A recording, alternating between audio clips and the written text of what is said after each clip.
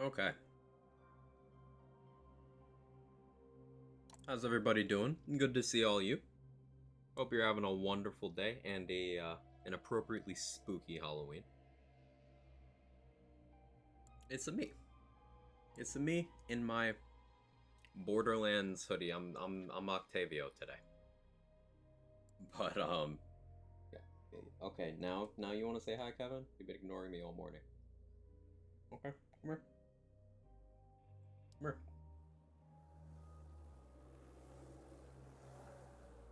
Other end, Kevin. There you go. Okay, Kevin says happy Halloween as well. And today we are also doing a charity stream. We are live for Gamers Outreach, which, if you don't know Gamers Outreach, their whole thing is they get video games in the hands of kids in hospitals, which is among the best causes I can possibly think of.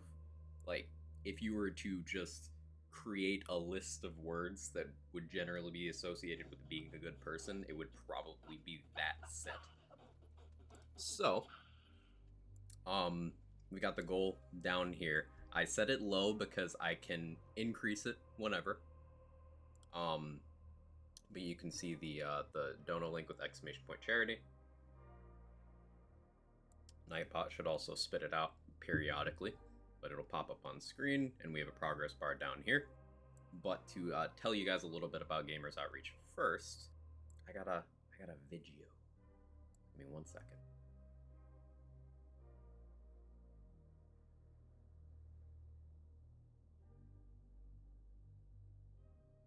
All right, we're gonna play this.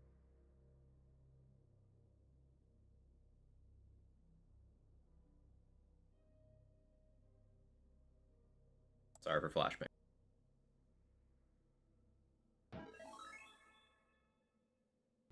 Hey y'all, it's Martin Ohms here. I'm the operations coordinator here in Canada with Gamers Outreach, and we're here at the London Health Science Centre here in London, Ontario to give the very first two Canadian Gamers Outreach gaming cards for the Sick Kids Hospital. We're very excited to be here with Patrick, our Egyptian Tardif, and let's go inside and check it out.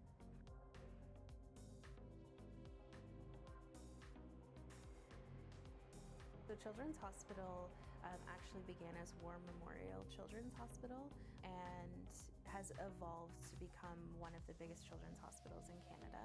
My name's Kenna Patterson, and I fill the role of a certified child life specialist at Children's Hospital in London, and I've been with the hospital for 6 years. Healthcare delivery has changed over decades from being solely medication or medical focused to look at the whole person in a holistic way. We know that there's research to demonstrate that play helps healing time, it helps reduce length of stay, and it brightens kids' future. It allows them to thrive in an environment when they're faced with adversity. As a child life department, we're consistently looking for ways, how can we enhance this? How can we meet kids where they are? And right now, it's a world of technology. Today, I made a round with the carts and got to deliver them to some of the children that were eagerly awaiting. With the carts themselves, it's exciting because you're able to bring the games to the children, and one of the children needed to be quarantined, isn't able to go to the big room to play the game station that's already there. So being able to bring it to them, I mean, that's just a huge benefit. For all those content creators in general that are on the fence about whether or not they should do something charitable, if you're on the fence at all, absolutely do it. If you're slightly, I want to do it, but I'm not sure when, just do it. I can guarantee you that you're going to love the end process, and you're going to love. It's really good advice. Comes from it. The feeling that I have today, it's kind of hard to put into words, but I can't wait to do it again. I think absolutely awesome. Just to automatically give back. Wow. I'm proud. I mean, Martin and the guys from Gamers Outreach were definitely helpful in guiding me towards this, but yeah. We're forever grateful for this donation. In terms of sustainability, the Gamers Outreach unit, the go-kart, is kind of everything that a child life specialist could ever dream of. A system that many, many, many kids enjoy and find value in, but being able to continue to have that resource is difficult if it's not done in a sustainable way, which is why Gamers Outreach is brilliant and I think a great resource for any children's hospital.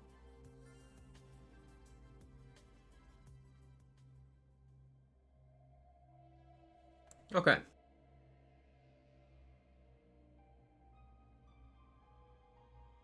So, you might have heard them mention the go-kart unit, which is the basically um, console. I'll use the word console that they give to the kids to allow them to do game on, and it costs about $3,500 to make one.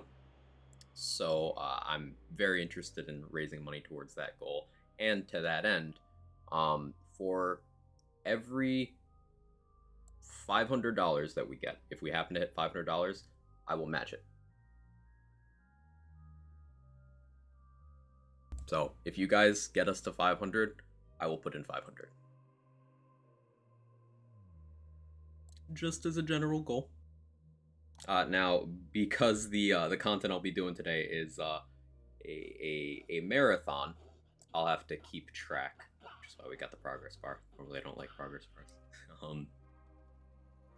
So the content today is something I mentioned a few days ago that I've wanted to do for a while, and I figured it would be a good thing to pair with this on Halloween to keep us busy for a while.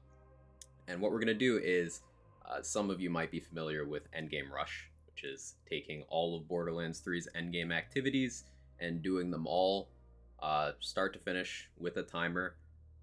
Timer starts on the first activity, ends on the last.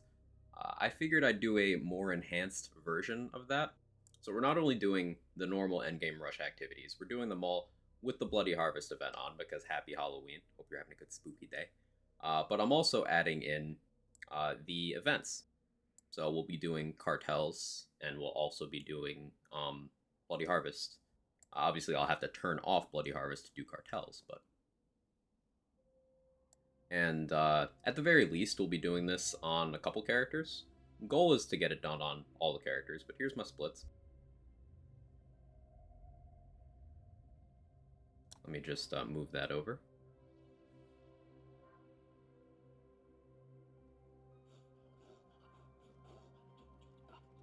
Put that somewhere where I can see it.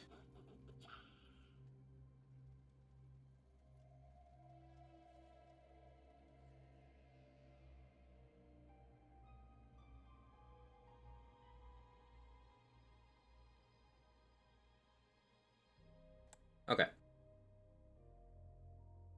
So our goal right now is $250. We're starting small. We have $100 towards that already. You can call the link to donate at any time with exclamation point charity.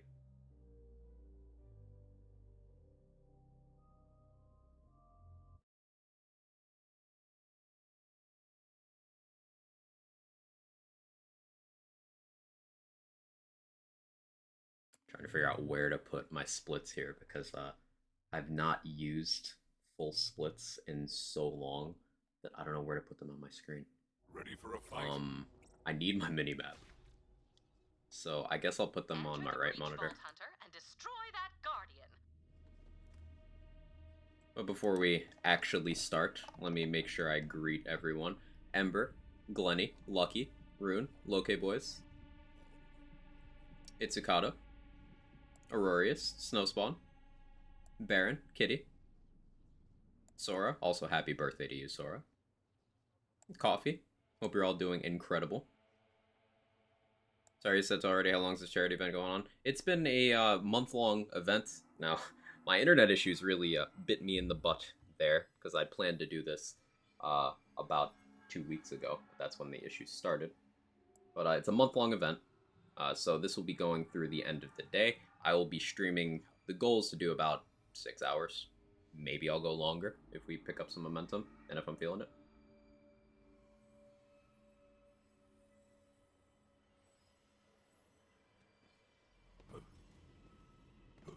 Hey, Crystal, how you doing?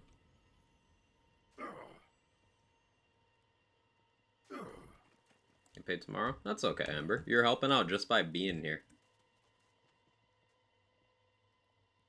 as with everything monetary, keep in mind you are under no obligation to help if you are not in a financial position to do so. Please do not put yourself in a bad position. Welcome back, Sora. I said happy birthday a minute ago. And I suppose you weren't here, but happy birthday. Hey, Micro, how you doing?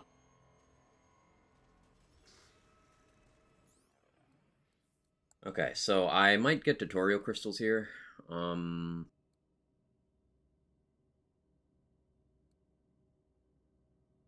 Hopefully I don't.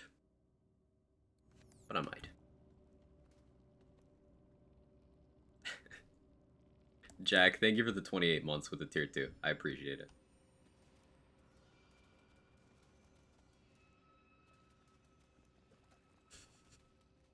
Hey, Coffee, thank you for the 4 months.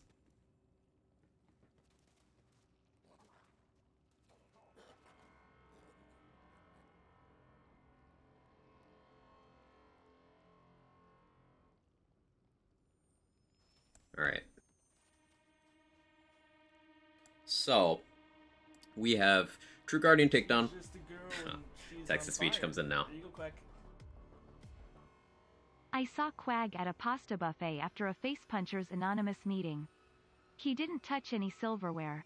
His girlfriend literally fed the man. My buddy asked for a picture and his chat mom told my buddy no. Literally the funniest thing I've ever seen. See, that sounds like something that would happen. Fair enough. Quackalicious, 4 months and more to come. Happy spooky day. Again, thank you both. I really appreciate it. It does go a long way.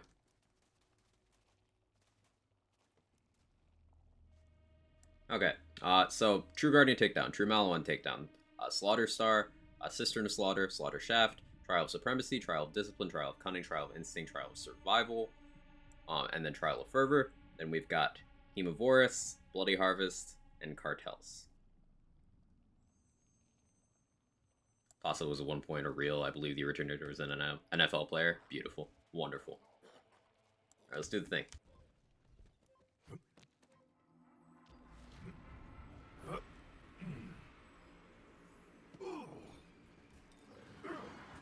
So a big difference between what I'm used to with speedrunning this content normally is we have the Bloody Harvest event on. So there's just there's more happening. There's more on my screen.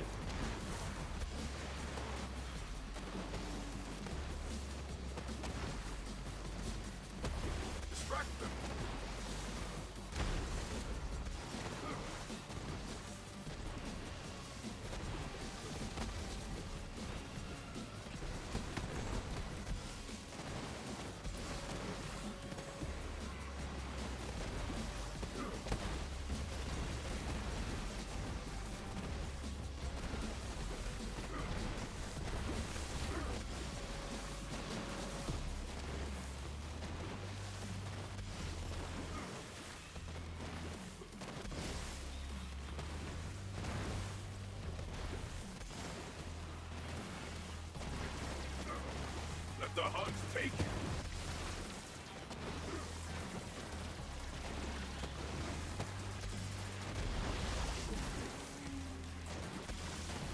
Pocket rats.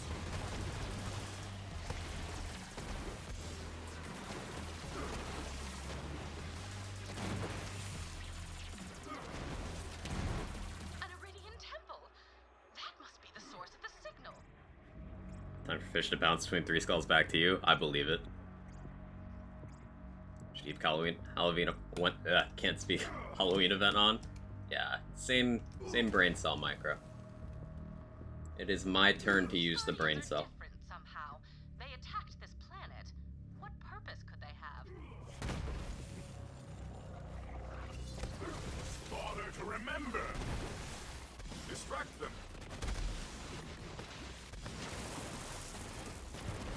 Another good thing about having a Halloween event on is this is big brain self-control strats.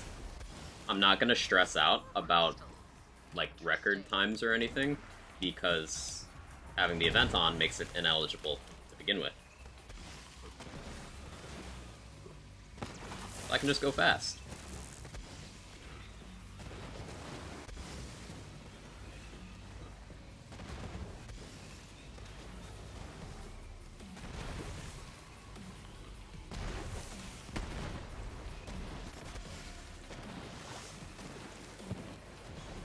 Girl and she's on fire. Real quick. Did someone say control? Hey, Control. Thank you for the 23 months. I really appreciate it. It's good to see you. It's been a minute. How you been? Thank you so much. Morning, Archimedes. How you doing? How goes the stream? Stream's good. We're just getting into things. Doing charity stream today for Gamers Outreach. Getting video games to sick kids. Sky's fury. I'm doing a spooky BL3 Endgame marathon.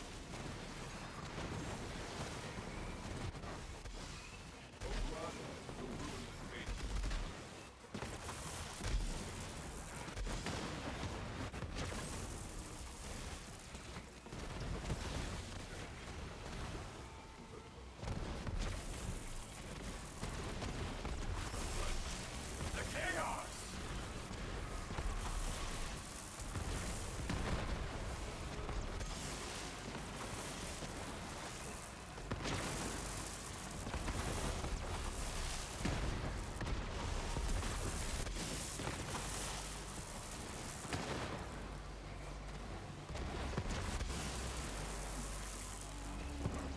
Ooh. Love the sound design on the ghosts.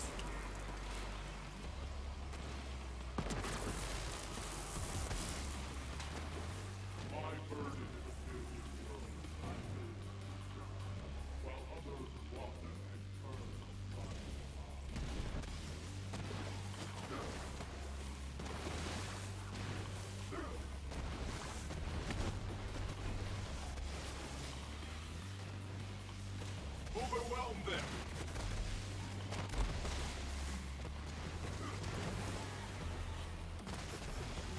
Girl and she's on fire. Real quick. Quag Chad 7 months of Imelda love qua qua qua. Roddy, thank you for the 7 months. I appreciate it.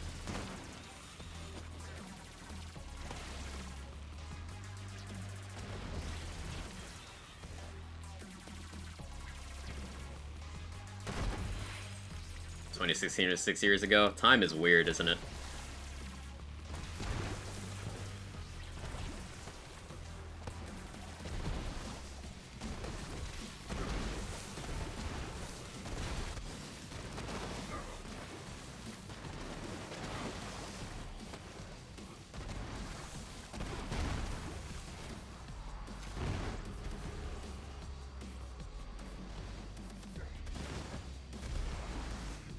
That's awkward.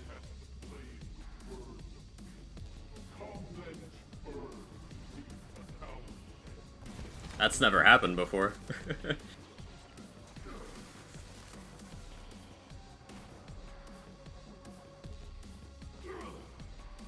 Nice one.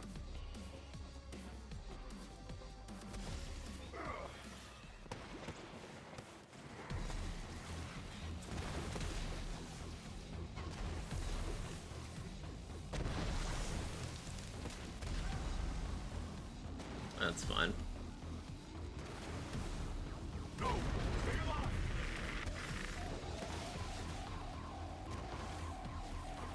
Invincible. See, this is gonna be a good showcase of safety strats.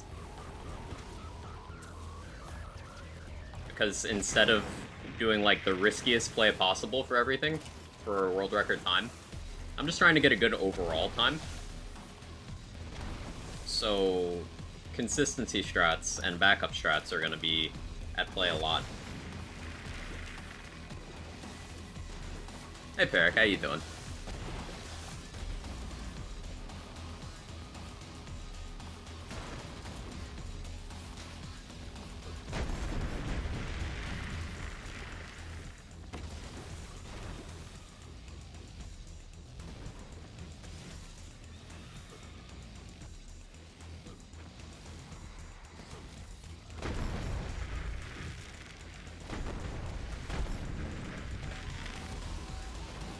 We Run, you weakling.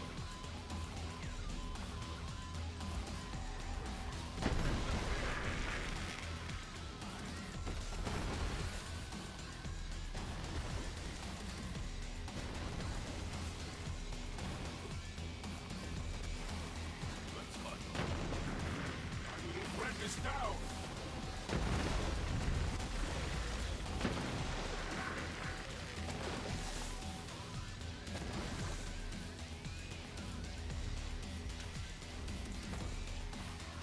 Defend first. It's good for your beak.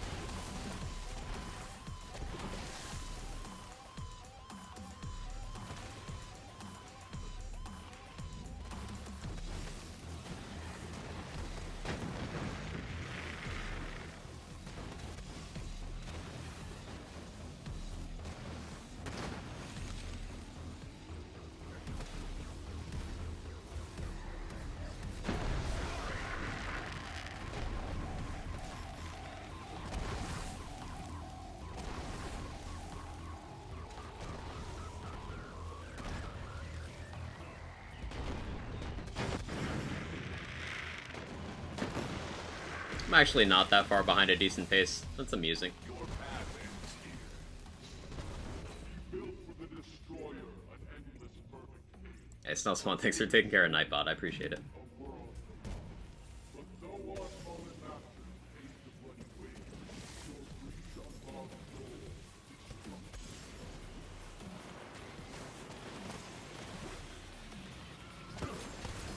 Go now!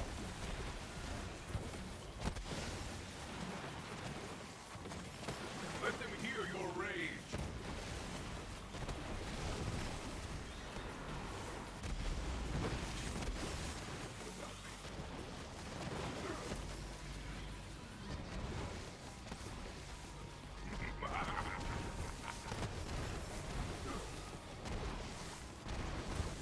Hey, Loaded, thank you for the 17 months. I appreciate it. Pocket rats! She's just a girl and she's on fire. But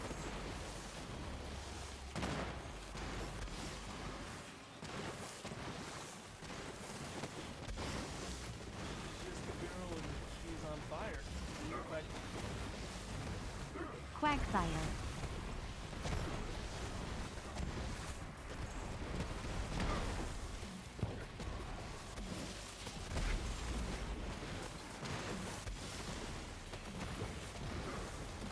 I don't think I ever turned on EchoCast. Forgot about that.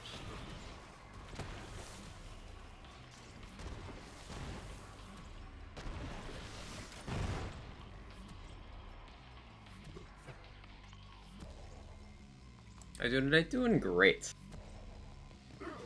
Doing great.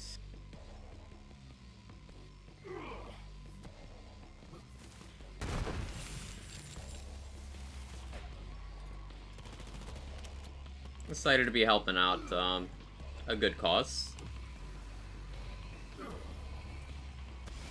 Gamers Outreach, getting video games for hospitalized children. You cannot take me.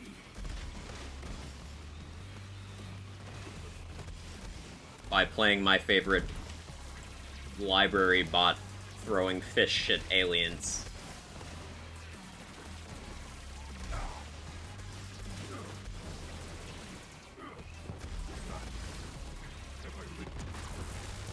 Rags up my sleeve. Oh, there's the ghost coming into play. They slowed me down there.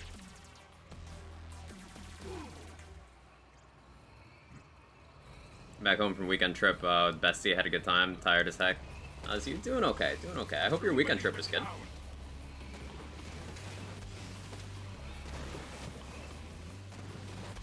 Swoop and tear.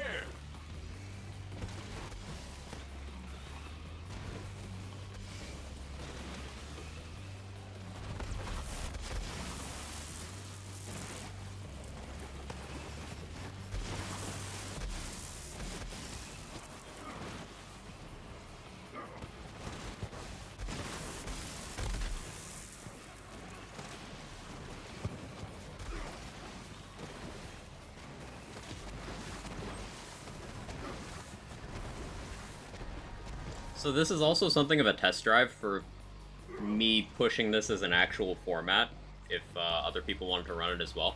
Just like bringing back EGR for something, like as something for people to just run, but maybe even also an expanded EGR including events. Because I know a lot of people consider This is my purpose. the Cartel and Bloody Harvest events to be Endgame adjacent in this game. I think they'd be fun to include in a marathon setting.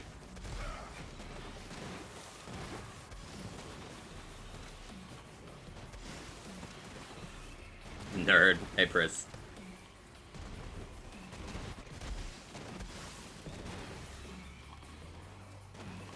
Kame's fury.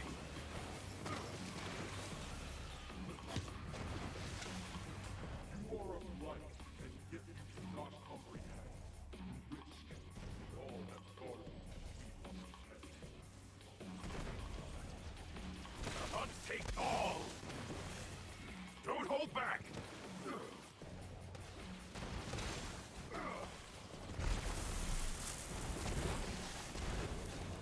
It's hard to tell which enemies on the minimap are ghosts and which aren't. That's tripped me up a couple times.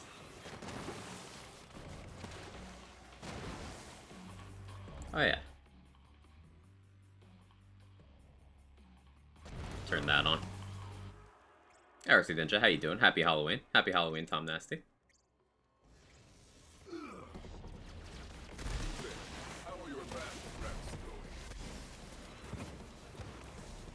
Pocket rats.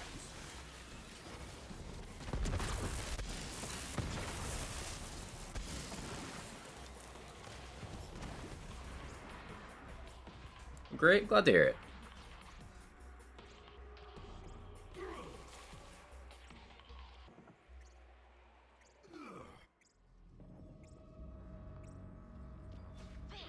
That must be the source of the energy signature. Go in, Vault Hunter, so we may get a reading on whatever's. So it must be. Break anew.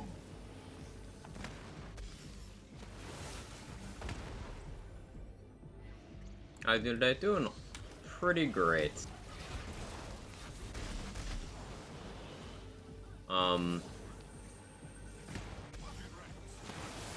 Excited about today's cause and today's content. The thrill of the hunt.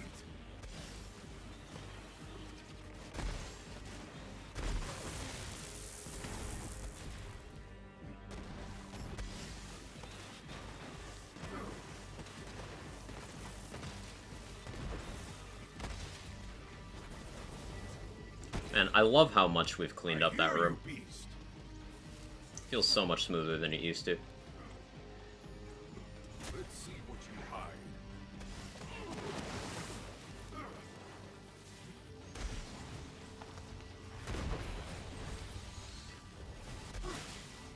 Attack, little friend.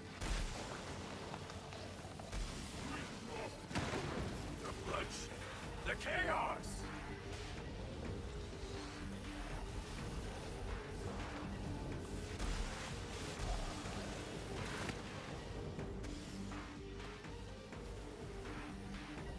Trying to fail and resist asking if this new content, they haven't tried to come back with better jokes, really did. It's okay, Control. Love you anyway, buddy.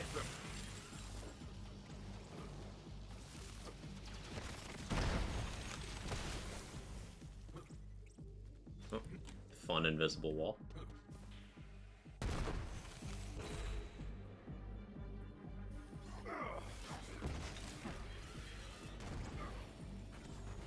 Deal with these. Starting to regret getting Remnant at the same time as Back for Blood, because now I don't know which super cool post-apocalyptic shooter I want to play.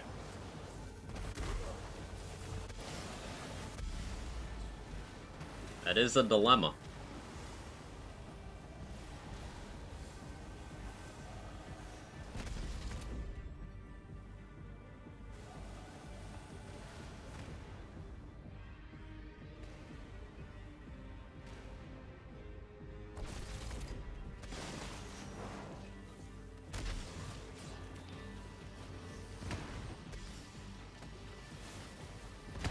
Fortunate the pet was on it there. because we got that annoying bug where we couldn't get second wins. Alright, on to Malawon next.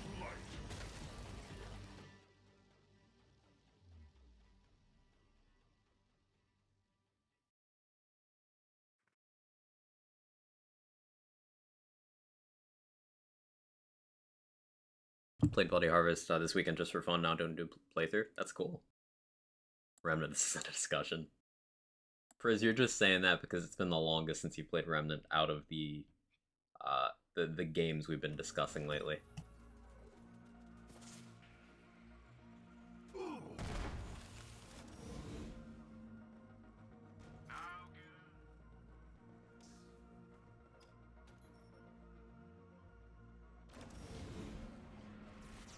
Intel says there's an elevator down to the lower levels. Make your way there and be ready for some heavy resistance. Counting on you, Vault Hunter. Vault Hunter at the front gate!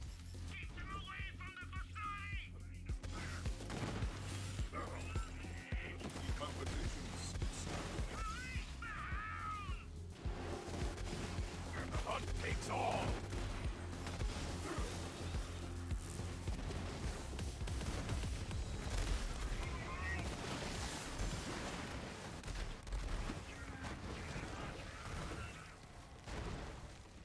Trying to figure out if that was a cryo weapon that got me or a ghost.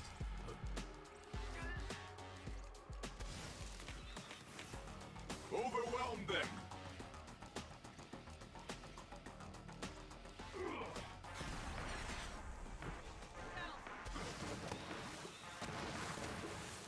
Hey Mugro, how are you? Made another Crow movie? Surprised it took them this long. Oh, Sigdrifa.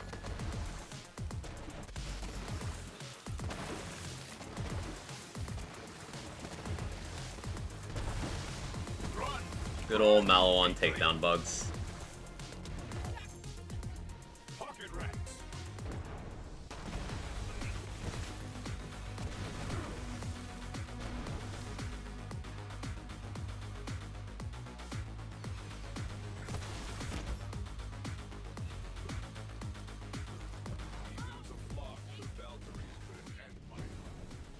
Those were advanced mechs, but we're after something bigger. Keep going.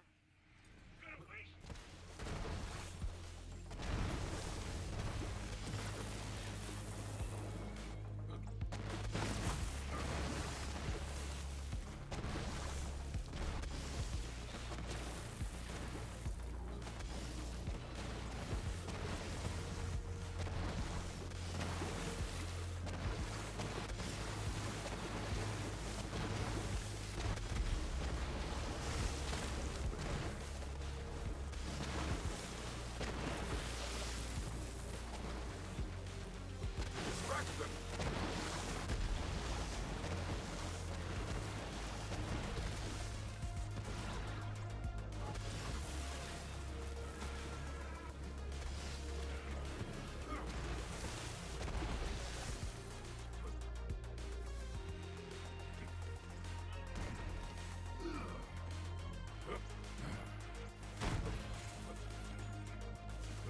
Just to close your eyes. They like Hopefully we get a good bridge. Double bridge is annoying. Double bridge is still like the main reason I don't speedrun Malawon as much as I do Guardian.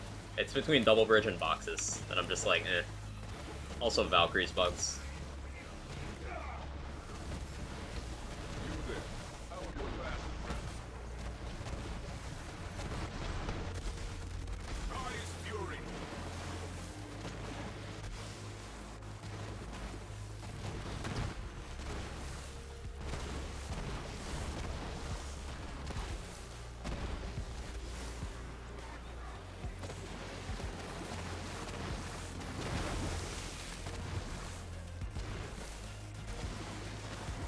Oh, ghost cryoing me.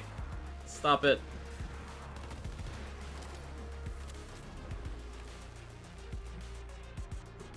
Most immediate reaction to using the weapons back for blood was nice.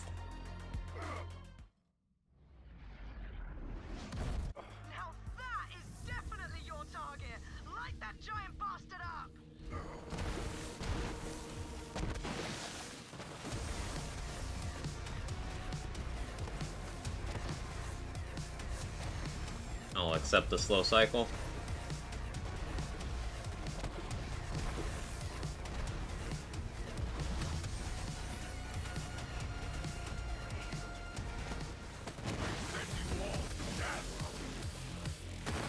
Go for the eyes.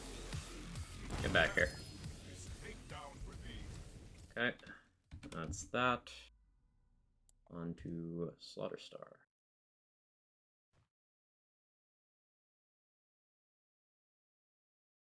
Miss Mo's made me to be reboot BL3. Do it. Do it. Hey, New Mexican, how are you?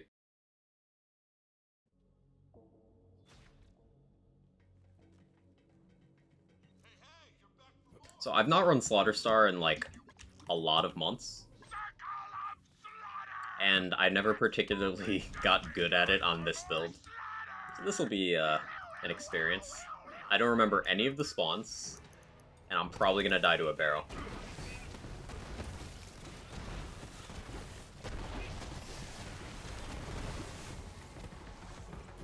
Also, ghosts are gonna throw off my minimap memory. I love a good kill. Distract them.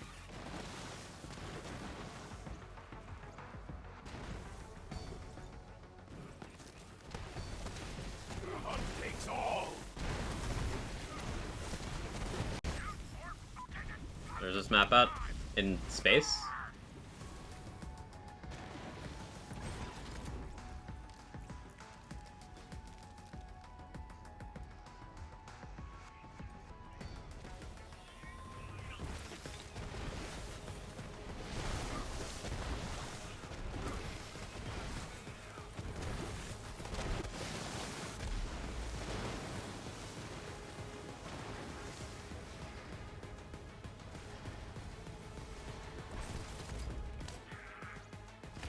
I might have been optimistic thinking it would take a barrel to down me. I got that covered all on my own.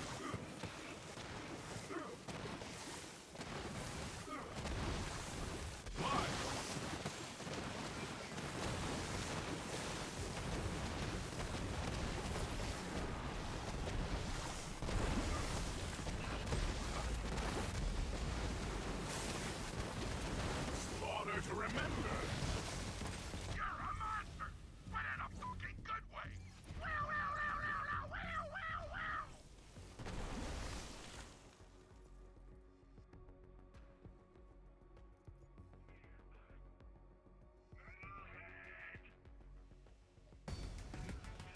And hey, this was a while ago, but Baron, thank you for the $20 towards the campaign. Happy Halloween to you as well.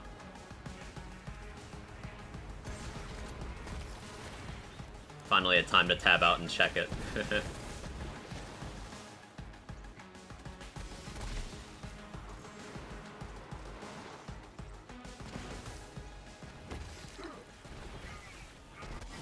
are brave.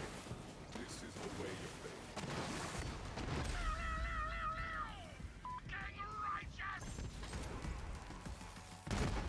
That's an upside of the ghosts. I have pretty accessible second win targets. Get the fuck to it already.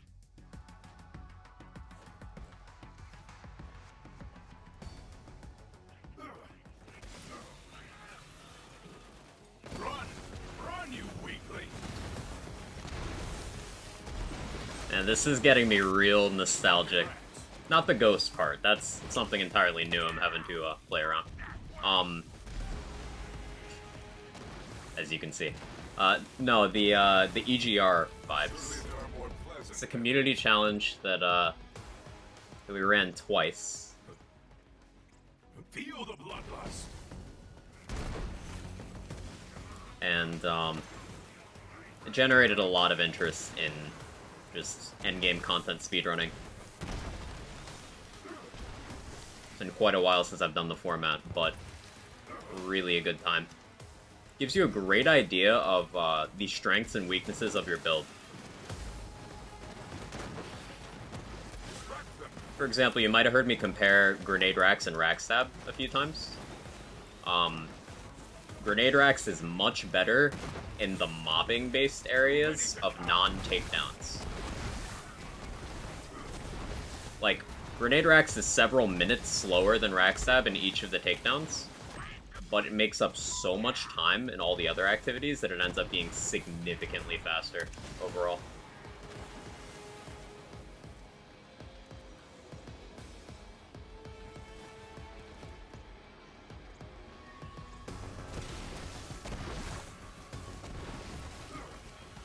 Let them hear your rage.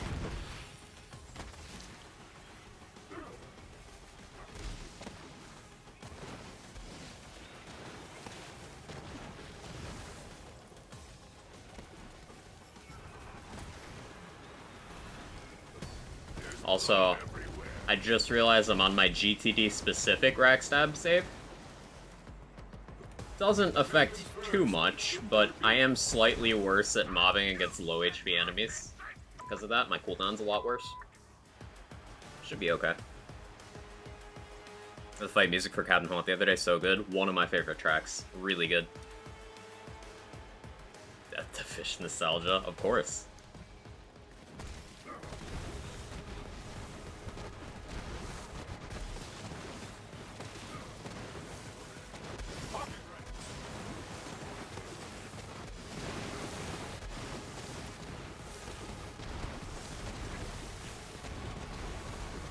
Getting to Haunt in this run is going to be so hype. I should have honestly put it last for Spectacle, but I put it second to last in the splits because we're going to need to menu to change to Cartel event.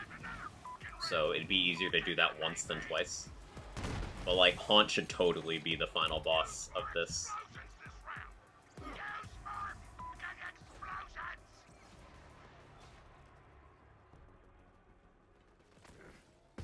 Distract them.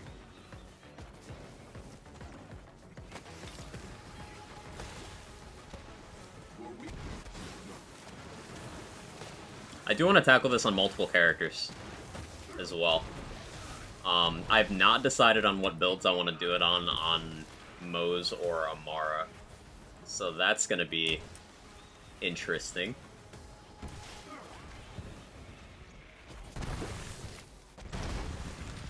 Sky's fury.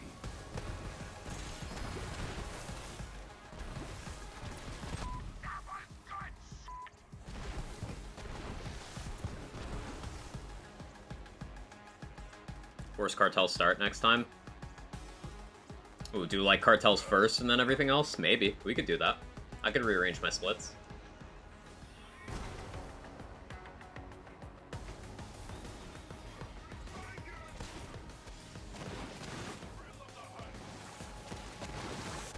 Gives you Haunt last. I like that.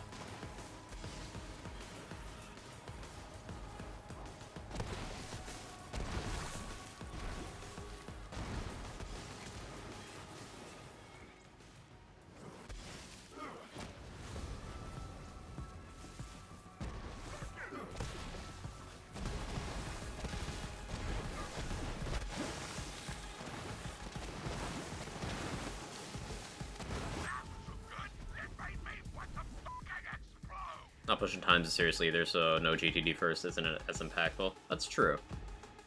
But a GTD reset is still very annoying. It's still like the biggest potential loss. Although given my familiarity with GTD and my lack of familiarity with Slaughterstar, there's a solid chance that I, as an individual, lose more time to Slaughterstar than GTD. Kinda funny. Strip them bare.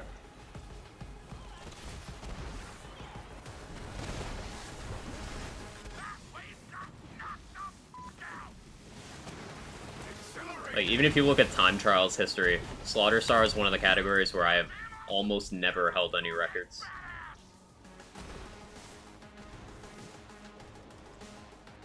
Let's go another fucking round. Crush some shit.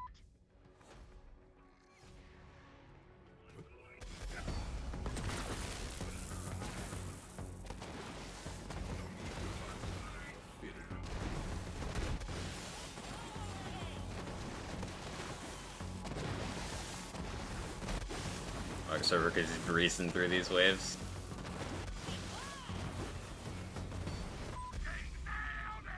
I mean, I am blowing myself up quite a lot, but luckily we have lots of ghosts and we also have the Jabber. In all honesty, for the slaughters, I might be better off swapping the Jabber for a Scorcher. Silver Surfer, not Quag Surfer.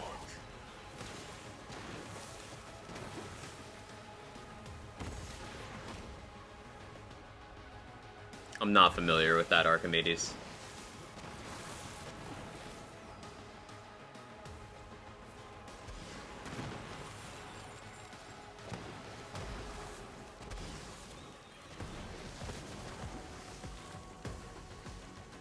Don't hold back! Just to close your eyes. They like it. Hell yeah! Bring on the next fucking wave! Nice. Good gun with a good enchant. Enchant. Wonderlands talk. Anoint.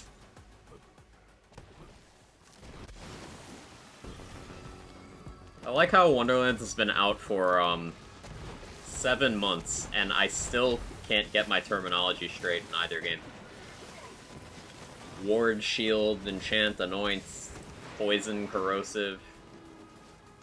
Maybe it's because I switch back and forth so often. Got the Chaos 90 yesterday, let's go. That's a big threshold.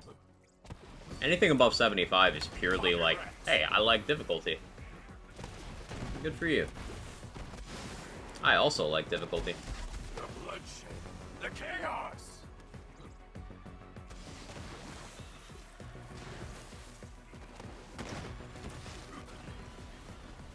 Have fun, Rock. Strike them! I'm still set, but I can't say fuck! Hey Mandigeek, how are you? Fire and fire. That's true. I somehow messed that one up.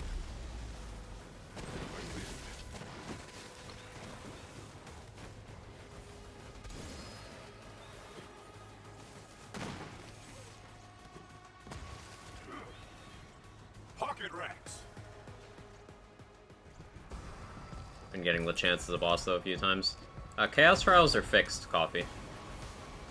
They are not randomized. You can do exclamation point Chaos Trials to see the full list.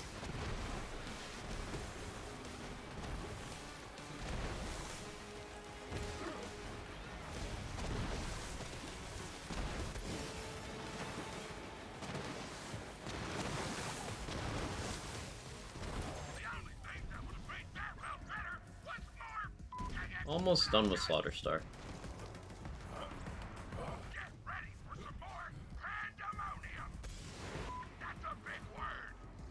Distract them!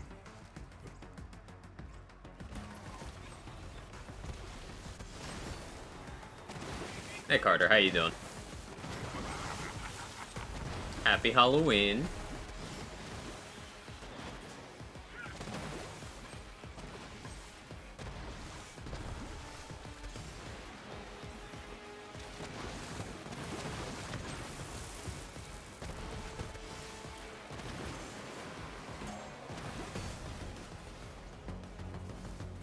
That wave just knocked the fuck out! Pocket rats!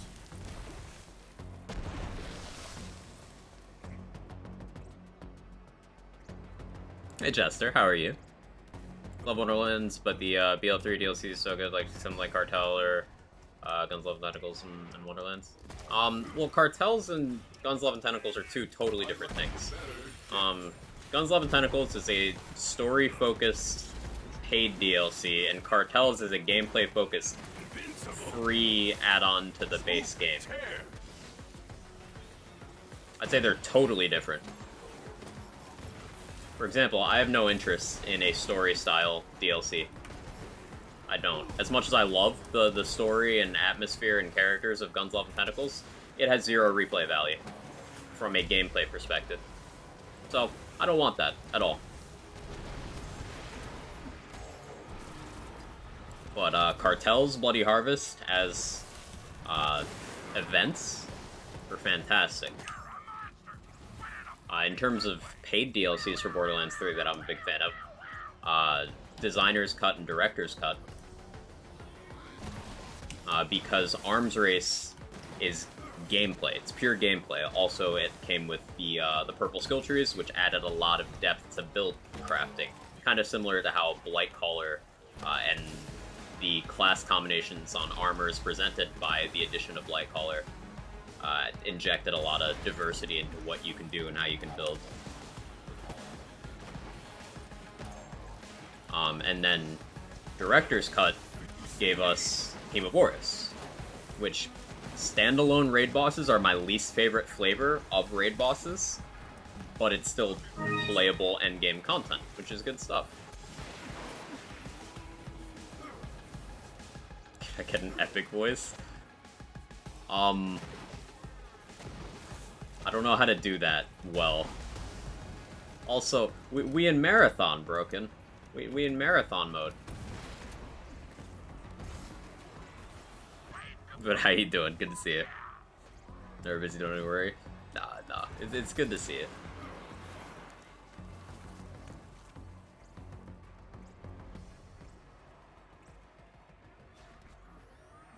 Overwhelm them.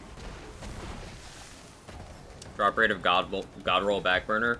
Every Backburner has the same drop chance, and God Roll is a term that doesn't mean anything, because your preferred roll of a Backburner could be different from someone else's preferred roll. Like, could you be more specific than God Roll?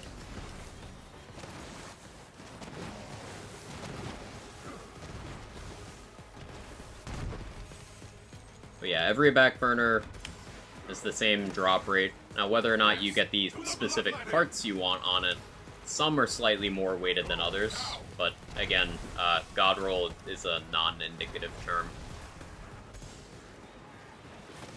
It's like describing a build by saying, yeah, I'm playing a damage build. Well, that's all of them. As regarding rank above 1,000, thought limit was 850. At some point, they uncapped it from 850. I don't know precisely when. They've changed the mechanics of Guardian rank a few times throughout the game's life, but it was capped at 850 at one point. Eventually, it was no longer. Possibly when they added more Guardian rank perks is when the cap there was removed. But yeah, it doesn't have a cap anymore. The stats provided do have diminishing returns and hard caps.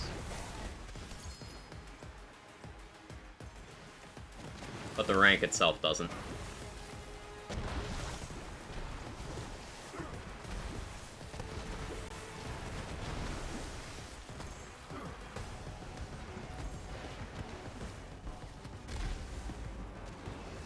Unfortunate.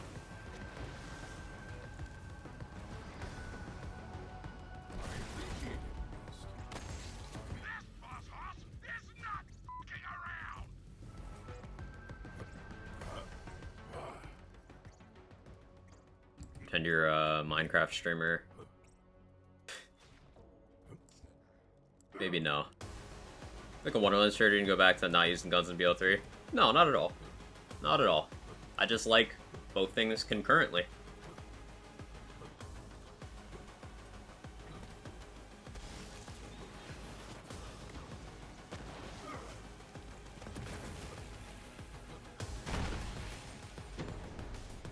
Pocket racks.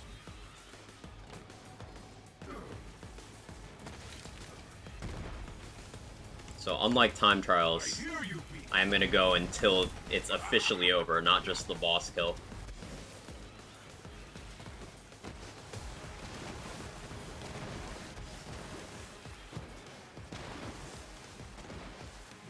And I'll do turn-ins as well.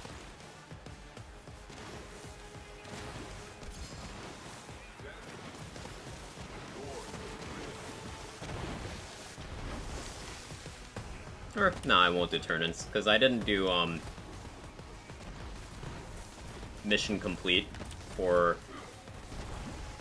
the takedowns. So I'll just go to end of round.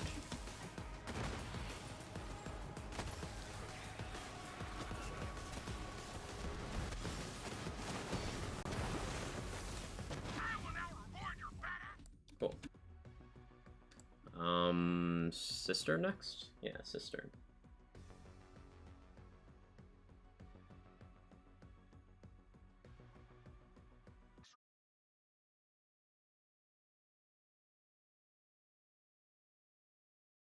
Level 72 is when they did it. I thought it was earlier than that, honestly, broken, but could have been, yeah. Morning, Foster. How you doing? New Tales release? Yeah, New Tales released a week ago. I did do a sponsored stream for it. I've not finished New Tales yet. I've only played the first 2.5 episodes.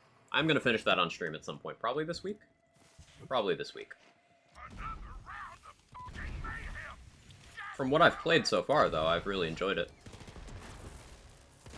I've heard there's some polarizing takes on the second half of the game, but I've not experienced that yet.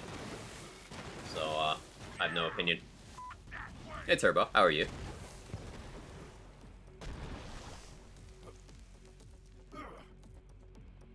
I don't remember Cistern spawns at all.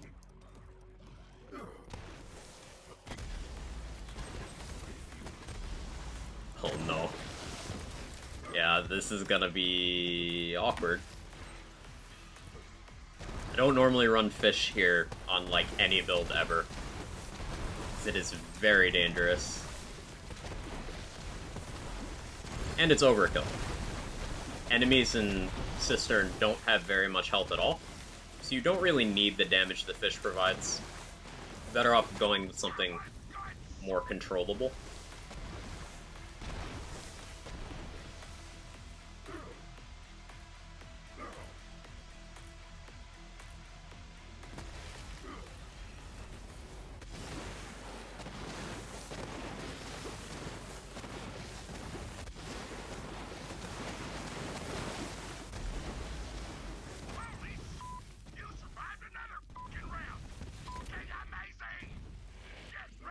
CMT do nicely. CMT isn't really a damage grenade. It's also not actually very safe.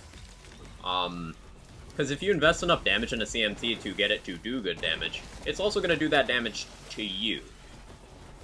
So it would mostly just take a while to kill enemies, and would still kill me if I was anywhere near those enemies. Hex would be much better here. It's a lot harder to hit yourself with hex beams. And the beams are the majority of the hex's damage. Plus, the hex just does more damage than CMT.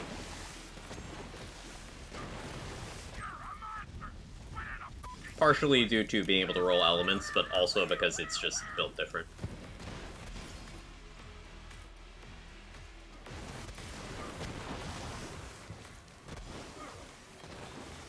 Light speed would be good here too, because it's got very good coverage, is very precise.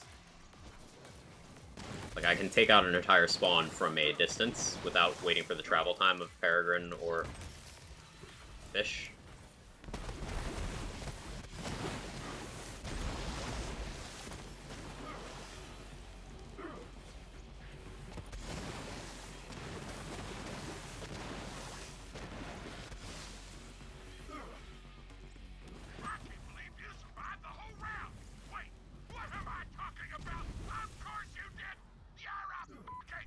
Fave too. I love that grenade so much. It's so underrated, still, somehow. Even in 2022, Lightspeed's underrated. I stand the CMT. CMT's cool. It's just, people adjusted towards CMT when it first got popular, and they never adjusted away when it became a less desirable option. Like, there's still people who say CMT is, like, the best Moe's grenade. It's not. It has not been since April 2020, when they gave Moe's an alternative to Vampire by adding healing onto Redistribution and Russian Offensive. Got even less desirable when we got Biofuel in DLC 5. The Hex was buffed twice in that window of time as well. Lightspeed came out in that window of time. Hunter Seeker was buffed in that window of time. The insane damage potential of sticky grenades was discovered in that time. Gas call was buffed in that window. Grenades move forward a lot. But it's kind of like how, in the same way, there's a lot of people who still live and breathe Seeing Dead on Zane. Seeing Dead struggles to make the top 7 for Zane class mods here in 2022.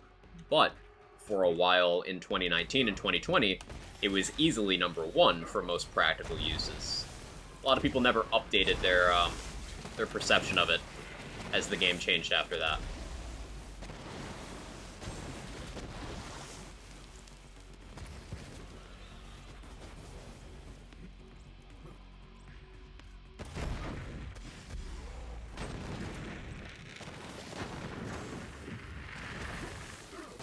And that is not an exaggeration, by the way. Seeing Dead struggles to make top 7 for Zane class mods. Zane being the character with the second least class mod diversity. Amara being the one with the least.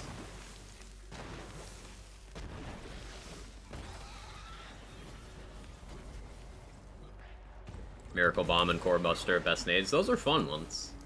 I do like those. The L3 grenades are just really good.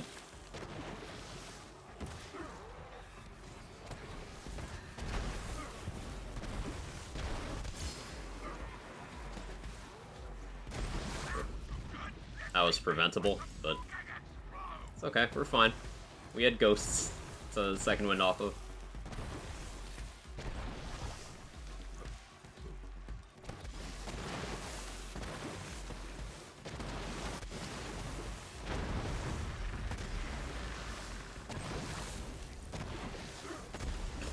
Off.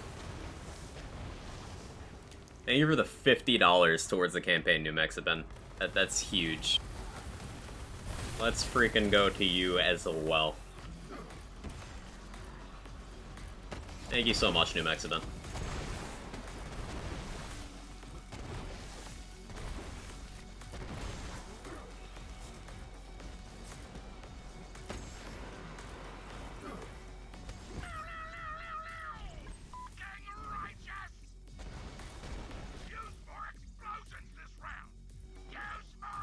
Lightspeed's been consistently top tier since release and barely anyone's cared ever. A lot of people have just downplayed it without ever using it. Some people are just unwilling to do the content that gives the item as well. Lightspeed has even been buffed. Like, it's one of those items that was always good, but caught a buff to try to nudge people towards using it. It was a small one. It was 8%, if I remember correctly. But still, an 8% buff to a top tier item is a buff to a top tier item.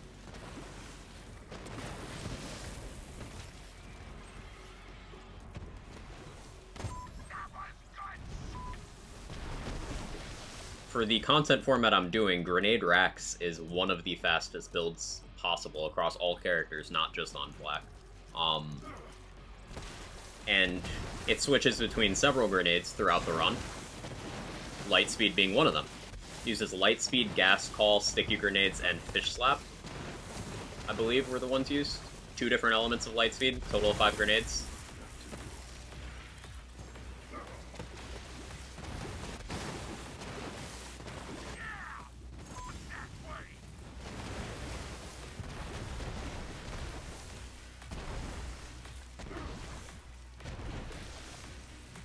Other grenades people sleep on.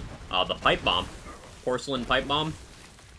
Pipe Bomb's a great example of one of those things where if people hear something has been weakened, they won't bother to see how it actually is before saying that it's no longer useful. This Porcelain Pipe Bomb is still one of the best damage-dealing grenades in Borderlands history, even without the bug people were using it for.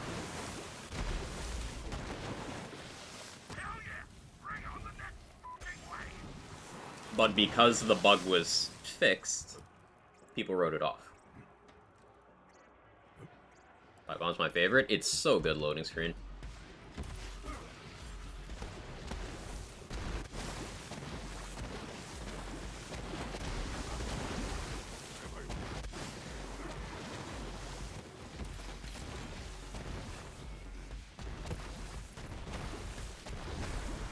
A build idea that's been floating around in my head for a few months that I haven't actually done is I want to do a pipe bomb Amara build. Yeah, a grenade build on Amara.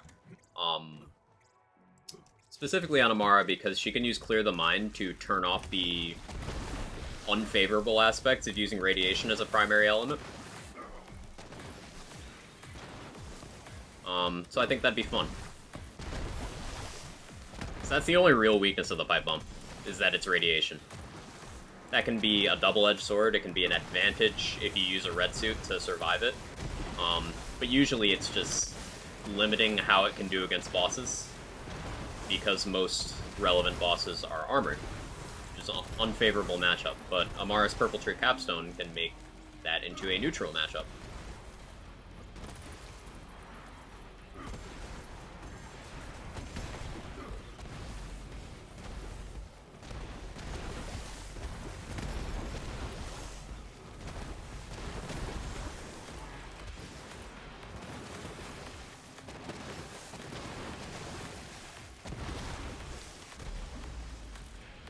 That's awkward. Pat, I need you. Never mind, I don't.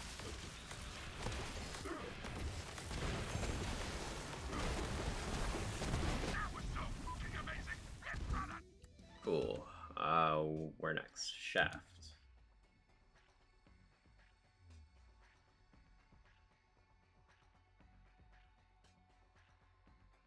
Hey, Mr. Adblock, how you doing? Good to see you. Fish Slap got like a 50% nerf. Stop using exactly move face. Fish Slap was nerfed. Face Puncher was nerfed. Ties That Bind was nerfed several times. Indiscriminate was nerfed several times. Remnant was nerfed and then buffed twice. Circle of slaughter! Let's more death and destruction! For another round! Good job, me. I thank you for the challenge. I send you all to death. Distract them.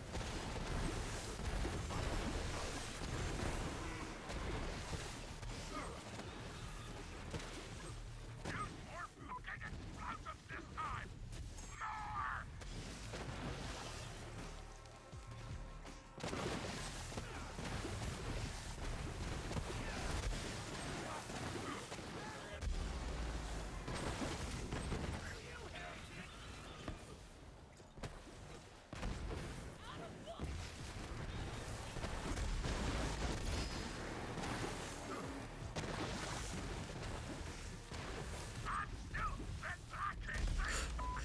Ugh.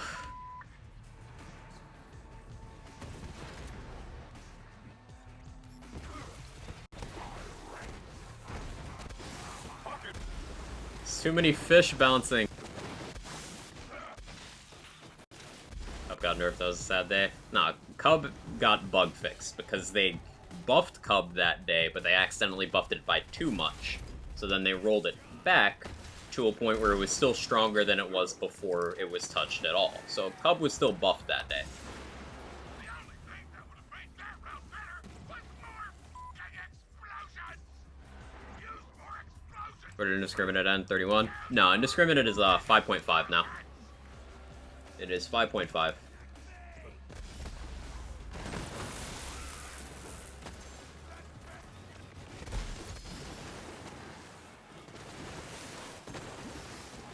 Hey, okay, boys. How you doing? Day was loony? Yeah, it was, Noob Doggy Dog. Affectionately referred to as John Wick Cub by some. Hell yeah! Bring on the next fucking wave!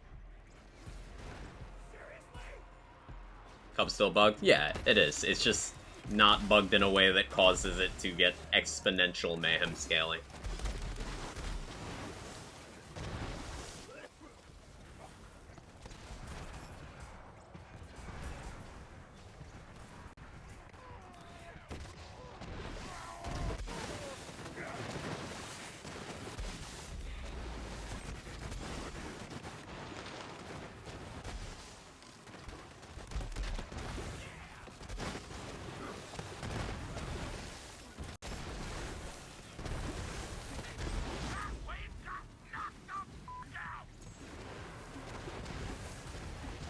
Hey Renegade, how you doing? Good to see you, hope you're well.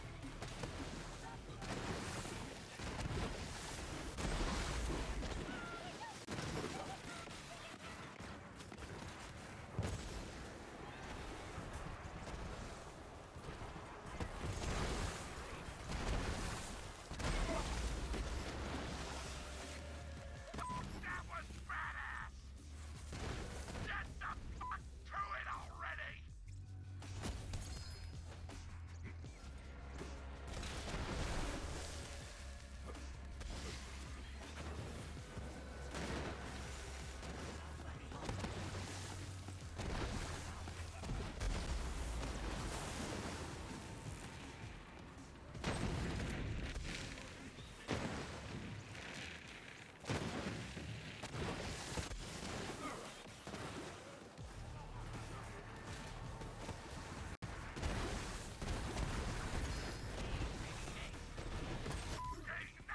I just got back from a Halloween party. Hope you had a good time.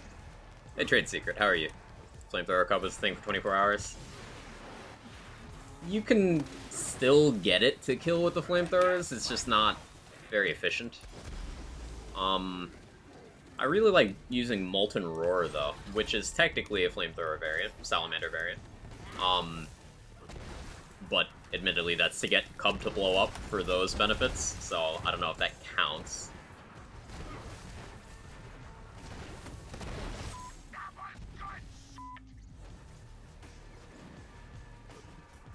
Bought DLC in Wonderlands a month ago. Nice. You've been saying bread a lot with no context in the chat, Loke boys. You doing okay there? Did you want me to read your message that said bread out that bad? Because I can do that. Or I'll do it again for you. Bread.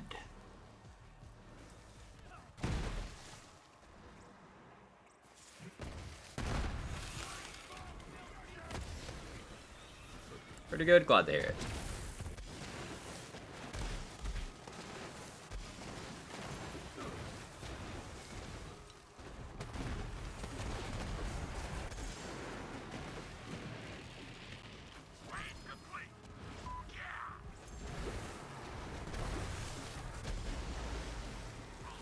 Water based. We got any water enjoyers in the chat? Any hydrated gamers? Any H2O mad lads or lasses or non-binary pals?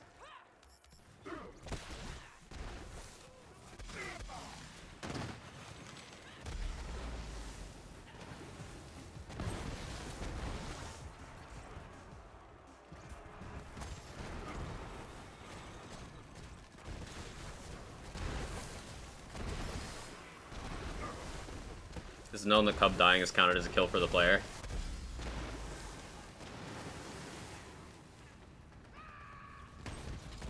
Could you elaborate?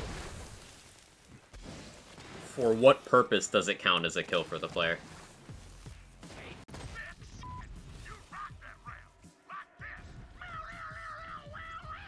The water just love coffee more. Coffee is just bean water. It's fine. You ever put a bunch of beans in a cup of water? That's coffee. Probably.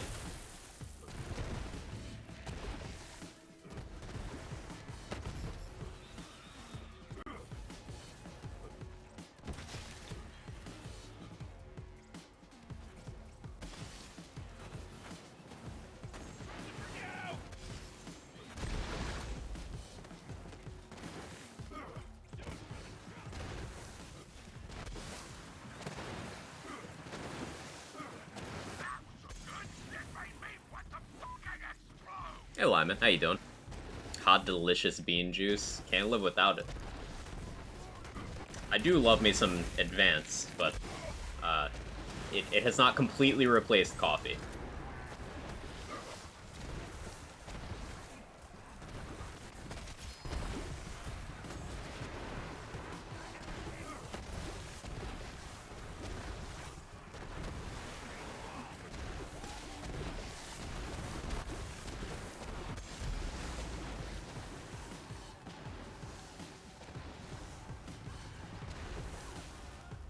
Unfortunate.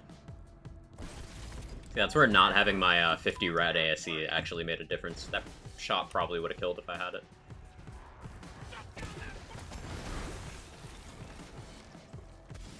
This makes me want to try grenade racks with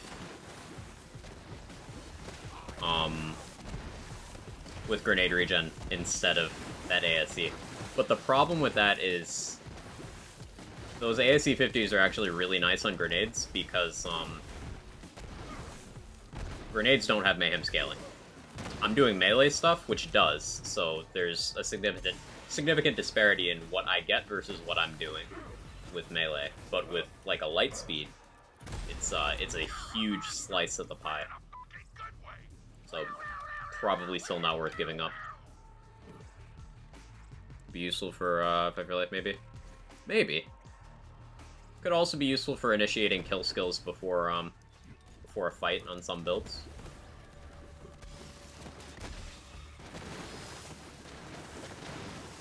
So that's interesting tech. If that was known, then I didn't know about it.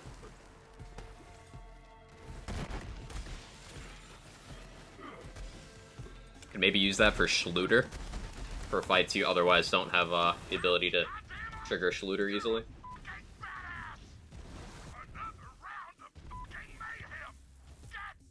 Coffee works better if you grind the beans down before putting it in the cup.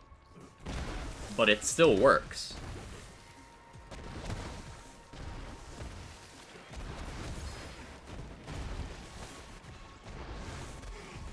Ah, that was a barrel.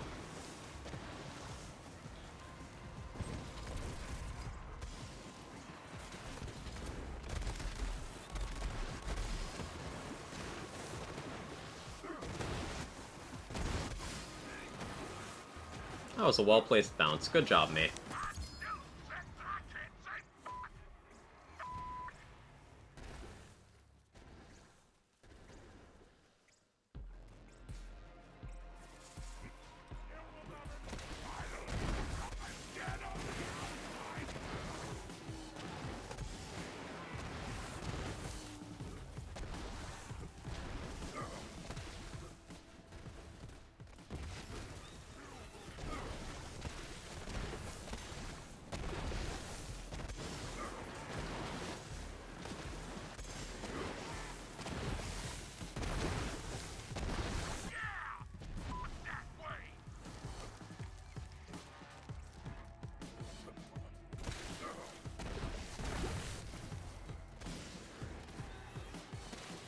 Forgot kill stack's a thing. You'd only be getting one stack out of that, but it is something.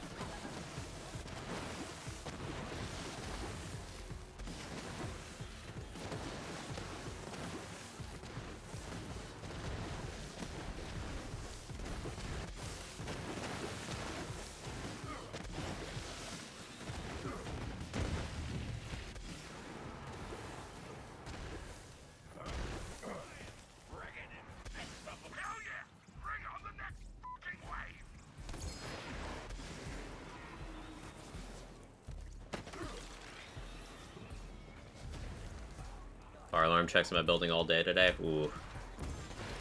Yeah, that's a little disruptive.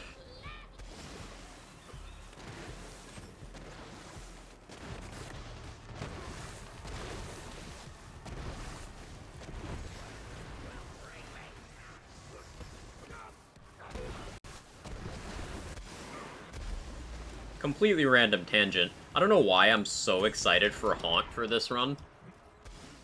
Like, when we get to Haunt, can you guys just go completely insane in the chat? Make me feel not alone. Because it's just so thematic. For the music, obviously, of course. I'll have to check my music slider and make sure it's turned all the way up as well. Good luck with your RNG today. It's been okay, Twisted Grin, other than, you know, my own fish. But I'm not really, sweating a lot today. This is, think of the marathon more as, backdrop for the cause. Today we're, streaming for charity. for Gamers Outreach. Who's all month long they've been raising money to give video games to sick kids in hospitals. So fantastic cause. And that's what that goal down there is.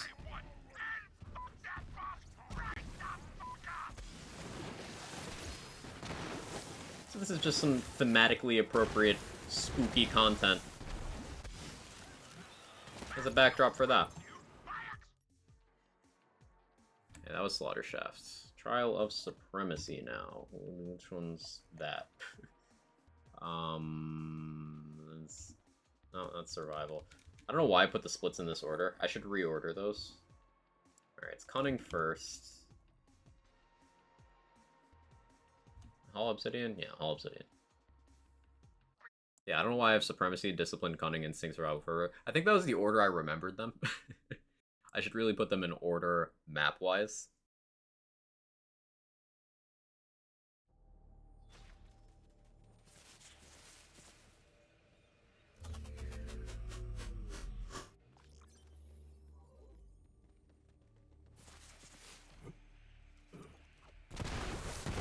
Let the hunt take you. Run, run, weakling.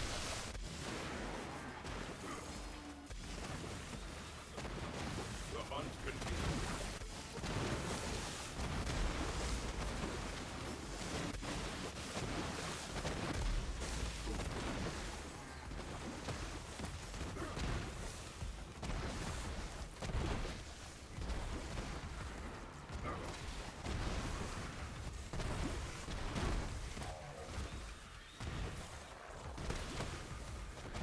Distract them.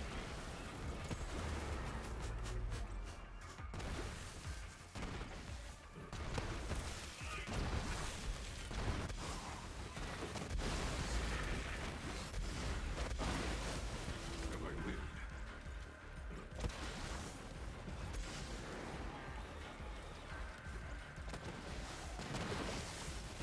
Good RNG on this set of spawns. All of you are weak. Don't run. You'll ruin the case.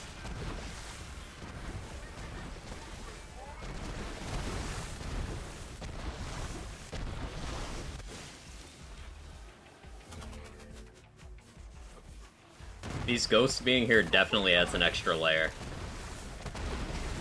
It is another hazard to look out for.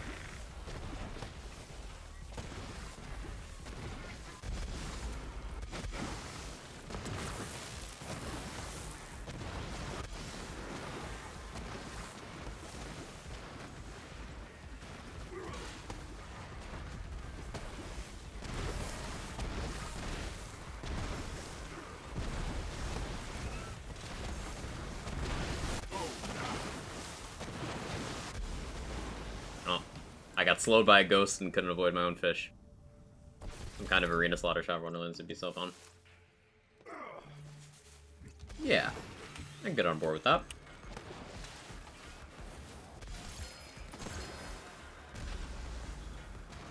Oh, unfortunate timing. That's Supremacy. What's next? Discipline. That's that one. Some of the frantic high mob density. Yeah, I'd like that. I think the main thing I would like is not necessarily like a slaughter, even though some sort of survival-based mode would be really cool in that game. Some sort of activity where you progress through an area. Now, mirrors are that. It's just the they're a bit of a miss in some other areas. But that's a common thread that Proving Grounds, Takedowns, the seasonal events in this game, and mirrors all have in common. That's you're progressing through a zone. I think that's a fun content format to have. Overwhelm them.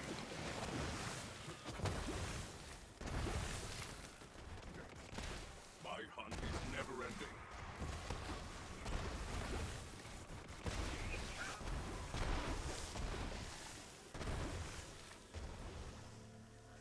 Run a mirror with 30 times more mob density on game. Yeah, that sounds like that would be pretty good. Because if the mob density is that high, then the issue of like having to wait for certain events would be less pronounced, because you'd be spending the time fighting rather than actually waiting. So for the most part, I think Wonderland's mob density is good, but that is an area where it could stand to go up. Because, like, aggression is more of the issue in the primary game. But density would help mirrors a lot.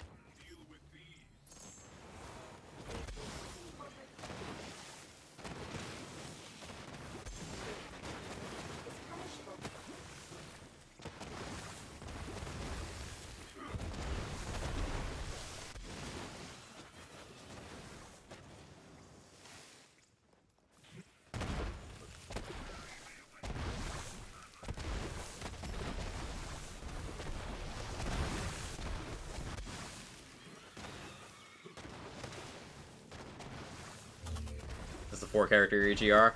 I'm doing it individual character splits right now, Stone Swan. But I think when I do a 4-character one under one timer, I'll have, like, events off until you need to do that associated event.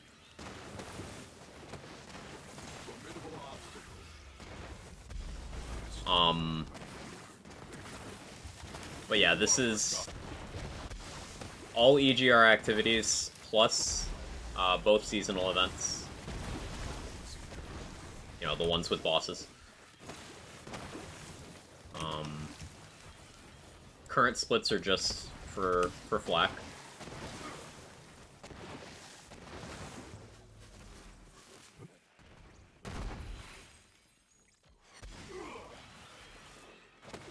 And today's runs are for charity, for Gamers Outreach.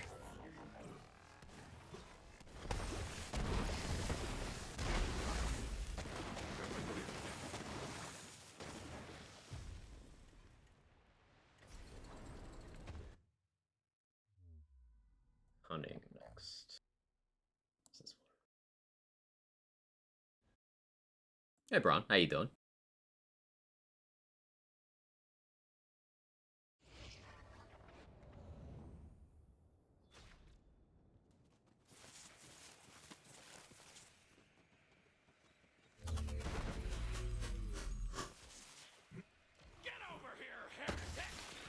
Distract them. Get cartels officially recognized as a season in the US. Uh-huh.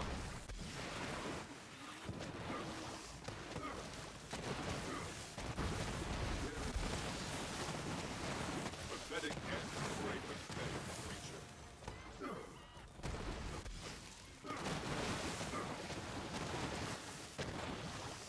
Pocket rats.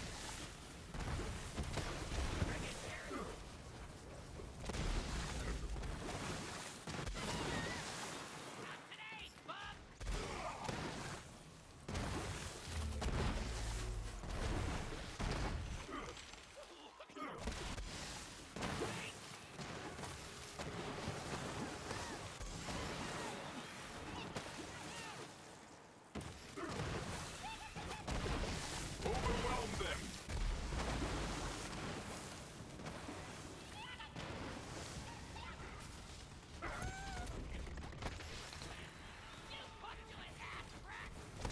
I hear you, beast.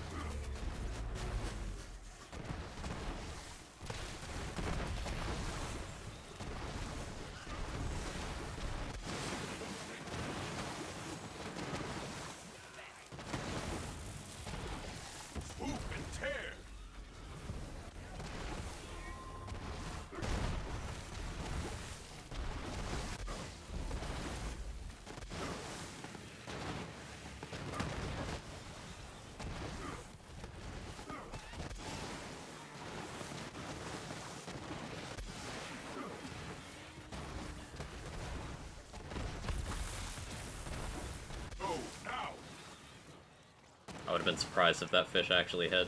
Like, no shot do I somehow learn how to throw fish slaps properly in an activity I haven't run in a while. Kind of relieved it didn't. Just gotten out of bed. Nice.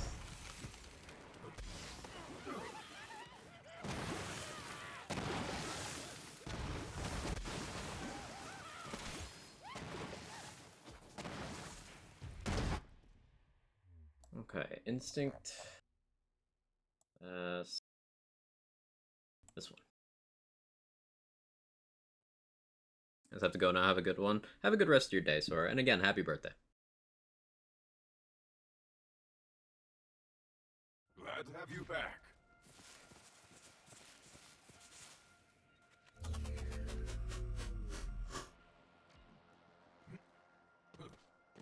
Let the hunt take you. Slaughter to remember.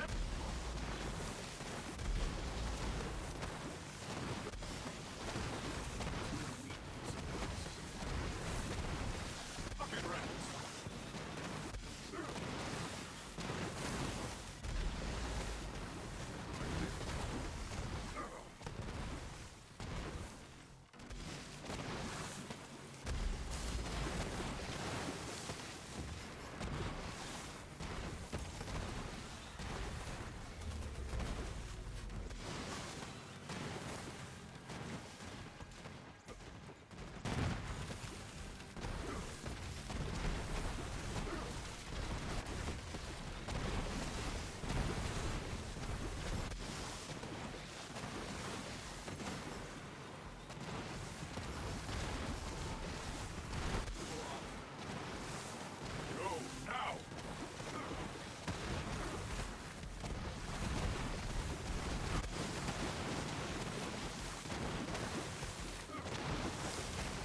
Hey, Rune, thank you for the $5. You ordered $5 whole dollars? Thank you for $5 for the campaign. Really appreciate it.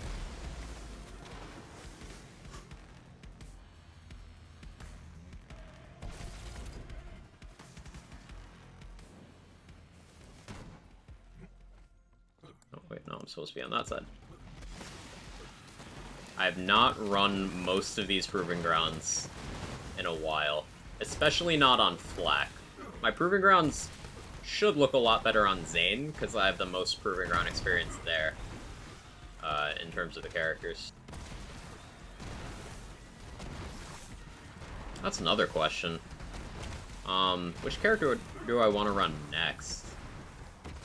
Like, I know which Zane build I would use for EGR. So maybe I do Zane, because I haven't decided on a Moe's build for this.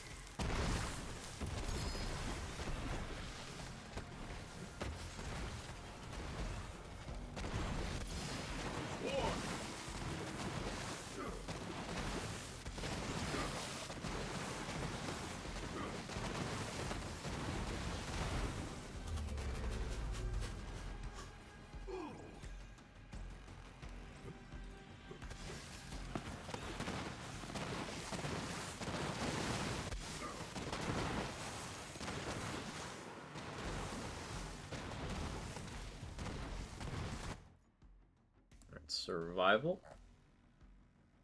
which is that one? Yeah.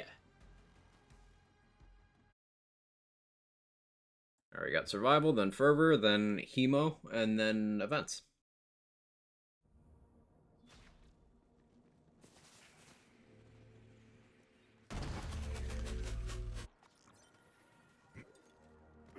Don't hold back.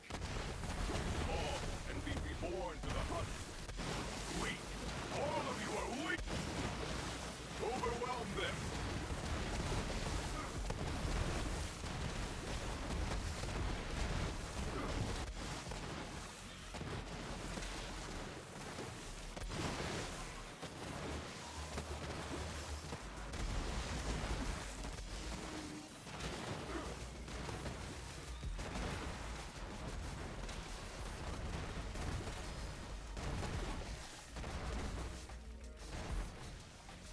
Oh, I got greedy. As proving grounds, they still exist. You can run them. I'm doing it right now.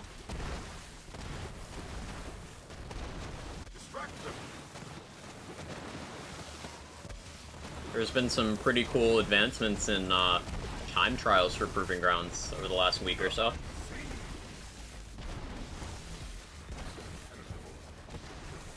I think Leo put up a 2-minute even Trial of Instinct, which is incredibly fast.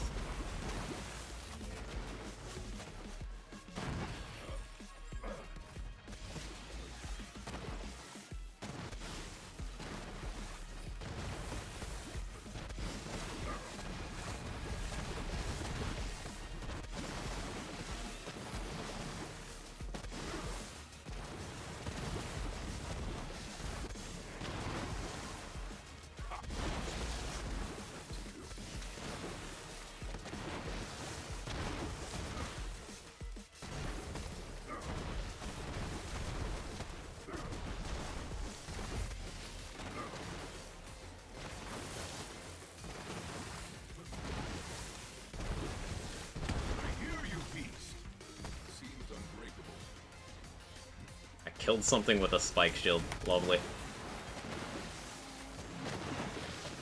It doesn't happen often.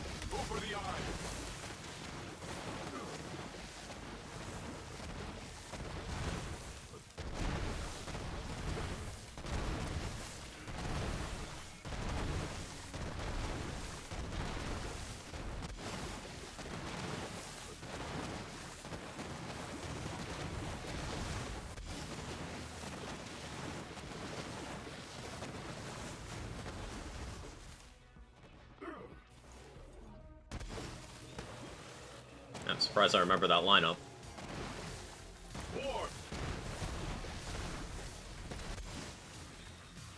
Good job, me.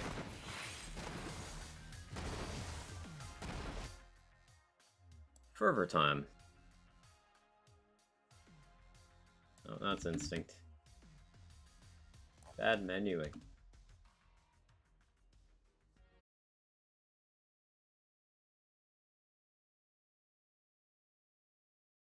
Rather disprove skies. I see what you did there.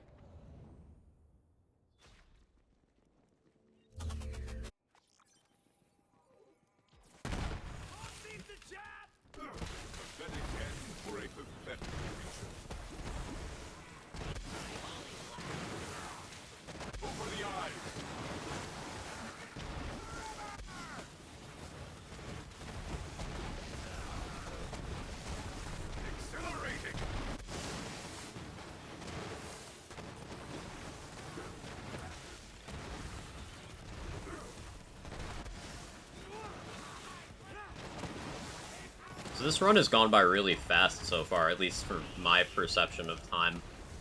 We've only got one more activity in the traditional EGR route after this one. But we've got the 2 events as well.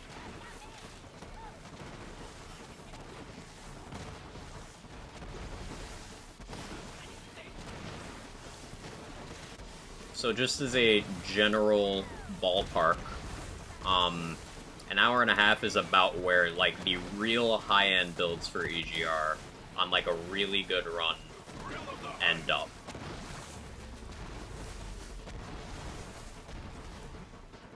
So this, like, super EGR with pretty scuffed runs on some of these activities, a lot of rust, and the extra events. I'm expecting to clock in around, like, an hour 40. Hour 40-ish. Chinese or pizza? Chinese sounds good.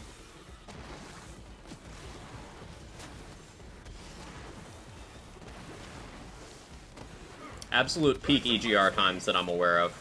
And these are absolutely beatable because lots of new tech has come out since then. Lazy pulled a 121 on grenade racks. Garwood pulled a 118. With what is effectively double launcher Zane from the Zane build stock. Oh, Pat, I need you.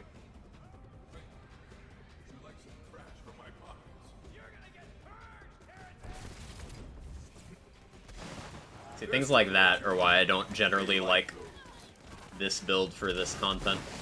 But it's part of EGR. And this is a great example of how you can showcase a build's strengths and weaknesses through long-form stuff. Ah, straggler. Because Ragstab is fantastic in takedowns and against individual bosses, but content like this is where it becomes very difficult to play. Doable, still very competitive, but difficult to play. I send you all to death. Pocket rats.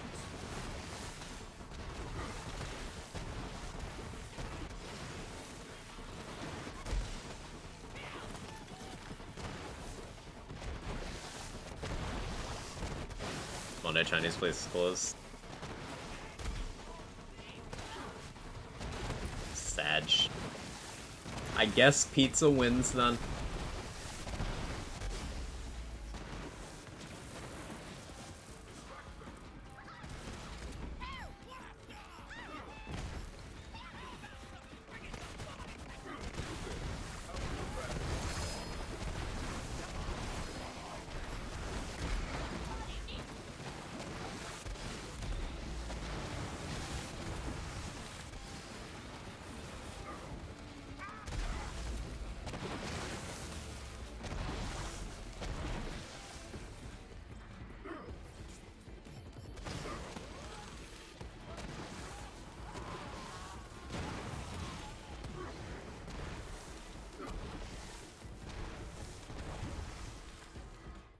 Okay, Hemo.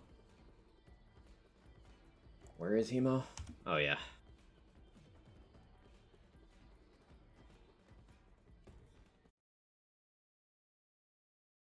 Mods.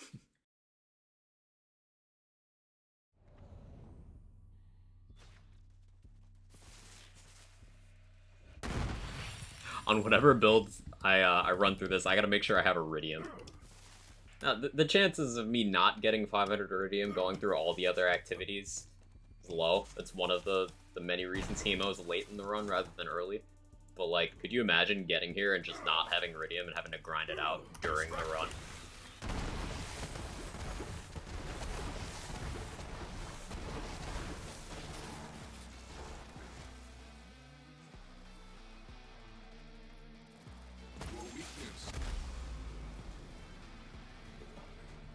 It's calculated.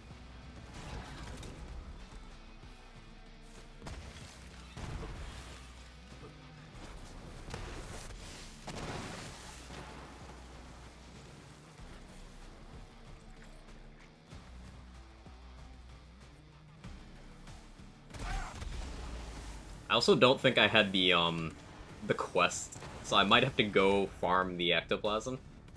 Ectoplasm, excuse me. Not festive enough. I apologize. Swarm.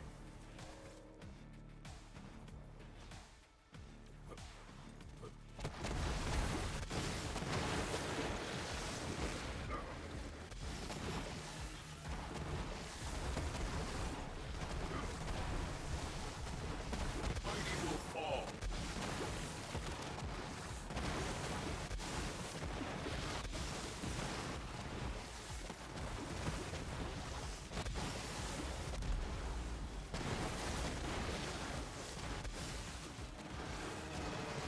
There's blood everywhere.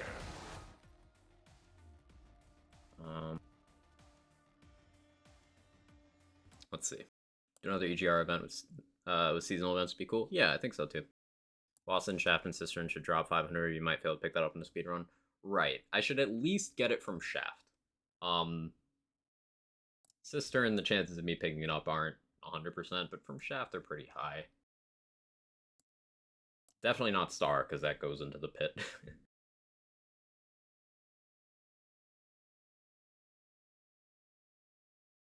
Loading screens. Yeah, on the next character, I'm probably gonna move the order of some of these splits. Oh no. You will join Maurice for a mission and a reward. Maurice, let me talk to you. Complete this and free.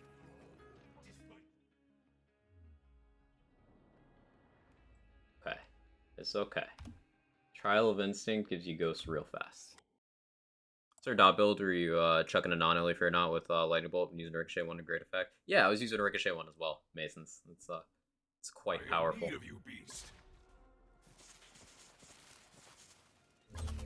Yes, 2 instincts in this run because I forgot to have the quest active for Hectoplasm. It's fine.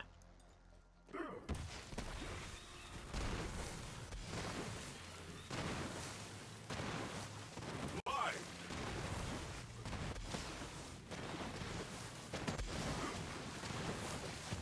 You are brave. This is the way to live. My hunt is never ending.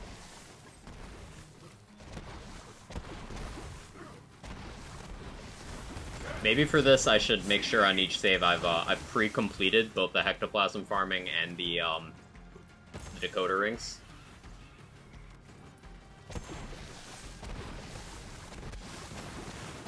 Something to think about. That things first. It's good for your beak.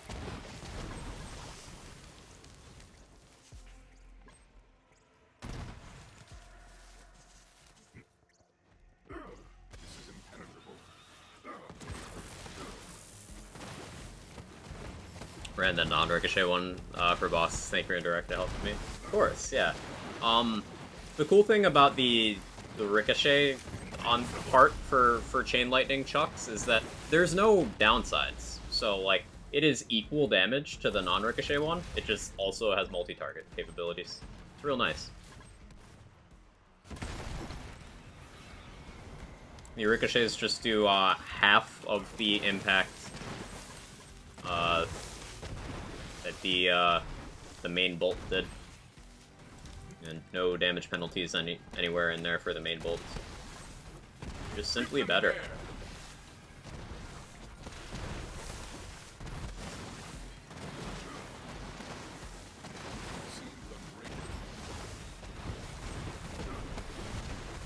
This will be a cool little layer to this.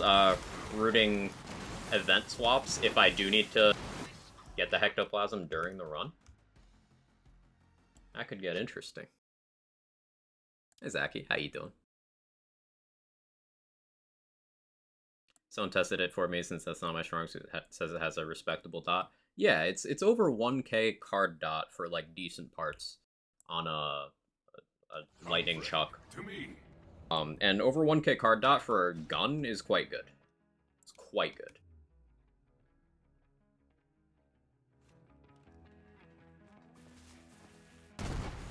Obviously, ideal spell dots, you're looking more in the range of like 3,000. But for guns and melee, over 1k is good. Okay, I gotta make sure my music is loud for this. When we get to the haunt fight, I'm gonna need everyone to spam whatever jam-related emotes you have, be they mine or someone else's. We're gonna clip farm with that. And when I say spam, I mean spam.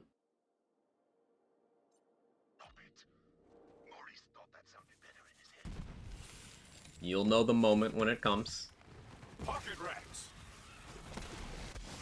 I'm pausing my Chaos Con to participate. It's exciting. It is. It's the it's the culmination of the spookiness.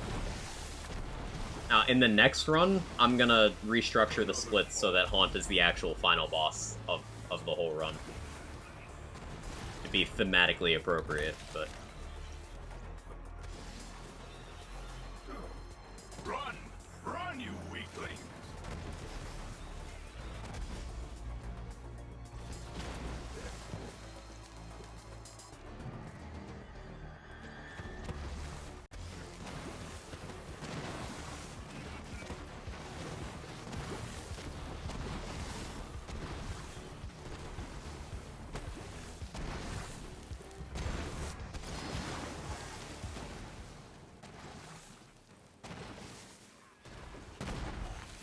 them bare.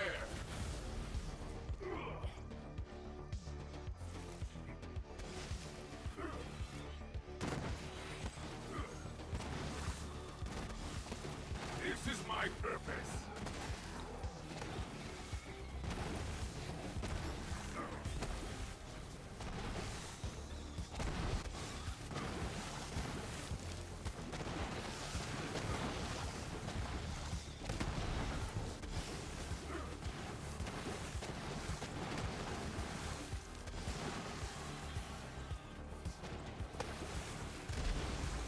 Whoops.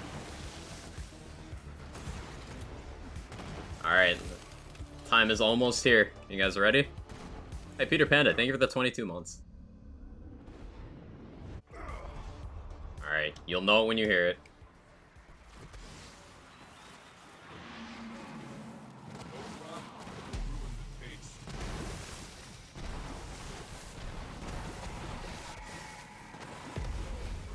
Alright, here we go.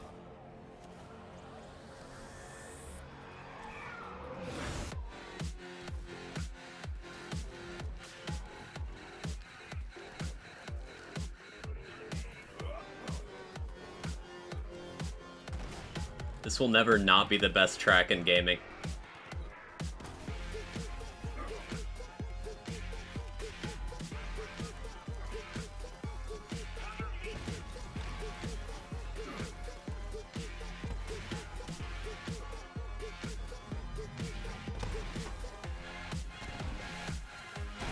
Come on, Haunt. Get hype. Let's go.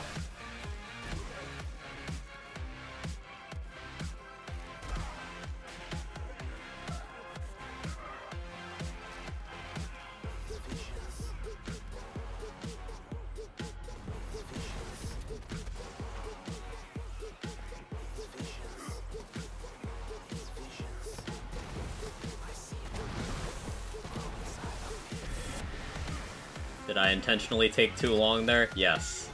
Do I care? No.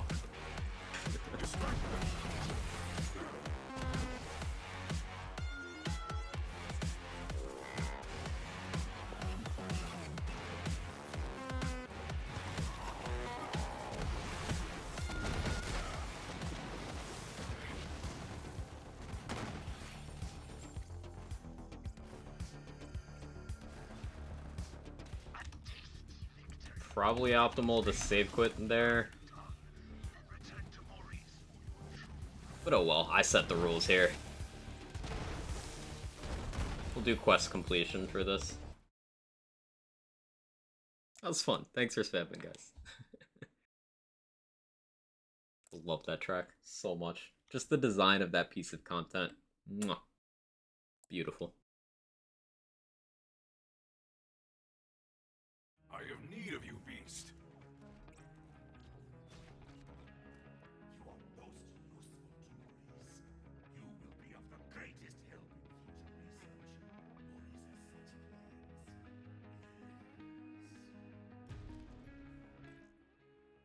plans. Alright, now we go back to main menu, turn on cartel event, and then need to get the decoder rings, I think.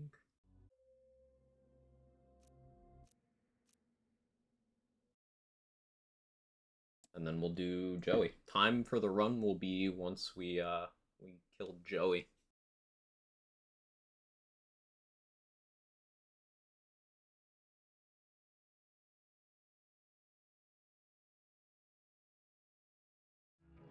Welcome back, little friend.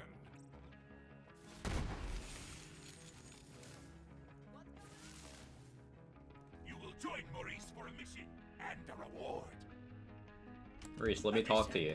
You will keep Maurice from further harm. Maurice. Okay, yeah, we do need the decoder rings.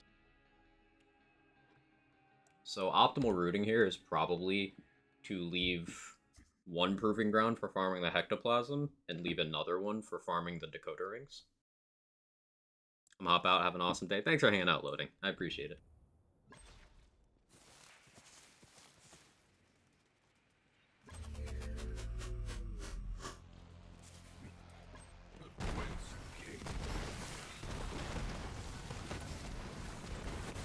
Exhilarating. I'll just keep the music on loud the whole time now. Distract them.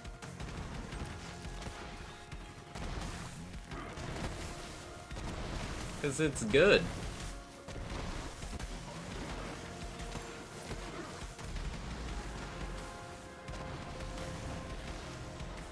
Oh yeah, thieving jabbers are tanky.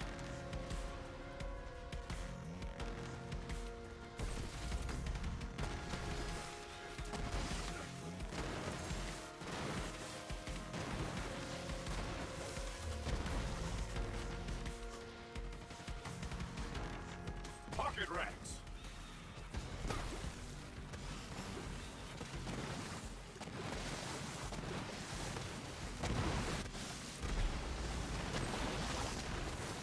They'll never.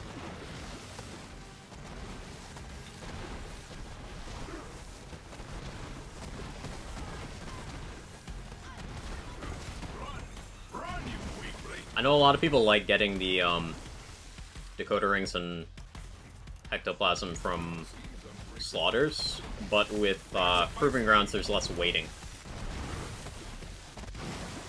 My favorite place for ectoplasm is actually the first room of Guardian Takedown.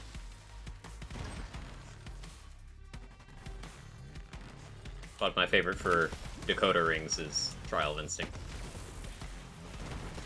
We might need to run again. That RNG on this run.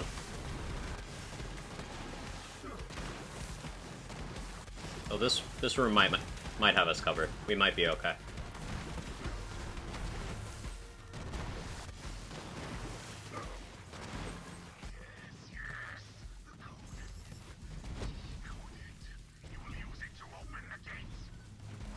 Let them hear your rage. Okay, we got it. I got caught up in the gameplay there. And fast travel right to Joey's planet now.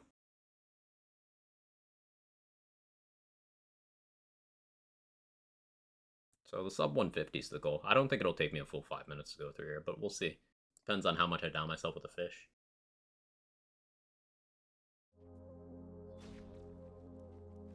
Also should be noted, I've never tried to do Joey's Mansion fast. Like, literally ever. Best to close your eyes. They like those. So I don't know any advantageous movement.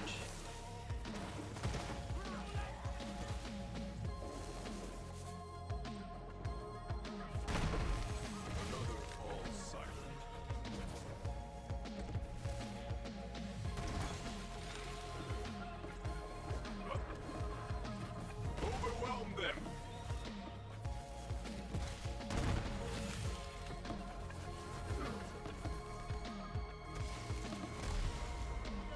Oops.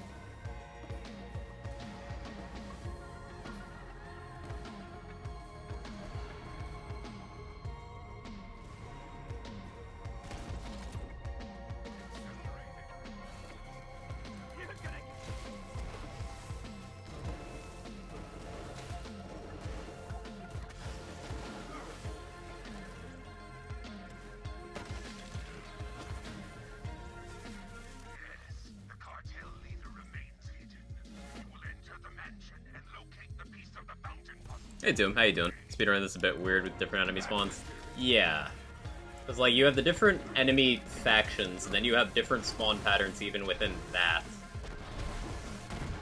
You have different mini-bosses. There's a lot of moving parts. Like, if I had to guess, I would say the more Malawan-like faction is the preferred, rather than these guys, but that is purely a guess. The fountain piece. You will bring it to the fountain.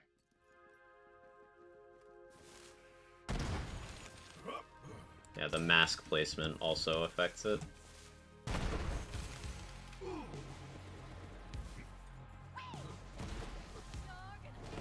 Thrill of the hunt.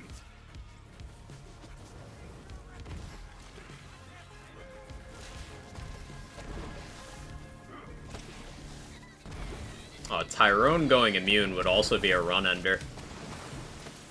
Can't forget that.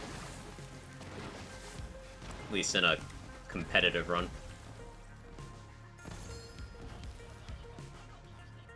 Oh yeah, there's a Urad Horizon Thorns in there. Anyone who might want that through Echo Cast. Pocket rats.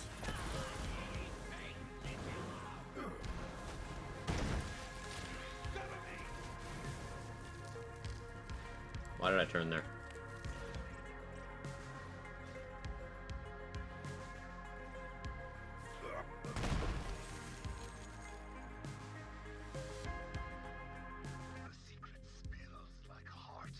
Been good. Been playing Cyberpunk. It's much better than the first time I tried to play it. Yeah, the game's improved a lot. I like that game a lot. It never gave me as many problems as it did other people.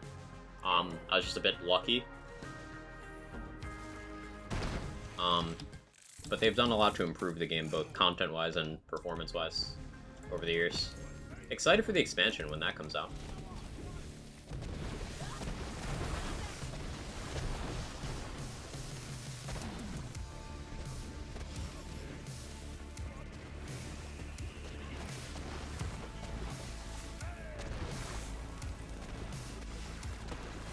Glorious war. Sky's fury.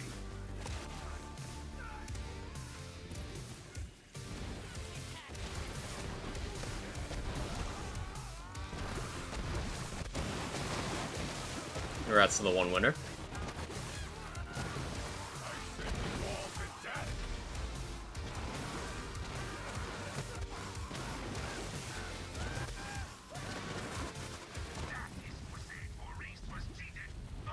Hour 50. I'll take it. Especially considering how many times I had to do Trial of Instinct.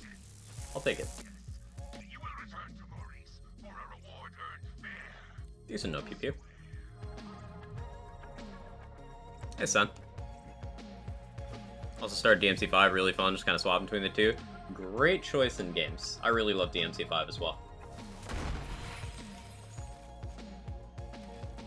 Found a chest.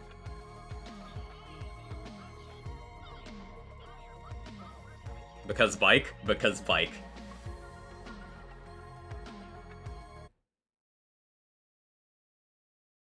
Hey, Zero. What's up to? Not bad. Yeah, yeah. Good place to be. Very early EGR runs, people were taking about 2 hours for like the higher end ones, and then we slowly improved the times. I missed you, little friend. And that was with less content than is in this EGR format. Also with people who are actually practicing. Am I? Doing well, son. Doing well. We are taught that all events, past and future, Hey, Badger. Welcome in. It's a build you're using. Interesting to see how you move so fast all the time. Yeah, I can absolutely show and talk about the build a little bit. is it not so here? Perhaps More fun now that I understand how the engine thing works. Yeah, yeah. Nero is awkward. I'm not very good with Nero. I play Virgil the most because I'm not great at the game, period, but in order of enjoyment, it's like Virgil, Dante, Nero, V for me. So this build is known as Rackstab. You may have heard of it. It's the best flak build for takedown and boss speedrunning in the game. I am the creator of the build, and I do hold the record for Wotan the Invincible, and I hold the record for True Guardian takedown with this build. But the records for the other categories in boss farming, and so for Scourge, for both scaled takedowns, and for several other categories, this build is still the record holder. It's just not me in the driver's seat.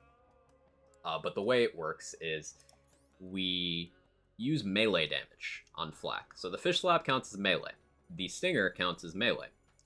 So we get melee bonuses on our gear. We use the Peregrine class mod to make our racks deliver free fish slaps for us, free homing fish slaps. We use the action skill start, shield break anoint to make every time we use our rack attack, we also get a Stinger Nova around us. And we use a static charge artifact to make every melee hit we do chain lightning to nearby enemies for ludicrous damage. Holding this EMP5 makes me run faster. We have movement speed here from the Fast and the Furious, so as long as we're above half, that's 10% movement speed. Also 10% from the MP5 as long as our feet are on the ground and we're holding the gun, so that's 20%. The Jabber gives you 5%, but we also have Barbaric Yawp at 5 points, so we get 15%. The card doesn't visually update for the Jabber, but it does. The bonus does work. So that's an extra 15%. And then I have 2 movement speed passives on my artifact, so that's another 27% percent in a separate category of the move speed formula. So think of that as like a multiplier. And I have 4 points in Interplanetary Stalker on my class mod, meaning I have a total of 9. And you do get some movement speed for killing beasts and getting stacks of Interplanetary Stalker through beast kills. So with all of that on, Flak can move very fast in general. There's even more move speed on the table that Flak can get. For example, if this was a fadeaway build, I'd get more from being in fadeaway. You get 25% while that's active. And you can keep that on indefinitely through looping with until you're dead. I could have more movement speed by having a friend bot class mod on with more points than Barbaric Yawp, or by having a class mod with more points than Fast and the Furious. There's a few ways to get more, but this is the maximum amount I can have in this build without giving up anything else. And if you want a text write-up of the build, it is available there. If you want to see the build's performance in various sections of Endgame, through looking at the top times. That's the Time Trials leaderboard, which also has links to the videos for each of the runs and the runner in question. So you can see exactly what's used and how. Knocked out around 27 mil double knot crits of dot tick for arthritis. That's cool. Dante's so fun. V seems excessively easy. V is excessively easy and also just limited kit compared to the other ones. There's not a lot you can do to like be a good V player versus an average V player, because it's like you just don't have that many tools. Virgil is easy mode, but he's also fun, so Dante is definitely the one with the highest skill ceiling. Nero is the only one remotely in contention for that. And even then, it's still not really close. Because you can just spam, like, Overture on Nero and be mostly fine. Or Punchline. Anyway. Let's get on another character.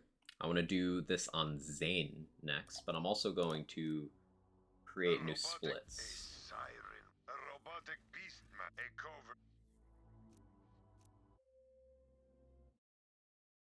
And I'm going to run to the bathroom before the next one.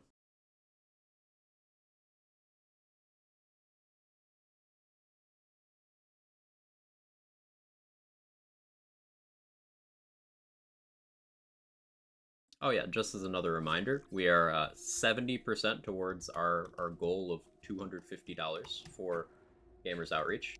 If you guys somehow manage to hit 500, I mentioned this once before, if you somehow manage to completely obliterate the goal, I will match that 500. So if we hit 500, it would actually be 1,000 because I would put in a match. Now that's just to get you guys motivated, no pressure. But once again, Gamers Outreach is giving video games to kids in hospitals, which is among the best causes I can think of.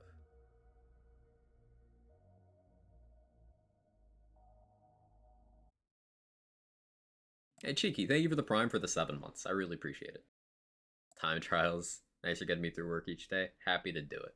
Happy to do it. Time flies by. I saw time and I'm like, Time Trials? I have the pizza, let's go, Rune. She's just a girl and she's on fire. There you go, Quack. Gerber is one of my favorite. 7 months. Time flies, my guy. Thanks for getting me through each workday. It's really my pleasure, Cheeky. It's great having you around. Thank you so much for the resub.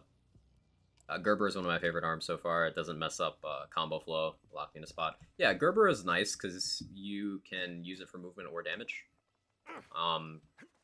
It does give you a little more control in the air, which Nero has enough of because he has a triple jump, but Nero doesn't have the teleports that Dante and Virgil do, so it can sometimes be advantageous to have Gerbera for that.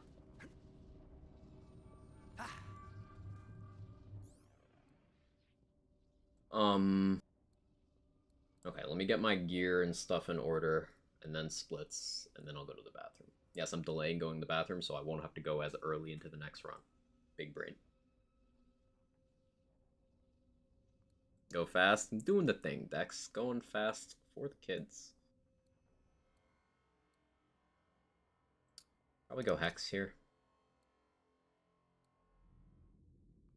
That'll work. Cryo Anarchy makes the most sense here. Yeah, Corrosive Sandhawk, Cryo Anarchy.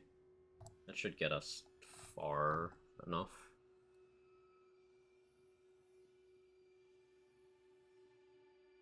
Happy Halloween, Dex.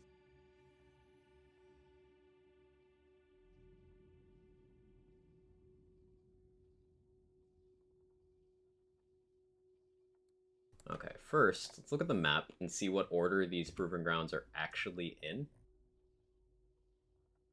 Instinct's on the bottom, which is good, because I'll probably use that to collect Hectoplasm.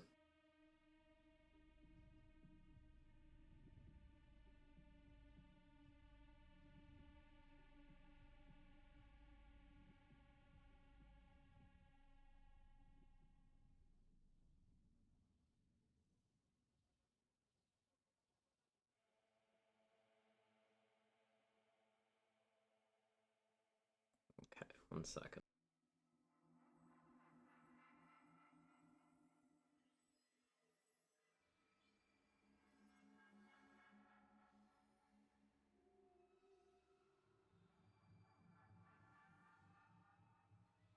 Haven't celebrated Halloween in like 6 years. I don't really do it often either, but I'm doing it for good cause this year.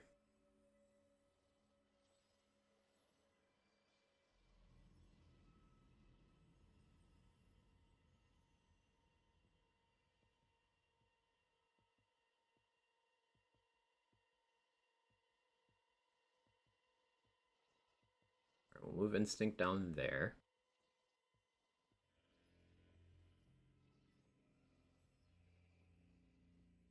Move Cartels to first, I think. Even though it's going to be risky, because I don't remember precisely how to do GGD on this build. The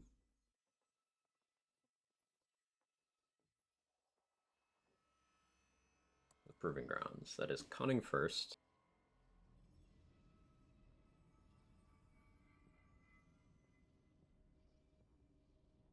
Then Survival.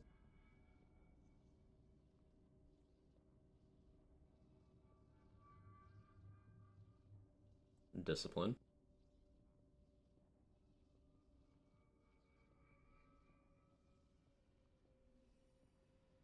And Supremacy. And Fervor, Hemo, Instinct, Bloody Harvest. Okay, so... like, I don't need to worry about farming Ectoplasm, really, if I'm doing Cartels at the beginning. I can just put Hemo after Instinct.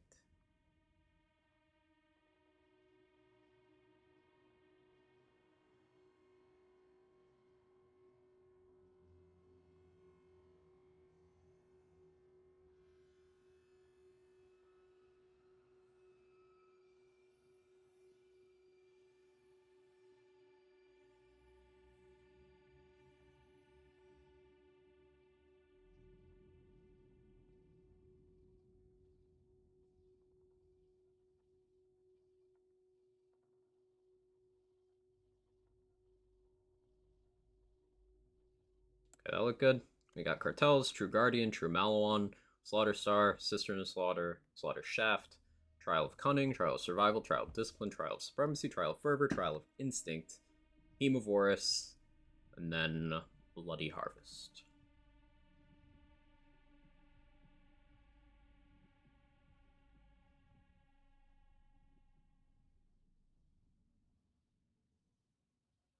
Go back to Sanctuary. Probably get tutorial crystals on this run, but that's fine. I expect this run to be more around 2 hours. But maybe my rooting will save me enough time. It's going to have a significantly slower Guardian takedown.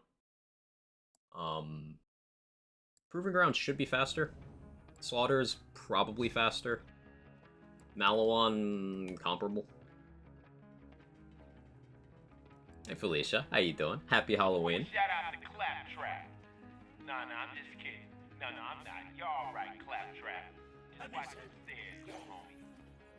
The hauntings continue. Let's switch to Cartel event. And then I'll run the bathroom, and we'll start setting up for the next run. Alright, BRB.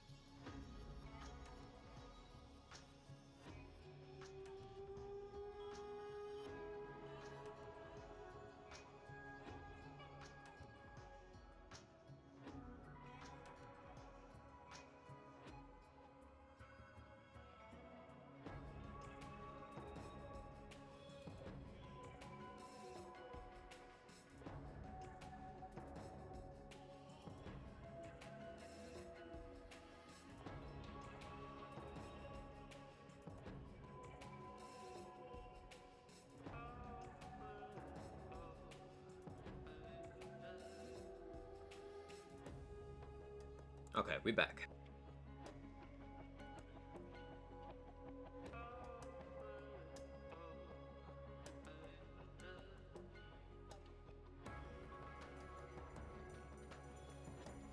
So...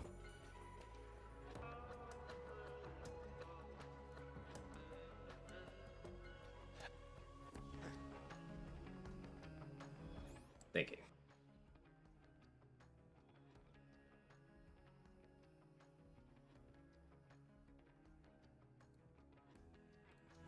Yeah, let's grab the cartel quest.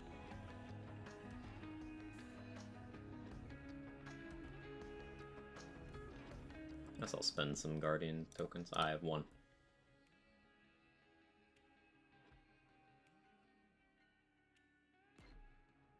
Doesn't really matter.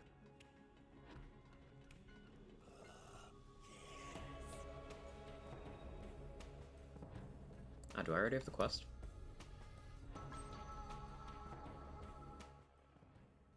Okay, I do already have the quest. So let me go farm these. And then the timer will start when we open the gate going into cartels, I suppose. Let me pop over here and farm these real quick.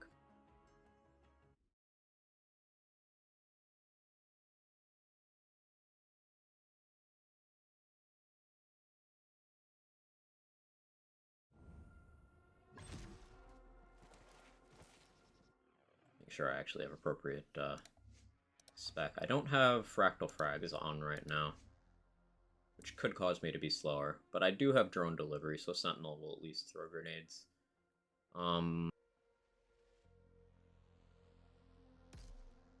Definitely Boomsday. Winter's Drone will be better for everything that isn't Malawan. I'll just have to try to remember to switch when we go into Malawan. Otherwise, that'll just be more practical. For Trial of Survival, I'll probably want to be on Almighty Ordnance as well. We'll see if I remember. The thing with this build on different trials is I use significantly different gear. My shield in particular changes often, as does my grenade and my choices of weapons, so I'm going to have to try to stick with something that's at least relatively consistent.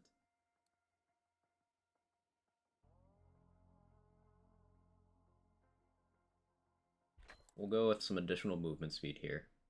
Help me in Guardian Takedown, because I'm not going to be rocket jumping. I think triple Vagabond Revolter will be the way. Because that'll help me during downtime. Triple Recharge Revolter would be good for cooldown purposes, but we'll go with this for now.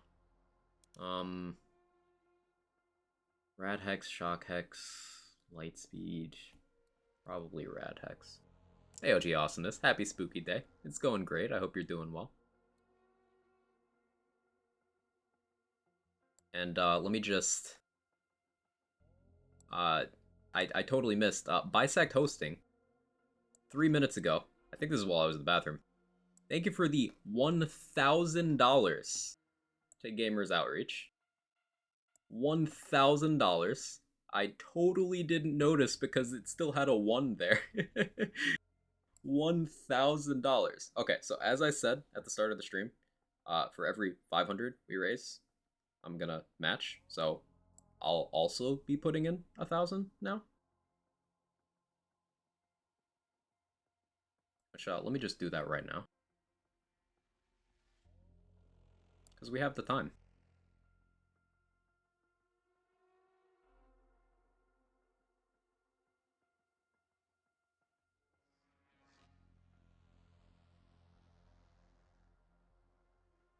Hey, Gamers Outreach itself. Happy Halloween. Thanks for doing what you're doing. I'm happy to be a part of things. This is just awesome. Like, I commented during the video at the start of the stream that some really good advice regarding doing charity stuff as a creator is to just do it because it feels good and you'll enjoy it while you're doing it. And yeah, sure enough, here we are.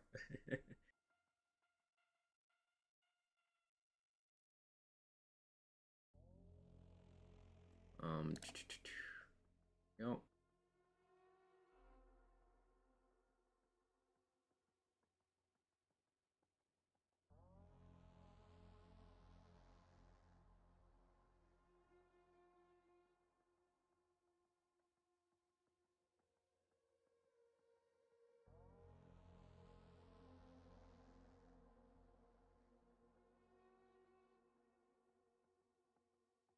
I accidentally started my splits.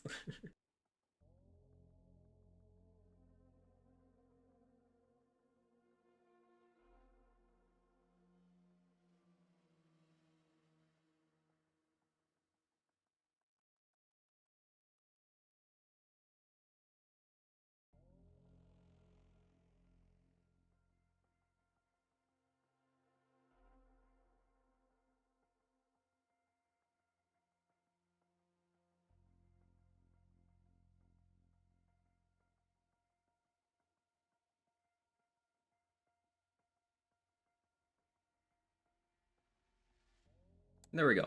Matched it. We are now at $2,175 raised for Gamers Outreach. It's funny to see that at 870%.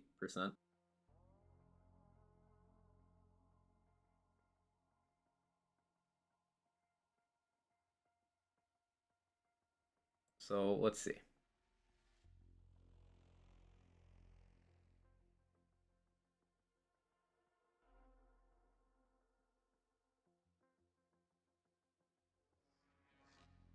Let's up that goal. I should have thought you were just matching 500. I was gonna match 500, but I decided to match the first 1,000. I probably won't go further than that because I didn't expect that, but like, let's go.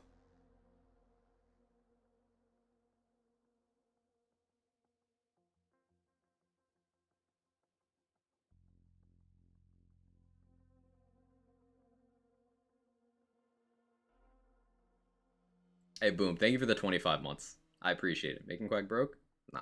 I wouldn't offer to do something if I, couldn't do it. And it's for a really good cause. Seriously. We're giving video games to kids in hospitals. Again, I'm gonna keep saying it because that's a sentence that's like,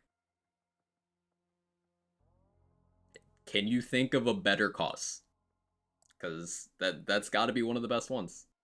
So I encourage anyone who's in a situation, a financial situation where you are able to contribute and you have the desire to, please feel free. Don't feel guilty if you are in a situation where you are unable to contribute, because you are helping just by being here, padding the numbers, getting more people in here, seeing what we're doing. But thank you for the 25 months, Boom. I really appreciate it.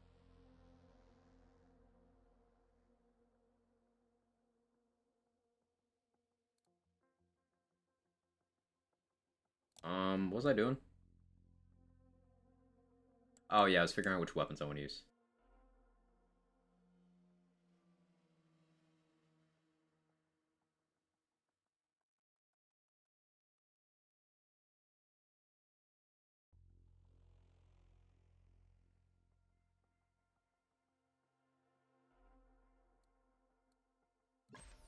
These will probably be fine.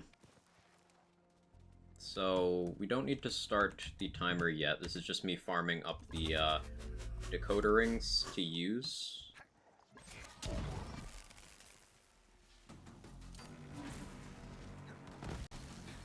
Gotta remember all my Zane muscle memory.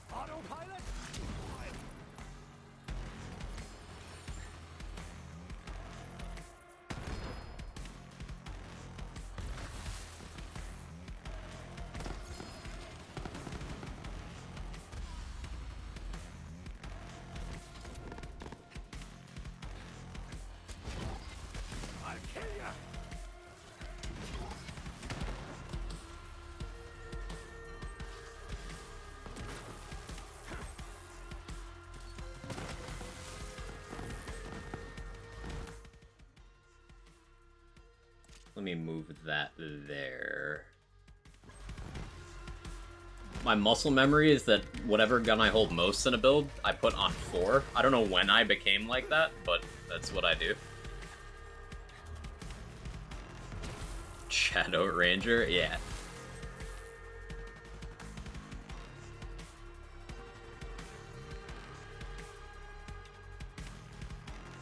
And boom, thank you for the $50 for Gamers Outreach. I really appreciate it. Thank you for helping out the cause. Very generous of you.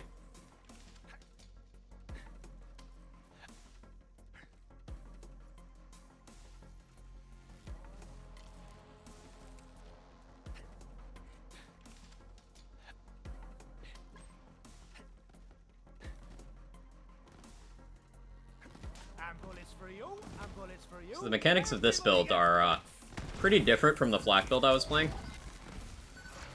This is a Zane build that focuses on using Zane's pets, Zane's grenades, and the spark plug artifacts to do a lot of area control.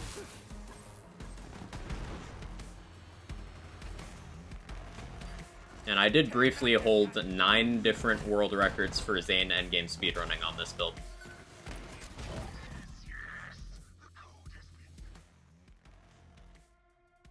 So it's quite good.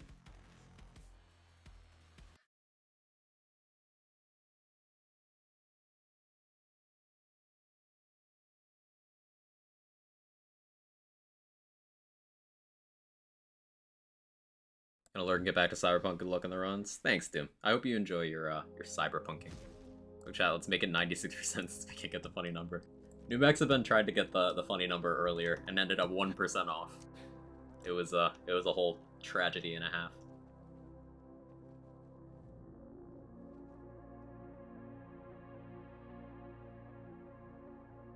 Okay, so time here will start when the gate opens. time will end when we have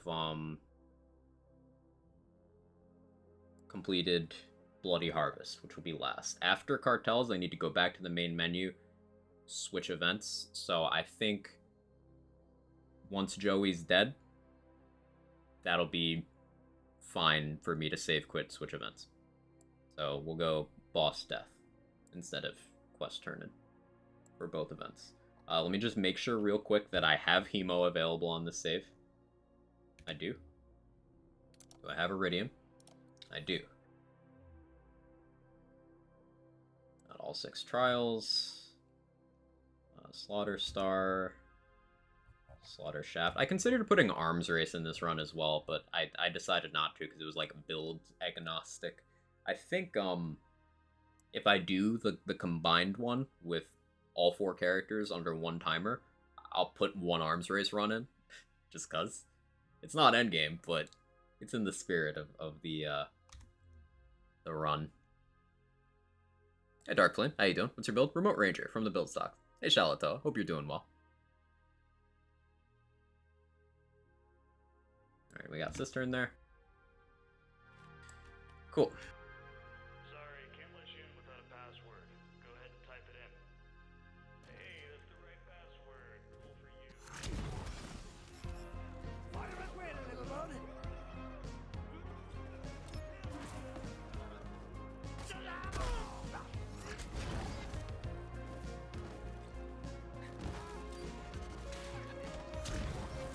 Lackeys fall and the gates open. You will continue this dance until the scream music reaches its crescendo. I live for this!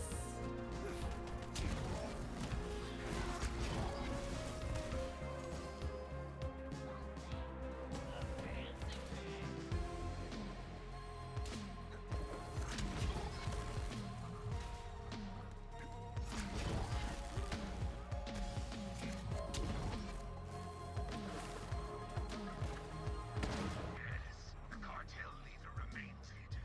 You will enter the mansion and locate the piece of the fountain puzzle to open the way. Digiclone should do a lot of work here. He's got time to stack up Anarchy, and he's got very good sightlines.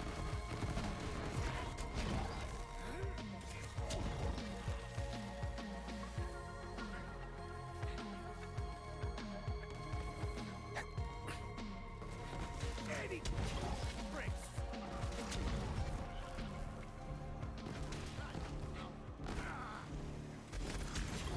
The fountain piece. You will bring it to the fountain.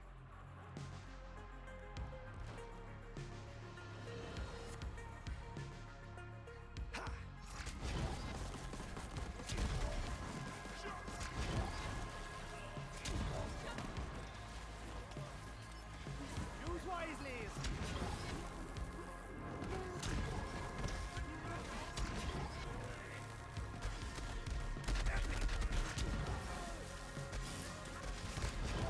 That's so fun, the music makes it somehow so calming. 100% agree, Safe Insane. Cartels is really some of the best content in, like, any of these lands games. Give me an assist! So there's an enemy stuck up there. I don't know how to deal with that.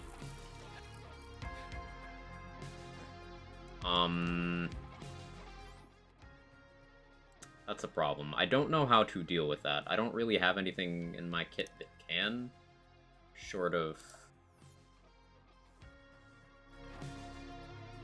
ending my clone.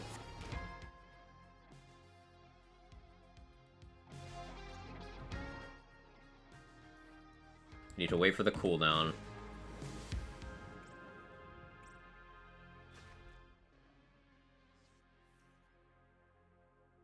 Let me unequip.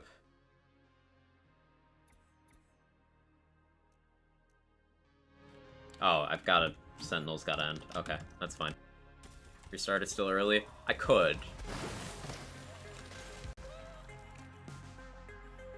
Let's see. Let's try restarting.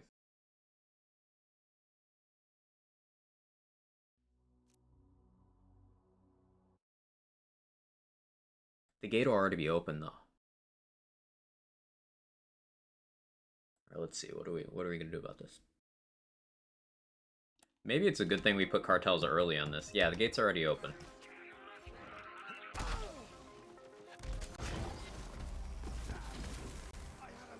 Alright, let me clear this.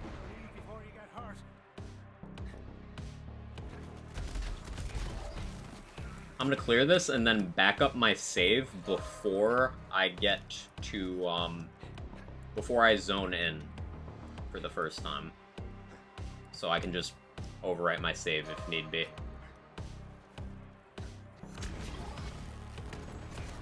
Forgot how wide spark plug radius is? Yeah, it's huge. Can anyone teach you how to fight?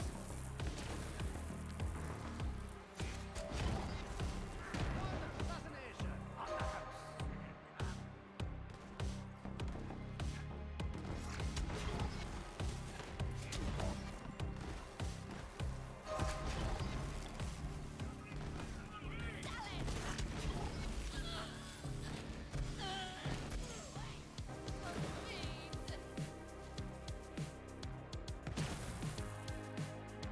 Warm up map. Yeah, warm up. We can also get a different set of enemies now. Because we did get these guys on the last run as well. And for variety's sake, now we get a different set on the next run, most likely.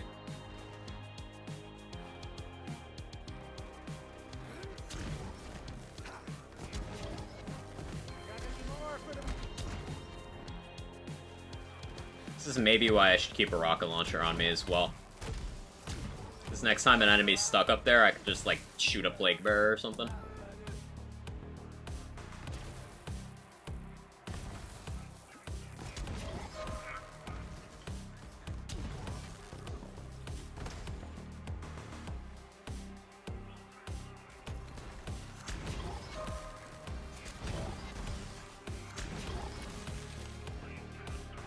That works out just fine.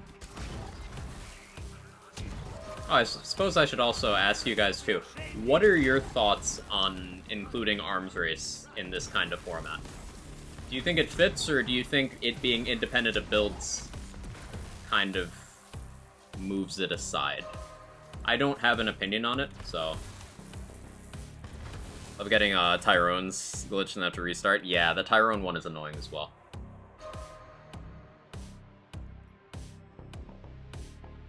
I guess putting cartels first does present us a lot of room to reset. It just takes a while to reset. Which is why I think I'm gonna back up save.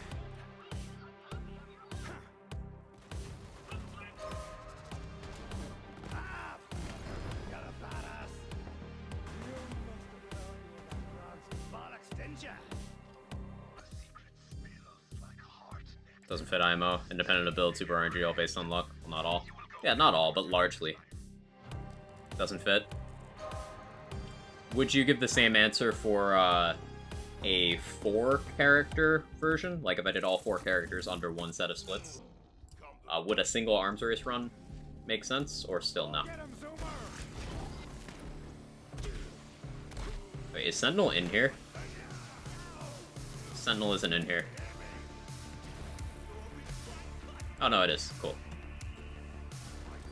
I was worried Sentinel wasn't following me. I feel like it should be it's in its own category. And speedrunning arms race on its own isn't really an interesting thing because it is largely just, hey, reset until you start with a Malon pistol and then go directly to boss.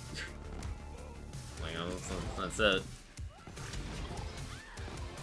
And then once those runs get too competitive, it's, hey, reset until you get, you know, like a URAD triple sticky grenade in a vendor to one-shot the boss with. Not terribly interesting.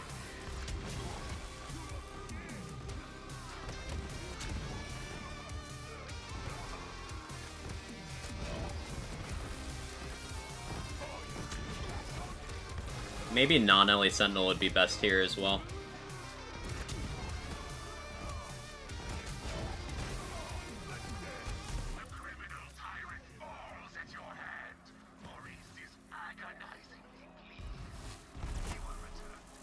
Iceberger.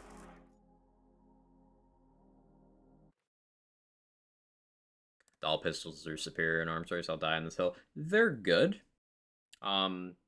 Especially if you're fighting enemies that have open crit spots that you can consistently hit. But Malawan pistols have high dots, high damage, are not crit dependent.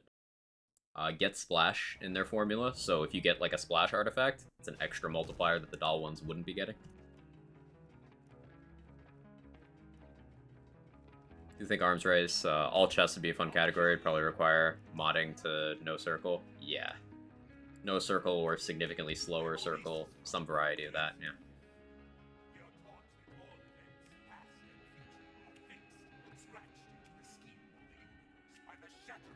More RNG dependent, plus like you said, takes the build aspect out of it. Yeah.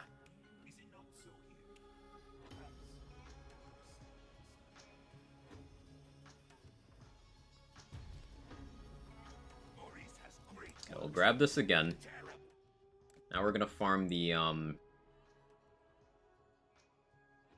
these again. And then I'm gonna back up my save.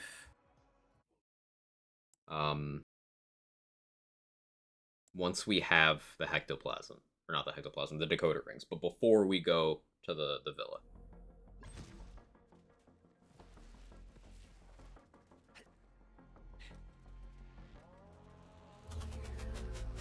Hey Viper, how you doing?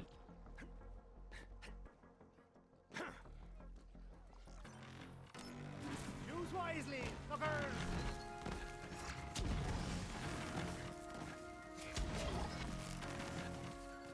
A new chapter in the saga. Our fingers getting tired over here.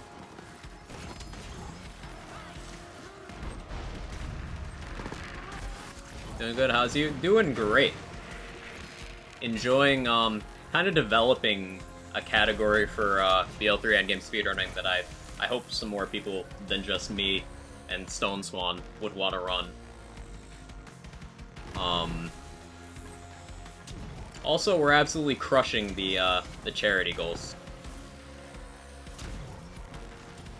We have raised $2,225 for Gamers Outreach, getting video games to hospitalized kids. And that's pretty cool.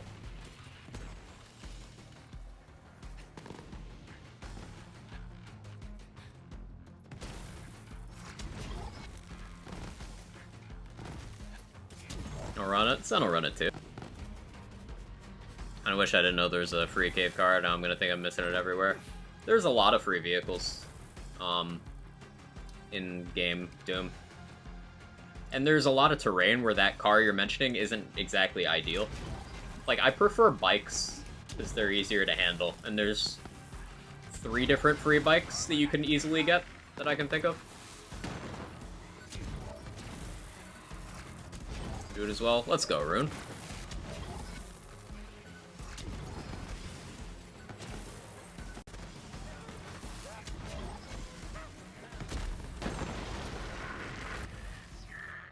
Okay. Now we back up the save. Let me just drop on Borderlands 3 UI. Let me... Why is it not letting me highlight?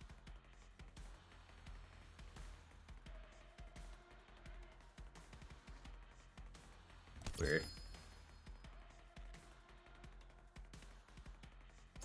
There we go. Okay.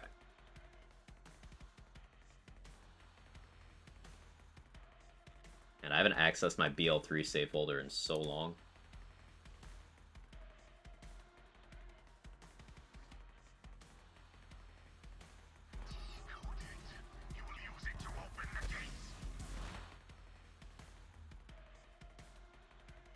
So now we go to Joey's planet. Timer will not start until we open the gate.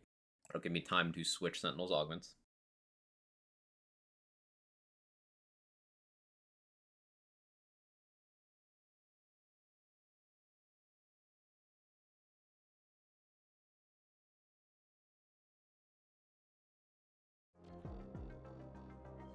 Jackie's bike, like how it feels. Just want to get as much as I can in my first playthrough, you know? I feel you. I feel you. So I'm gonna go... Yeah, I guess Almighty Ordnance makes sense to start with. I'll try to remember to switch to Winter's Drone for GTD and then back to Almighty for MTD. And it shouldn't matter much after that. I'll want to be on Winter's Drone for Hemo as well. And I'll want to be off of it for Bloody Harvest. No way I'm remembering that for all those swaps. No shot.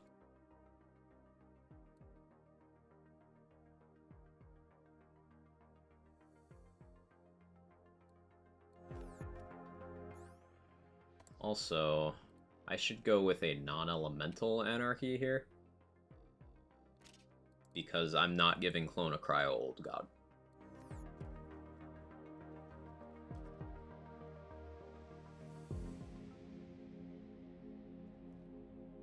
Okay, we ready for this?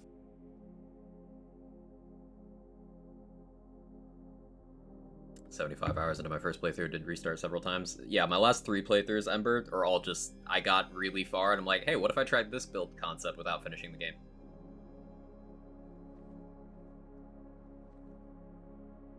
Sorry, can't let you in without a password. Password accepted. Well timed.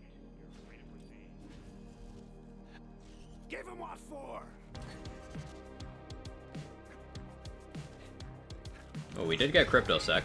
These should be faster. You will press forward like a knife or several knives. Come closer, will you? Haven't forgotten any.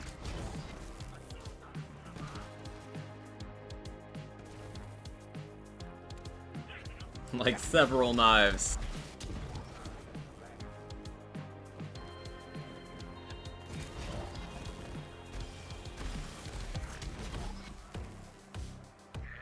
The cartel leader remains hidden. You will enter the mansion and locate the piece of the fountain.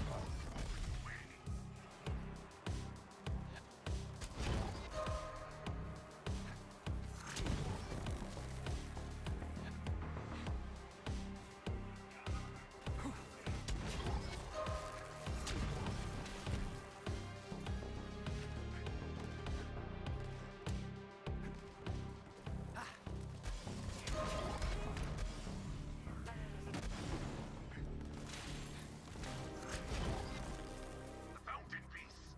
You will bring it to the fountain.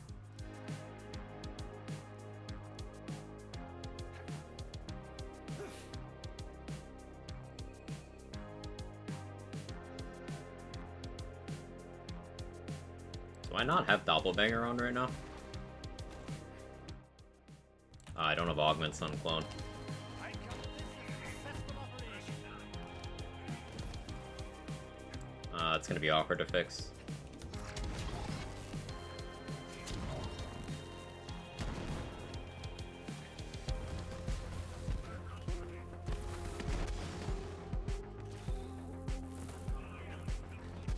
Unstoppable gone. Yeah, I forgot to set them.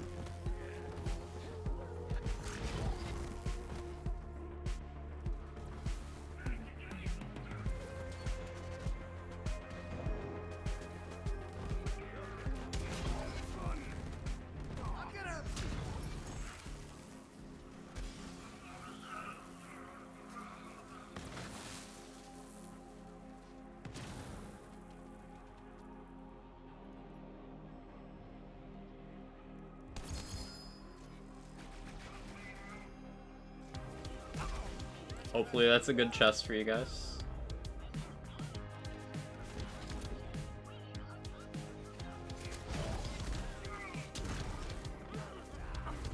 Looking forward to the bell.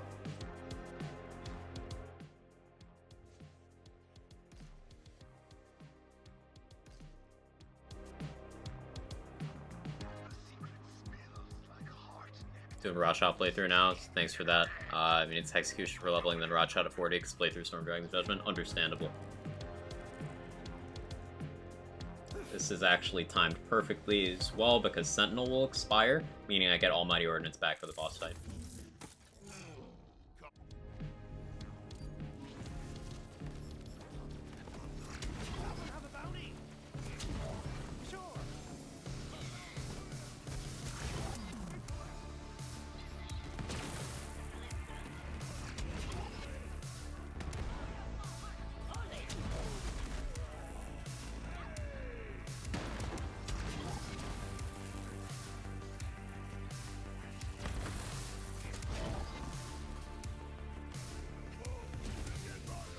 I'll stick Sentinel to Joey early.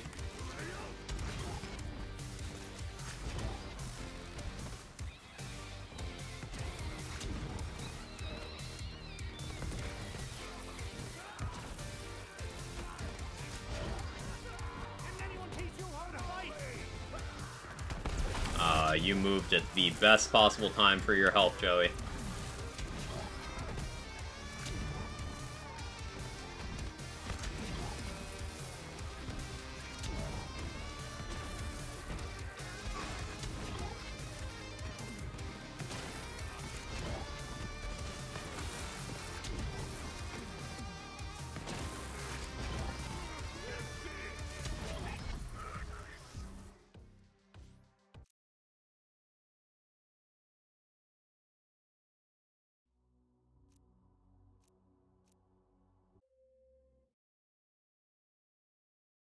Oh yeah, that's a gold because I had to reset.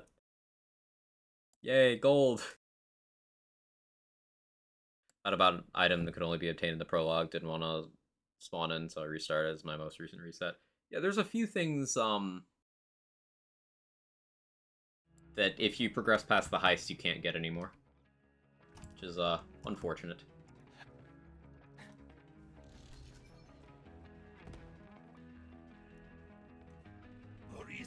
Alright, I have the quest.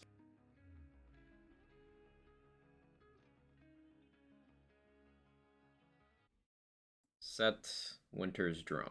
I need Winter's drone over Almighty Ordnance.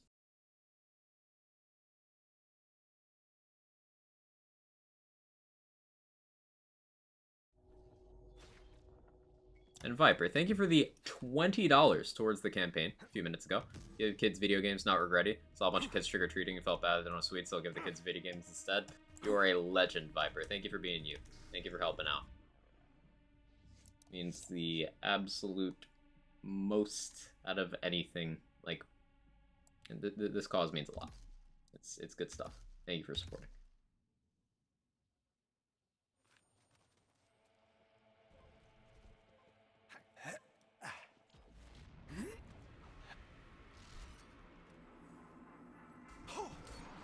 Now entering the club. What could have happened here? The planet does not appear to have been ripped apart, but burst open from within. I'm in this for the fun of it. That.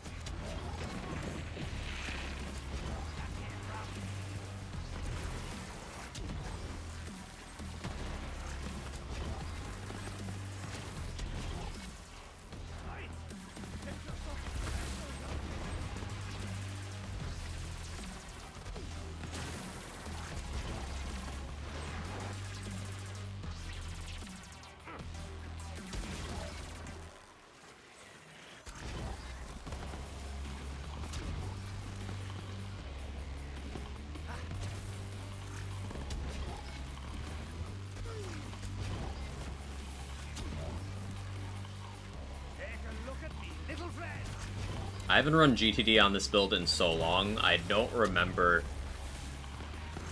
any of my methodology, really. Just kind of pressing buttons.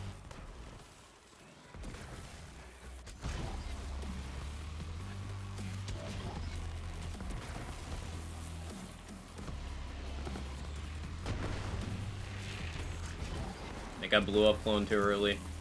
That's fine. It's fine. Oh, tutorial crystals.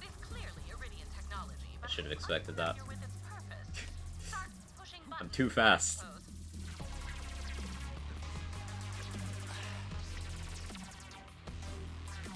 Got in my car this morning and Monster Mash was playing on the radio, so that was a good start to the day. Appropriate. Appropriate.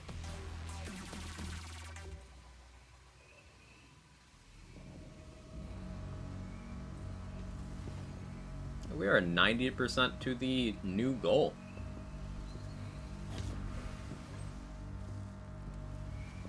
Love to see it.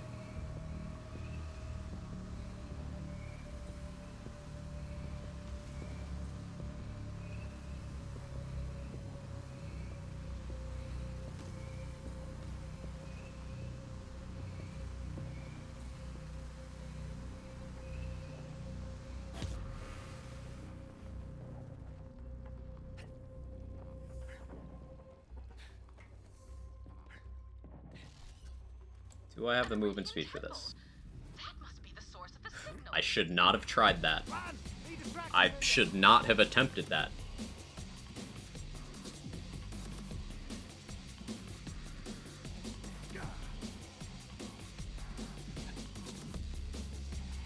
I do not have a snowdrift on, so I can't do the slide boosts. I probably have enough movement speed with kill skills to make the jumps and stuff anyway. But again, there's a lot that I shouldn't be trying, that I just am anyway.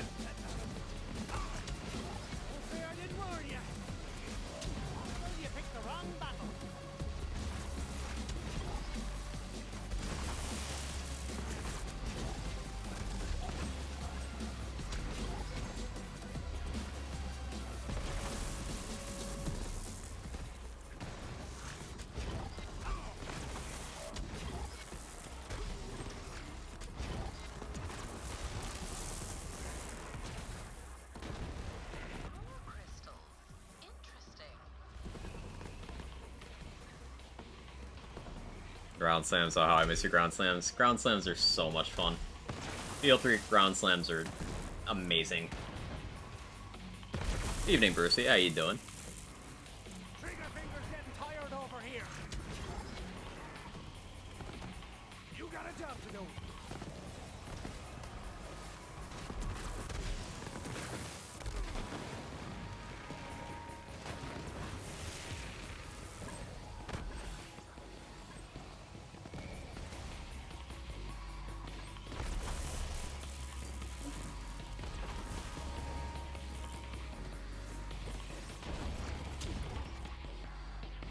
Clone blew himself up.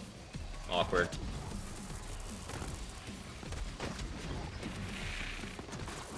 Yeah, Anarchy might not be the best pick here, but it's what I got equipped right now. I have a Corrosive Sandhawk to give him for bossing.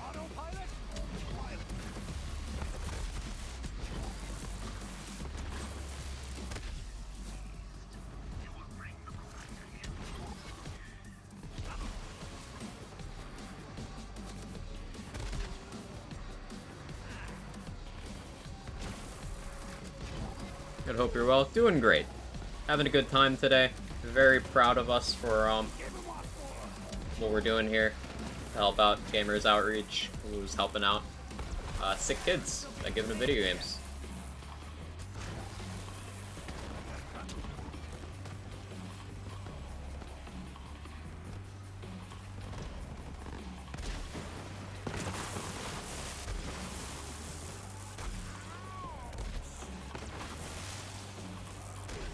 I tried something there I shouldn't have, again. Hopefully I don't get too punished for it.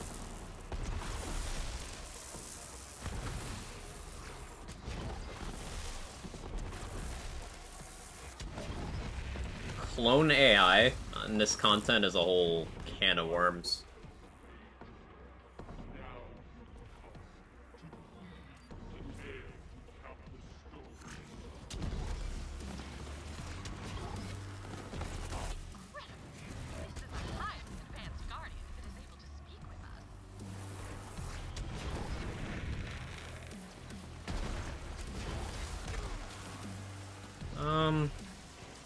I think those Revenants actually help out. Hey, Tenor, thank you for the 16 months. Happy Halloween.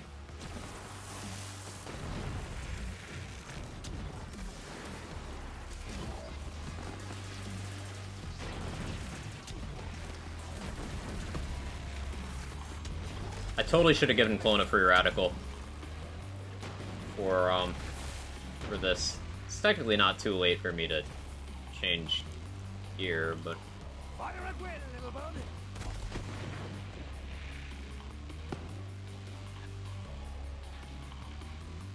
this will give room for improvement for the next run. She's just a girl and she's on fire. There you go, Quack. Happy Halloween, Quather.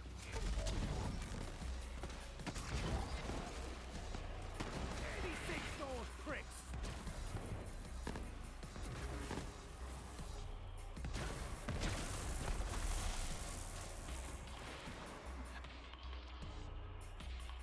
do have enough move speed for to land on a Sarah's head and get elevated.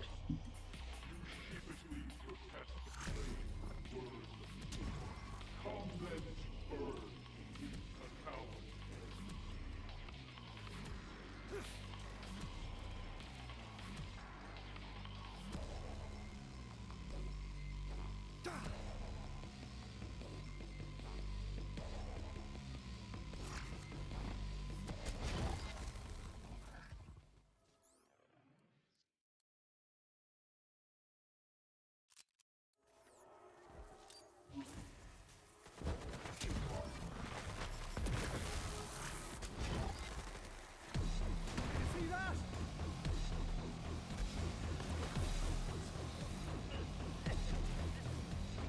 Sticking with a later time slot? No, this is just a today kind of thing.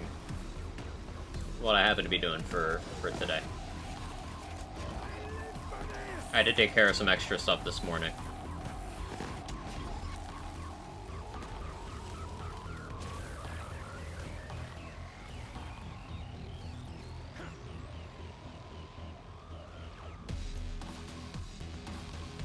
Where am I? Where am I? What?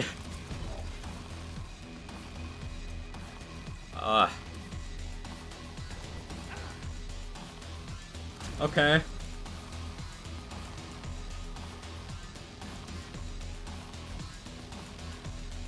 I'm back over here. Hey, Urban Mac, how are you?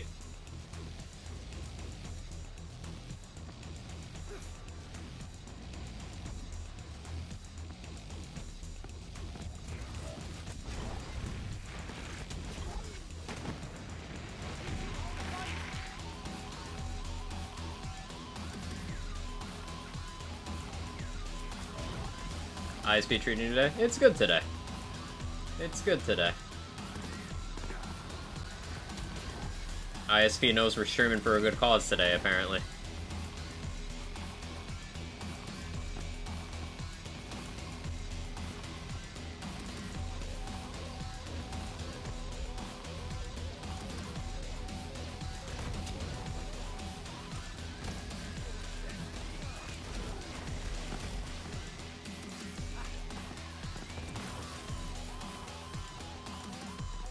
Find a target, Silver!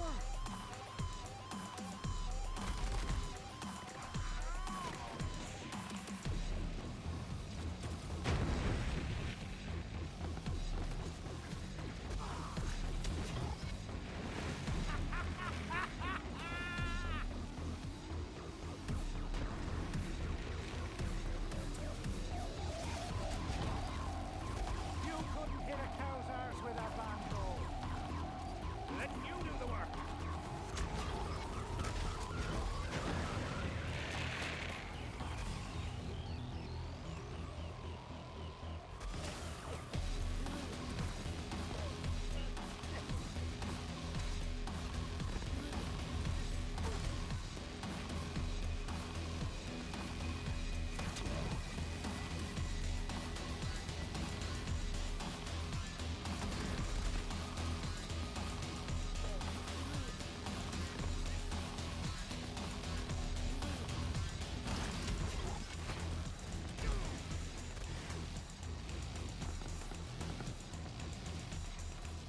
Got any more for the meat over there?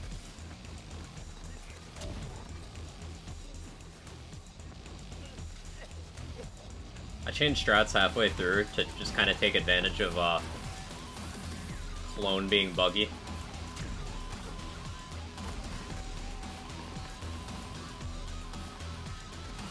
Save some time.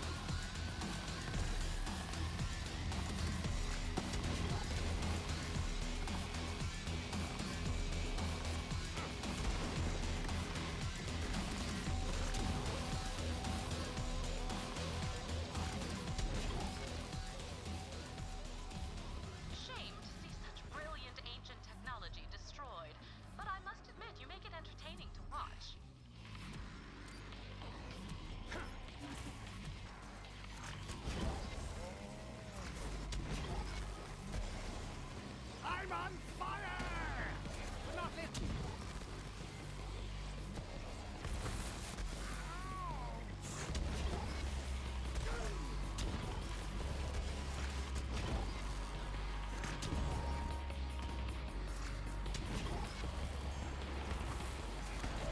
Had a thought about going red suit here and giving Clone a rad hive.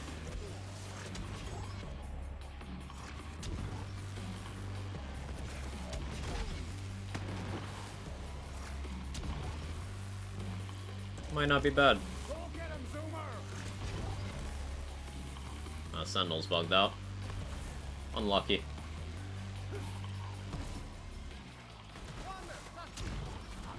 Gotta check. Good luck with the stream. Think it'll still be on around 5. 5 is when I'm most likely to start winding down. But yeah, probably. Plan on going until like 5, 6 o'clock.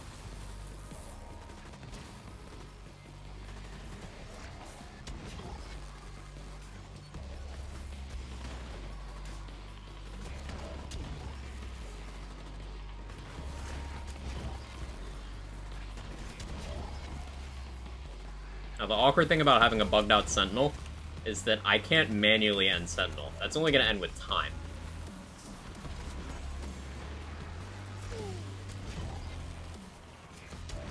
I'll see you later. Have a good rest of the day. Same to you, Boom. And thank you for your contribution again. And your just presence in general. Look at this quality gunplay. Of course. Zane's the gun character, didn't you know?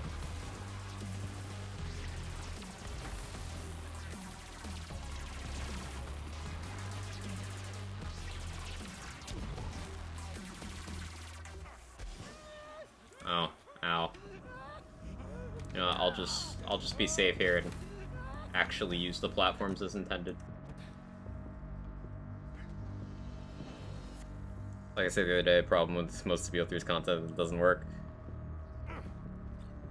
We've run into a few bugs here and there, but nothing's flawless. I'm gonna do something silly here and wait for Sentinel to expire. I'm gonna accept the time loss here. This is probably like 10 seconds lost. But I would rather have Sentinel than run this with one action skill.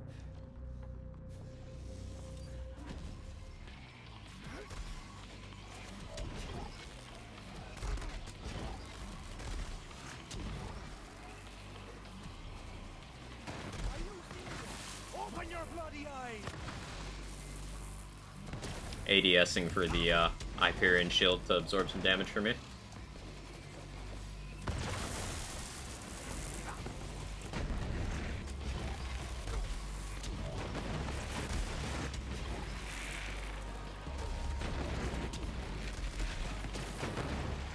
Oof, that mantle.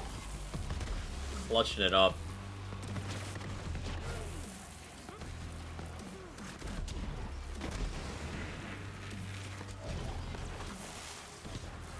Yeah, my weapon choice could definitely be better for this content, but now I know. We'll see how much of this time I'll be able to pick up in the other areas.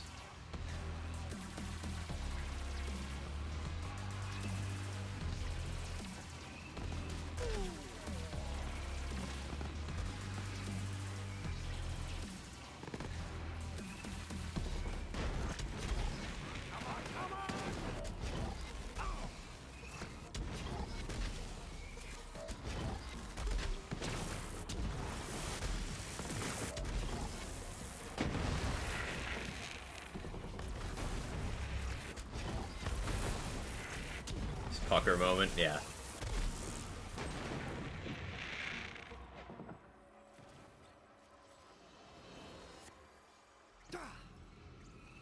And clone here, this will also have the beneficial side effect of slowing down the killing very slightly. And spawning clone closer to me means he's less likely to blow himself up.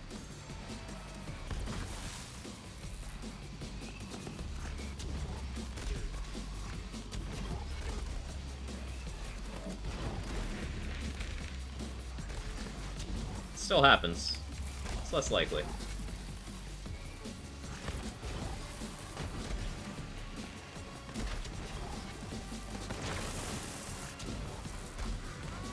Ooh.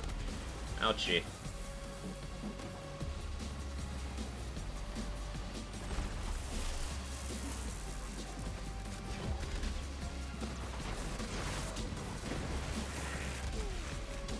It's gonna be so nice having this much time save for when I go to run this on this character again. Like, I'm just gonna gold this split ridiculously hard.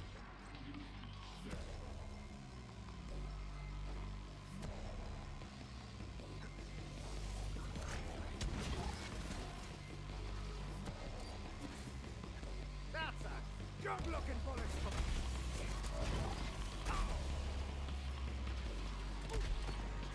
You're looking to act the maggot.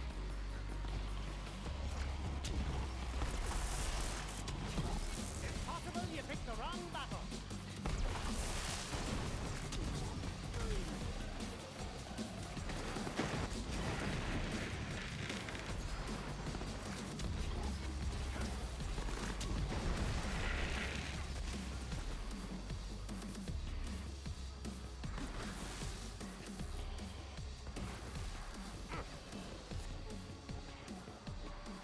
Oh yeah, this is running against my flak splits, so GTD is gonna be, it's gonna look real bad on this.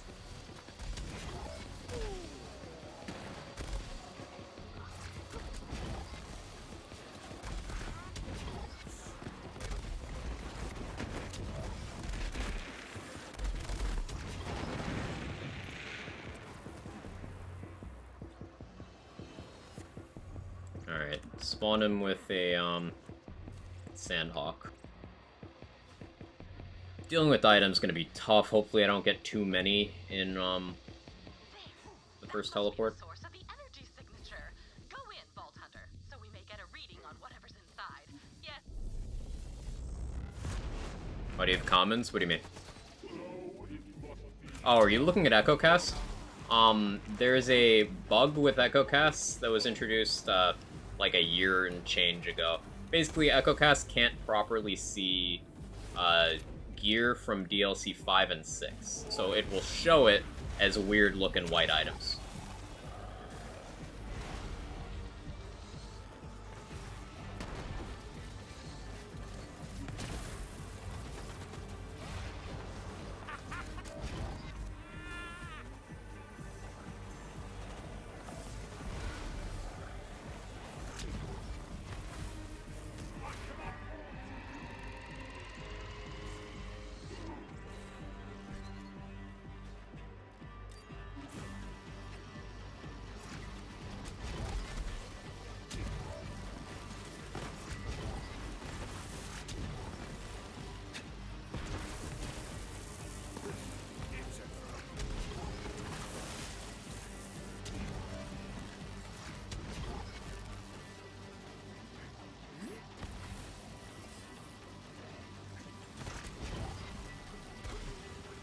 Drones out.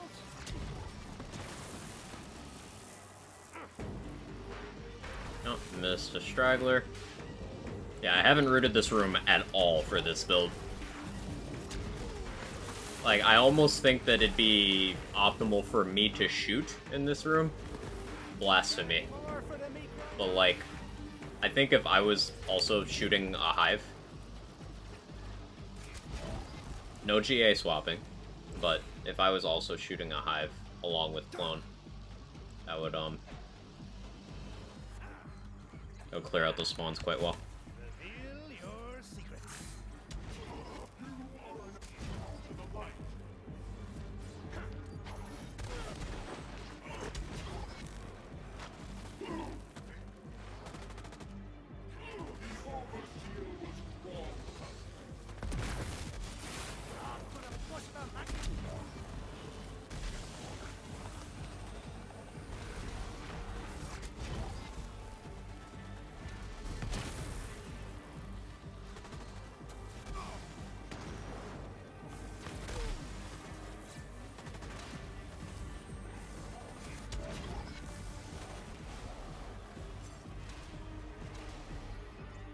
This also has the disadvantage of being a spark plug build against Scourge, where you need to do very specific things to not bug out the fight.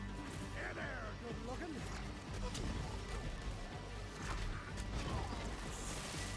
But it's working out. You should back away.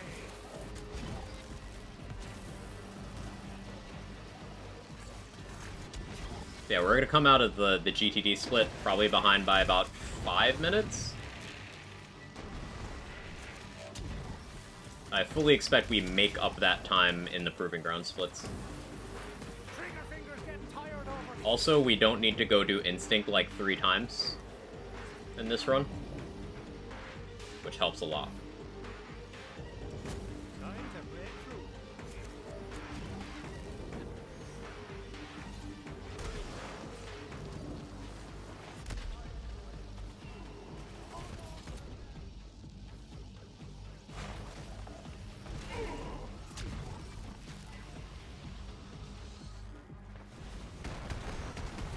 Oh, that's what I need to avoid.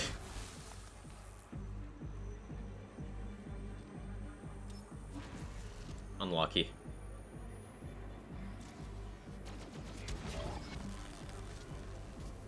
Yeah, so if I place a spark plug too close to Scourge, then I have to wait for his actual attack to go off like that, which is pretty significant time loss.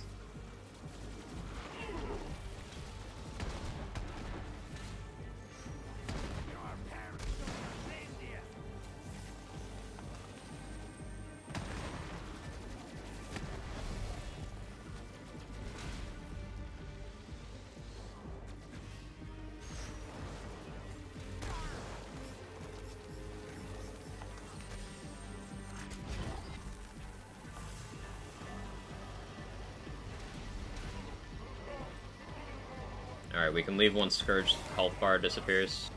Yeah, about +5. Lots of available time save in the rest of the run.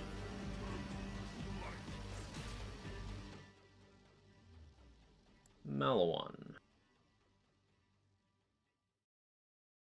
Depending on RNG, my Malawan could be comparable. The first half is going to be slower, but the second half is like up in the air. I didn't have a particularly good Wotan or Bridge. And the Valkyrie's run was actually pretty bad. We hit Valk Skip, but we got a bug. So it nullified the time save.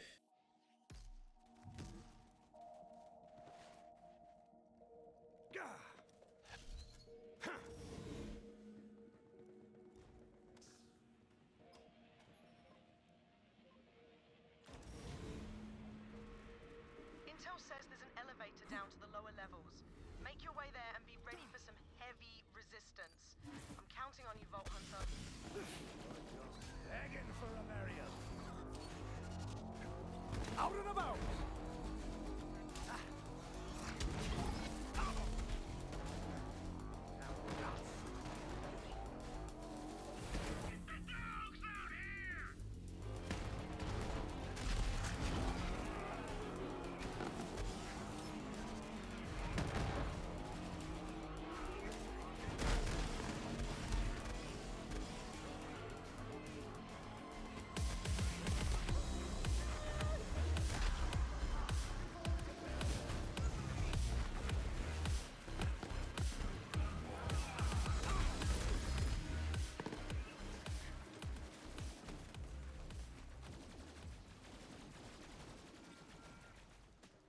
Not but a bushel of manky gits.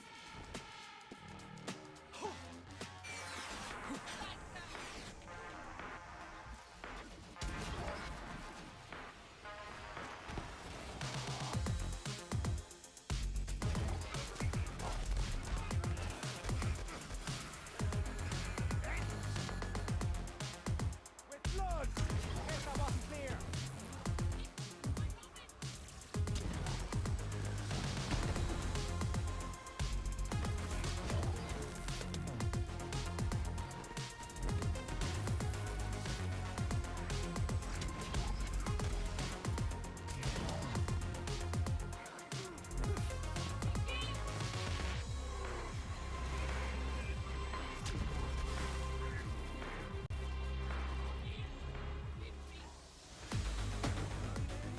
There we go.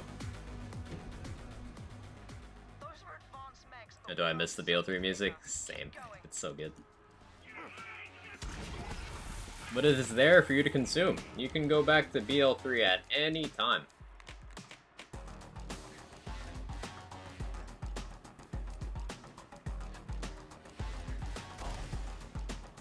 Do we get a clone swap bug? Totally did.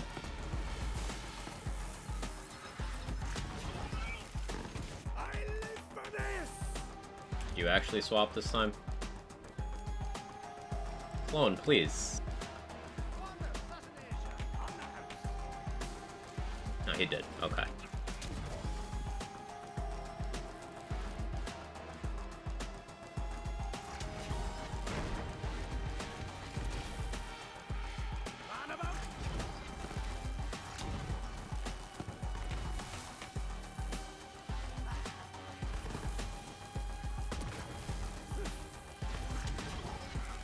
That works out nicely. I want my action skills to expire after the door opens. Perfect.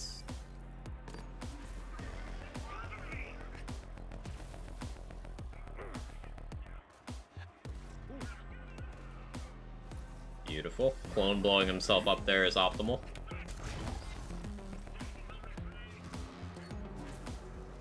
Autopilot? Autopilot.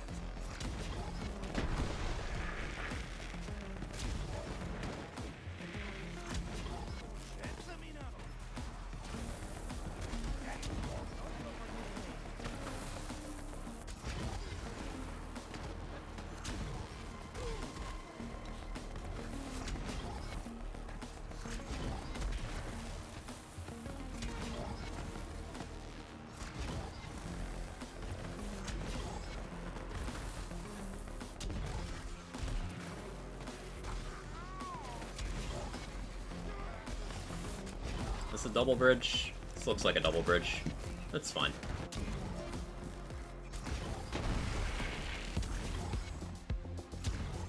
Yeah, we'll break even on the Malawon here, roughly. Assuming the Wotan fight goes well. And then we'll start to recover time after that. Maybe. It's possible I played Rackstab better than I thought I did. Unlikely, though.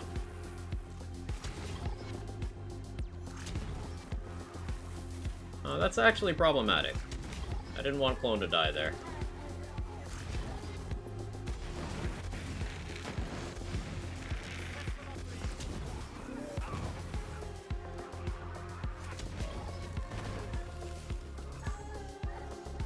Alright, we're alright.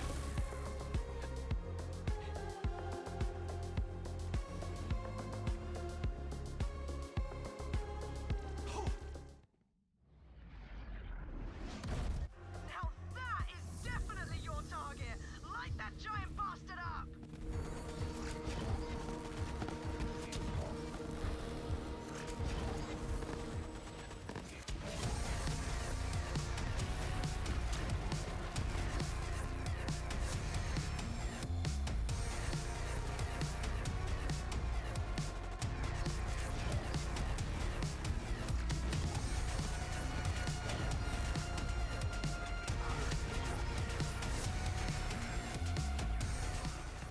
Are you seeing this?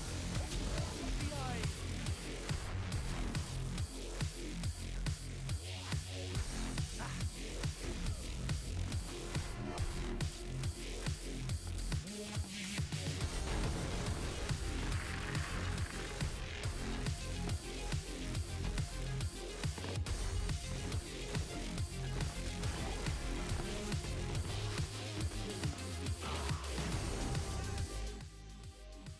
Star now.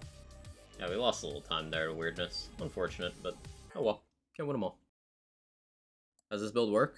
You want to add an S to that, Craft Knight. This build is all about using Zane's pets and also non-gun formula. Sentinel is unique because it is a pet that gets player formula instead of its own. It just counts as an action skill. Like, to boost Sentinel, you boost the same things you would do for Rack Attack. So we take advantage of that. Because most of those boosts will also apply to our Spark Plug. And then we set up Clone with a good gun. And because of that, we can basically have Clone cover one area of the map, while we cover a second. And then we can control Sentinel along our line of sight for a third. And then we can clone swap and use more spark plugs to cover a fourth.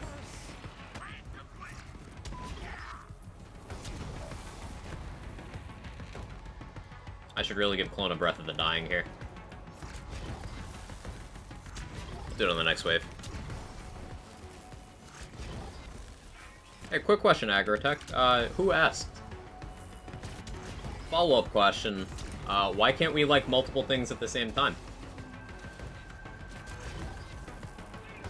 You might have misstepped by assuming that someone playing something that isn't Wonderlands would automatically just dislike another game. I like both games.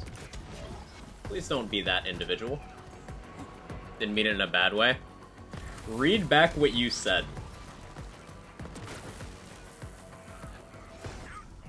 And explain to me how that wouldn't sound like you're just complaining unprompted.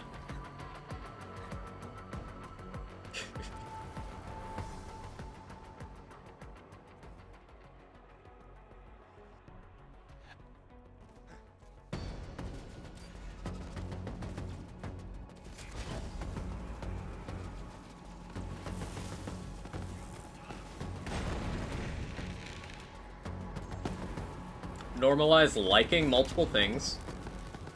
Also, normalize accepting that even if you don't like something, you can allow other people to like it without making your entire internet persona, making sure people feel uncomfortable for enjoying a game.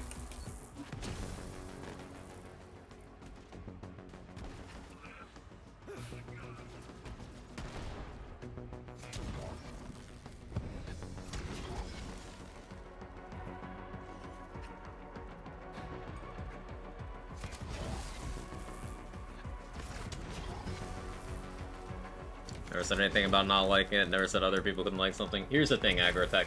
I've had this conversation hundreds of times. When you do, you can start to recognize patterns, and where certain people got certain talking points. Just don't be that person. That simple. Just don't do it.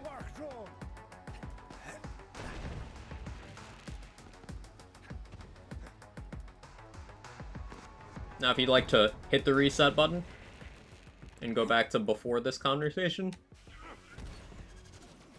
then I'm all for that.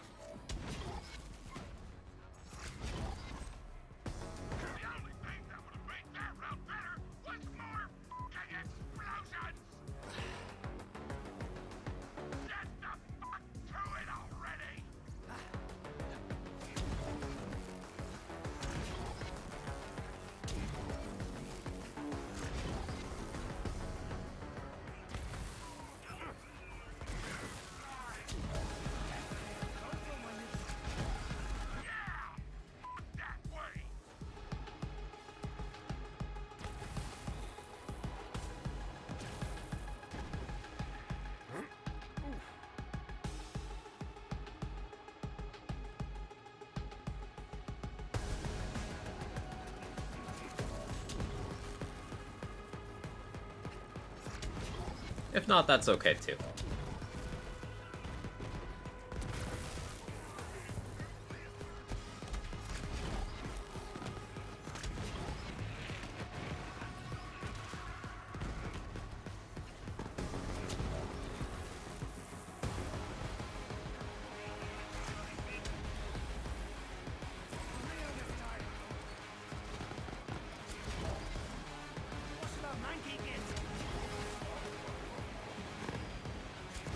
Clone not having an anarchy here isn't ideal, but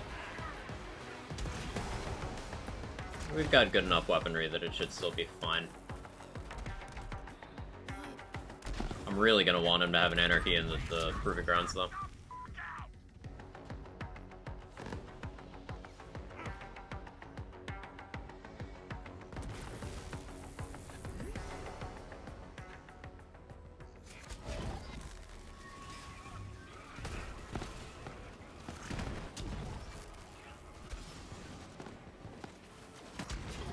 Curious, where does Soul Render rank to other ARs in your opinion?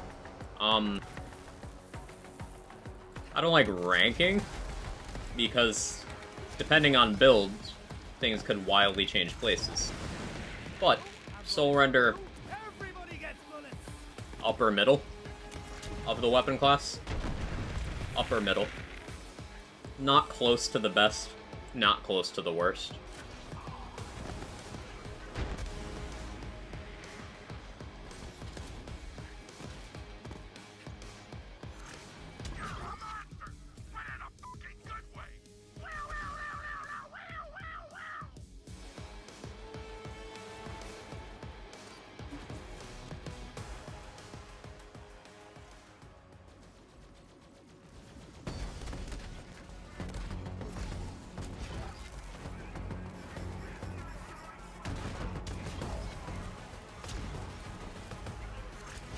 Soul Render ranks is really cool. Yeah. That's a good place to put it.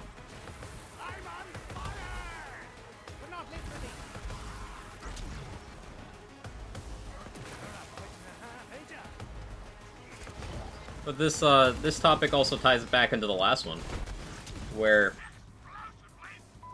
personal preference is going to be a huge factor of that. But additionally, it depends on what you want in the moment. Like, what do you want your assault rifle to do? Just like, what do you want your game to do? I like build crafting, I like dungeon crawling. Both BL3 and Wonderlands provide a good arena to build craft in. Wonderland's better about the dungeon crawling bit. Worse in some other areas. But depending on my mood, I'll play either game.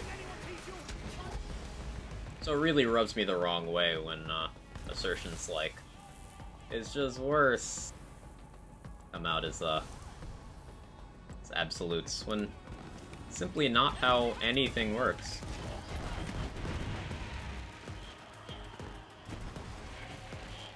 I've been trying to push back against the LAN's fan base on things like this. Things are not so black and white. Whether it's in your taste in game, whether it's in your taste in items within a game. Both games and life are more complicated than top 10 lists and YouTube polls.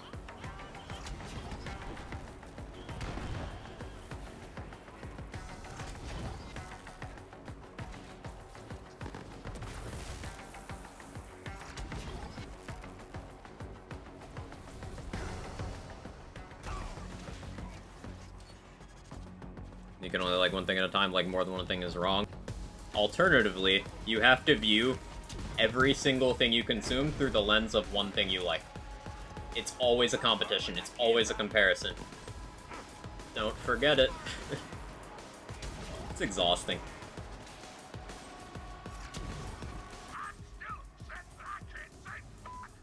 Top 10 philosophy moments with Quag? Sorry, dude. It's an important thing to think about, and that's not just isolated to the LAN's fan base. It's like modern gaming culture. Everything is compared to something, and people are always looking for a reason to hate something out of the gate. I'm sure you guys have seen all the discourse over asset reuse in game development, and like, that's a funny conversation.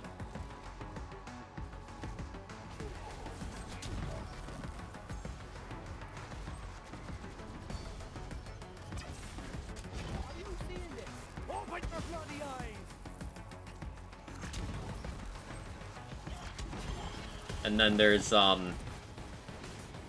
people who view every game they consume through the lens of a long-term live service that is entirely predicated on a wealth of content. If you view every game you play through, say, Destiny 2 as a lens, you will never like any other game you play. Not because that's a better game, but because the content style is different. If you view every looter shooter that isn't Destiny through the lens of Borderlands 3 for content variety and design, you will never be satisfied because Borderlands 3 does things that no others do. Why do you think every time a new looter comes out, it's all the rage for a month, hype peters out through the second month, and then in the third month, everyone decides that they hated it.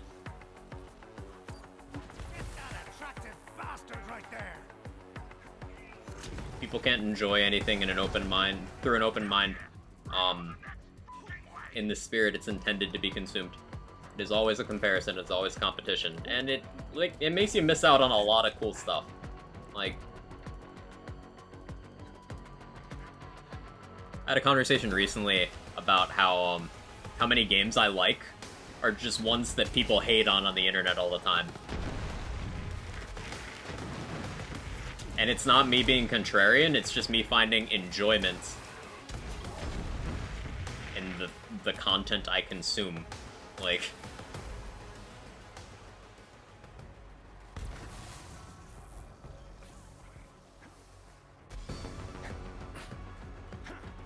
just get ahead of the curve and hate things right away with no reason.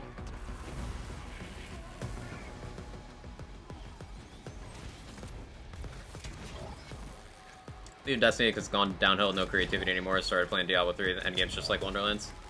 Yeah, Diablo 3 and Wonderlands are very comparable in content design. For sure. I actually make that comparison quite often.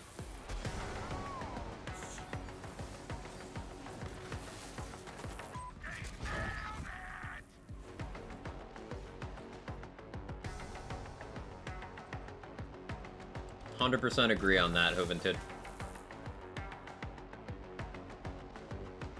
It's like people hating the trees in Pokemon Sword and Shield. What's the last Pokemon game that came out where people didn't complain about the graphics? Does anyone know?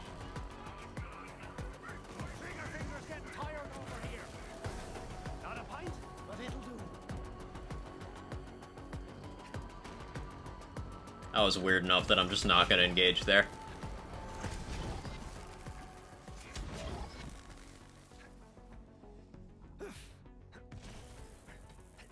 You got a job to do.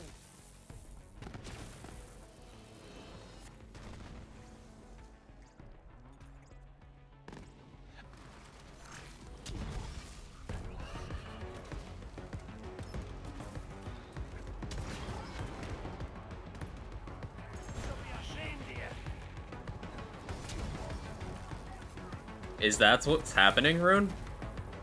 Interesting.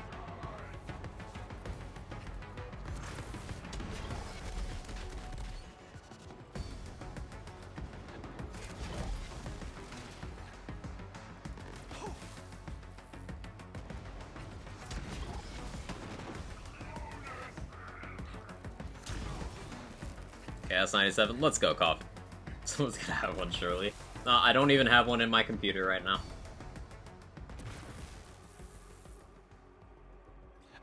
I'm actually running this on a Milky Way. Bought some Halloween candy, put a king-size Milky Way in my PC. It's advanced technology.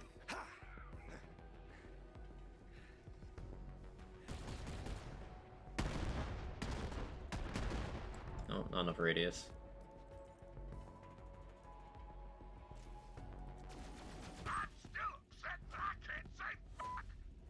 Personally use Snickers. Way to flex.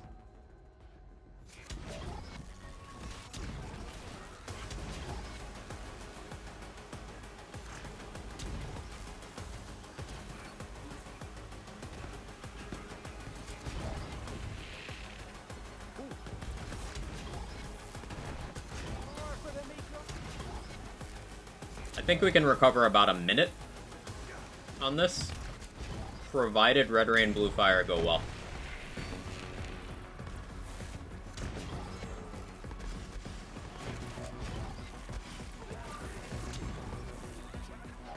Got my first Milky Way on Saturday. Screw dairy allergies, finally free from their grass. Let's go, Craft Knight.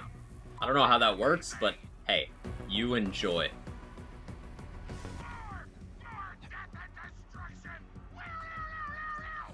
Quack Moxie Lazy was a Chaos 16 player. Hey, you are always a whatever Chaos level player you want to be. You just didn't know it yet.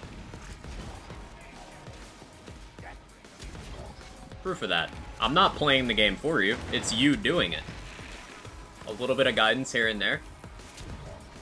from people like Lazy, Moxie, and myself who just like helping out other people. It doesn't mean you're not responsible.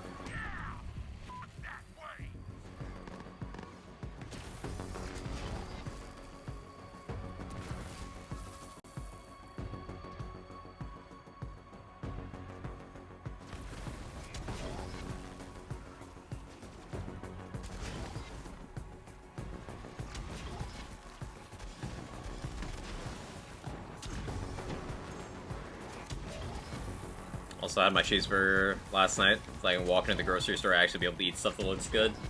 That's gotta be an incredible feeling, Craft Knight. I'm happy for you. That's good stuff.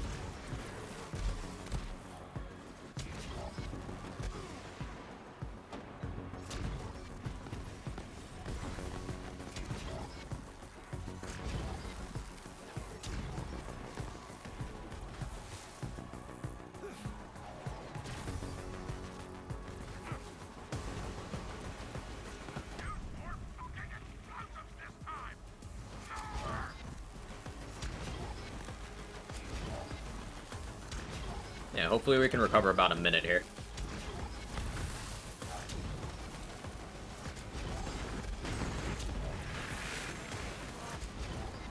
So we're trying to backseat. It's good advice.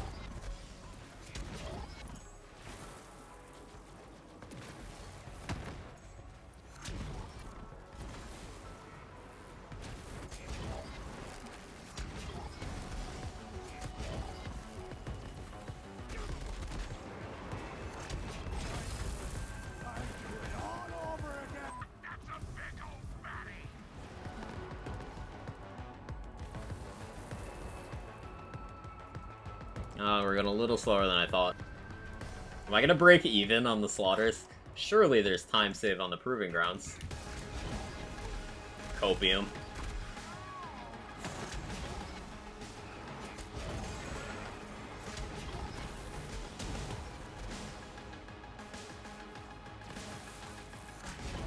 So this is the result of doing slightly better on Rackstab than I thought I did, but slightly worse on Remote Ranger than I thought I would do. And it's a great example of what I'm always talking about how a lot of my good times are the product of lots of practice. And you're seeing me doing a bunch of stuff, large sample size of gameplay, that I haven't practiced.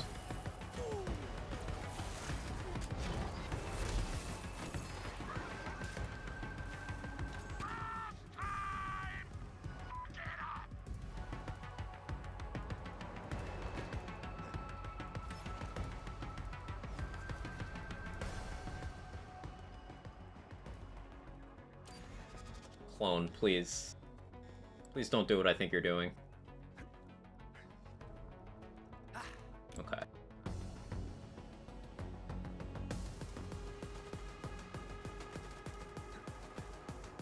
Take a look at me, little friend. Maybe you could try again later. If all your friends can die too. Blue Fire bopped me in the butt. Just boop.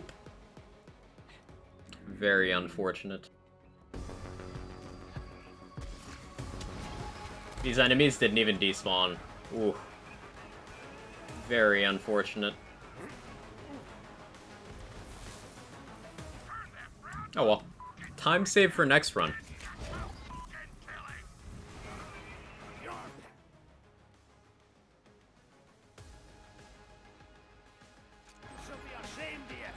Boogeyman is way better for that reason.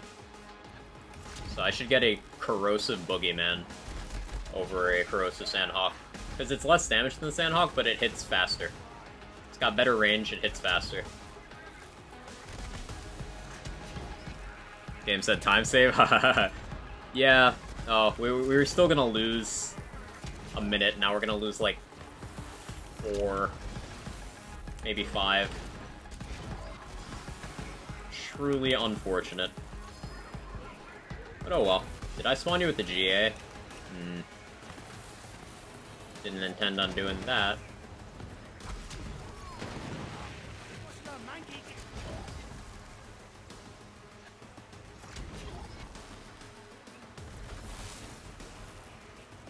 But no reset, because we're an hour in.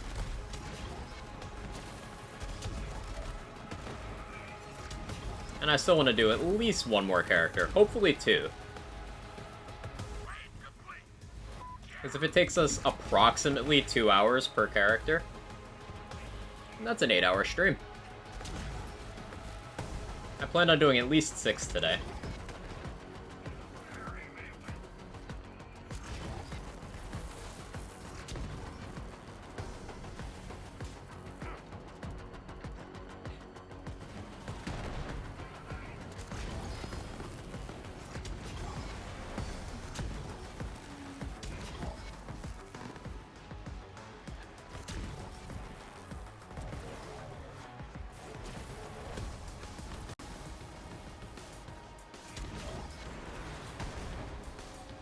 Yeah, Boogeyman's gonna be so much better, just for the range. Boogeyman's one of those underrated clone options, because it's not as flashy as a launcher, and it doesn't have the like, top-end clear speed that some of the other options do, but it hits really fast. It's 0 risk to the clone, like, he won't blow himself up with it the way he can with an Anarchy, or a Free Radical, or a Breath of the Dying.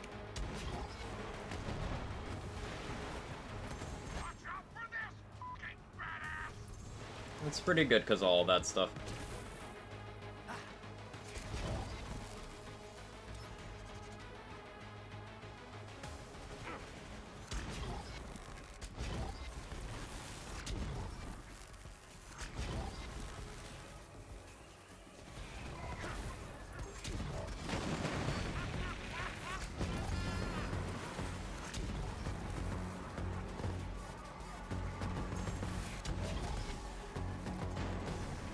Yeah, we'll be like plus 13 coming out of this.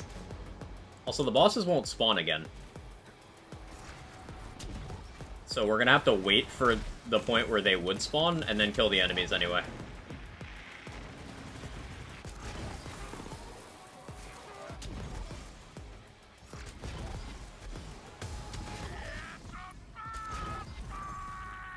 Or is it spawning?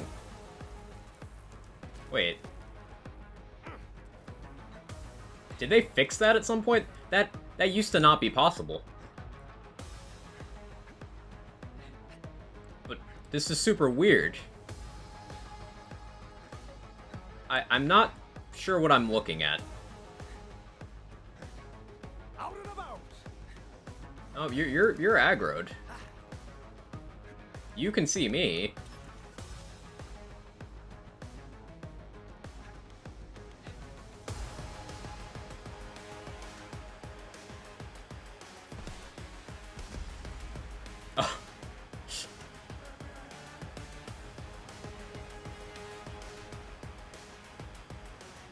You know, because this is bugged, we'll just consider this one complete and move on to the next activity.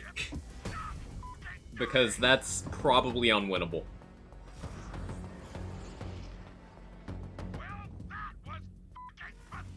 We'll consider that done, because I did that wave twice.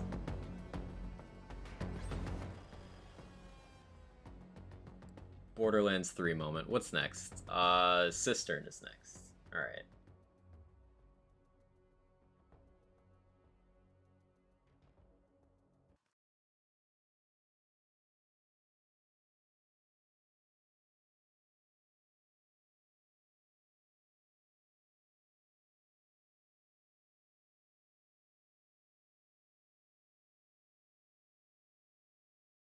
This build does pretty well in Cistern. I do actually remember which gear I normally run for this.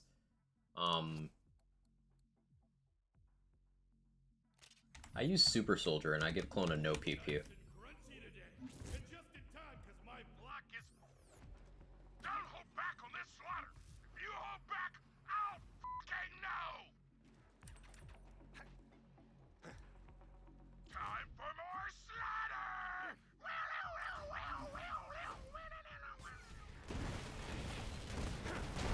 More for the meat grinder.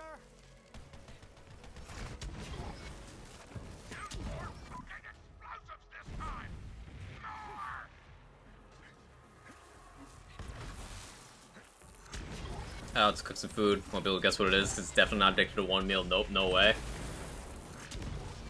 Man, it's a shame that Viper hates chicken and pasta. And just never has it.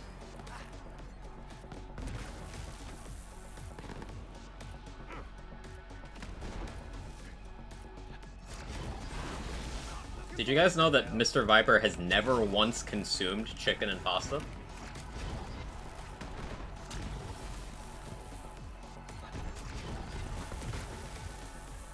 It's never happened.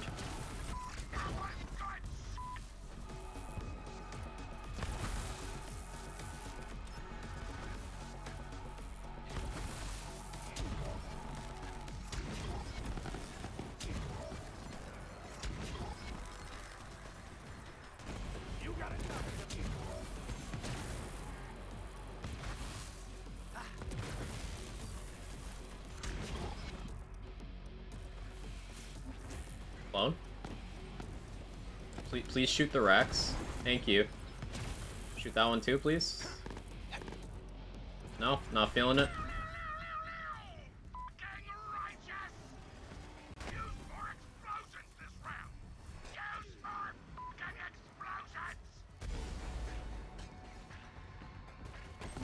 Unfortunate.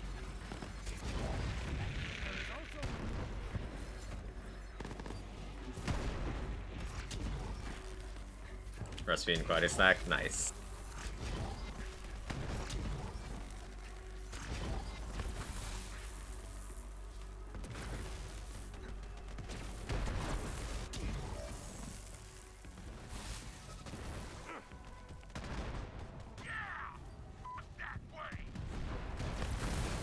Clone swapping a little aggressively to keep him alive through a barrel that I didn't account for. It worked.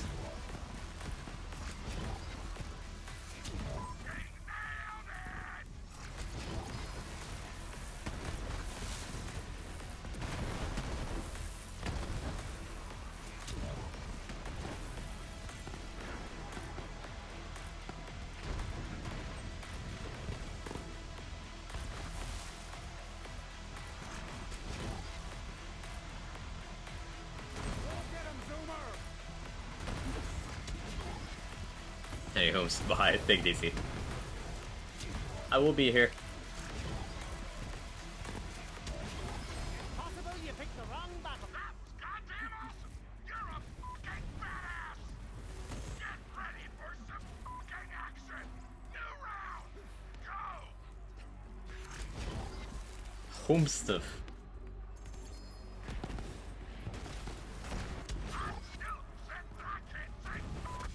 Wait, you can see that far, Clone? Okay. New sightline just dropped. Apparently, Clone from there can see all three of these spawns. That's actually crazy. I didn't know he could see that far. New Clone placement.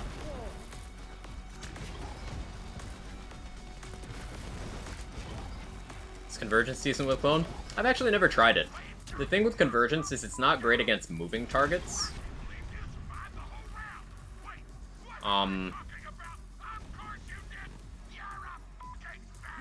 So that's something you want to keep in mind. But I actually don't know how Clone performs with it. I've never tried that. I should. I should try that. Get that attractive bastard right there.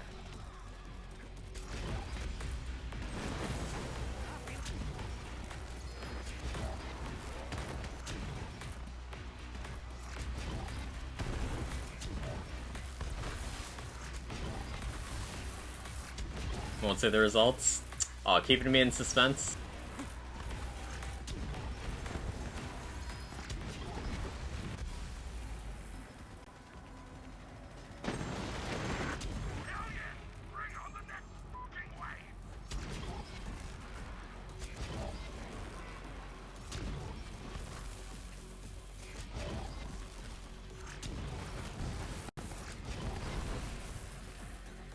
Maybe I'll take a breather.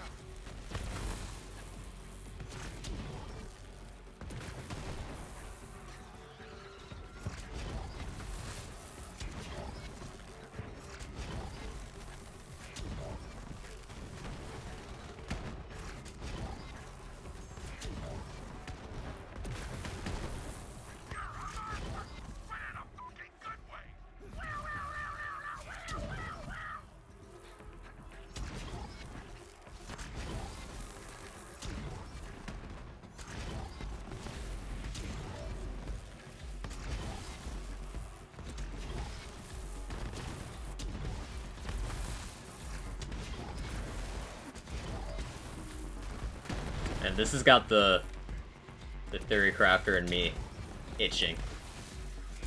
There's so much I can do to optimize this. Yeah, we might be back in the time trials mindset for a while. Oh no. It's like that spot changes a lot of what I want to do with this run. This is a situation I need to figure out a solution to, though.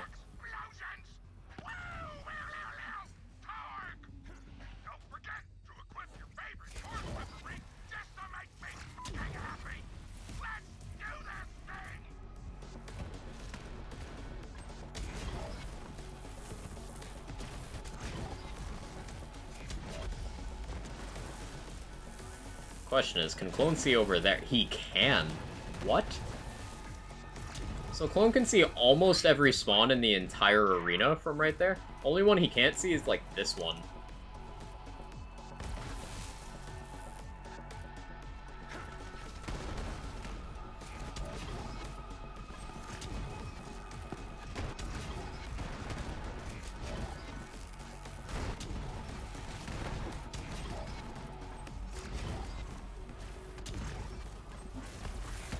He maybe can't see this one either.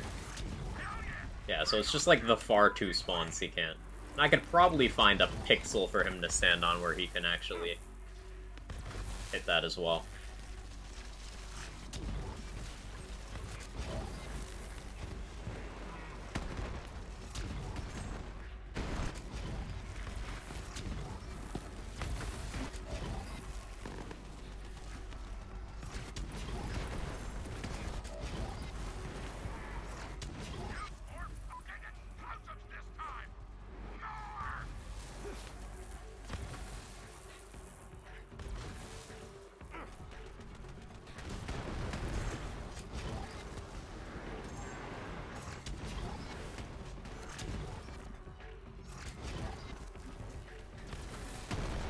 The concept was pitched a while ago, but I might confer with the other, time trials rules people to see if they would have an interest in us adding a EGR category.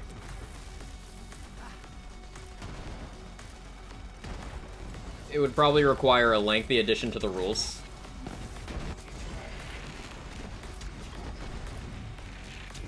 And I wonder how long before Lucky 7 would be whipped out. But I think it'd be really fun to run AGR for a board.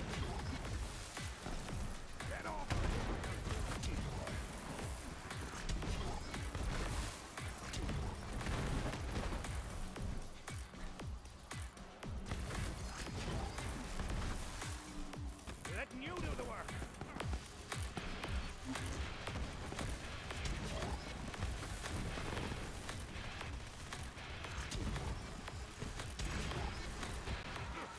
Refuse to use Lucky 7, I also said that about Mosquito. I won't be using the Lucky 7 just because I don't find the gameplay interesting enough. So I'm okay with that rendering me a non-competitor, but I'd still run the category. Just to compete against myself.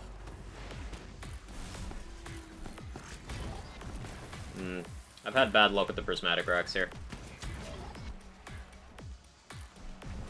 That's really eaten into my time. Or the voltaic racks, I should say. Come on. That engorged one should be the last enemy.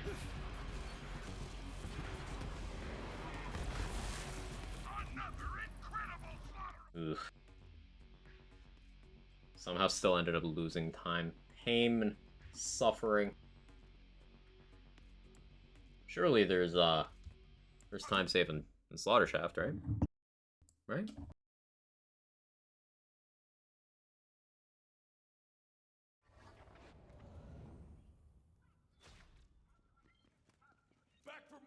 Right?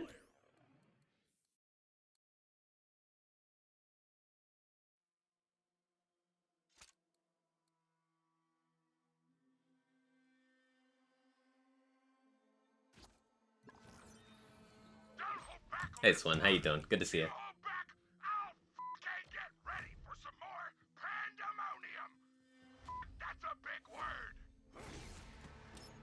Endgame!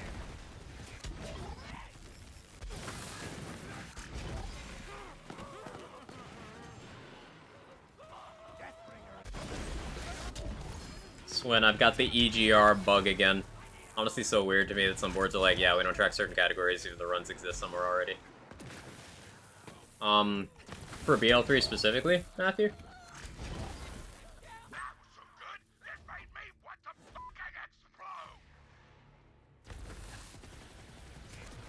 Games in general? Because with BL3, I can tell you it's because, there's lots of different rule sets. Like, for example, time trials rules, just by their nature, would not include a lot of runs that exist out there.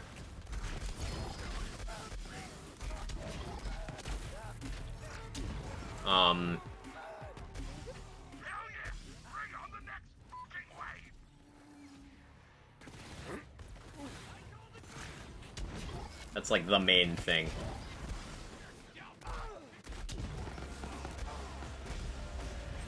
Like EGR time trials, I would want to have the same ban list as time trials. So like Unleash the Dragon, which I don't think we banned in EGR.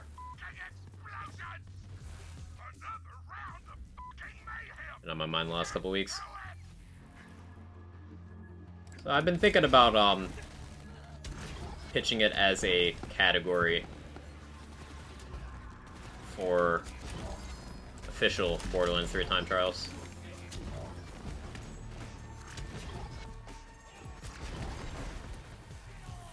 Official, unofficial, you know.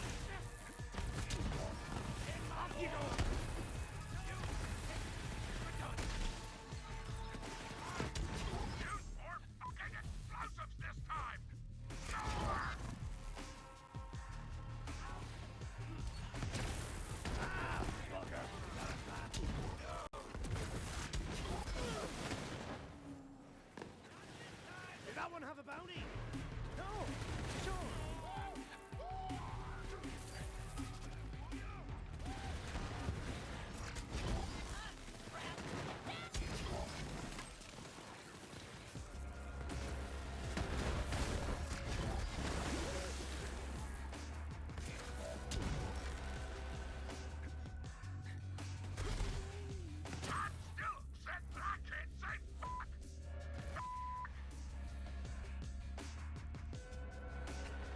Give me an assist!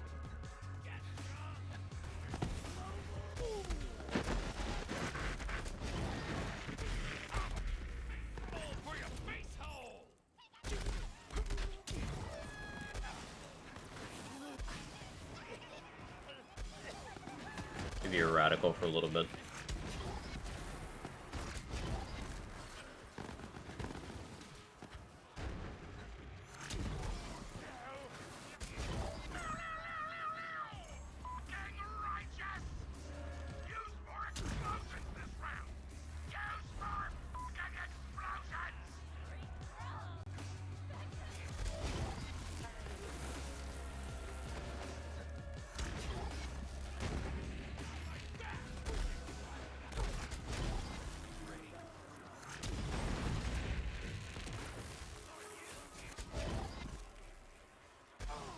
back to Boogeyman now.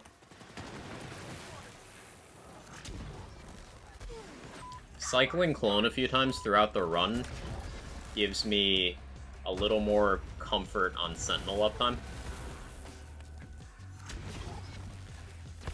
Because I get a few bonus activations of Good Misfortune when I want them. It's like, I'll get fewer overall, but they'll be timed in a way they're more likely to be beneficial.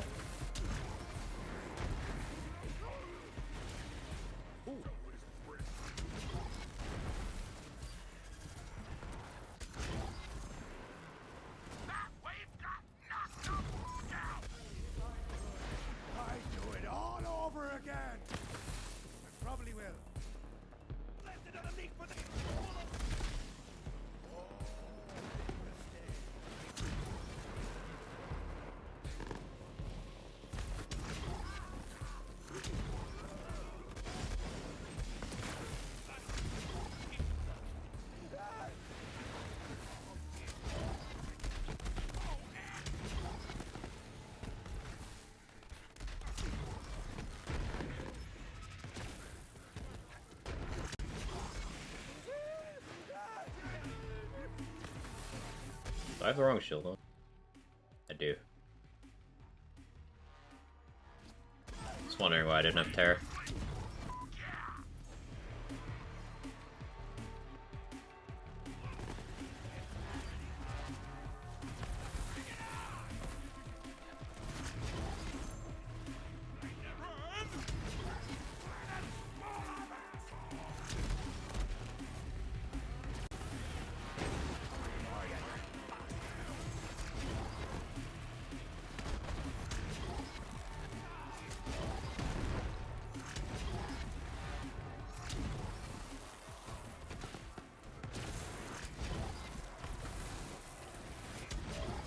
I think we're in okay shape time-wise for this one. Maybe. Last few times I've said that, it's turned out to not be the case.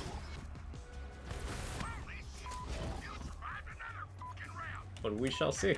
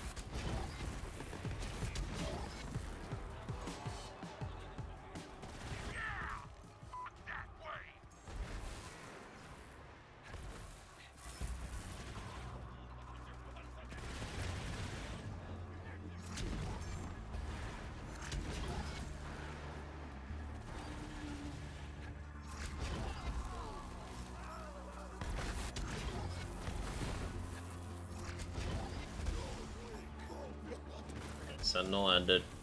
That's fine.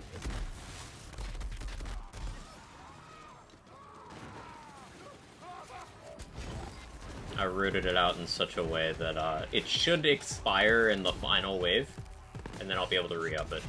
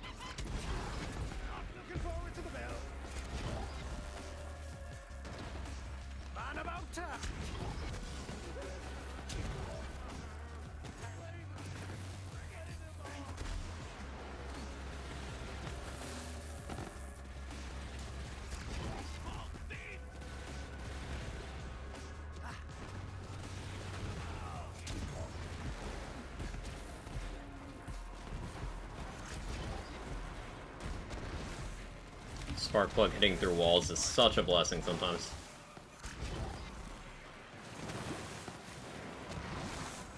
Like, you can spark plug through floors, walls.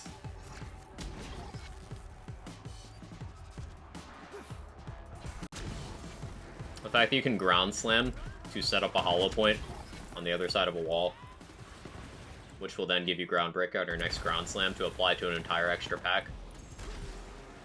Ground slam builds in this game are just built different.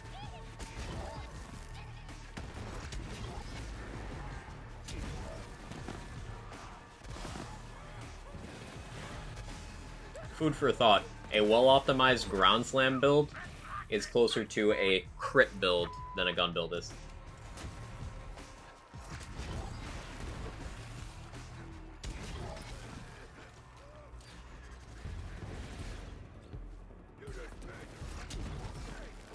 Back? Welcome back. It's fun to just come on, jam. Welcome to this. Wait. Wait. Is it slam first? Come on, slam. Welcome to the jam. You debated me. I have EGR brain, where there's a delay.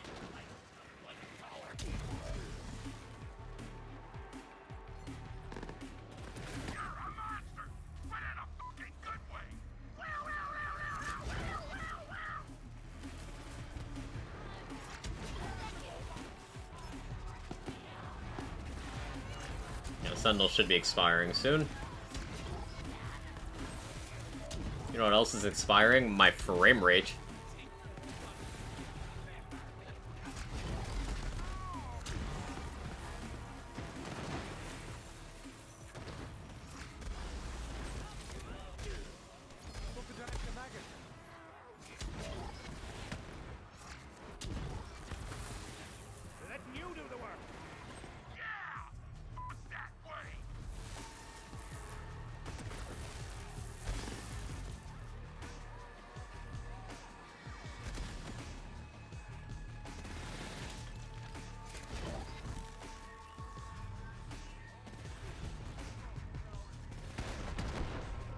If I had timed that a second earlier, we would have kept Sentinel for a little longer. Oh well.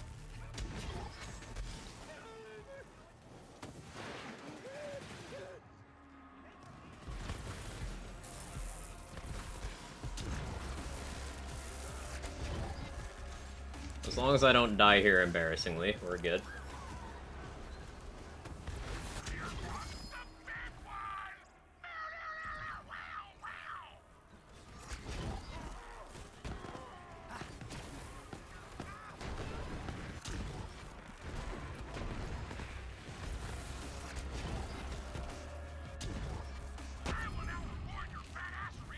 Hey, gold. We saved time. Not much, but we did save time.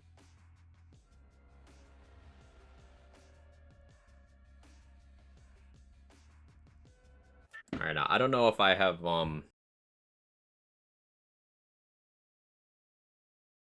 that much time saving these activities, but we'll see. And we saved 20 seconds on that gold.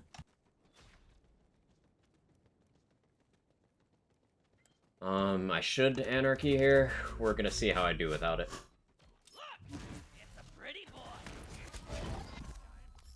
I am a pretty boy. Thank you for noticing.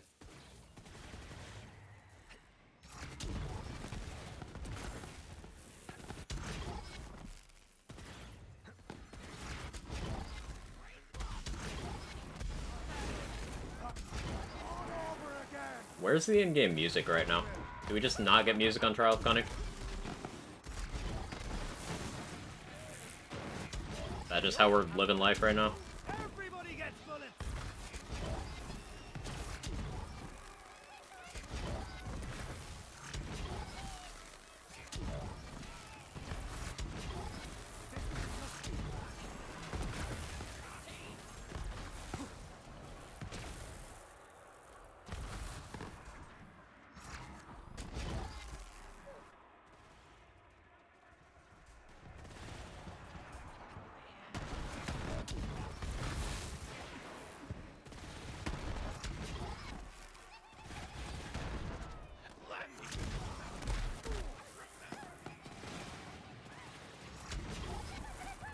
caught myself just smiling for no reason a lot during this.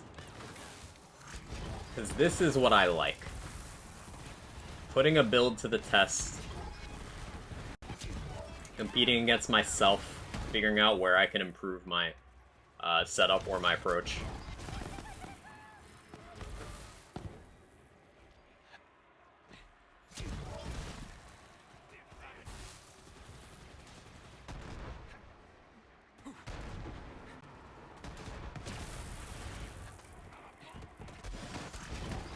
Flexing the feats of non-gun Zane as per usual. That's always an upside. Running this.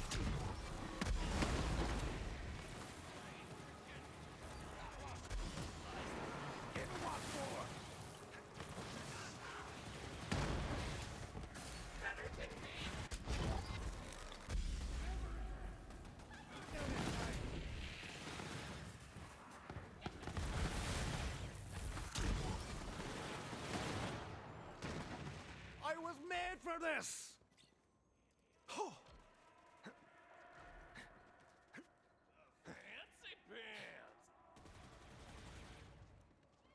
Hey Vocal, how you doing? Good to see you.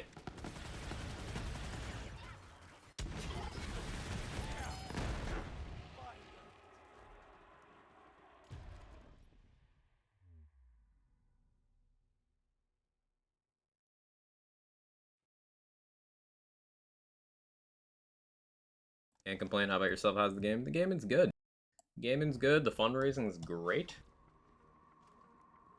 Enjoying a little charity stream.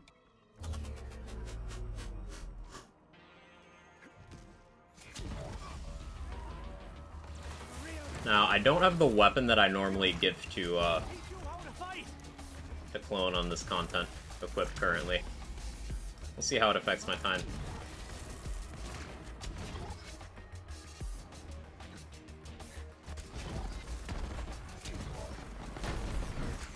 I'm being a little stubborn out of my fear of menuing. Because I just don't menu well in a speedrun environment. It's not one of my skills.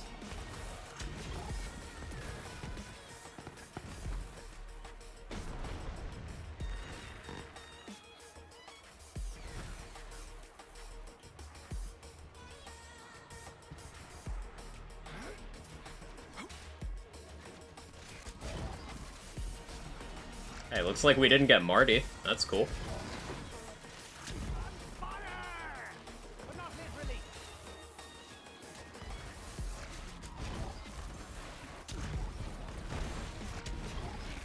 Marty being the Varkid that spawns in the back and ruins everything. If he decides to exist. We named him. That's how common of an occurrence he is.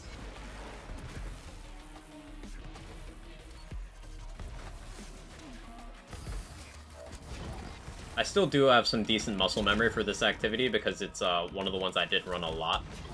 Bratuha really kept me on my toes to hold this record for as long as I did. You got a job to do.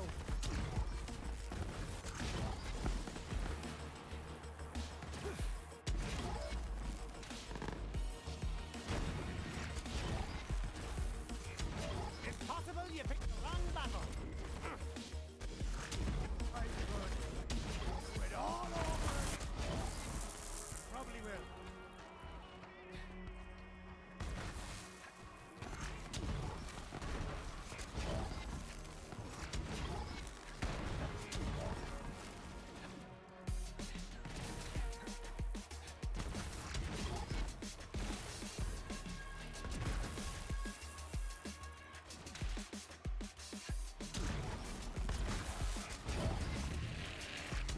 Marty the Varkid, Fred the Goblin. Mm-hmm. Holly D.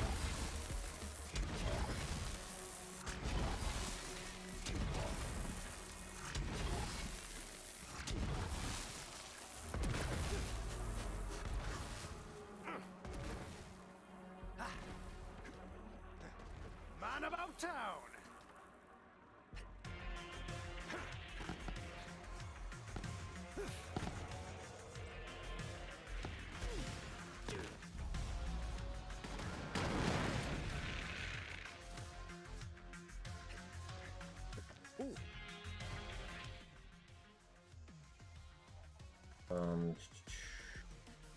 Discipline. Poking the itch, might need to get some rust run off. Hey, let's do it. Let's do it. Let's do it. Get more people interested. Stone Swan expressed some interest. Rune did. Sen did. Now Swin. Let's see who else we can prod into doing this.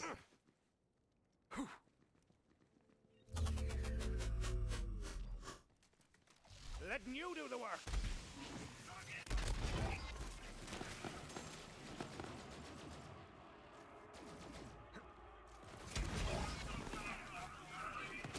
It's never a good feeling when you mess up in like the first second of a speedrun. Like I messed up this activity off the bat because I wasn't paying attention.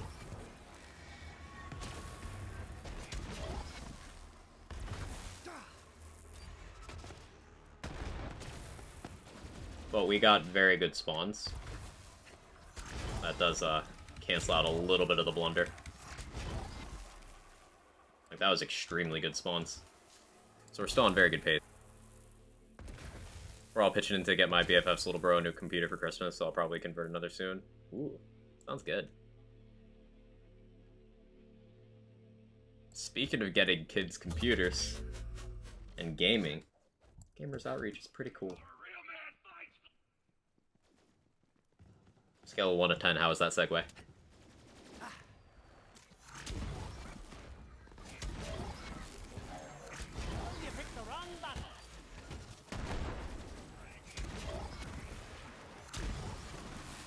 $11? Thank you, Skillida. How are you?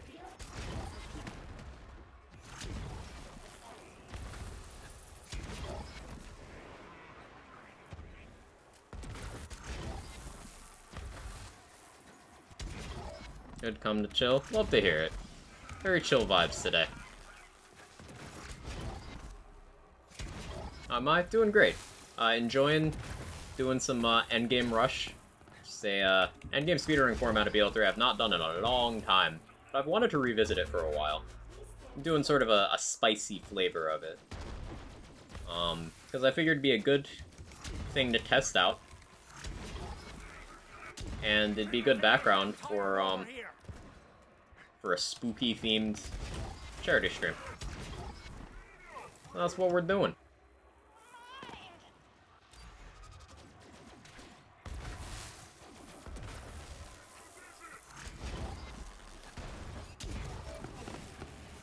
I played BL3 in a long time. It's one of those things that I'm always comfy going back to.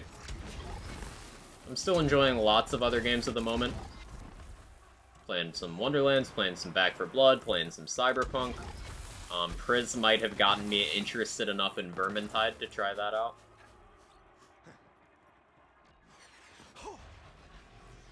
Still gotta finish my new Tales playthrough. God of War Ragnarok comes out soon. Resident Evil Village DLC came out. Callisto Protocol soon.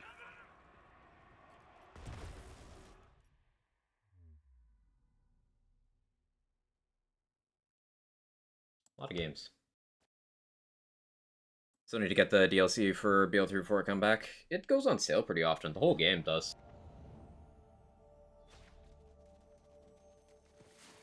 Yeah, the DLC for BL3 is very good. I do recommend. Track someone down and pop him.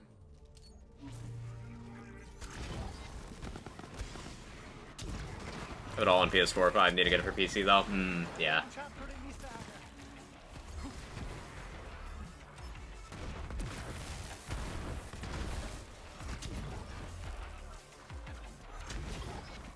Oh, thank you, Claptrap. I have been live for a while, but thank you.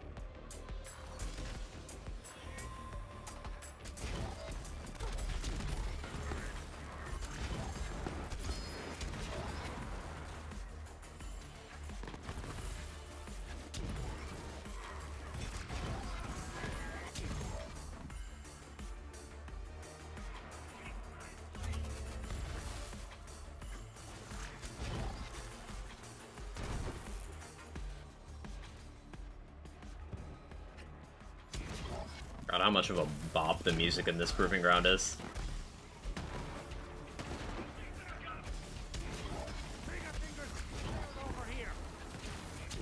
The music team on Borderlands 3 went unreasonably hard. Like, they did not have to do this. It wasn't necessary.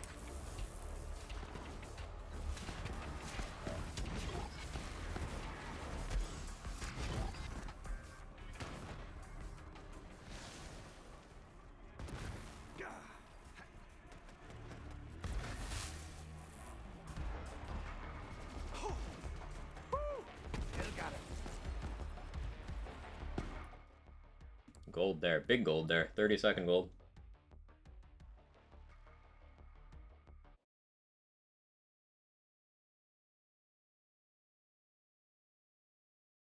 And fighting the Hagafer True Trials, max damage, double chain gun, super shredder fire. It's been 10 minutes, not through armor. Yep. Hagafervor is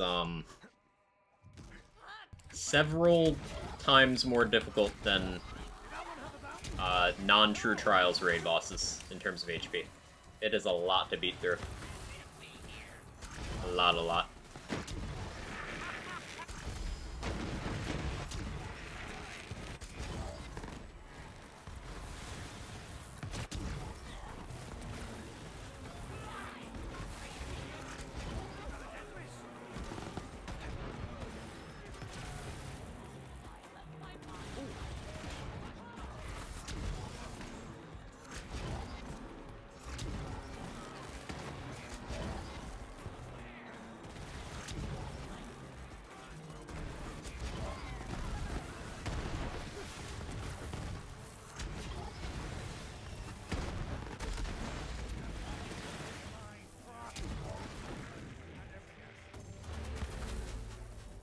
That was a fast room. Not near my fastest, but faster than I was expecting.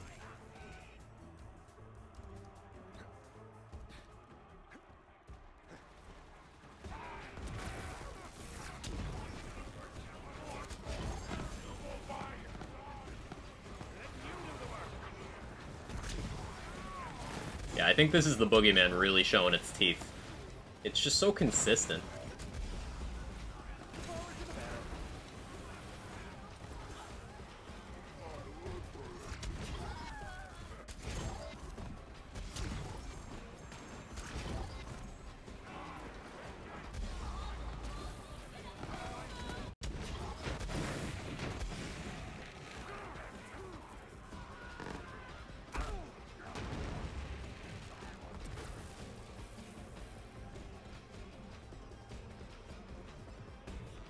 Sentinel, did you...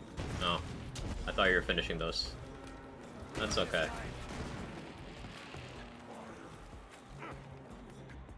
That's okay. You did your best.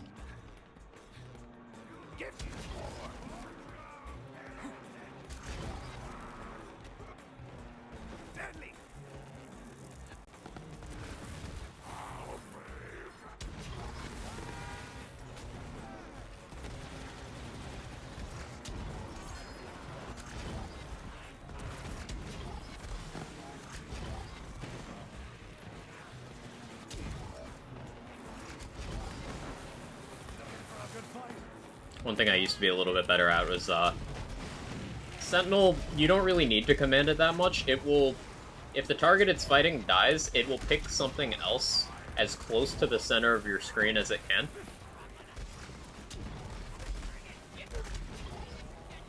And I used to be a little bit better at taking advantage of that. 'Tis the rust.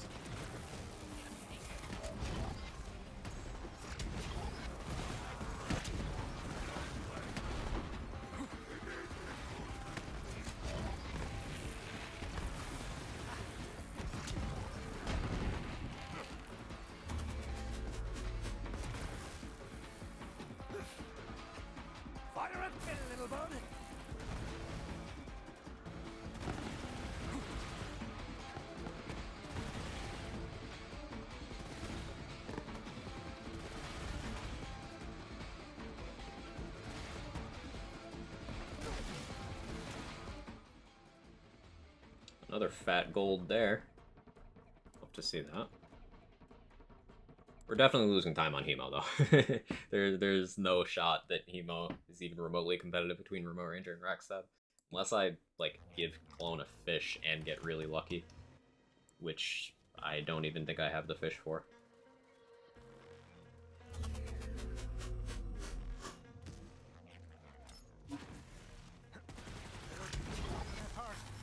Chaos 100, let's go, Coffee.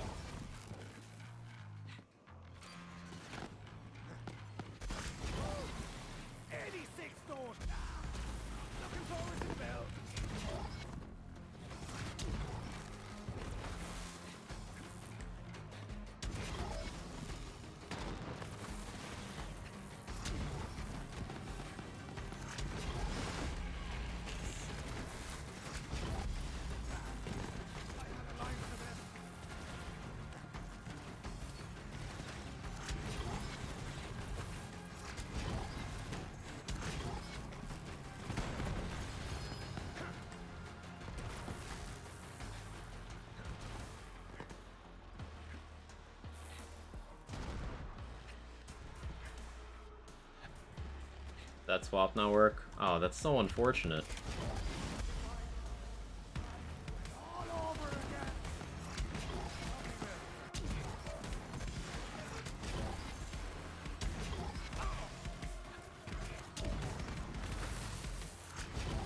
It's a bunch of time lost for no real reason.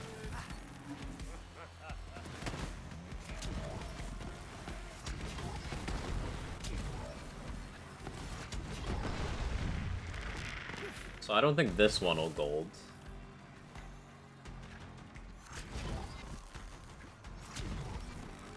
Yeah, we still got Hemo, Bloody Harvest. So we'll probably finish like +6. Maybe +7. If I get a really fast Bloody Harvest.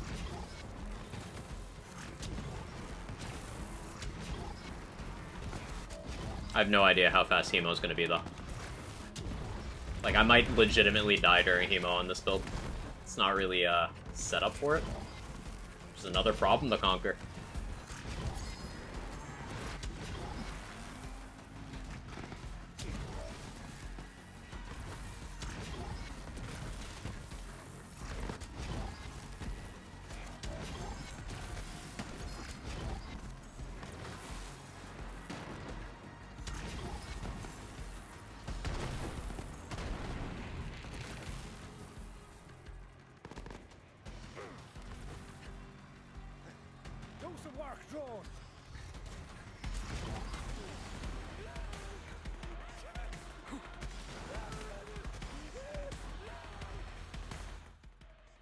Still golden.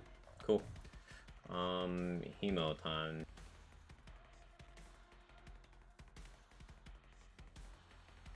So I gotta swap Almighty Ordnance for, Winter's Drone. Even though Almighty Ordnance would be really good for one phase. Winter's Drone will be good all the time. Also, I'm gonna give Clone this.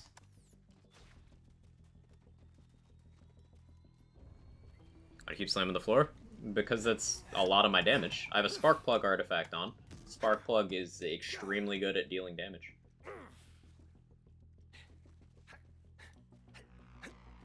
Ground Slamming is also the only thing that delivers Groundbreaker to multiple targets at once, instead of just picking one.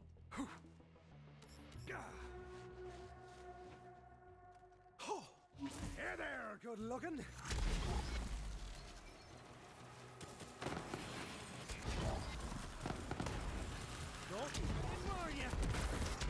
Consec work with Ember's Purge Puddle. Consec will stack from any damage you deal, Craft Knight. If you see a damage number, it is stacking Consec for you. Now, the puddle itself is not gun damage. It's a different thing. But since you are shooting enemies with a gun, the short answer is it works.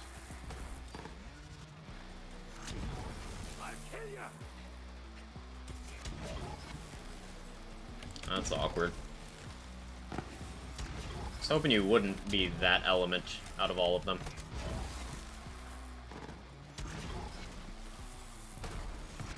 I think we can still get the sub 2 hour, which is the dream.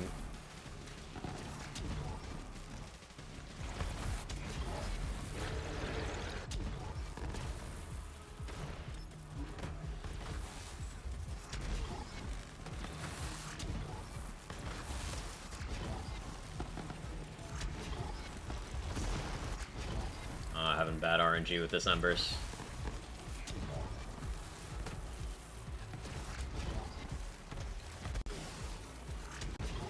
Realistically, this is another situation where an Anarchy would have been way more consistent.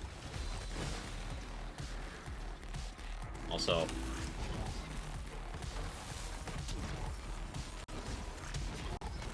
music slapping again. Annoyed, do you run recommend for Embers Purge using mag regen? I'm currently running URAT on mine. Sparkplug versus Hemo Hitbox. Listen, this is also a hot drop fight, for sure. I'm just not prepared. I could switch to a hot drop. Yeah, that'll do.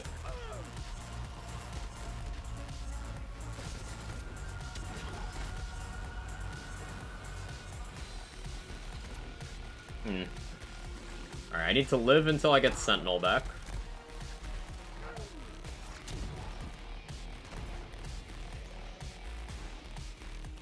So I'm not doing damage without Sentinel right now.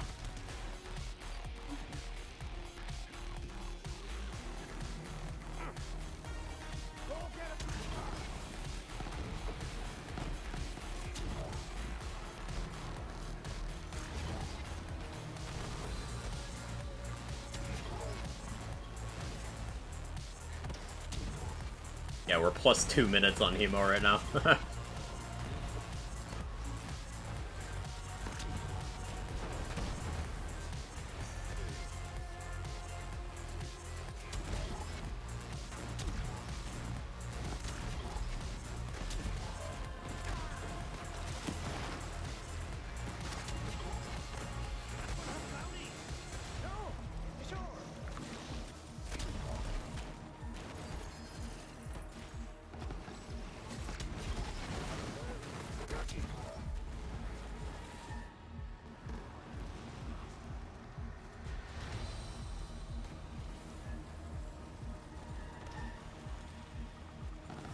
Sentinel, please.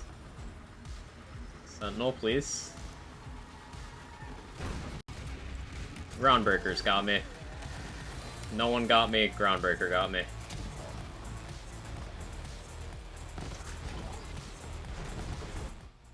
Alright. Now we just go to heck, then we're good. I think we can hit that sub 2. So we lost a lot of time to that really janky star. GTD was not fantastic.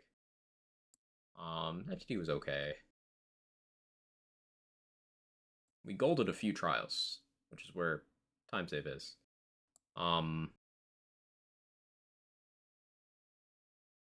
Yeah, this could be optimized a lot. If I do finish this sub 2 hours, I'll be very impressed considering the colossal amount of time I lost. Like, I spent most of this run at plus 12. Do I stick with hot drop? I think I switch back to Sparkplug.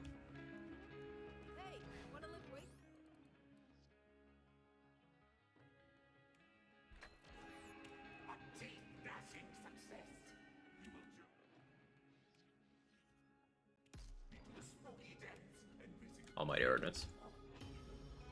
Because, cryo-resistant, heck. We got 3.5 minutes. Load faster. Load faster. You will be Death's emissary.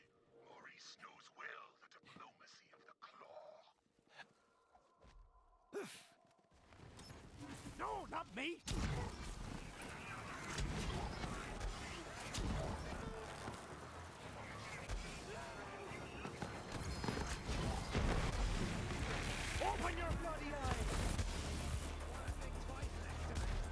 Alright, same deal as last time. Whenever Haunt comes up, I'm gonna need some jam emotes if you guys got them. Mine, someone else's, doesn't matter. We need some hype for that music when it happens.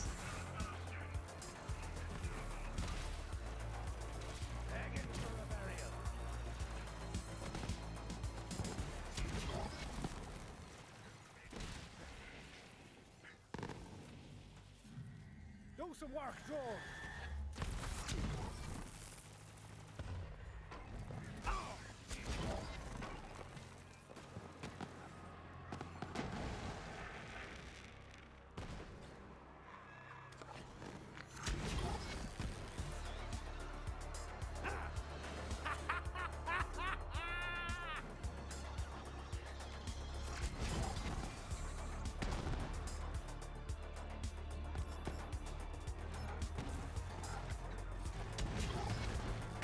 Hey, homie Data, how you doing? Good to see ya.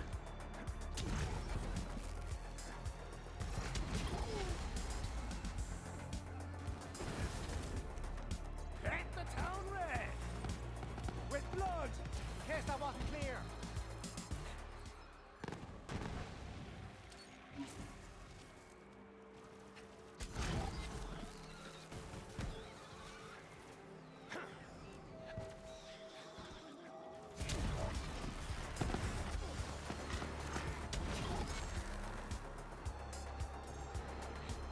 Alright. It's soon. It's soon.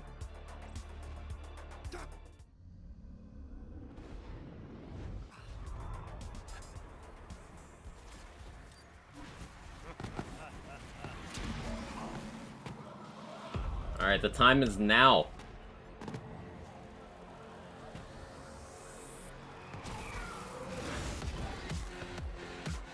Let's crack on!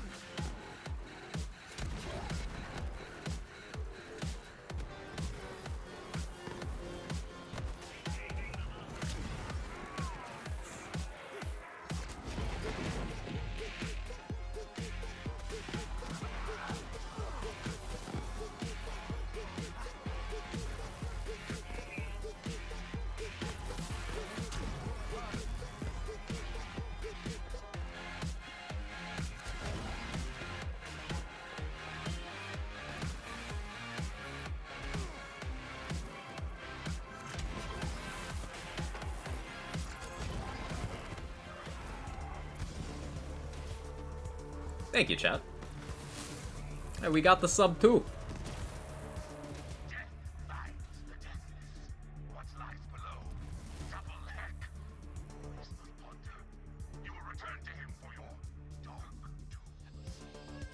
So yeah, that's because of a 4-minute 42-second gold on the Bloody Harvest split, because we didn't have to go do Instinct twice.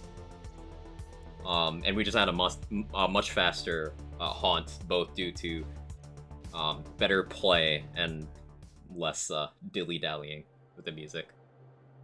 So cool.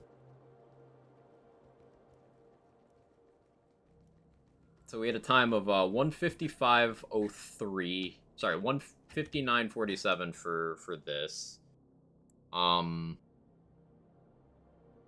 It was 1:50:08 for Flack. What am I gonna play for Amara and Mose? I have an idea of what I'll play for Amara.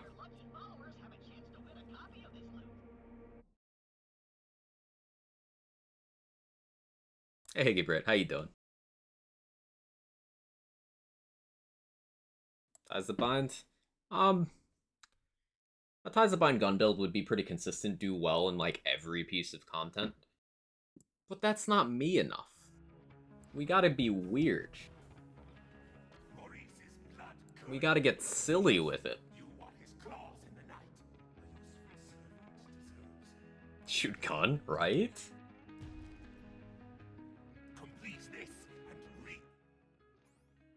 So, let's get on tomorrow. I know which build we're using. Or do we want to do Mose first? I'm gonna run to the bathroom. While I'm there, you guys tell me if I'm doing Amara or Mose.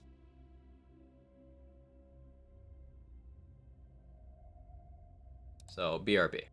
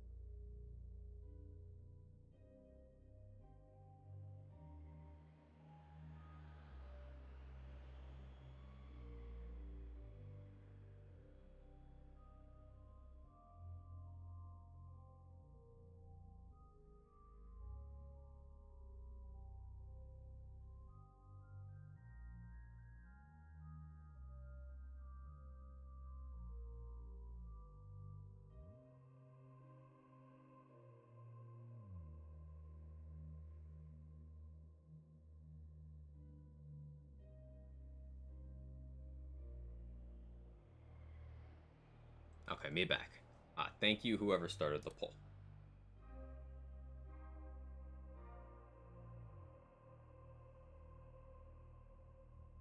Okay, let me work on these splits.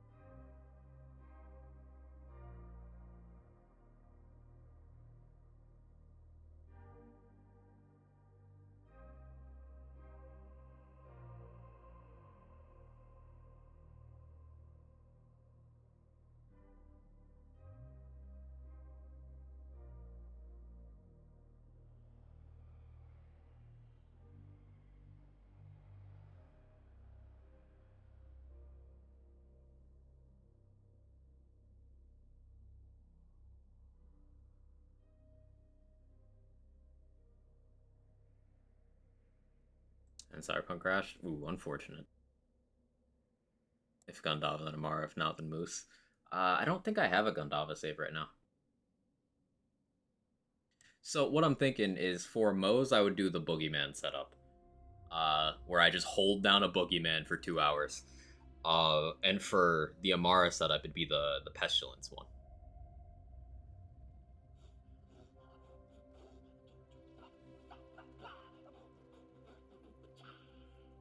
Indiscriminate you out Ember's Purge? No thank you. Not my speed.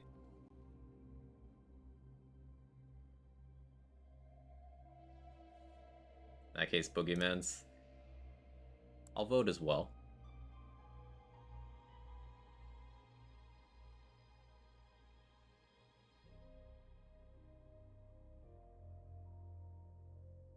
Nuclear Winter Saiyan Amara.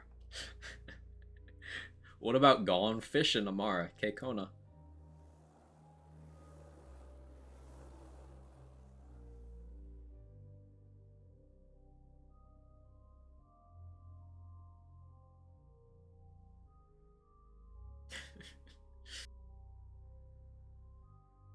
Looks like Amara's still ahead. Gone Fishing ain't coming back, Amara.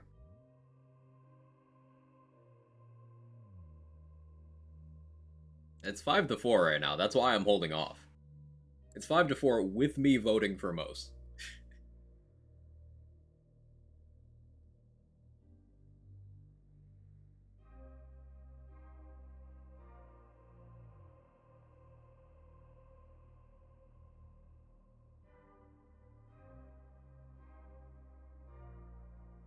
Oh, looks like Amara's winning. 7-4. Okay.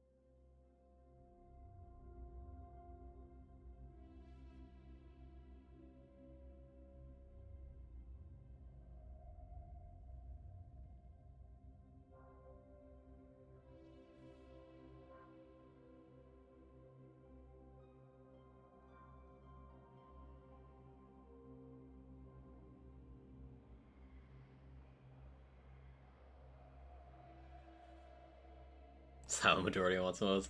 It's looking like Amara. So that's okay. I got the build on deck.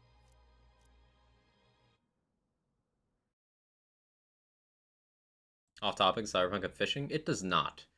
In the lore in Cyberpunk, animals just kind of really are barely a thing in that part of the world. They just kind of killed them all. Like, the only wildlife you see in that game is, like, 2 iguanas and 2 cats. 3 cats? 3 cats.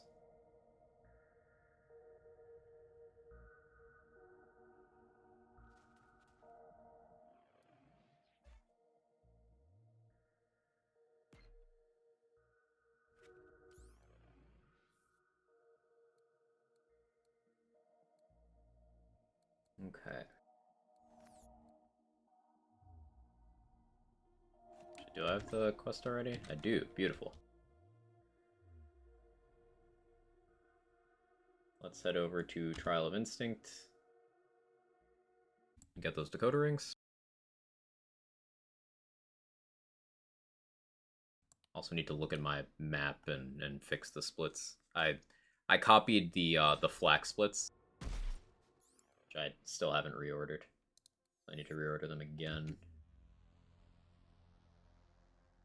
Alright, cunning survival.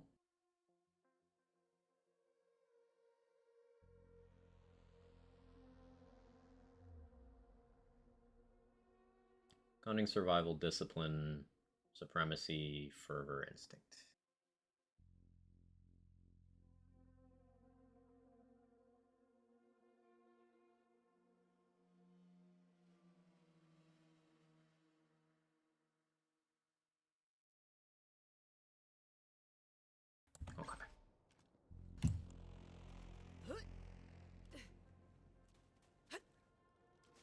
So this build does not really have that much in the way of movement tech for downtime.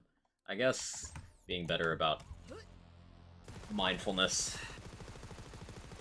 Being mindful of mindfulness.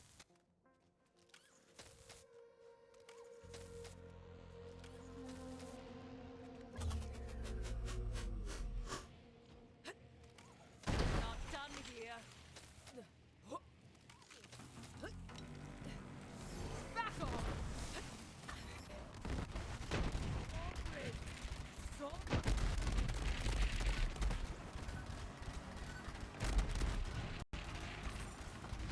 Let's go around, huh?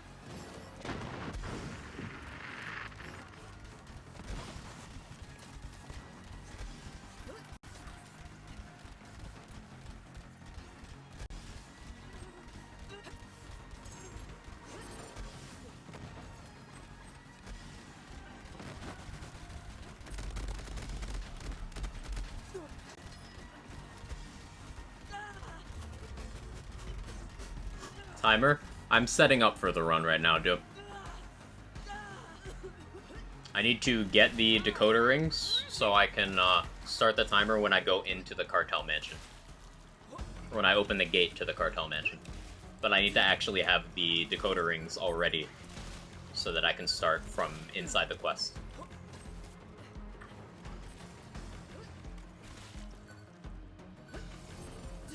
So I need to kill some enemies. Thump, thump, thump, thump, thump. Yeah, one of those builds, Masons.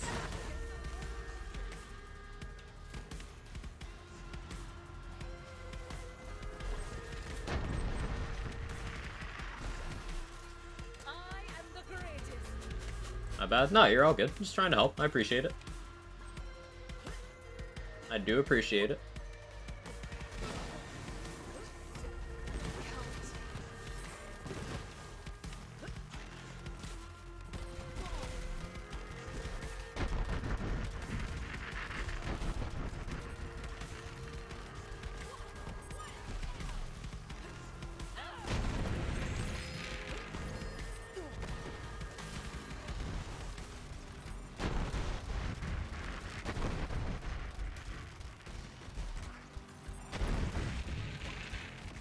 Remember the thump being worse when the driver came out?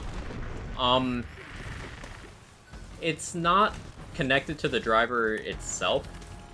It's connected... Whoops, I accidentally repaired my pestilence. It's connected to how many bonus elements you have. So, like, I only have one bonus element.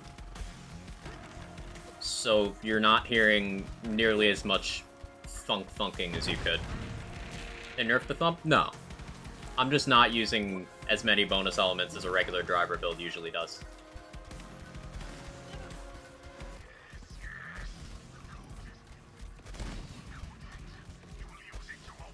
So there's fewer things ticking on me. Late night quag? Yeah.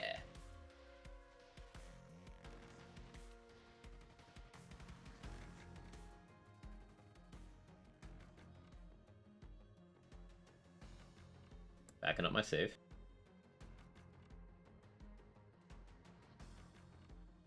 So there's a bunch of content I've never done on this build. Never even attempted. What better time than now? Now, Rage Against the Machine lyrics in my head.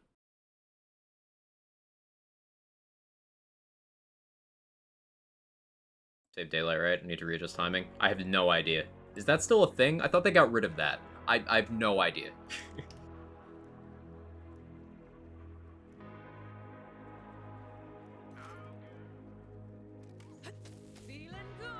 UK did.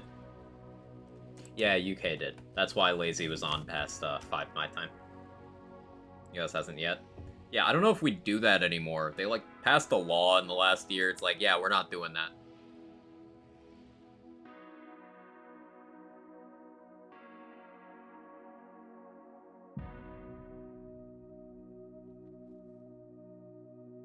Start measuring daylight savings and freedom units, however that works.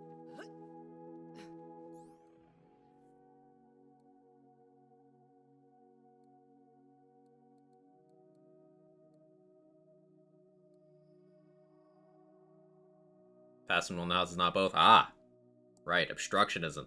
Forgot that bit.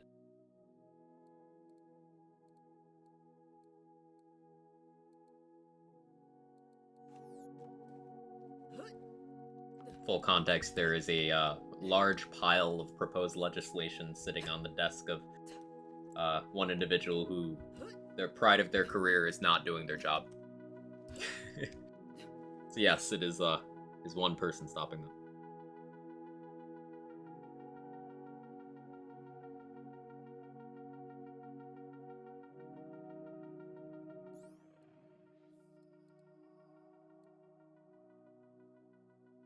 I'm making sure I account for everything I need throughout this run. Vic Rush is better, but Auto Idle is safer.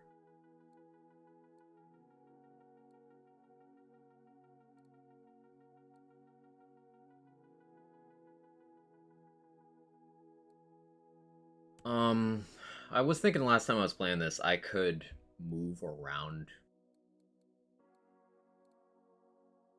Annoyance so that I could get grenade regen, but I think this way is more comfy. Alright, timer will start once I hit this button.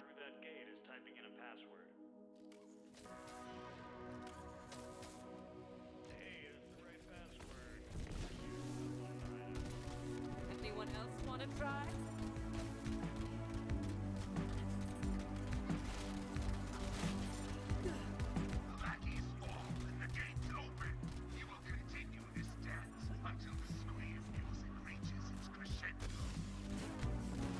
Say goodbye.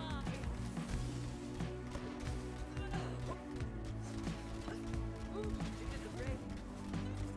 Something I need to be mindful of is Pestilence does not go through walls, unlike Sparkplug. And I'm just a bit slower in general.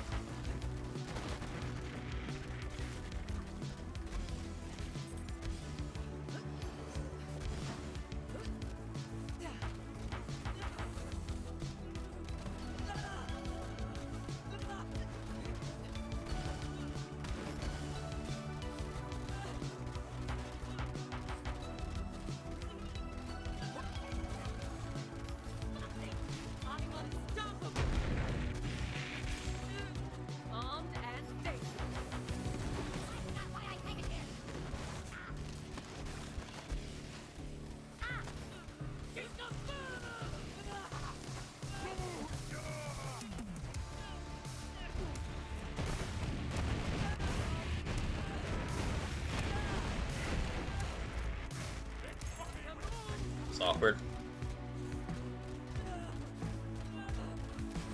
Added cartels to it. This is an experimental one with the events and for funsies. Cartels and Bloody Harvest are included in the runs I've done today.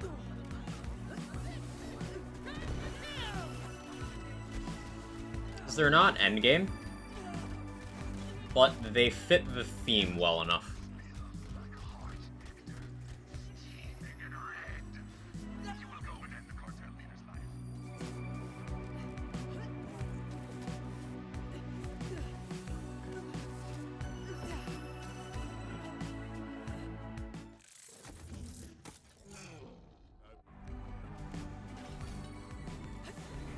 Not done here.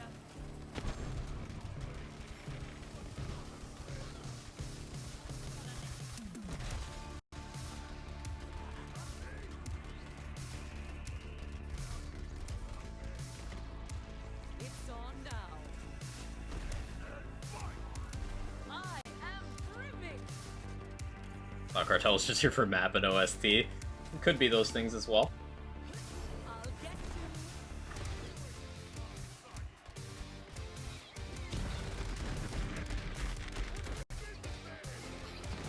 Back off. Ouch.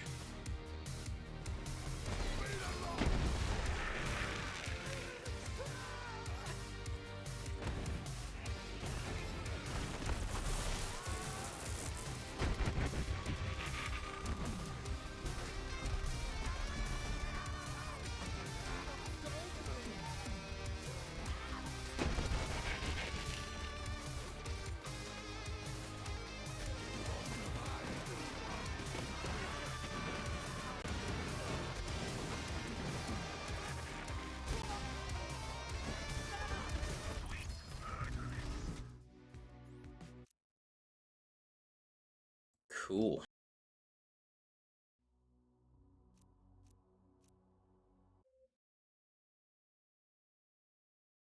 Preload work cartels in Aftershaft, Bloody After MTD. The way I'm doing it right now is you get the decoders and the timer starts when you start your first activity. So I'm considering cartels as starting when you open the gate. So you can get the decoders beforehand. And because for today's stream, I'm doing spooky stuff. I'm gonna have Bloody Harvest on anyway, so I get the Ectoplasm organically. If I was not gonna have it on for the whole run, then what I would do is I would turn it on for Instinct. So I'd have it on for Instinct and Hemo.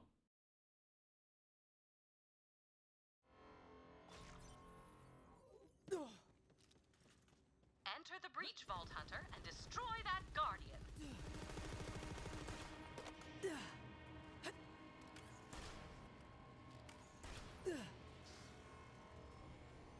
Nobody does bullets.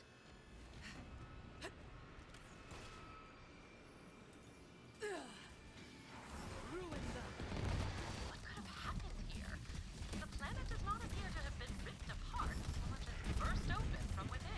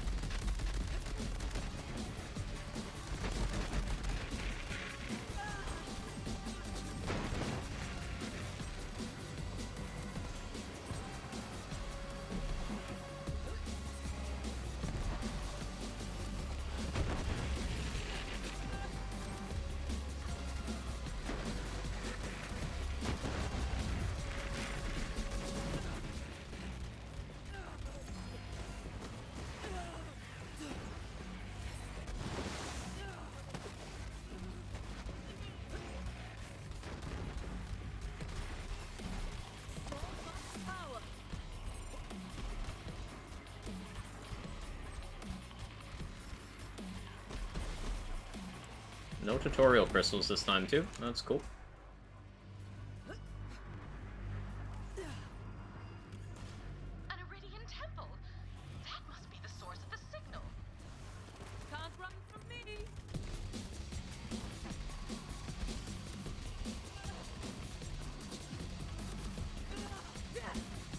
That's less than ideal. Those finds are identical to those found on Necrotitheo. I never thought to connect them to that planet's disintegrating structure.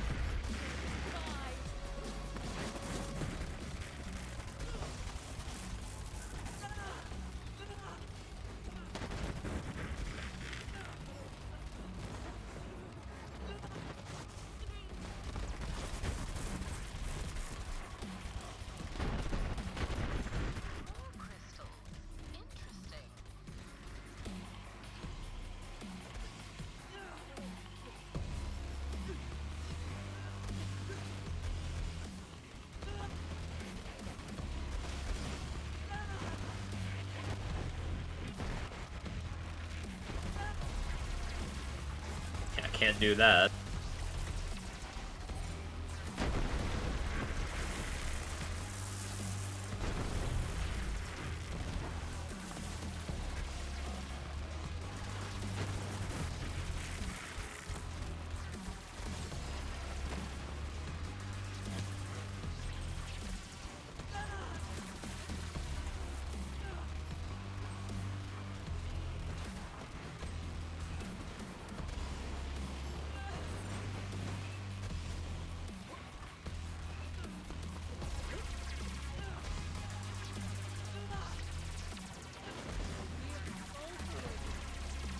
Why did that remnant do a loop-de-loop? I don't understand.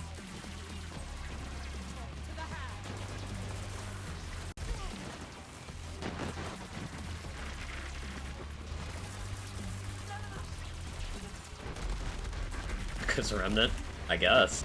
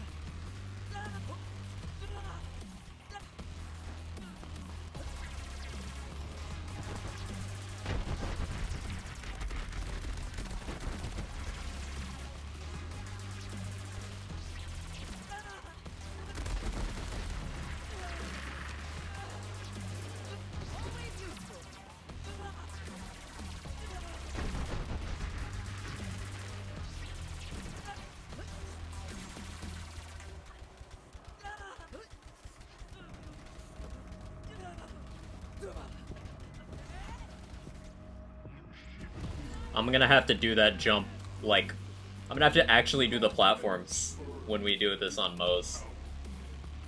If I don't use Onova, which I'm not gonna use. Pain.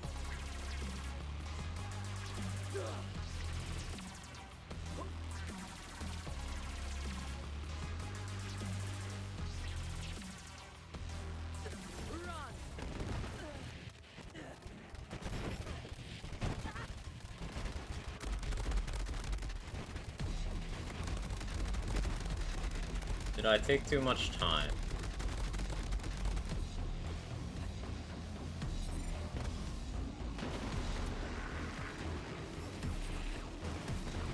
Now we're good.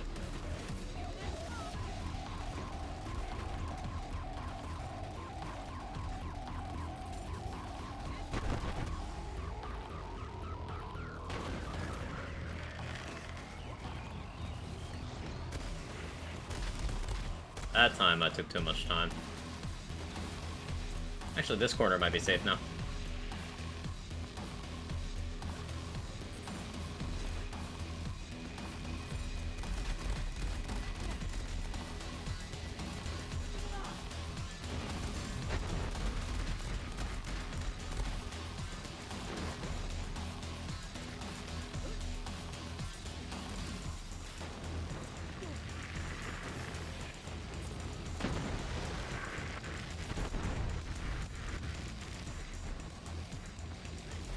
So it might not be apparent from all the weird stuff I'm doing, but this is an action skill build.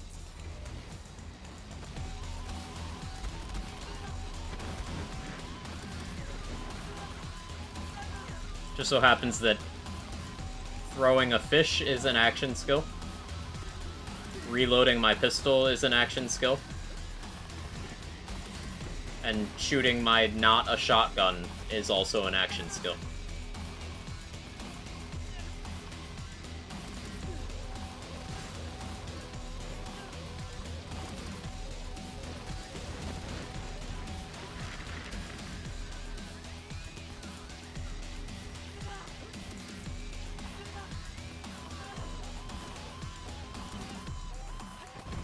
So many action skills, only one of them correct. But Pestilence is cool.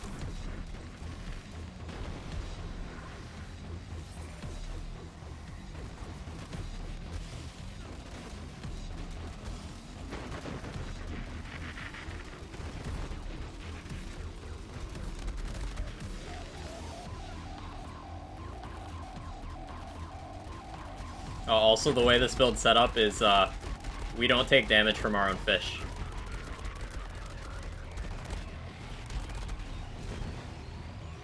So that's a nice perk.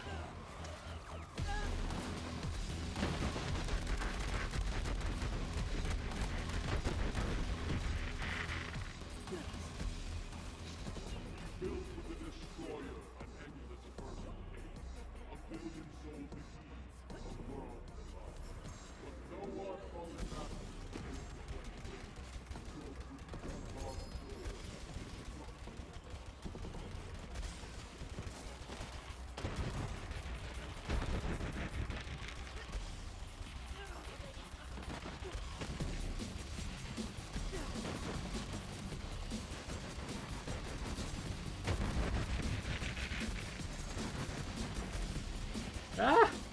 That was almost real bad.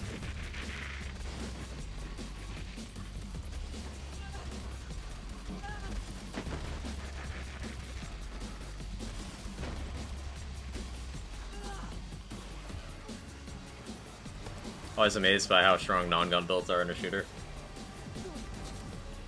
Yeah, in Borderlands 3, ultimately, the strongest things are still guns. It's just average to average, non-guns are better in most scenarios. And with what most players have available in most circumstances, non-guns still work out to be better. But there's still plenty of gun stuff that's competitive and that even theoretically outpaces. But Wonderland's totally different ballgame. Like, guns are just straight up worse than melee spells and dots in that game.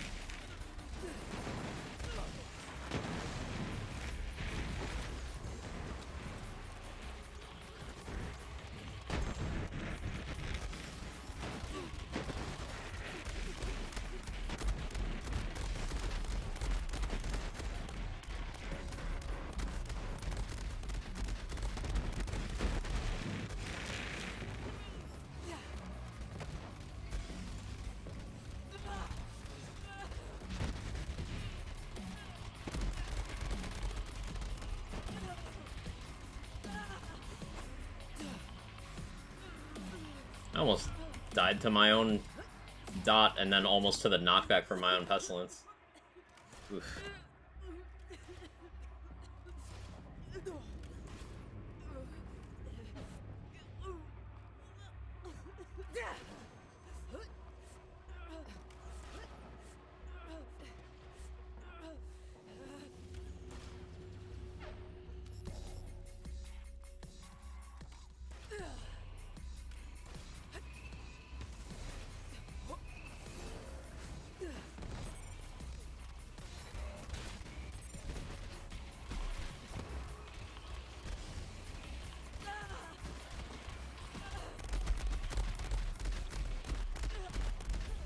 Ouch.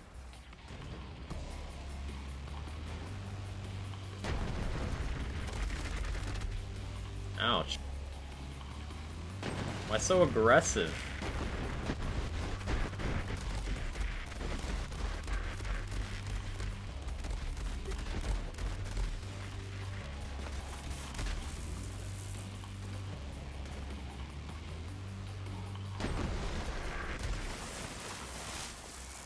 It's bad, I might have to juggle.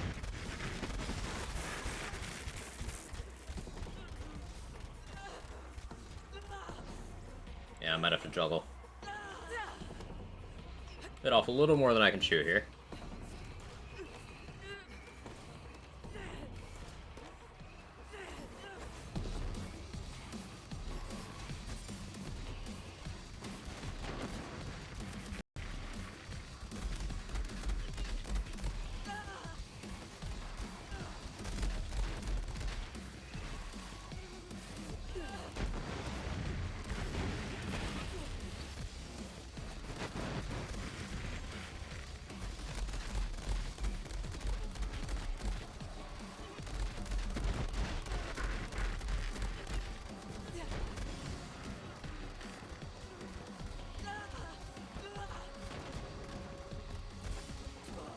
Just for safety.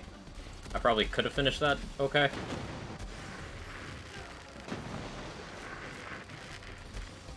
Aggressive because burn both ends. Enemy hate this one weird skill. Oh yeah, it is burn both ends. I forgot that it has that. I normally just read it as, oh, elemental damage. Nope. Yeah, Amara's burn both ends skill actually just makes enemies hate you. Like, that's not a meme. It is an actual effect of the skill.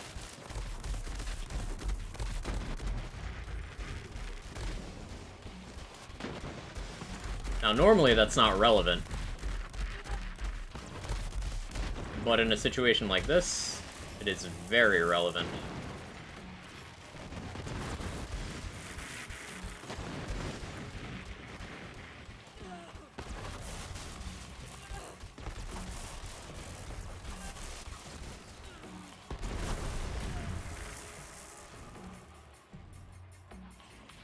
Elemental damage that applies to non-Ellie things.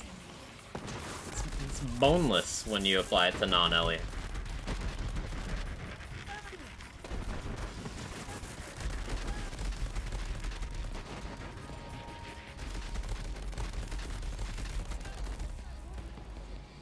Yes, I'm being greedy by still juggling in this way.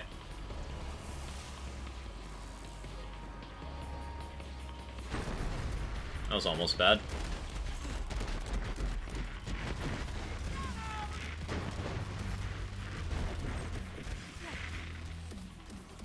It's fine. Everything's fine.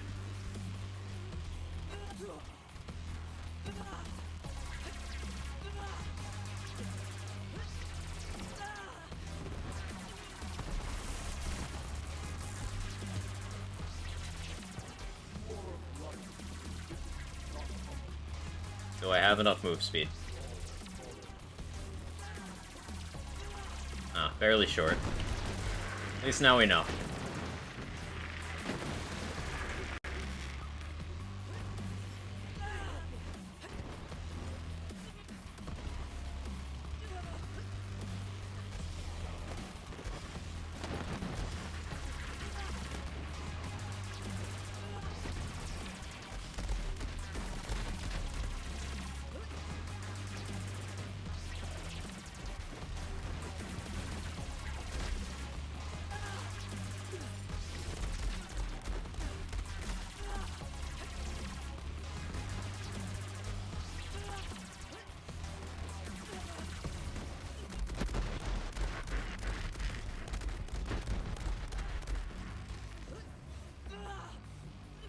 Playing way more carefully than I need to, but trying to get through this.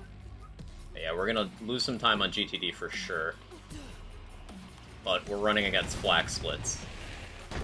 So that's very much to be expected.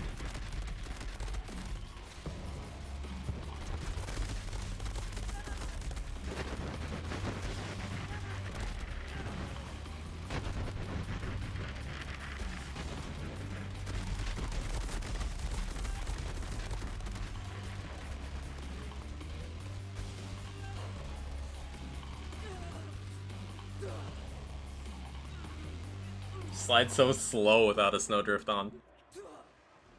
It's so cute.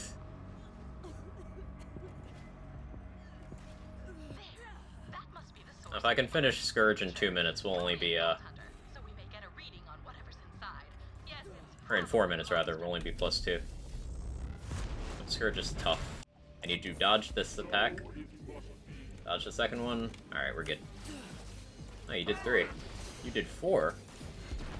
Oh, okay, you're just not gonna stop. Cool.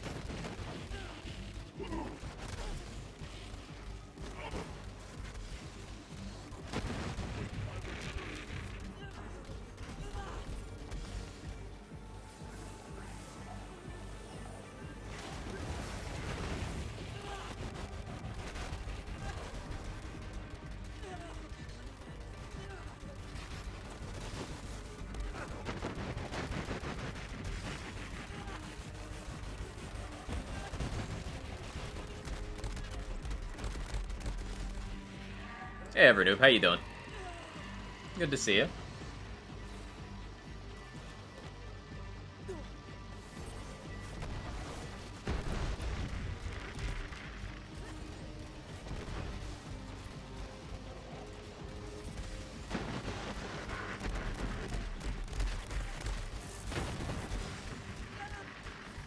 Oh, smooth.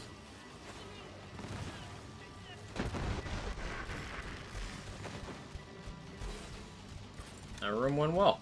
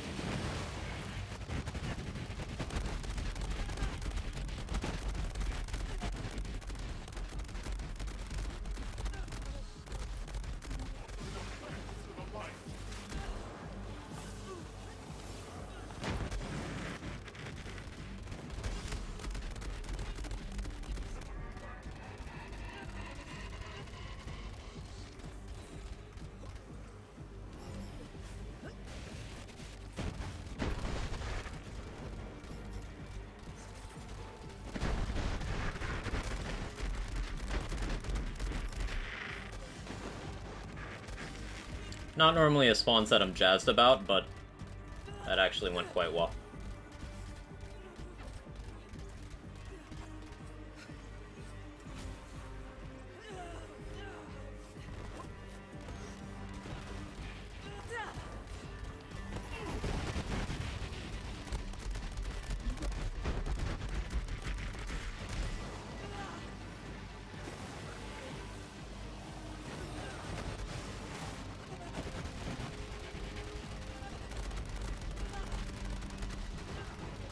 Alright, cool. We should finish only down about 2 minutes.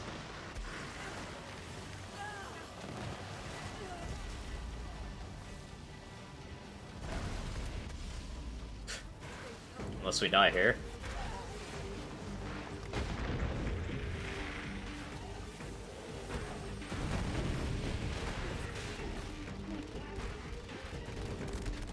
Cool. Hey Don, how you doing? Time for me to save Crabbert. We love Crabbert.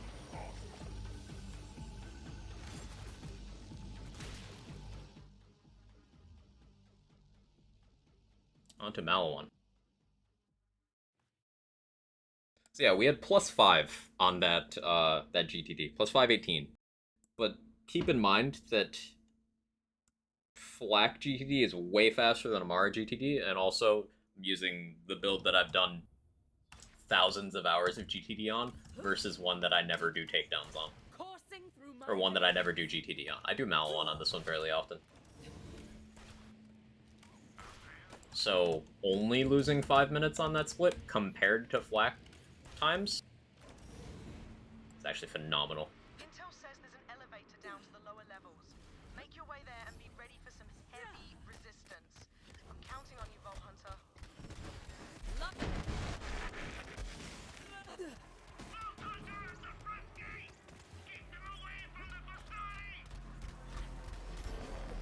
Did that go? Feels so right.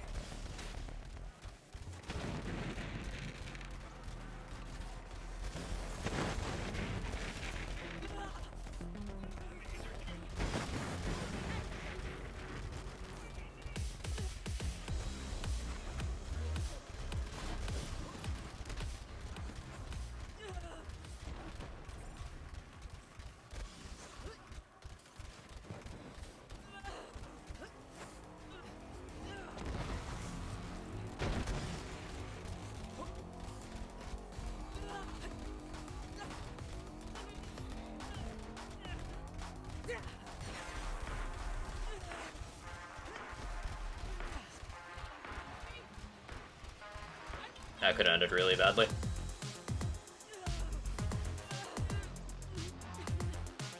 Oh, come on, don't do that.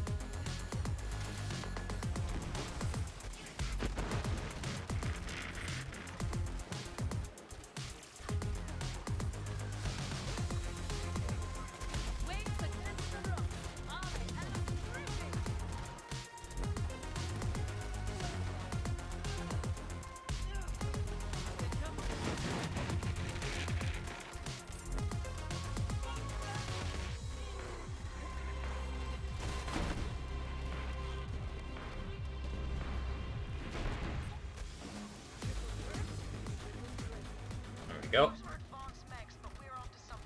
Love how clean Mal1 is on this build, or at least Valkyries. Let's make this quick, yeah?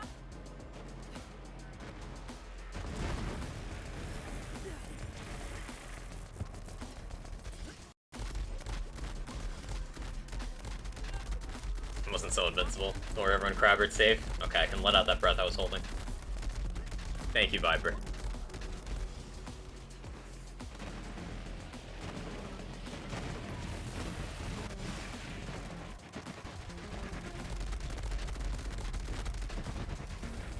Sleep this whole time? Who'd have thunk it?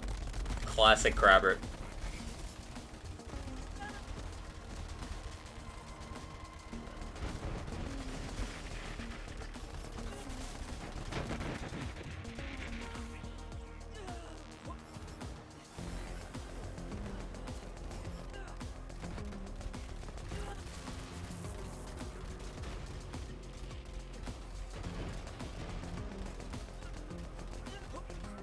I'm very lucky he didn't hit me. That was a frostbite heavy.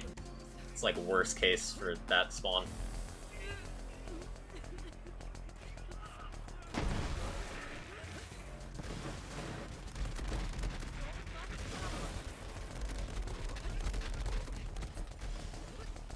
I don't think my game is very happy with me right now.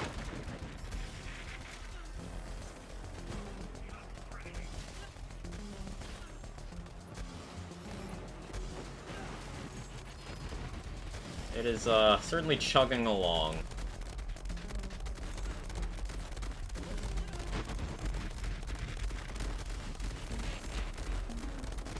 Can't imagine why the game would be unhappy with me. It's not like there's a lot of visual effects happening. It's pretty tame by BL3 standards.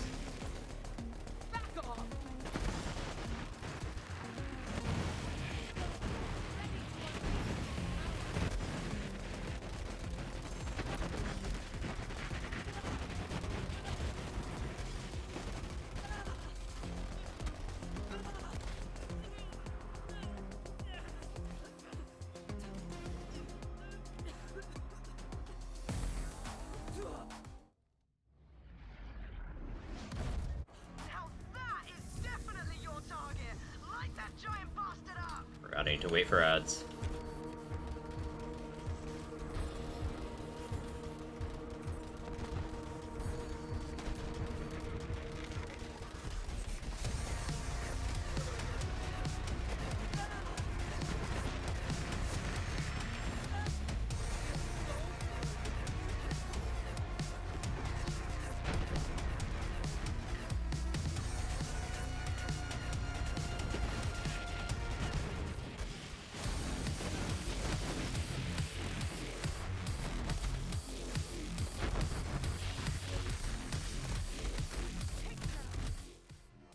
Okay, slaughter star time.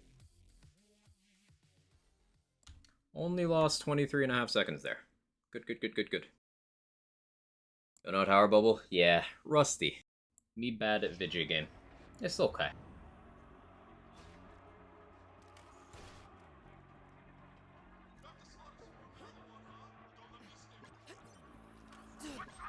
So, I had a thought. I have no idea how I'm gonna kill Red Rain and Blue Fire efficiently.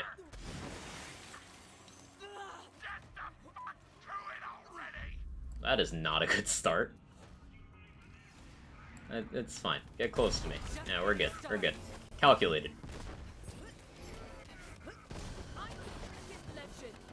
Okay, here's a thought. Maybe burn both ends will make enemies more aggressive, so they won't get stuck in walls, because they'll hate me more.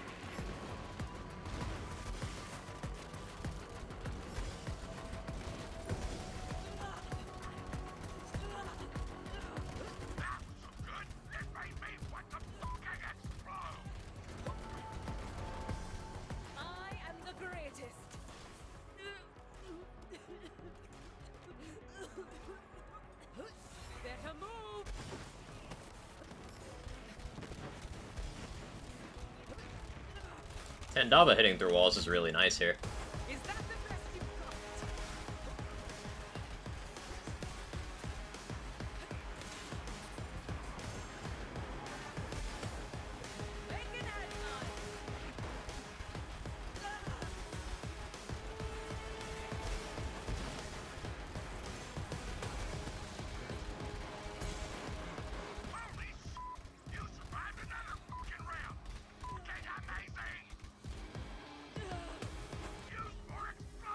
Classic Tandava W. It has many.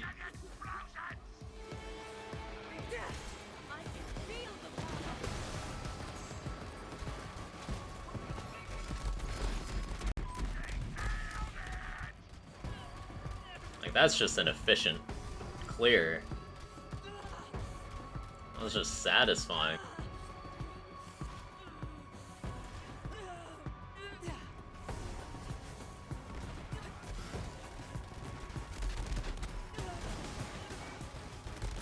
Like, imagine what Tandava would be like with even more radius.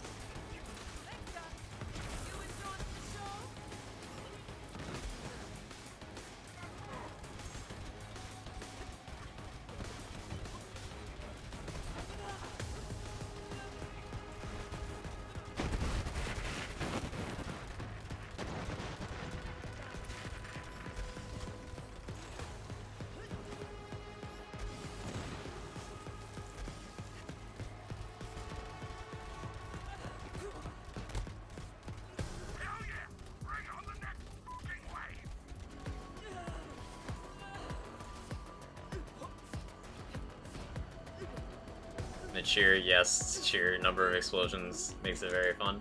Yeah, it does. Agree with that.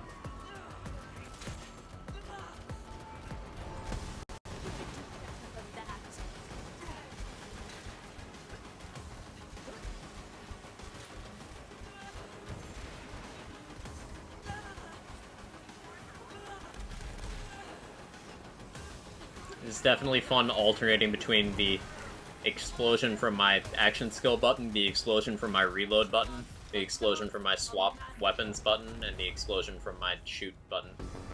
Oh, and also the explosion from my throw grenade button. And the one from my melee button. Everything I do makes an explosion.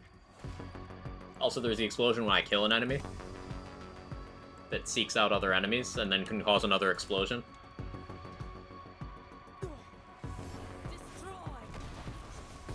Tandava verb cast. Can you imagine if Tandava pierced like a reverb? It wouldn't even need the wonky damage stacking reverb has. It would just be amazing.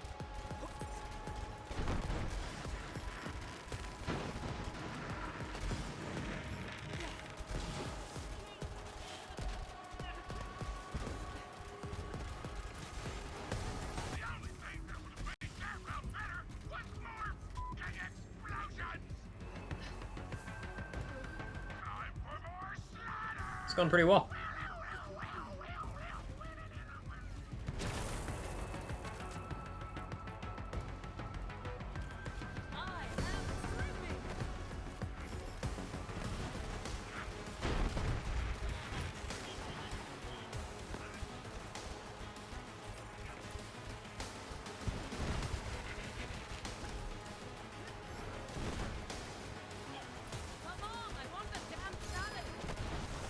I am barely looking at what my character is doing. I am minimap gaming for like 90% of this.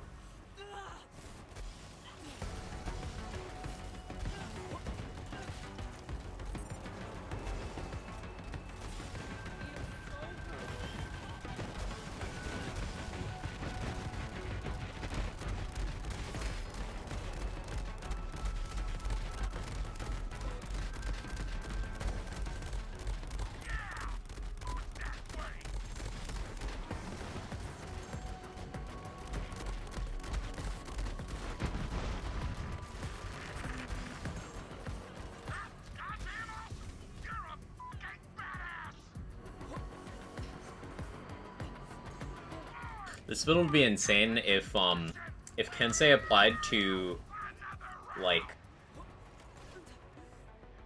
if two things are different. If Kensei applied to, damage source gun rather than damage source bullet, and if we had a rad action skill element, then our Pestilence Novas would be delivering melee and also capable of resetting our action skill cooldown on kills. That would be fun. That'd be real cool.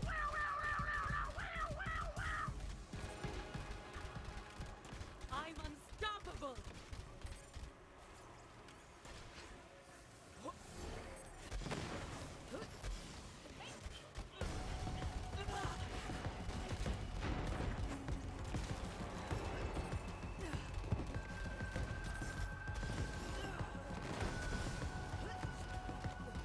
Also be fun if Kensei had uptime. Yes, that too.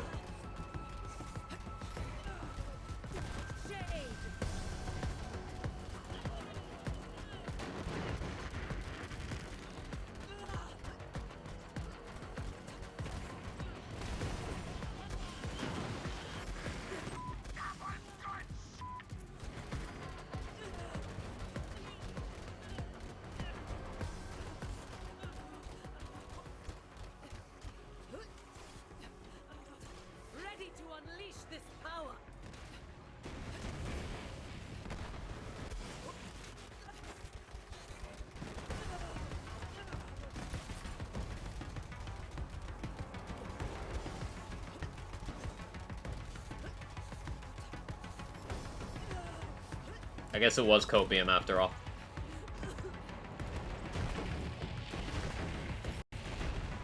There we go.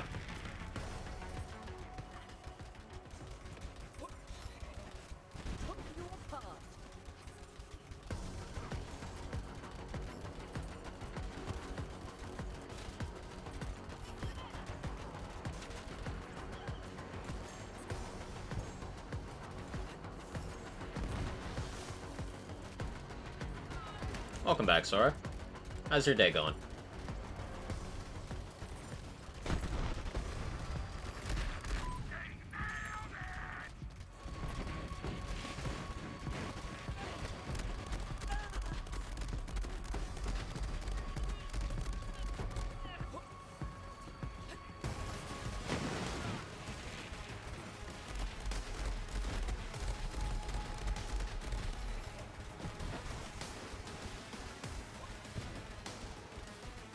Straggler.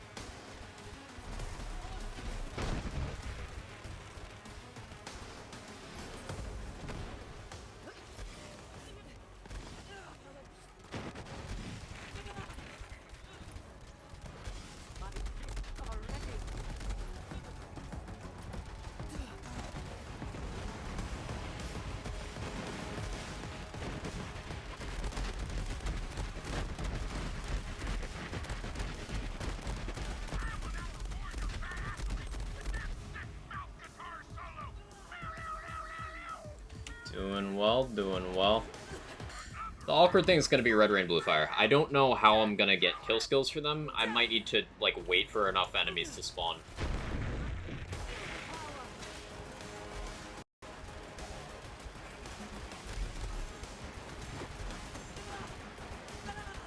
I don't quite know what my plan there is.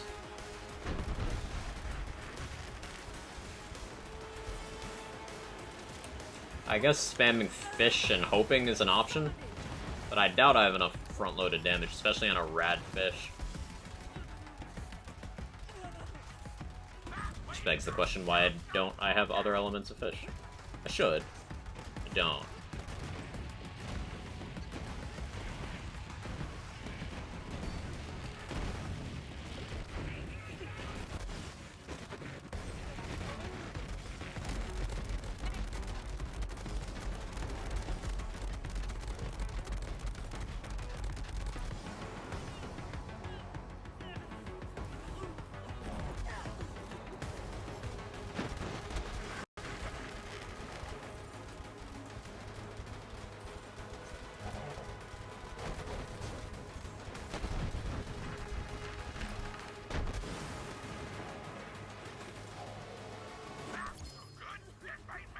Back from store, had to get lunch. Ooh, what'd you get for lunch?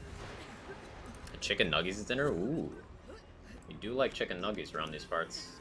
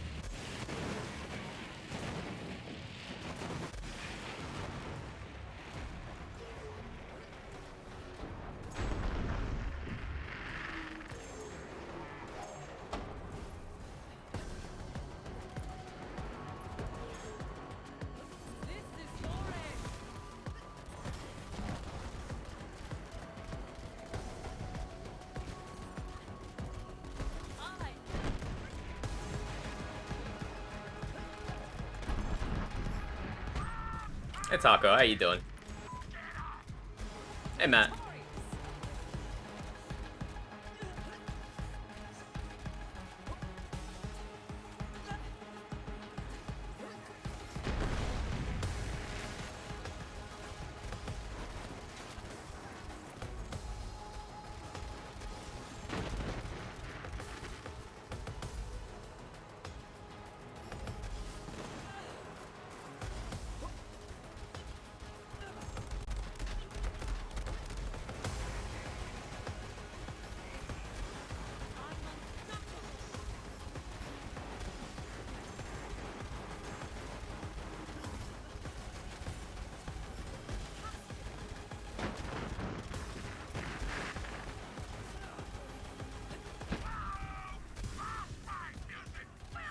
Okay.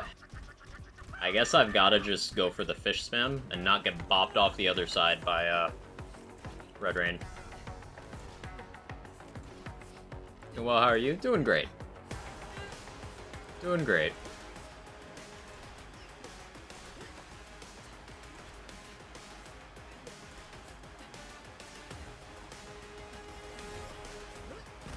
Oh, I did not need to be worried.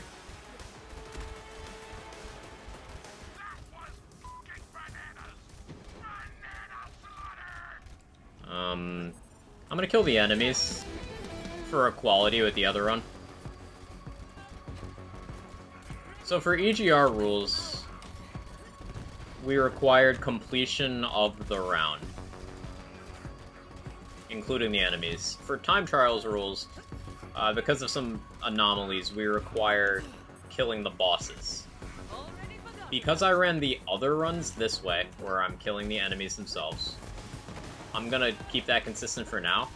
But for when I do pitch this as a time trials category again, I am going to conform to just the bosses have to die. For Slaughter Star specifically.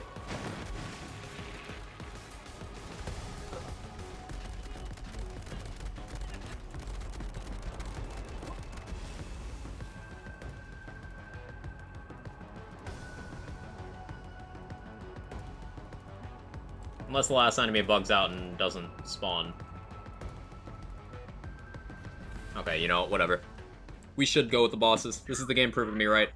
This is the game proving me right. We should just go from the bosses. I'll consider that a finished activity again. Slaughter Star 2 runs. It's been too buggy.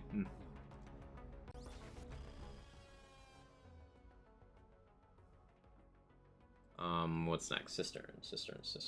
Where's Promethea? Brain, work, please.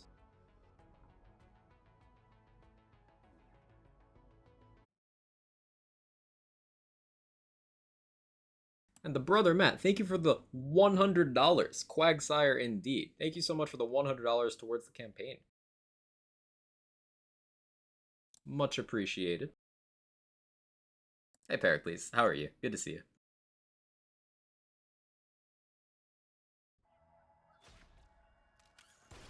Fully energized. It's time for another fucking slaughter! Hell yeah!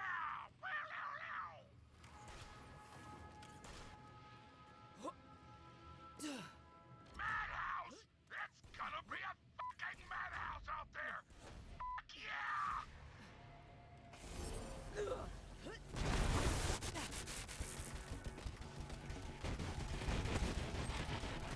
So one of the many inconsistencies that happened during that Slaughter Star finale was sometimes you will get the round 5 complete pop-up upon killing both bosses, but not all the time. So if you go to the round 5 pop-up timing, then it's inconsistent. So your options are to either go to the boss kills, or to every enemy being dead. But it's possible that the bosses don't spawn, however, this one is more controllable. They will always spawn as long as this is not your first attempt at Slaughter Star in that instance of, like, save quitting. But sometimes the last enemies will fail to spawn, which is more rare, but it happens. And that's what happened to me that run. And that's less controllable. So I think our decision from last year of just using boss kill timing is the correct one.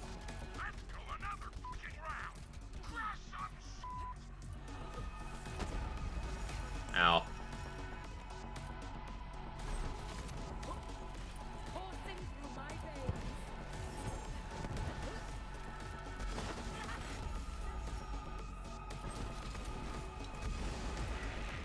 It threw a barrel.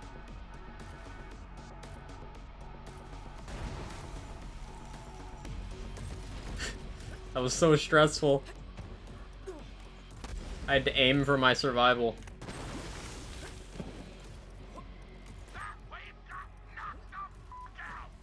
Smoothie's good. Ooh, I like smoothies.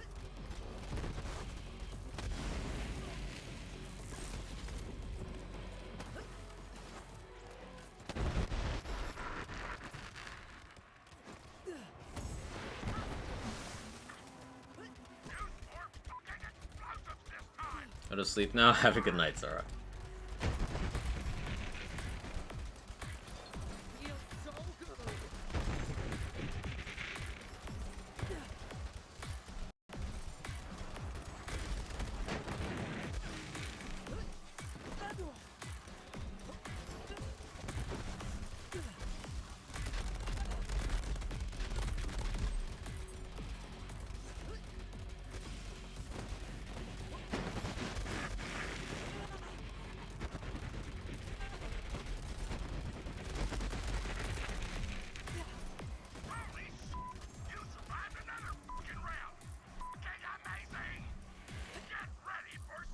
Should sleep at dinner than testing? No, you should sleep after dinner, son. It's starting to get ridiculous.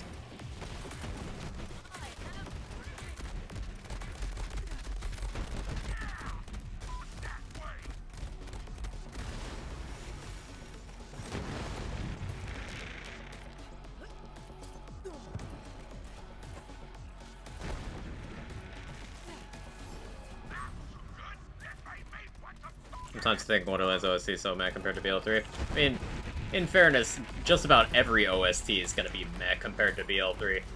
Like, very few exceptions, but this game's OST slaps so ridiculously hard that it's like, you know, everything else is starting out at a disadvantage.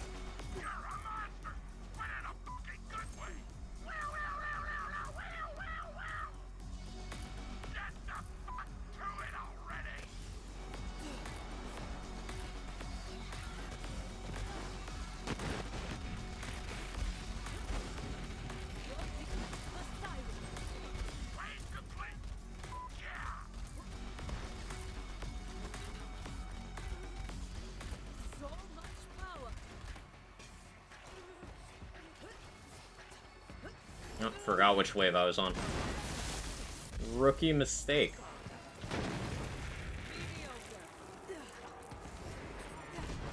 That's okay, I am explosions.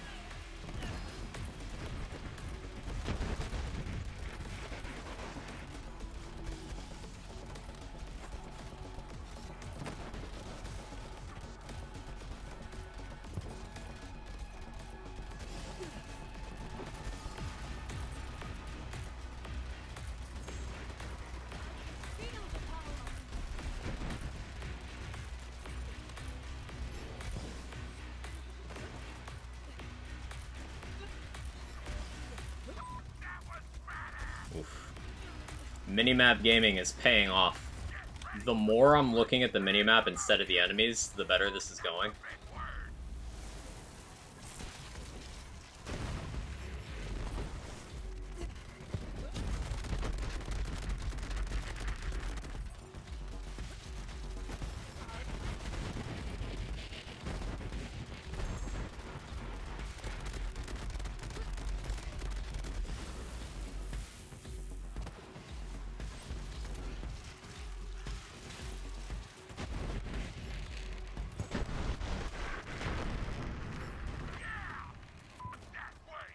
Can't even see the minimap. Oh yeah, my splits are blocking it.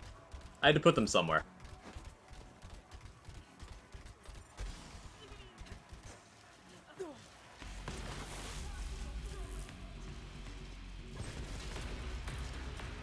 I am brimming.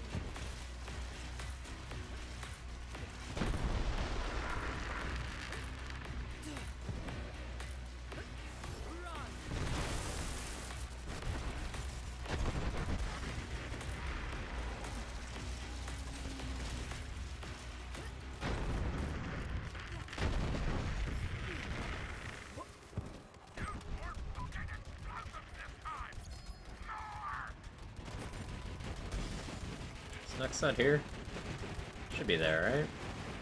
Nope. My memory no worky. Unlucky.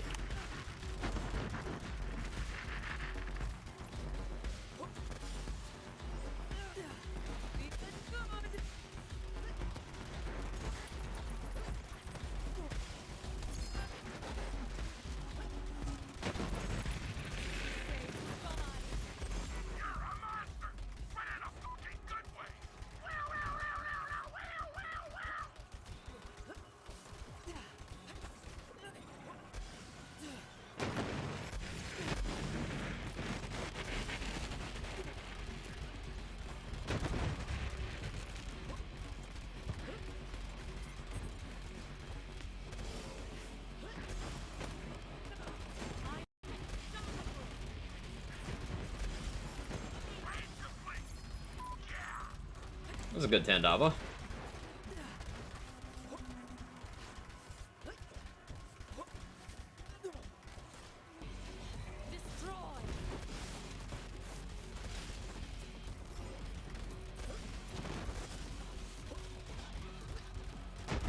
I think the extra loot beams from the ghosts are really adding up. Like, performance-wise.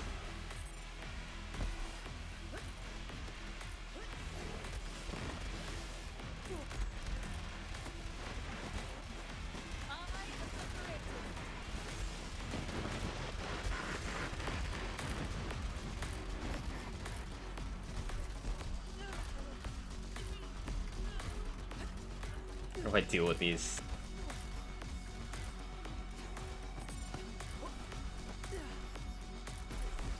They resist so much.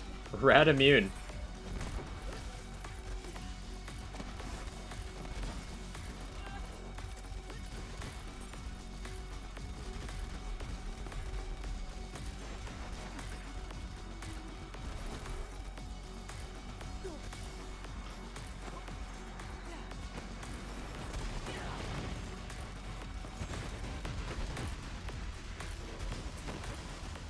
Lost a bit of time there.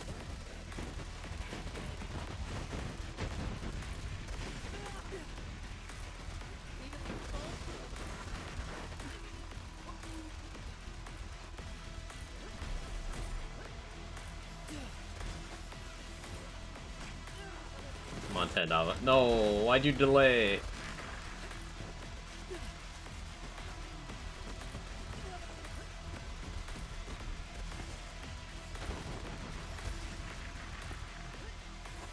Why are you over here?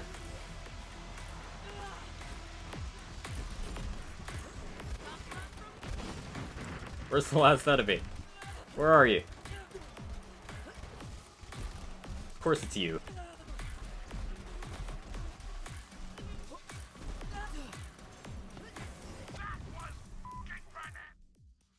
Bah. Plus 42. Shaft now. Lost 42 seconds on that. Pain.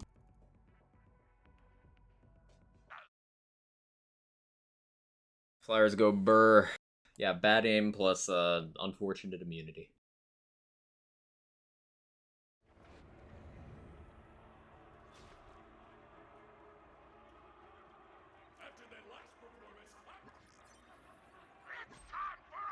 Now what I should be doing is grabbing shotgun ammo right now.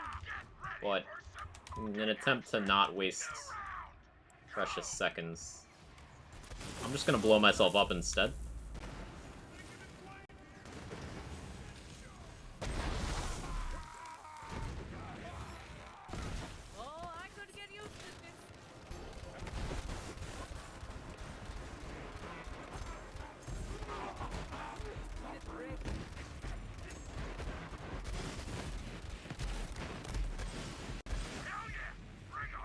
Hey, Cheese, how you doing? Good to see you.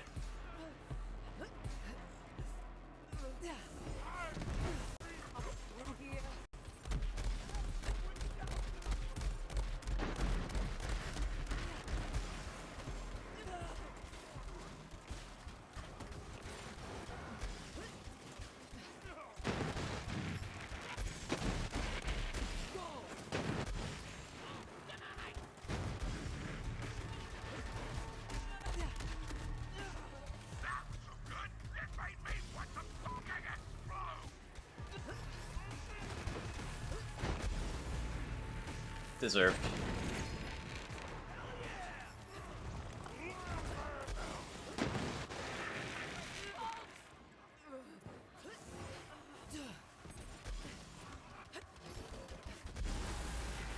Yeah, I definitely need to practice in this arena with Tandava because there's so many trick shots you can hit with it.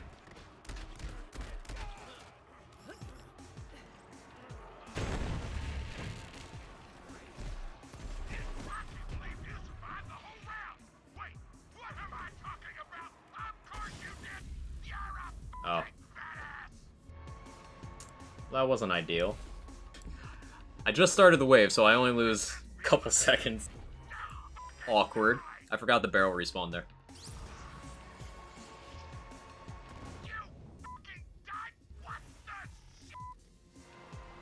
Language torque.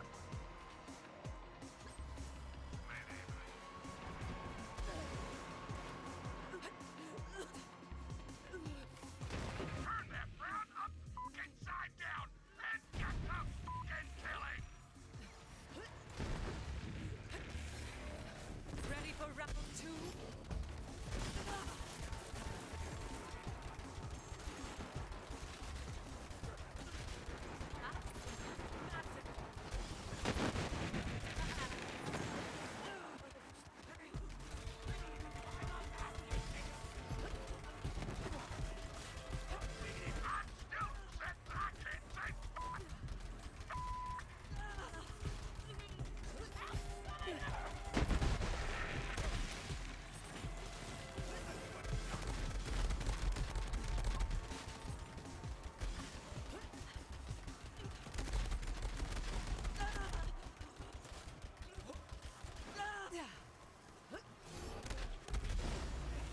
Ouch.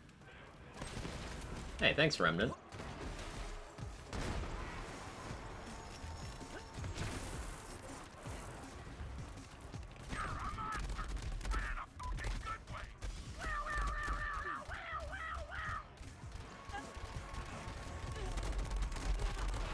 Hey, Dex, thank you for the $50. I missed it because I'm attempting to not be as bad at video games as I normally am. But I see it. It went through. Thank you for the $50 towards the campaign.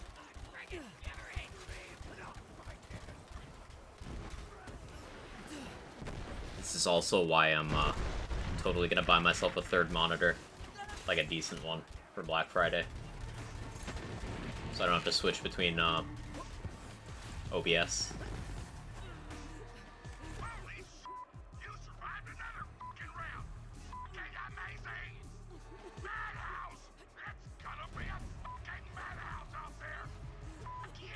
Are you going fast? It's a good cause? It really is.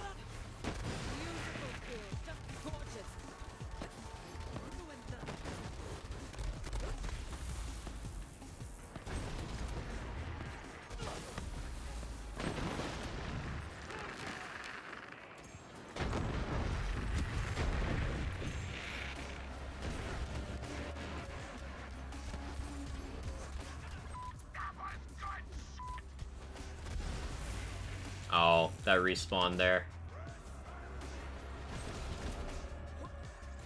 I gotta be careful.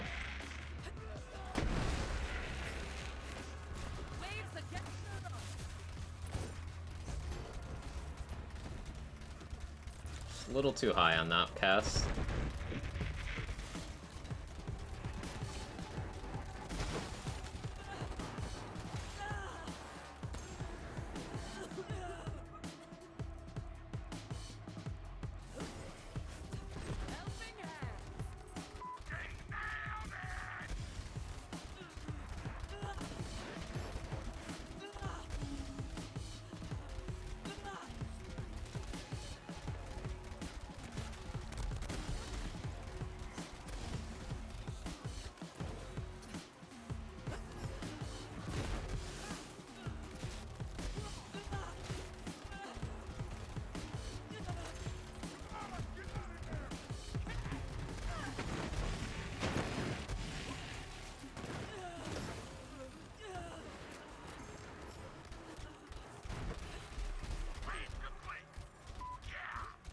$300 sounds amazing. Stream industry, just having a third for a chat, whatever sounds so good. Yeah.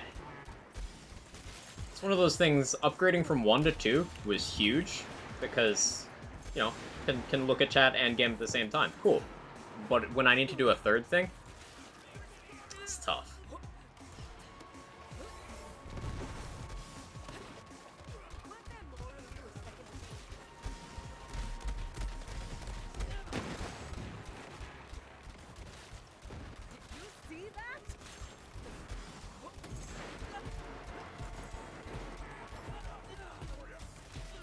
Like, if I want to keep a close eye on when the next scheduled ad is, because unfortunately I have to run scheduled ads if I don't want people to have pre-rolls.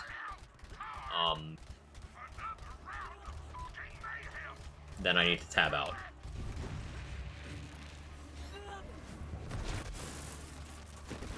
If I want to check the campaign status, I have to tab out.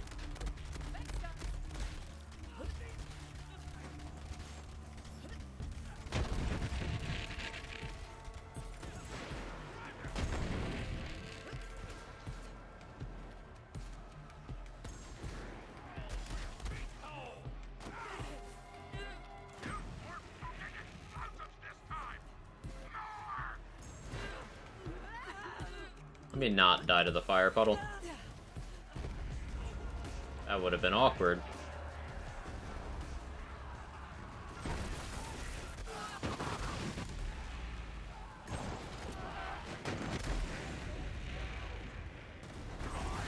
It's a lot of unfortunate downs back to back.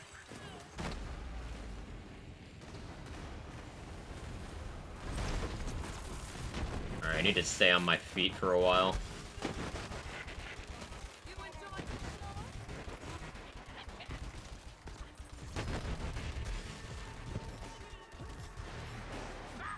Alright, there we go.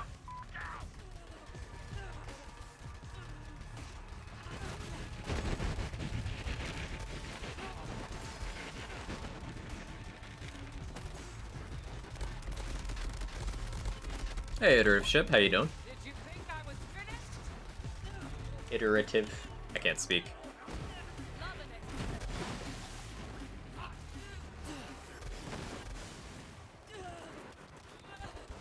Thanks for joining us today. I hope you're well.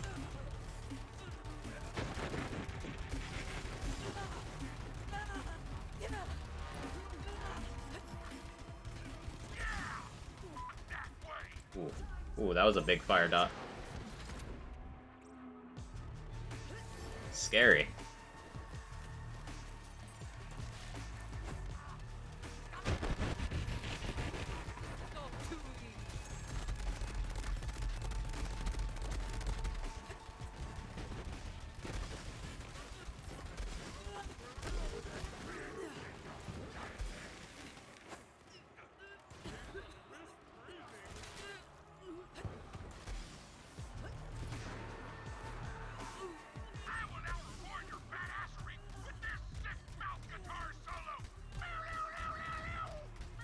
Hey, Pathy, thank you for the 69.69 to the campaign.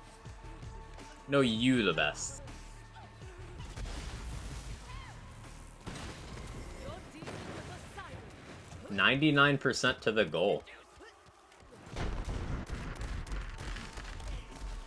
For those of you who might be audio only right now, we have raised $2,464.69 to give some kids in hospitals video games. For Gamers Outreach.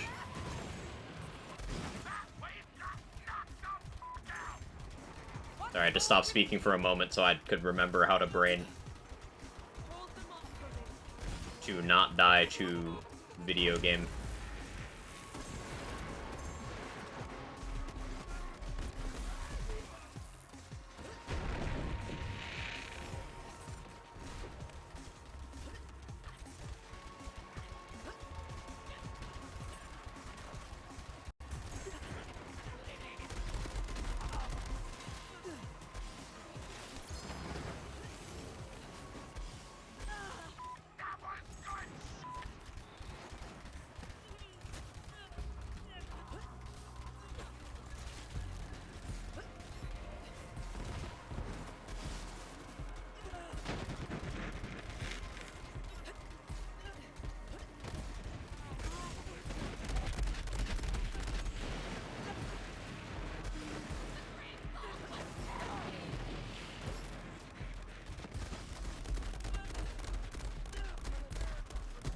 stubborn straggler.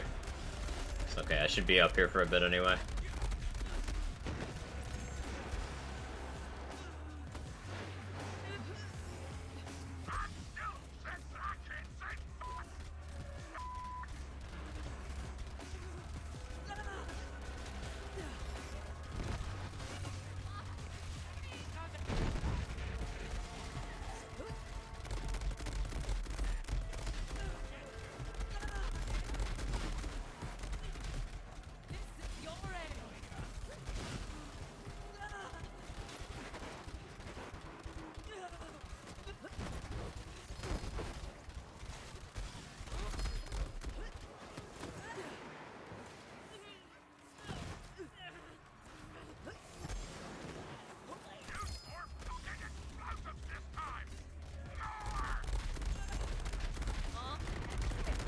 We might get some time save, depending on how well I play this.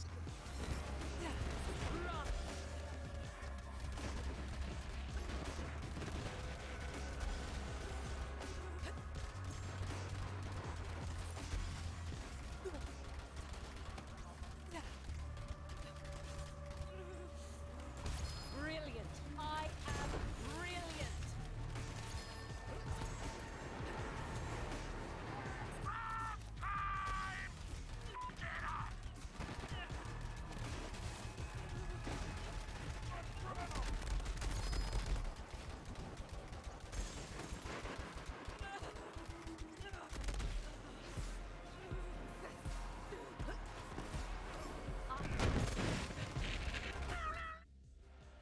Hog.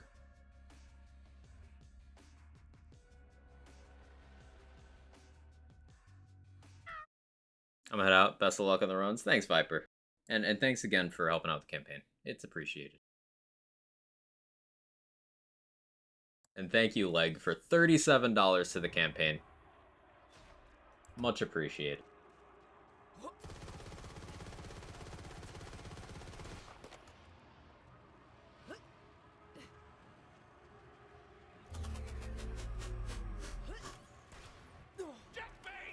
You guys are awesome. Thank you for supporting this cause. Actually resonates a lot personally. So seriously, thank you guys.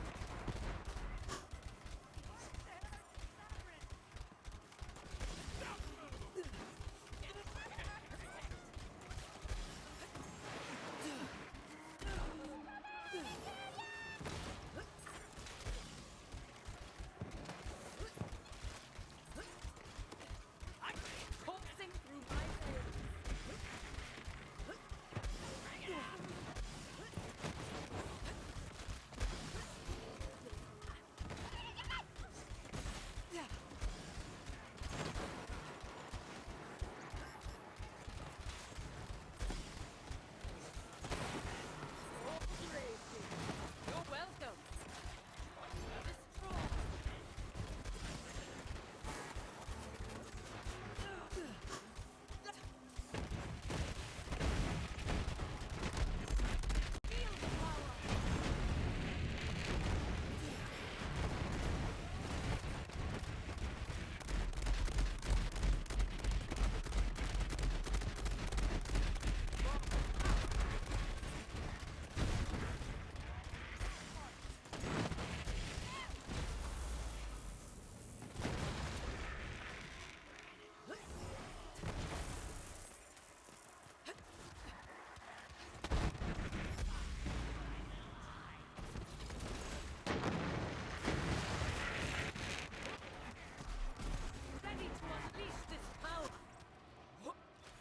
100% a goal. Yeah, we did it. It's actually the second time we smashed the goal so far this stream.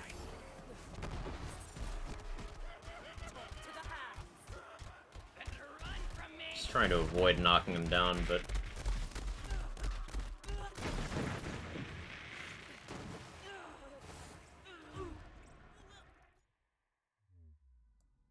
Plus 11, but it's fine. It's fine. Everything's fine.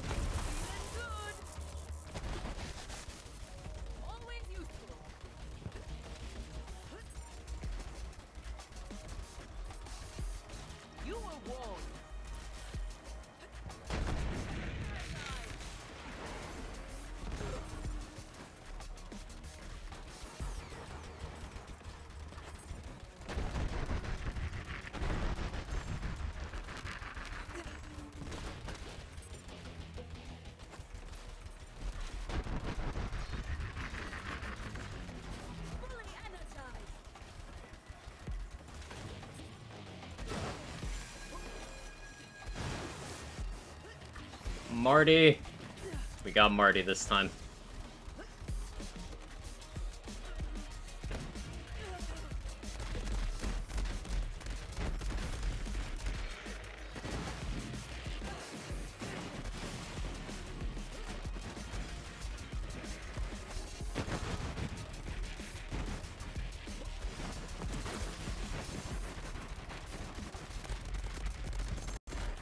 The kids, Marty. Don't forget about the kids.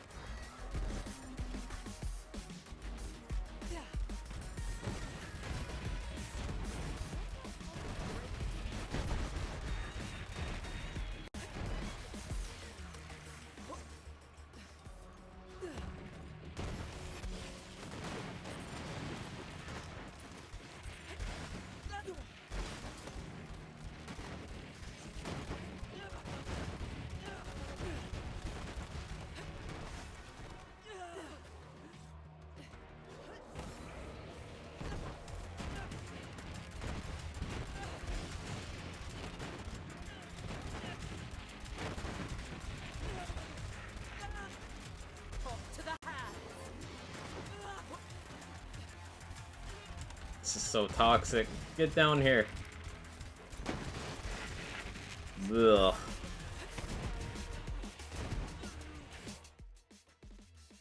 Another plus 16. Discipline. He's head out now and feed the trick-or-treaters. Have a great run. Thanks, Evernew. You have a good one. Kids stuck in the hospital deserve games can be a bleak place. Absolutely. Absolutely. Hey, Skilly Dad, thank you for the 5. I wish to help. Your desire to help speaks volumes about you. I appreciate you. I appreciate you helping out the campaign. Thank you so much.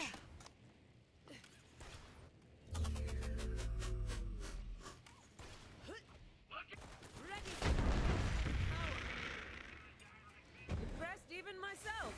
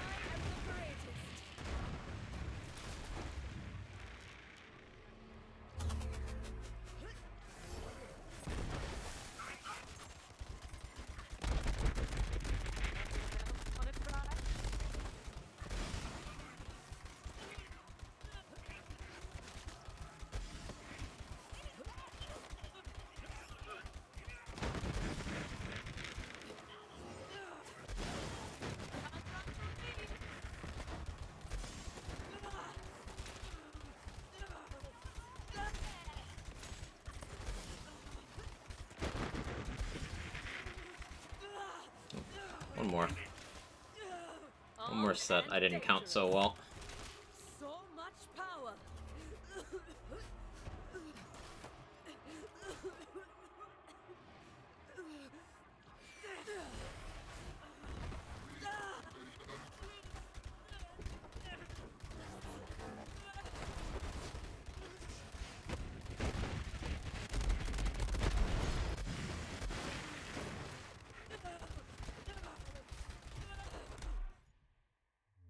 Gold on that one. Love to see it. We got Supremacy, and then we've got Fervor, Instinct, Hemo, and Bloody Harvest.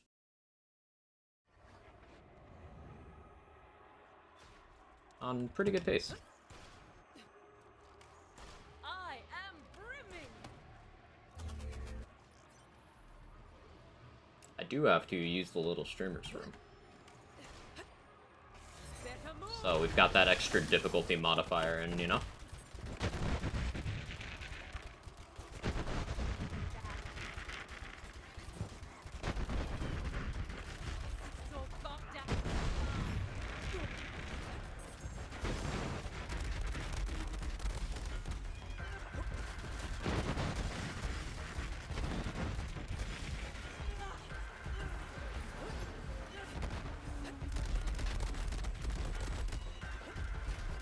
How did I miss two?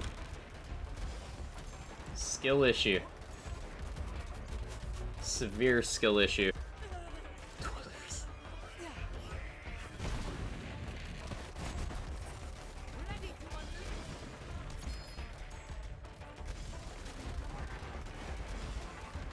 Yeah, I seem to have caught a case of skill issue.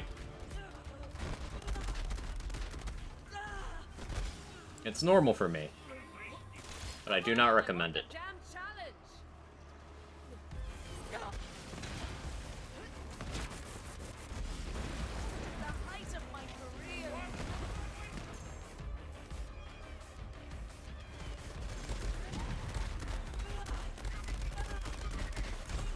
I accidentally repaired my pestilence.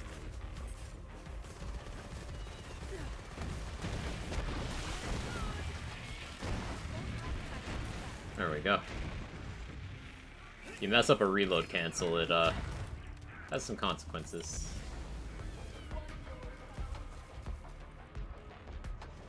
Especially if you do it twice in a row.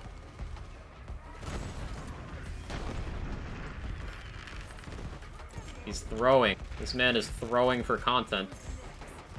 Unbelievable.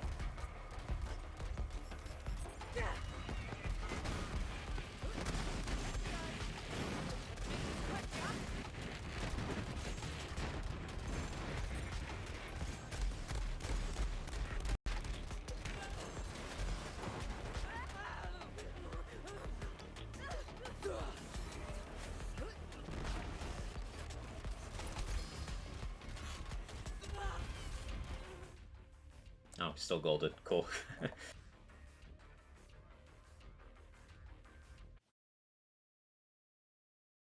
Faster than your frame rate and you'll fly. That is the Pestilence. Pestilence flying is silly.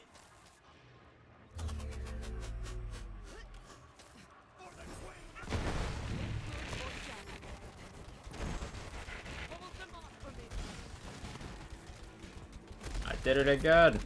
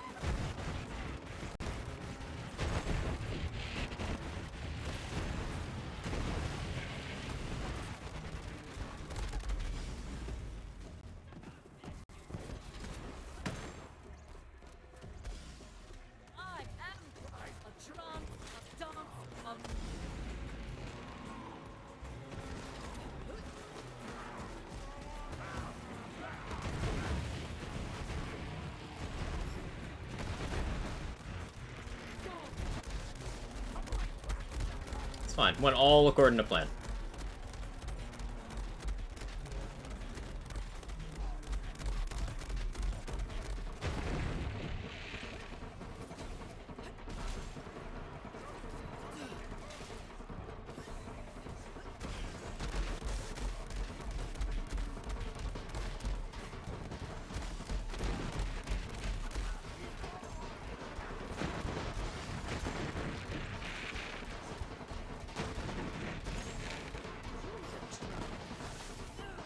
That was unfortunate.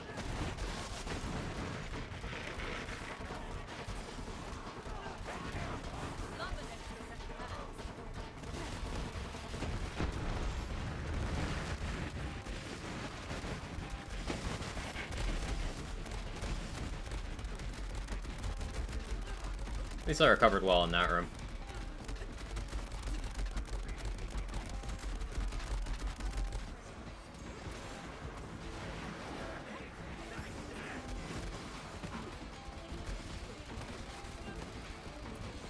Yeah, regarding Pestilence flying, it's not possible with the method I'm doing, because I'm not emote canceling. Emote canceling would be something that is not allowed in time trials rules. I'm just swapping my weapon. With Purple Tree, Amara has so much swap speed and reload speed that she can swap for weapons faster than anyone not using the scroll wheel can emote cancel.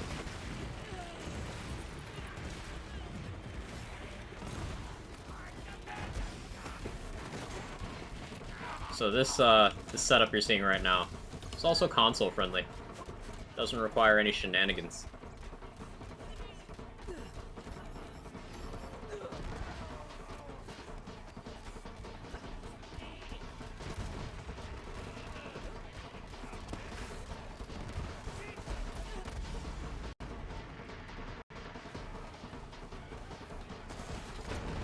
Unfortunate time loss there. Big gold. Going instincts. Can't wait to run this for time trials after doing hemo. I still need to make a proposal to the other people in charge of time trials. Like, this is not the kind of sweeping decision I can make. Time trials is run through Lazy's Discord and created by him. Voodoo and Jack both do more to help, like, run it than I do. So they should be consulted.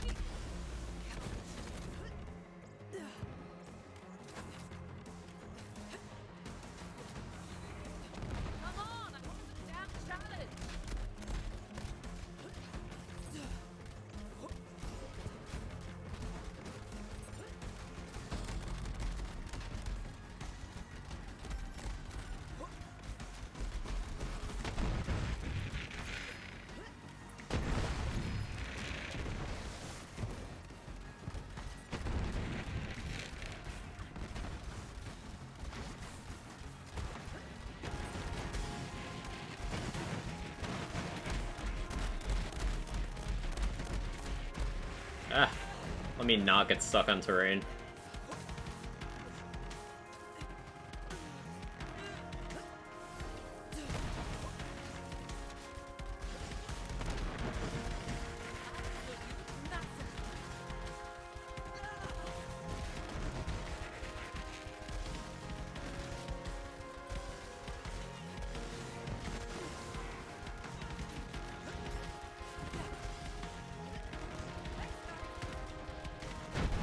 Accidental GA kill.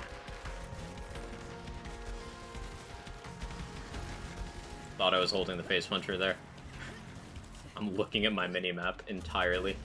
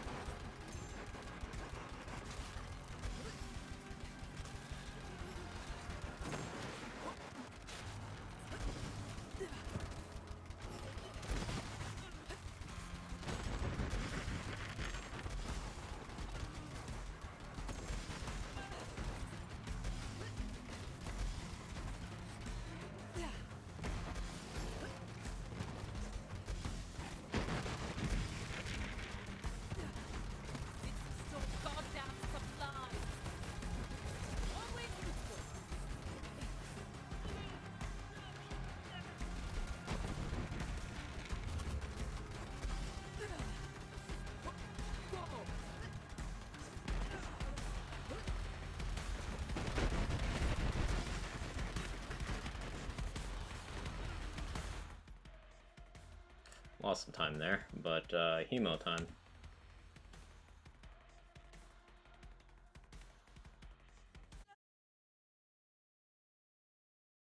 So I got potential here.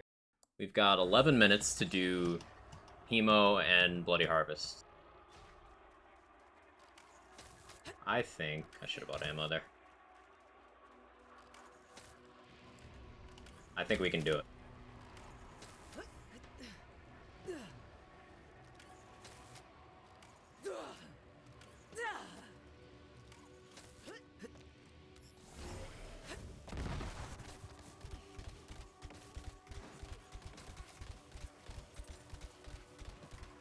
Back off!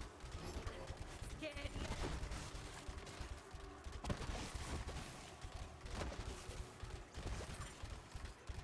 Gotta make sure to pick up these boosters for gun damage to boost my Novas.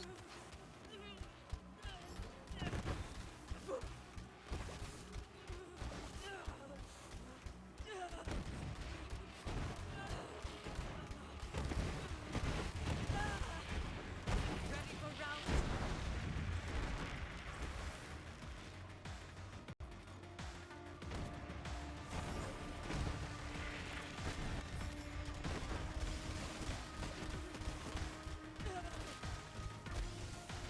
Come on! More! More!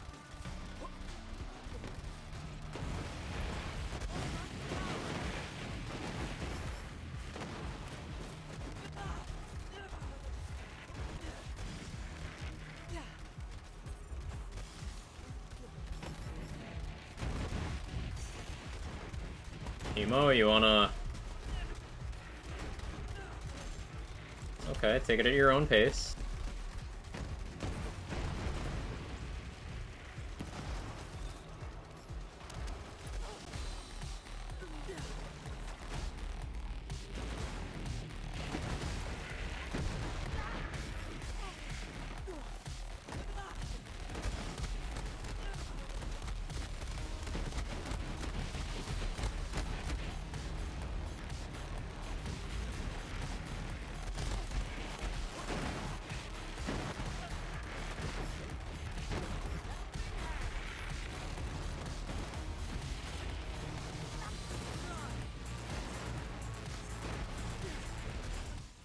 Ooh, lost some time there.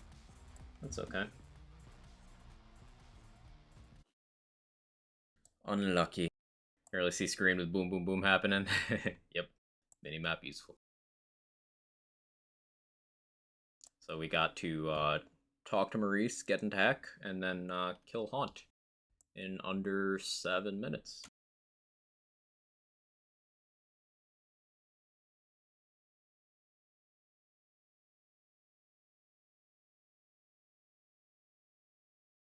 Come on, computer. I know you've been running for a while, but you got this.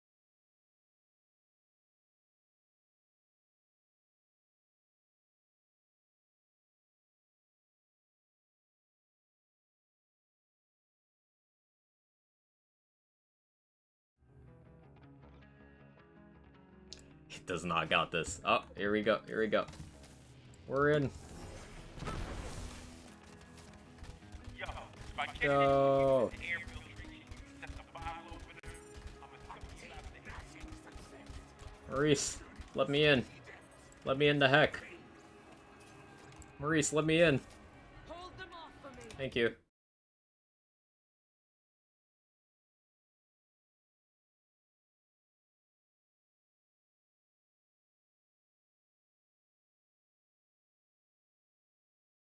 A dark heart has forgotten how to beat. You will remind it, and then stop it. Maurice thought that sounded better in his head. Thanks, guys! Right.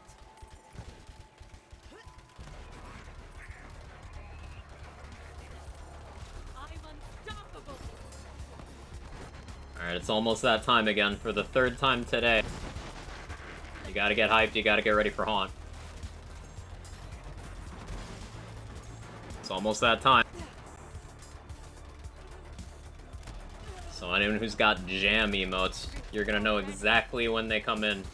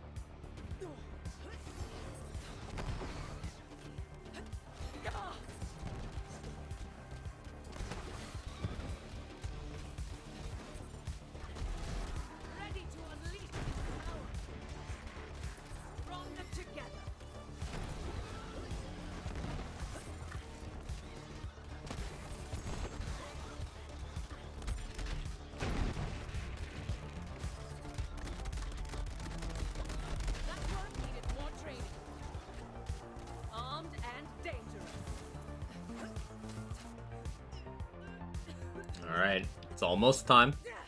Hold it. Hold it.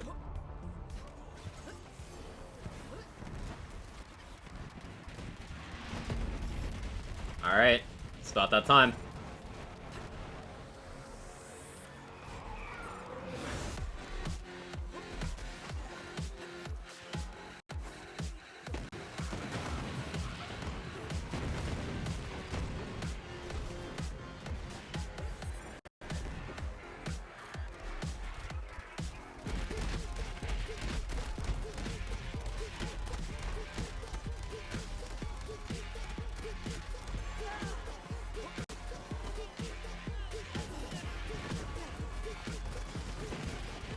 Good job, team.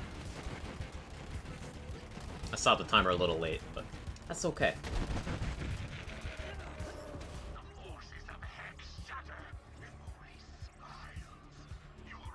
We had a lot of time save at the end there.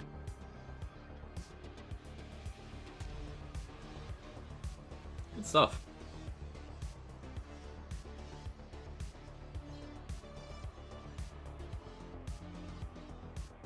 Even after that track, the music's still hype.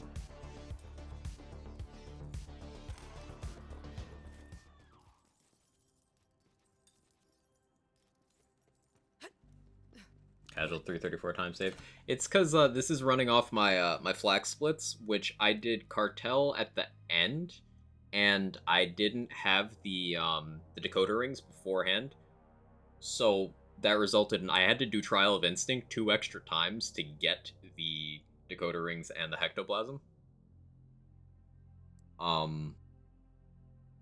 So taking those out by reorganizing this way got me that extra time save.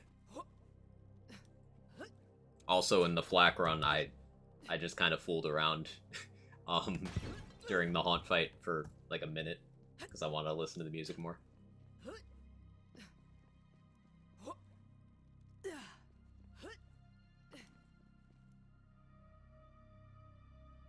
So yeah, that went well.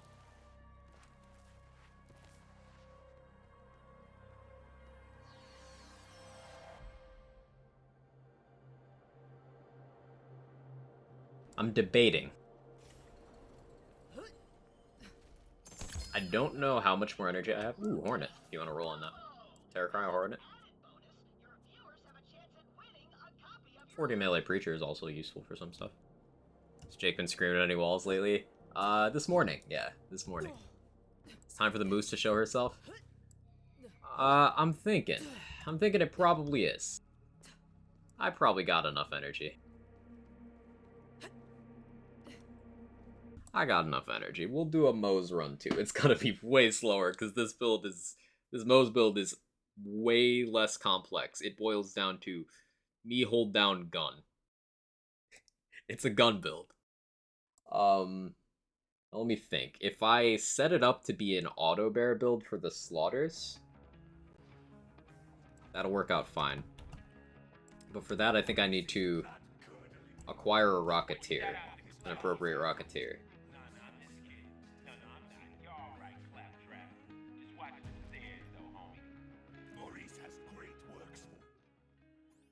Let me check the state of my Moe's save. Over to use a little stream reserve. I did forget. Thank you. Let me load it on the Moe's and then I'll do that.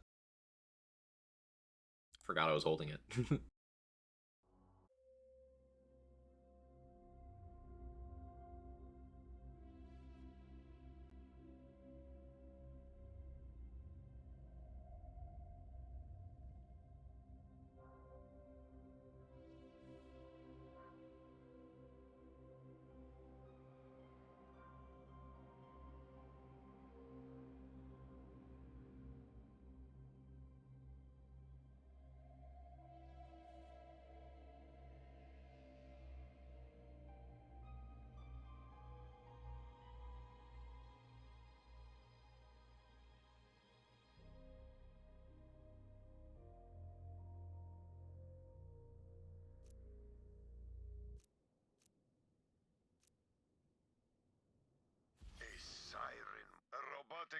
Also might be worth restarting my game with how much it's chugging. I think I'm gonna do that first.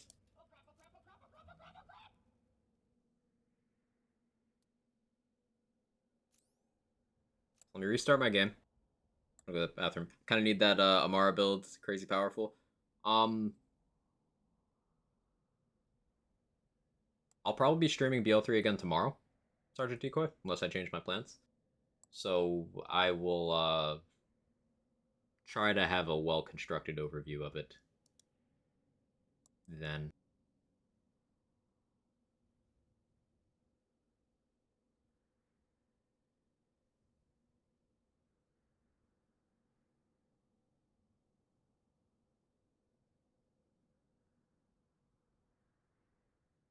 Made a non-knife build and got claws halfway through. Let's go.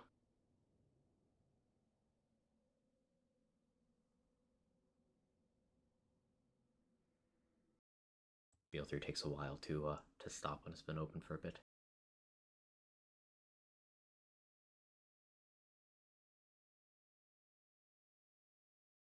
Okay, as soon as the game's launching again, I'll run to the bathroom.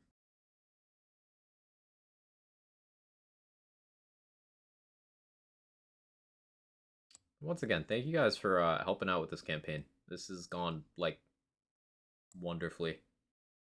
I didn't have many expectations. I've not done charity stream before. So, I really wasn't expecting to raise so much, but a lot of generous people here today, and it's been fantastic. Thank you guys so much for helping out the cause. Helping Gamers Outreach get some video games to some kids. Just force crash it like the old days. I had to do that, yeah.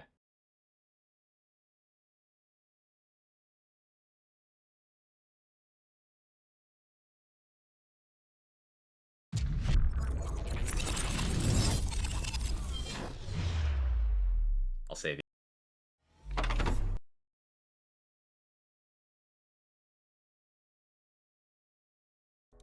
I got you guys. Oh, I forgot about that one. Whoops. Okay, BRB now.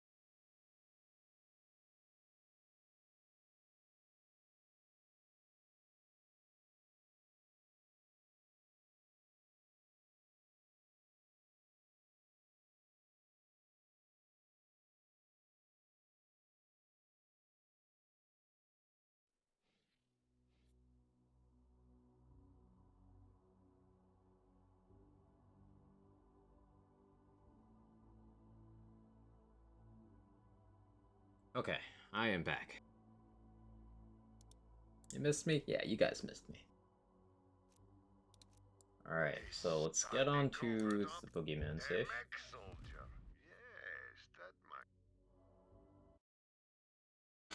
And we gotta go get the coordinates. We gotta make sure we have all the locations unlocked for this. I might not have all the trials on this save. We're gonna have to look. I gotta get a Rocketeer, right, Kevin? No? You're just gonna sit there? You're not gonna meow? Okay, well, come say hi at least.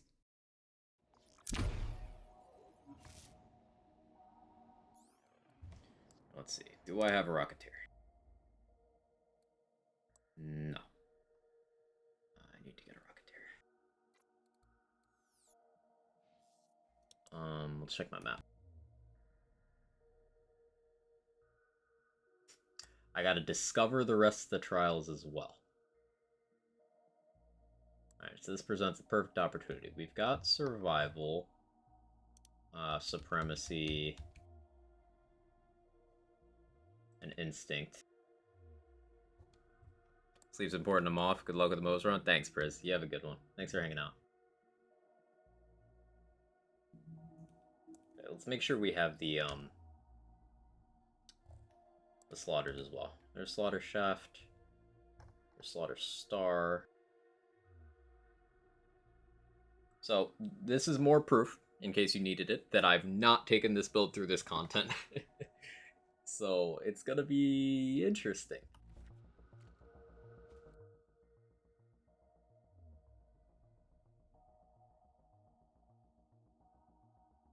Alright, so what are the ones I have? Survival, Supremacy, and Instinct. So I need Fervor, Discipline, and Cunning. To Google.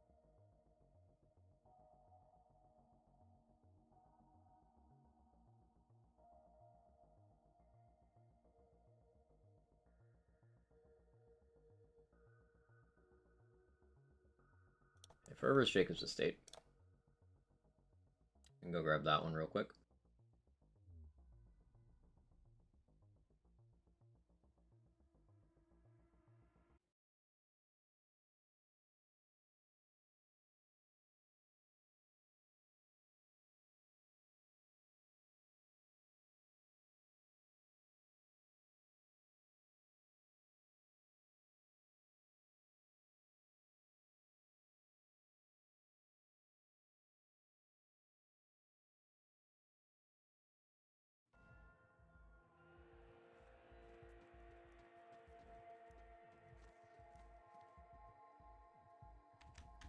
Also gotta grab the quest from Maurice. Can't forget that.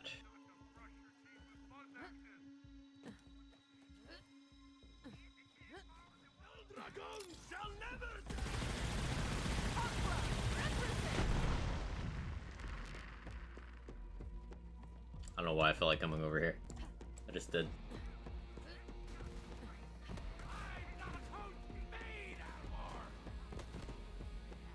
So I expect the actual run for this build will be around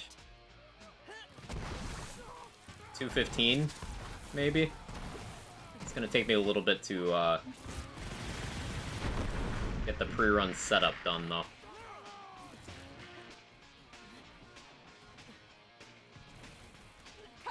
Oh, and another detail, because I haven't done a lot of these trials before, the Overseer is gonna have first-time dialogue.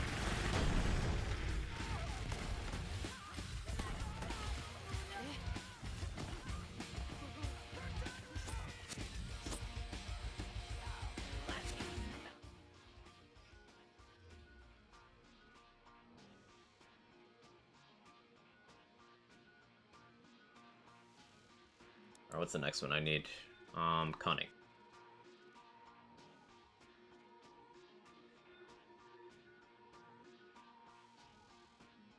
Splinterlands.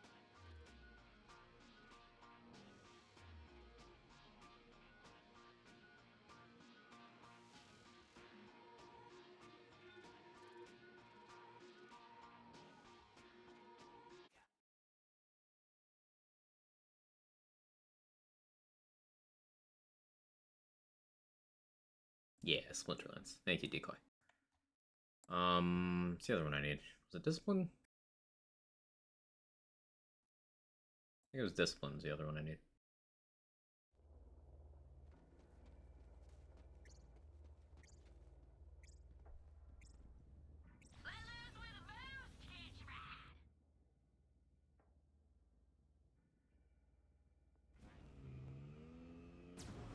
It's been so long since I've been anywhere in BL3 that isn't an endgame activity.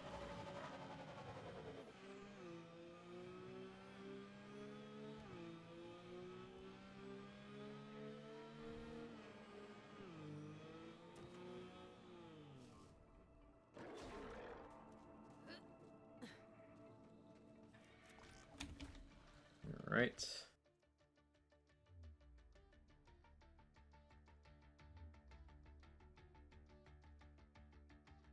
That's, Fervor, Cunning... Yeah, Discipline's the other one.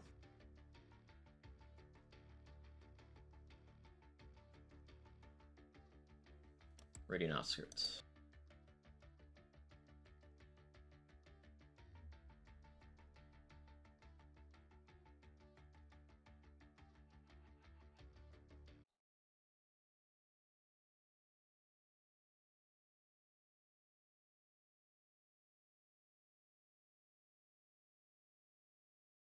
Also, I should check to see if I've done Cartels and Bloody Harvest before on this save. Because I'll have first-time dialogue for that as well. Should get all the first-time dialogue stuff out of the way. Or not, because this run's going to be non-competitive anyway, but I feel like he's in this build. It's got next to no movement.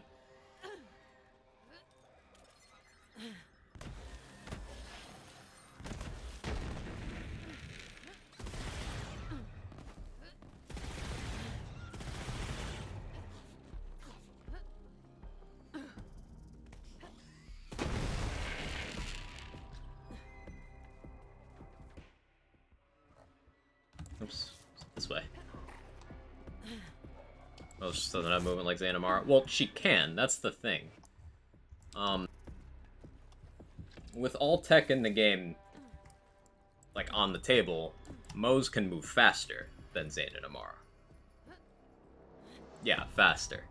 It's a very specific thing. But she can move faster.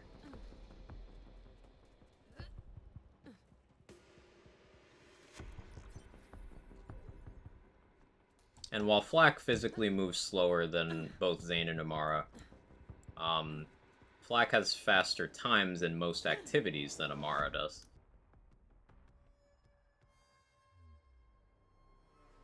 That's something to keep in mind.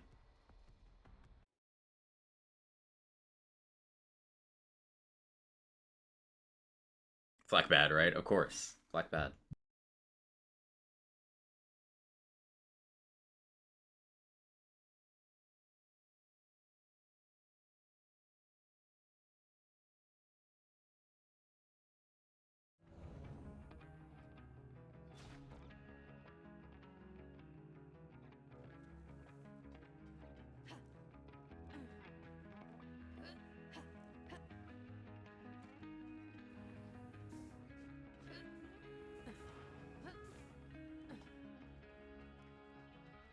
You will join Maurice for a mission and a reward.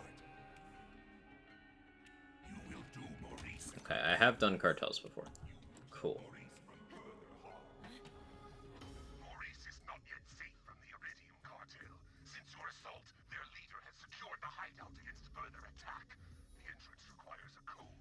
You will retrieve decoder rings from the cartel's informants around the galaxy.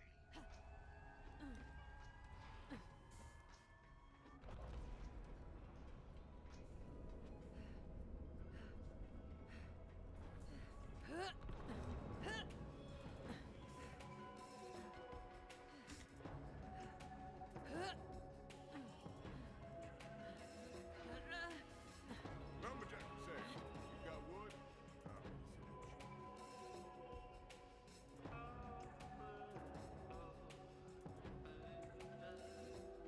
Alright, Ghostlight Beacon, Skydrone Pulpit.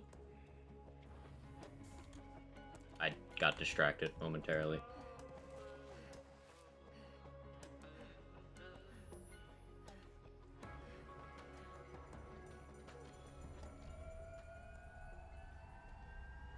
Did they make you use the drop pod?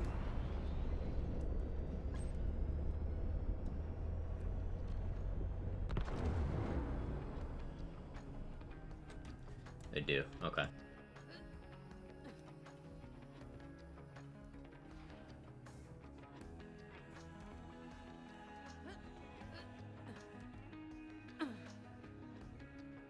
I remember Sanctuary's layout. Nothing to see here.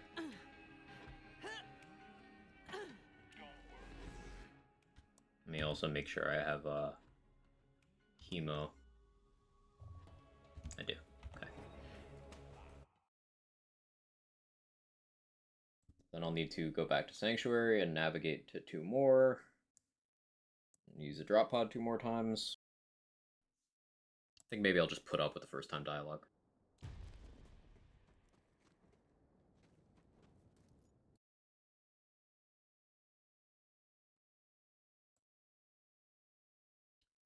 Tis what it is.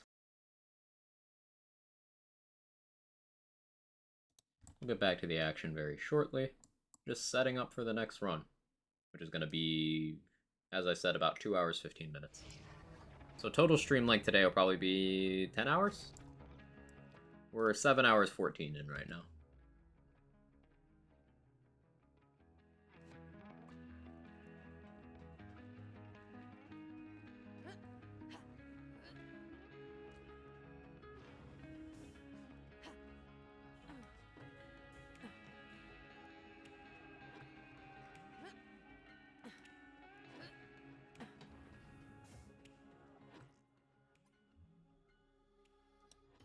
Let me enable that.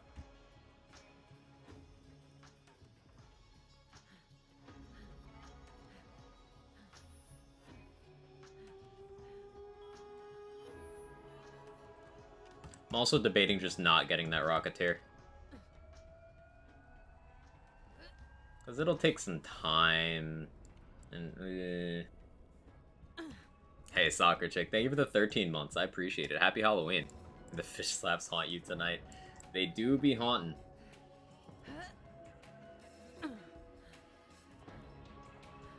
They do be haunting.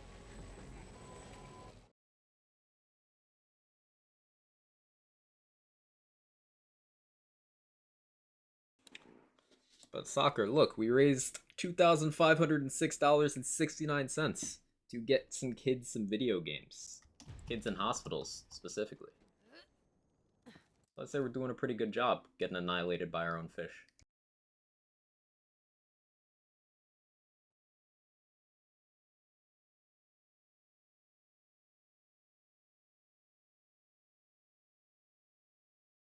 She's just a girl and she's on fire. There's the alert. There you go, Quack.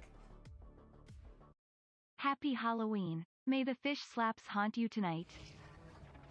I do be like that. Thank you again, Soccer. I appreciate it. I hope you're doing well.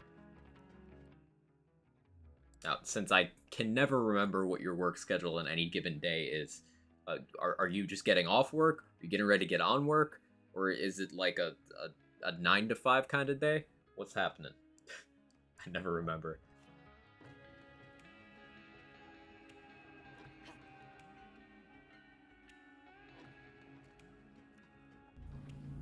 Just woke up? Ah, okay.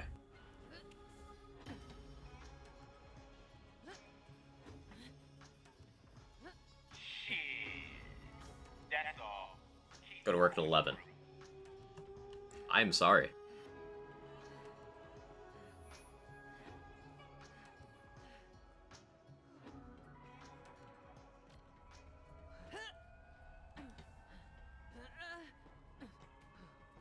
Okay, so from here,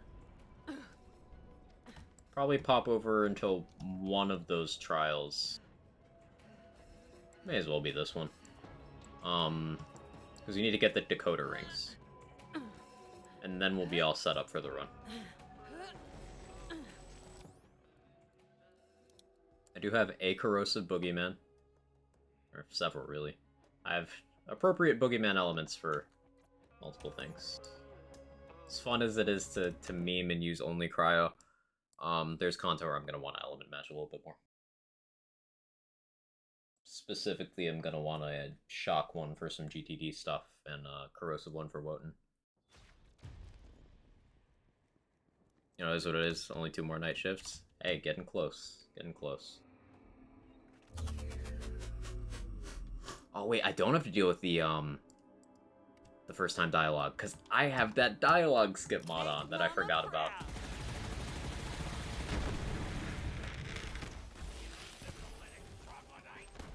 So now we just farm for Dakota rings, then we'll be able to start the run.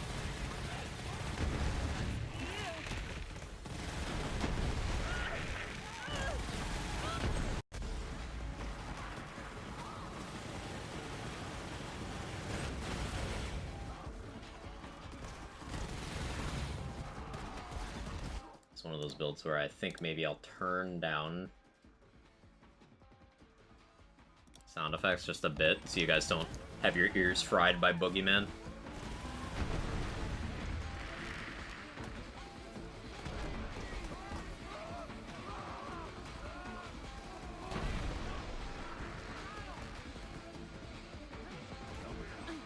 Brr. Let's get it over with.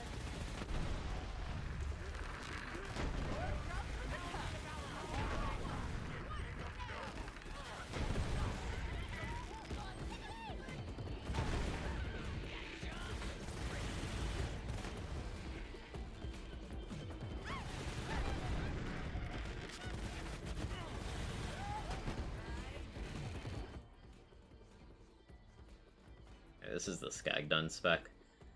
Do I want to do the short fuse spec?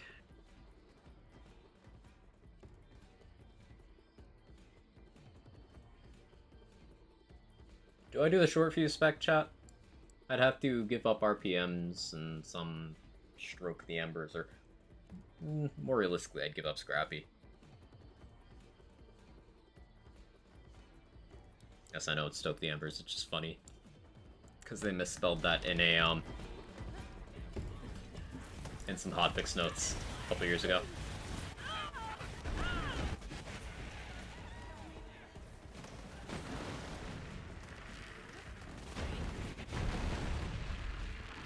Like, short fuse is going to be more damage.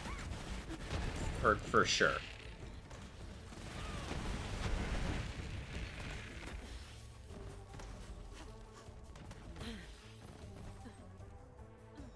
I don't know. Yes, you did. Haha. see what I did there?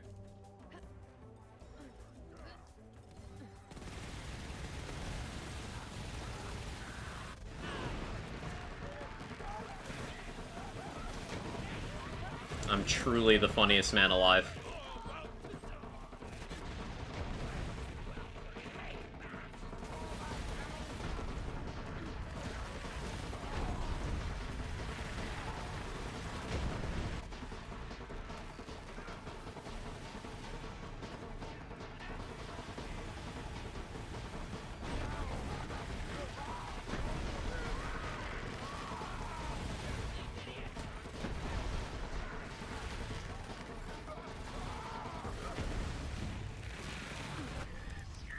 I lose some fire rate, some crit, and some action skill damage by giving up Scorching.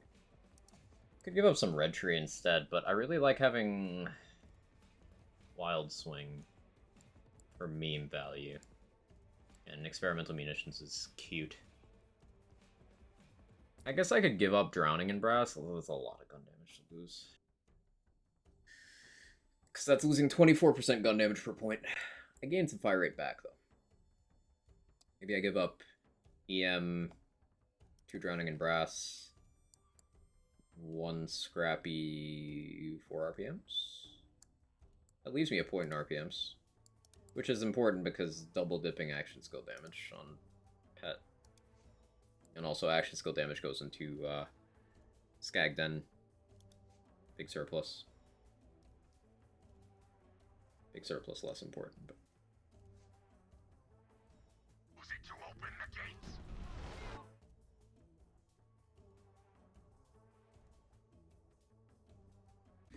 yeah, let's respec. Because I'm gonna want short fuse for like stuff this build isn't designed for, like Hemo and Guardian Takedown. Which this build has done both of those. It's just I'm likely to die.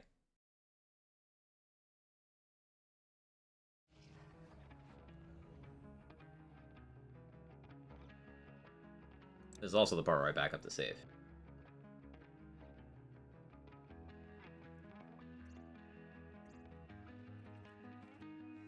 New duds.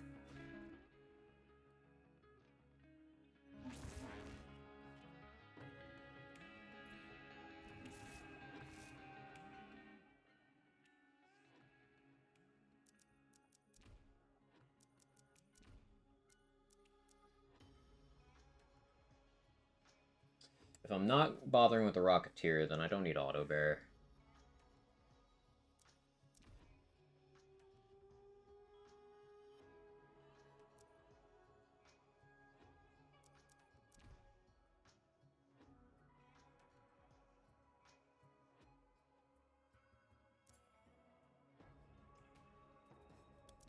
Like, I'm gonna want Auto Bear anyway.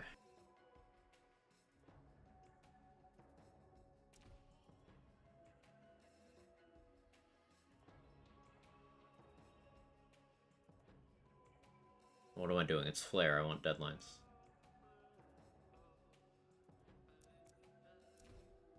Yes. Okay.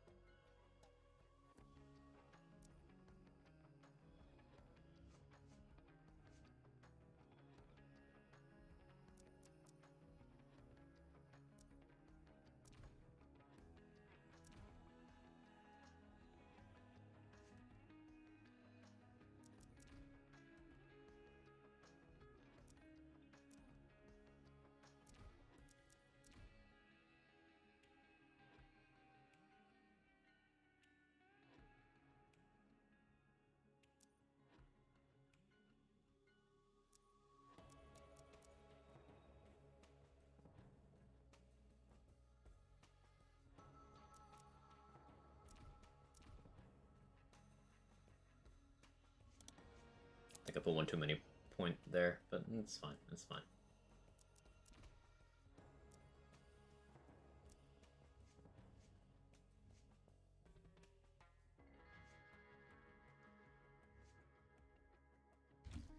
You go efficiency engine.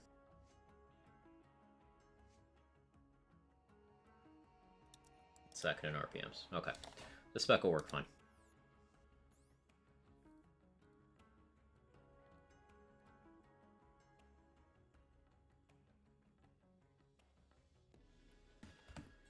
I'll hot swap.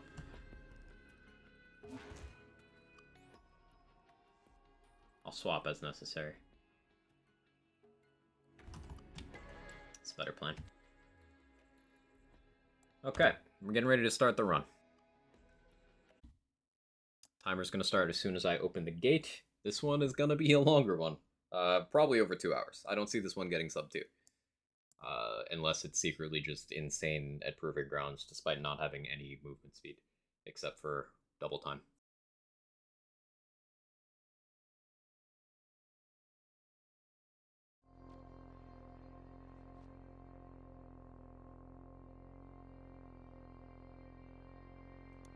I run an ad so people don't get interrupted throughout the run.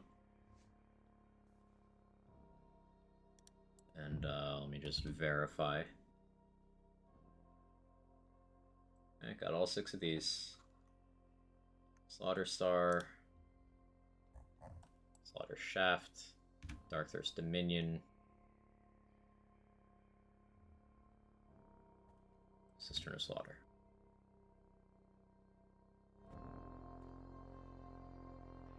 Okay, I'm gonna need to save, quit out, and switch to Bloody Harvest. Grab the quest if I don't already have it after this. Okay.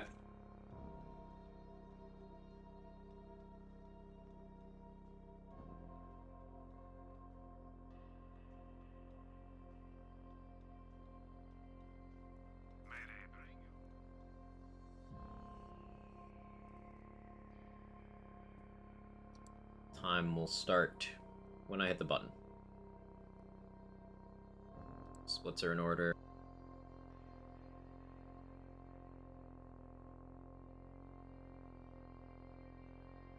Need a password to get in. Type it in right there. I don't make the rule. Correct. In you go. That's my part.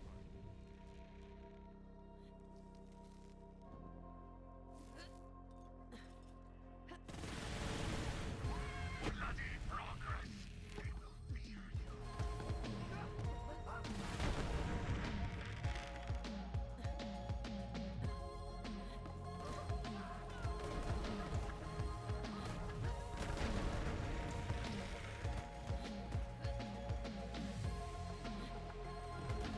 Yeah, girl. What?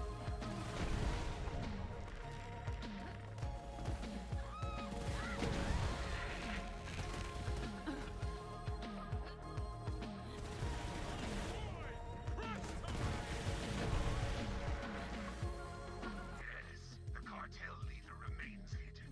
You will enter the mansion and locate the piece of the fountain puzzle to open the way.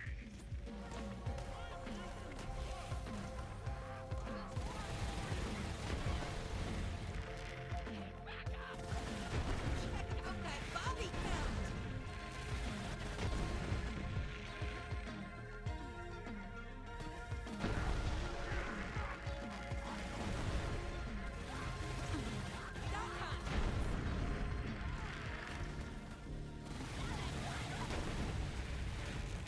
The fountain piece.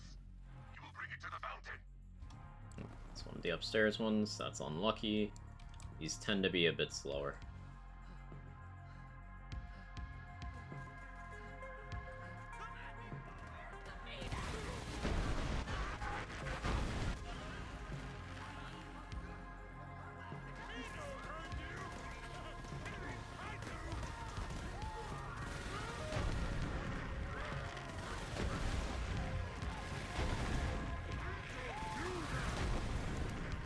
GTD in particular is going to be awkward.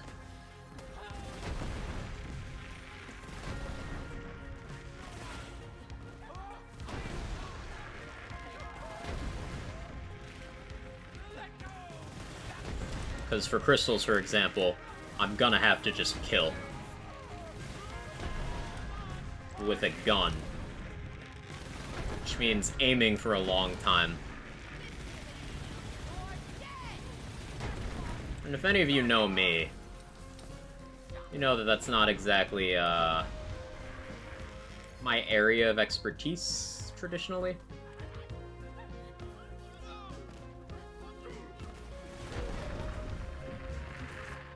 But hopefully Rad Explosions will cover me well enough.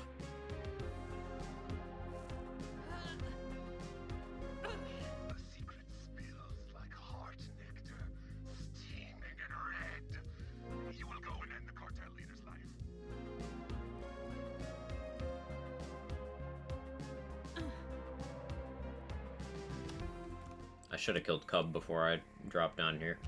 I'll just have to live with it. We'll have low flare bonus for a bunch of this fight. So I kill Cub now.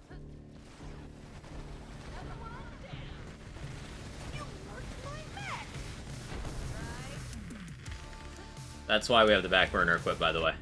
To kill Cub whenever we want to kind of reset our flare up time.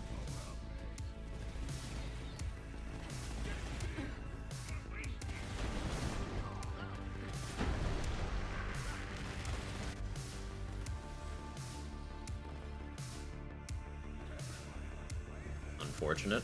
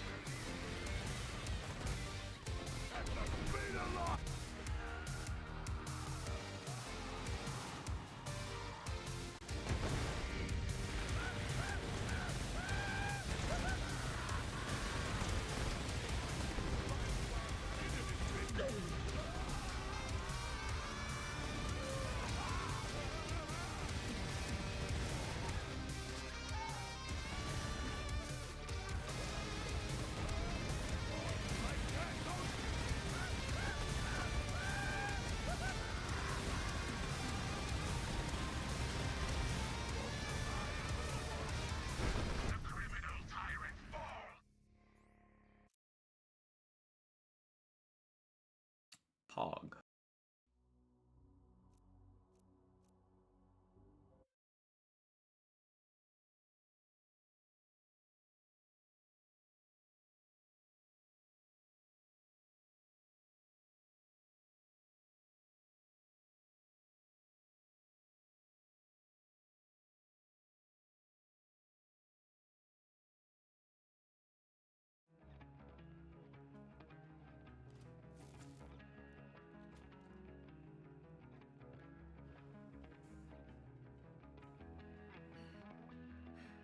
Oh, I already have the ectoplasm. That makes things a lot easier. Should have paid attention. Easy. Or not, I already have the ectoplasm. I already have the quest. Doesn't matter if I have the ectoplasm, because I'm gonna get it throughout these 12 other activities.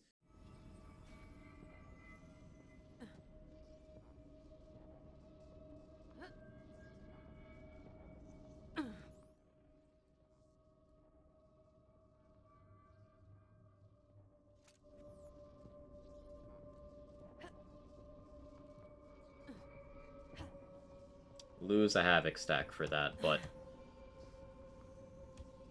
I'm gonna need that damage against shielded enemies. Some shielded enemies, I should say. What could have happened here? The planet does not appear to have been ripped apart, so much as burst open from within.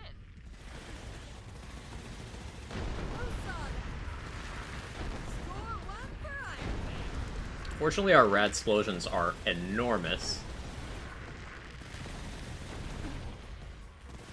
And one of the great things about superior firepower, other than it giving all that cryo damage, is that the status damage from it goes into our rad explosion formula. So our rad explosions on this build are as big as they can be, which is really going to help a lot to compensate for the fact that we are using a purely single target weapon.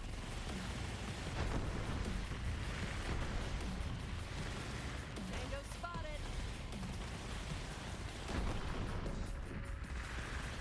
This is going to be interesting, because this is a speedrun on a build that is not designed for speedrunning.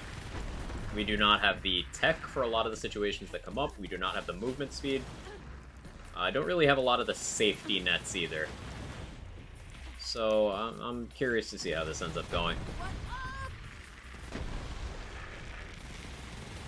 Likely get tutorial crystals here.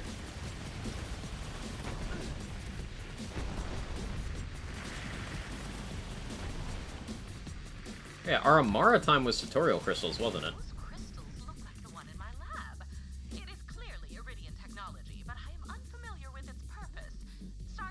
Or was that the same time? I don't know, it wasn't the flag one. Those crystals do not seem to want to stay charged. Pops out of commission.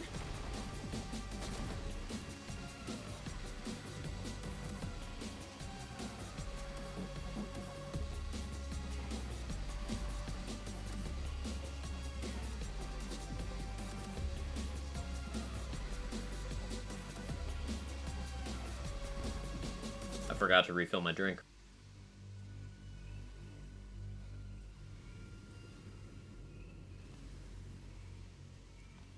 I'll do this run only partially hydrated. It's fine. Everything's fine.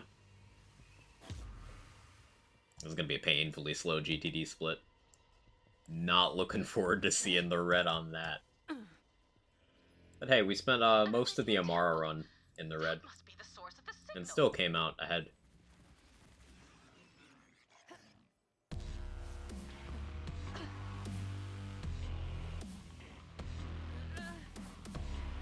See the difference already with the movement speed?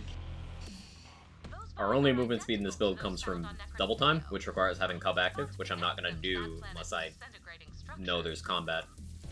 And Super Soldier, which only activates intermittently. So for the most part, we're just slow. Not a dehydrated EGR run. Hey, it's better than an overhydrated EGR run.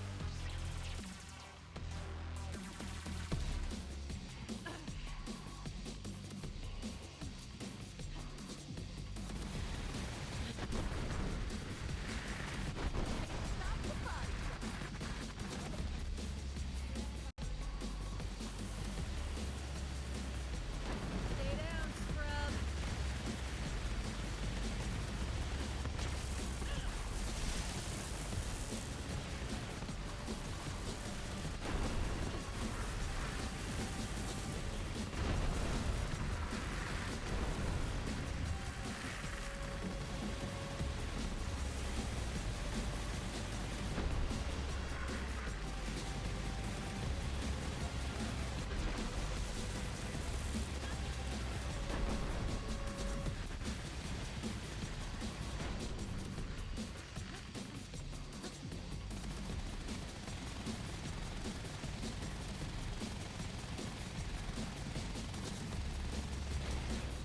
Can't see the enemies very well. It's gonna be interesting.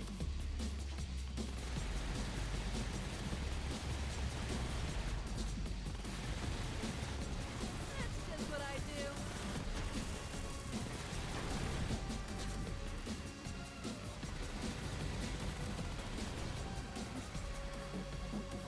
Maybe I can leave that one alive. Hopefully Cub will distract.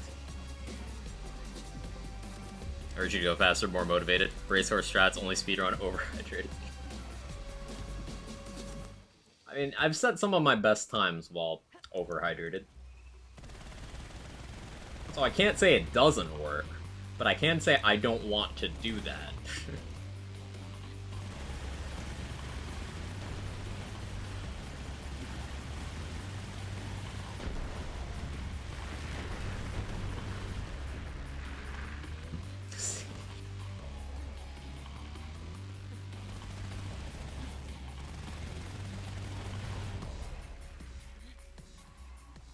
No, I totally should have spec running on fumes instead of that, wondering why my duration was going down so fast. Totally should have spec running on fumes instead of that second Scorching RPMs point. Why did I do that? Just remembered what the build is last second.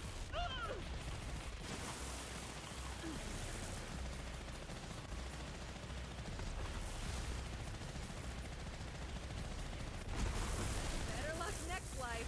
Yeah, I'm thinking of that. Oh well. More time saved for next time.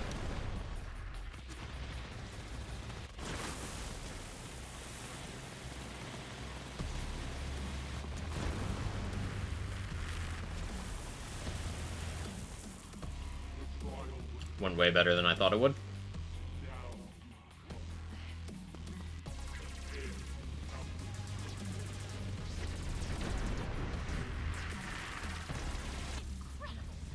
This is a highly advanced guardian that is able to speak with us.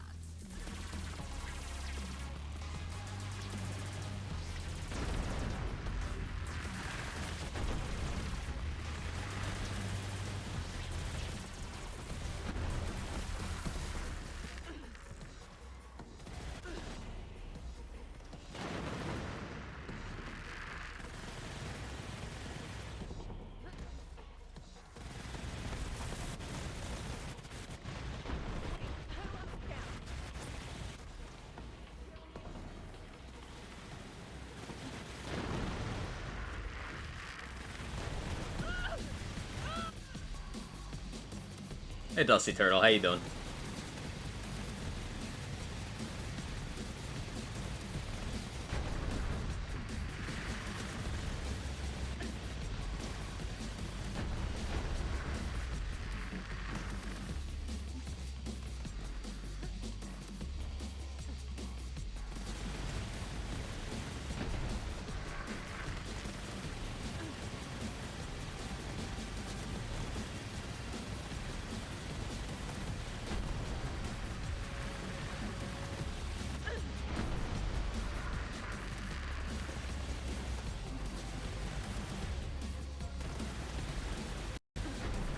Yeah, I made a very bad decision with this skill tree.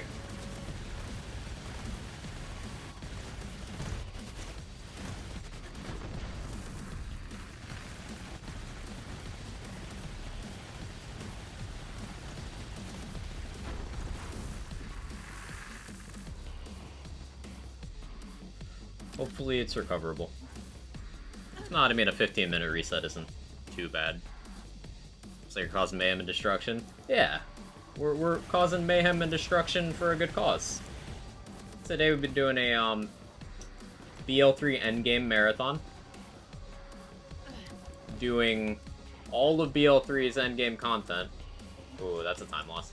On, each character. You can see the splits up there.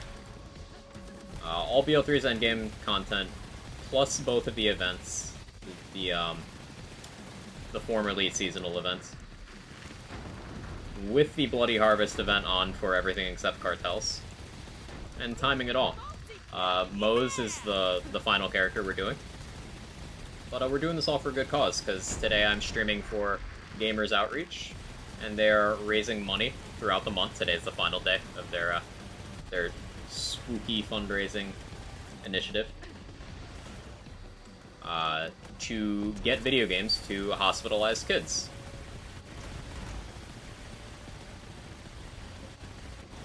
I've just been playing a good game for a good reason. And that's been today.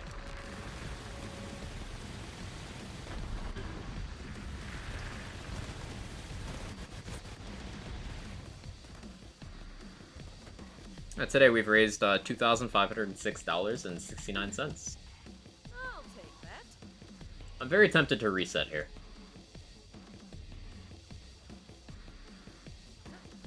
If I get knocked off of this platform, I'll reset. Because that skill point is gonna cause me more problems the longer we go. We'll play it out.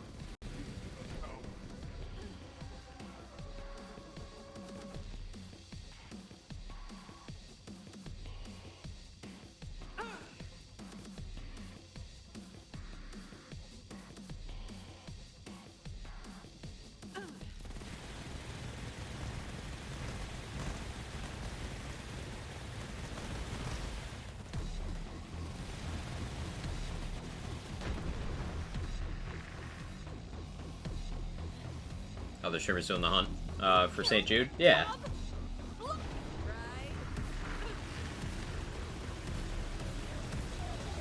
BL2's not really my speed, so I didn't have an interest in competing in the hunt, although absolutely support the event and the people running it. But I had the opportunity to do this. So I chose to do the Help Out Gamers outreach.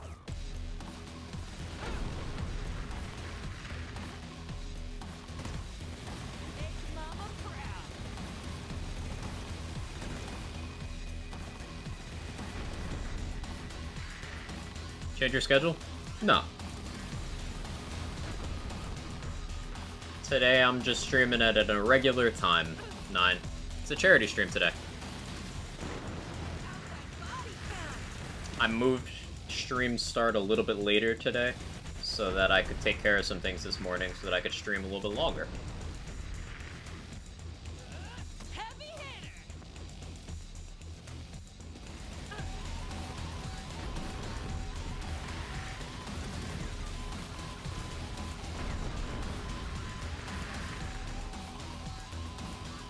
That's pretty cool doing this for kids. Hey, you're pretty cool for hanging out while we do this.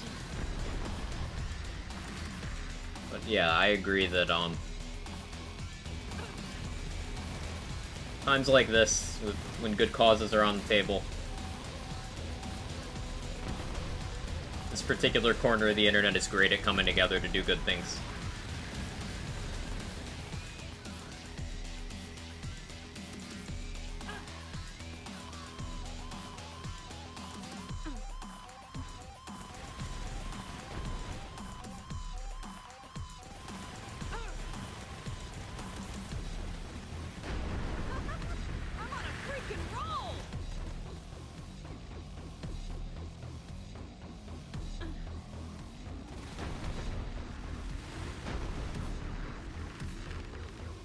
Back to your question, 9.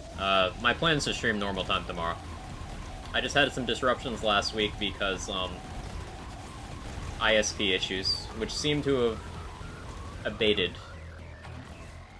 So, should be normal streams from here on. From tomorrow on, I should say.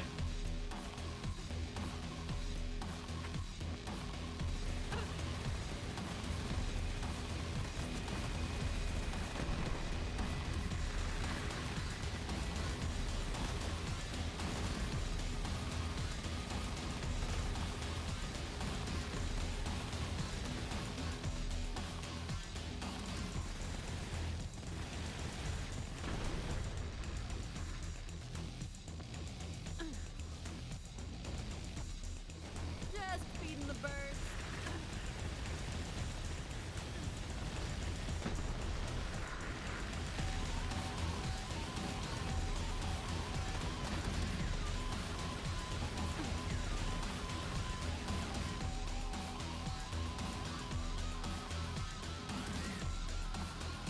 You know what the adjective I would use to describe this track is? And why I love it so much? It's crunchy. It's crunchy.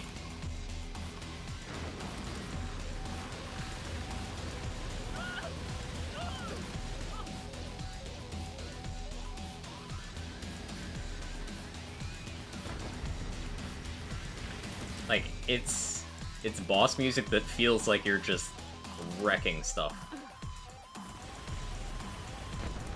as it's playing out. Cool music design.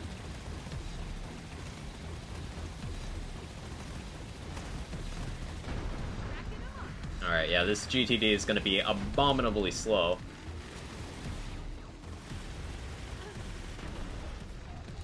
Call me the abominable slow man. Hey, 9, thank you for the 10 months, I appreciate it. Goes a long way, thank you so much.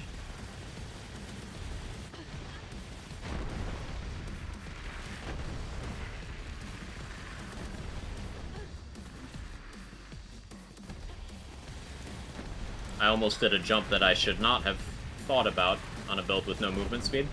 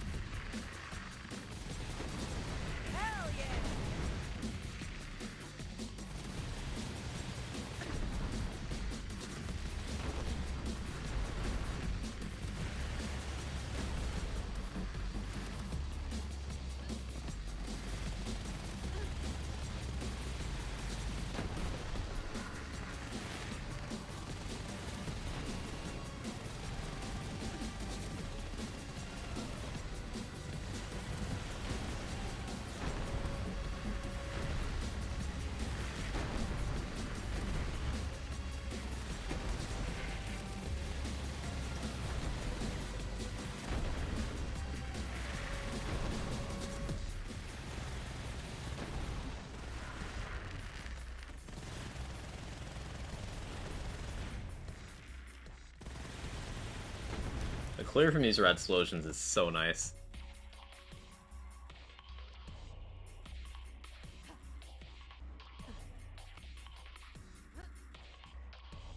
Build would be performing a lot better as a whole if I had gotten my skill tree correct. But you can't win them all. Or any of them sometimes.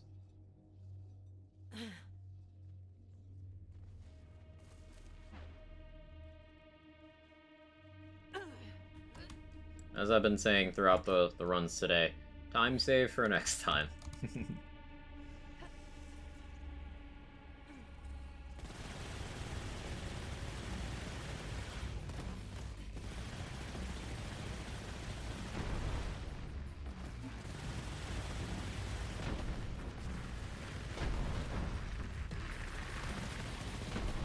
Super Soldier actually saving my life right there from my own hex.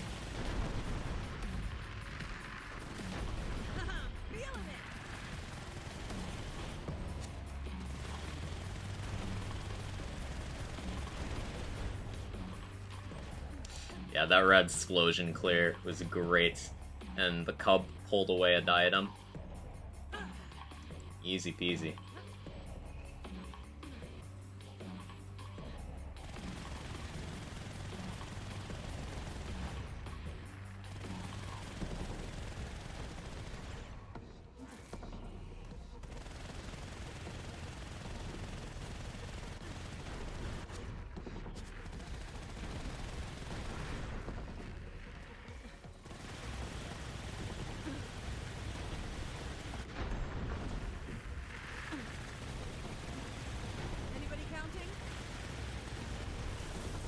It's going way smoother in the crystals than I thought it would. I knew the red explosions would be good, but I didn't think they'd be this good. I suppose it makes more sense with crystals too, because there's fewer items, usually.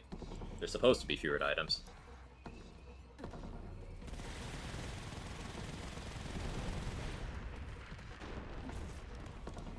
Hey, Soccer Chick, thank you for the $50. Video games for the kids.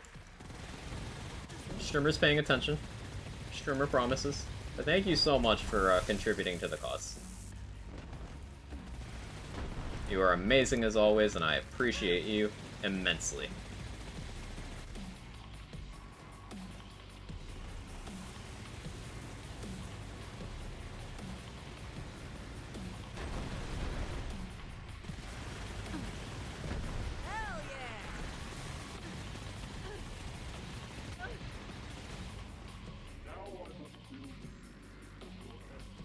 That stray hex almost ended this whole run. Oof.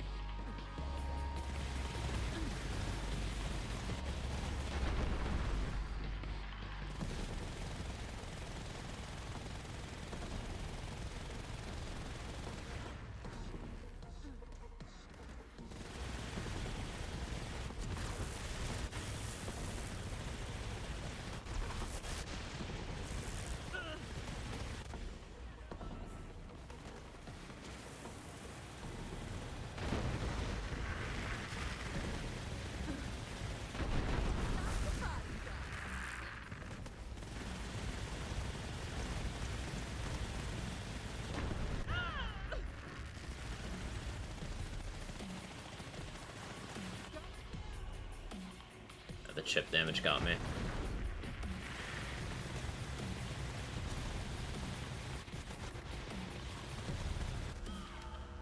Almost wondering if I should just go green monster with how I've messed up the skill tree.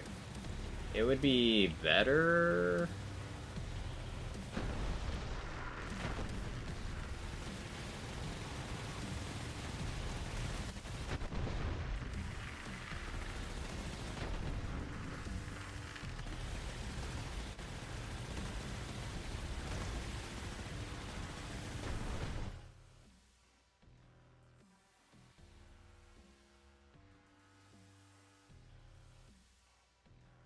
I don't have one with radius.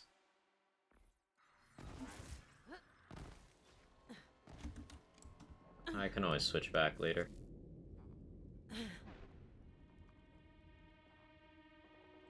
we're in the time loss section now.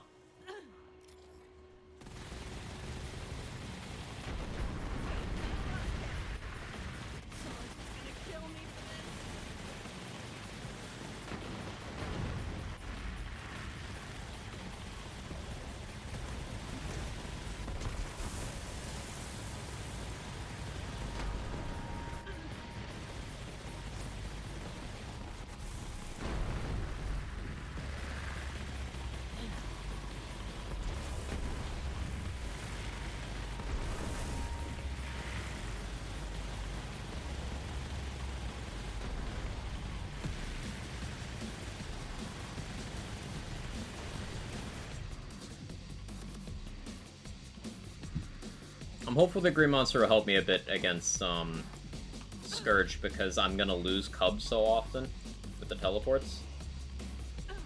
But it's likely I end up switching back to Flare anyway, because this is supposed to be a Flare build. That must be the source of the energy signature. Go in, Vault Hunter, so we may get a reading on whatever's inside. Yes, it's probably a monster of some sort. But Screw it. I'll correct the spec at the new machine. In Malon.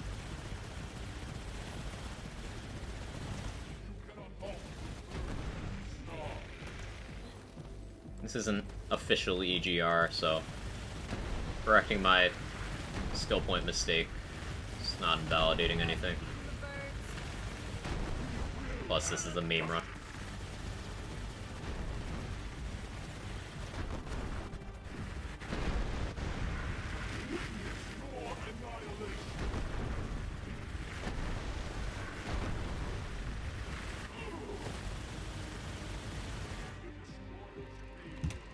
I do like Green Monster on that fight, though.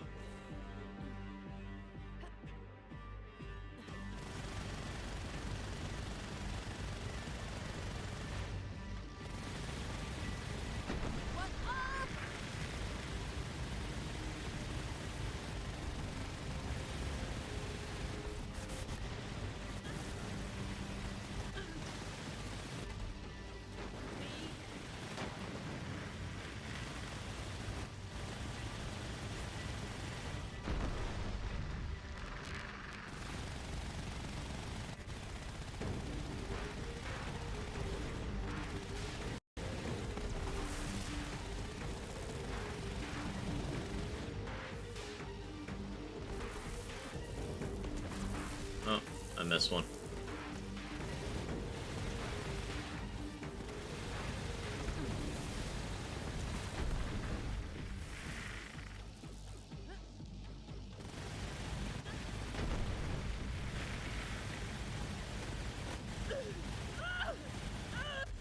We'll say it's pretty difficult to see.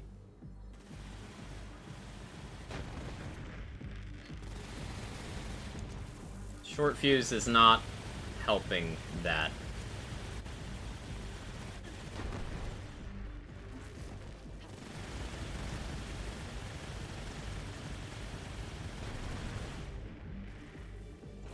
Yeah, I'll correct the spec. I expect to come out of Scourge plus 9, plus 10. What you hiding, Space Rock? That's okay, because remember the last run, we golded a bunch and came out ahead despite being plus 12 most of the run. This won't be that. But haha, funny build. Sometimes you just want to boogeyman go pew pew.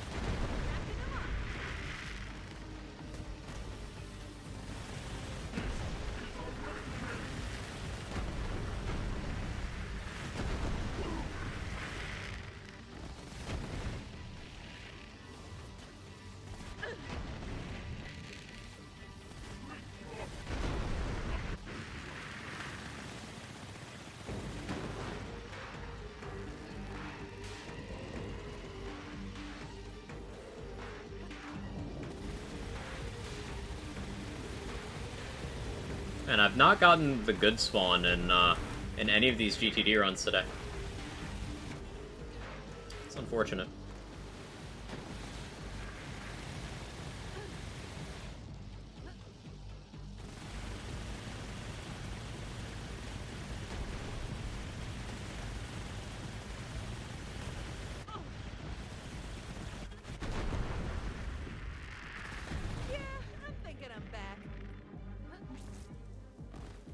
you, Super Soldier move speed. Wasn't confident in making that jump without it.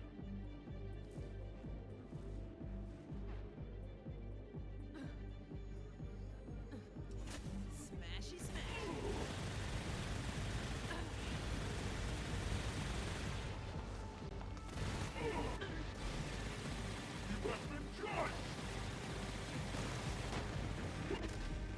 Ow.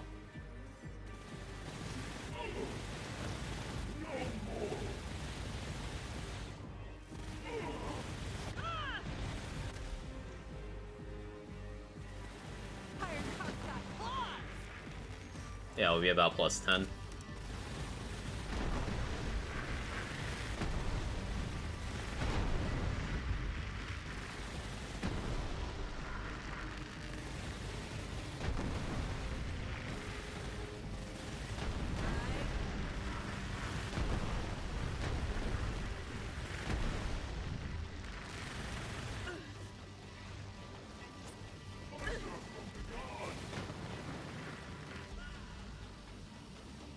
That's fine, actually.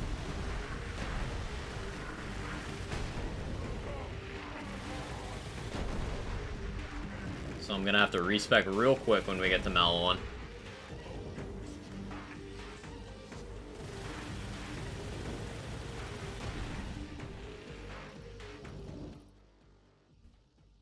Yeah, plus 10. That's okay.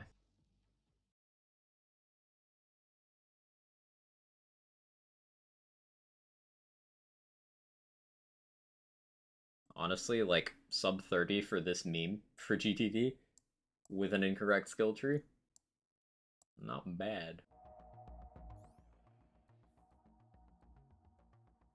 Need to put back on the correct flare, which was this one.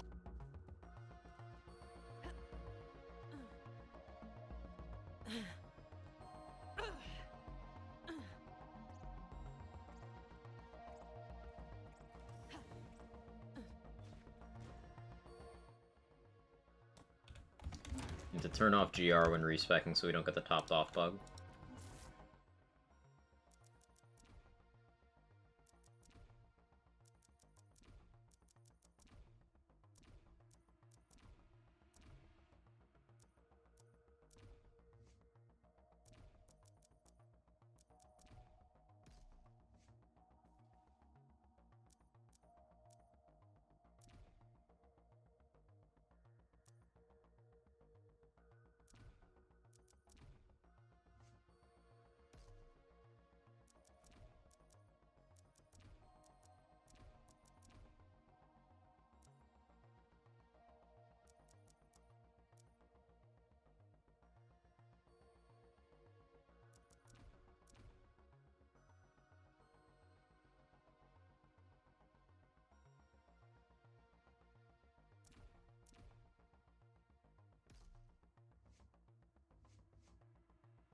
And then I don't get RPMs. That's fine. I'll take, Drowning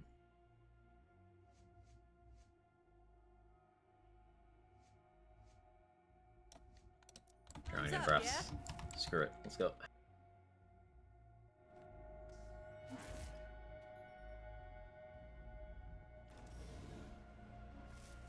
Intel says there's an elevator down to the lower levels. Make your way there and be ready for some heavy resistance. I'm counting on you, Vault Hunter.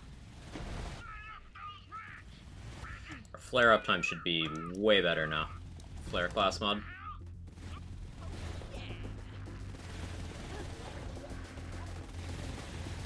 Because as long as we're killing, Cub isn't draining fuel just from moving around.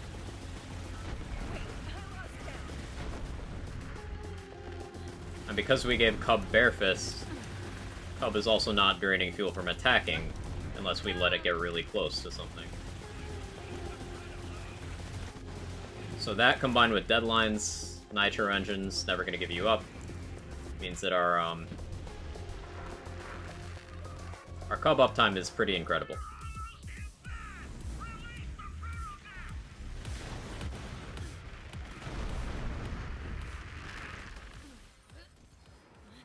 It is entirely possible to do Maliwan takedown in one Cub activation with proper flare, building, and upkeep.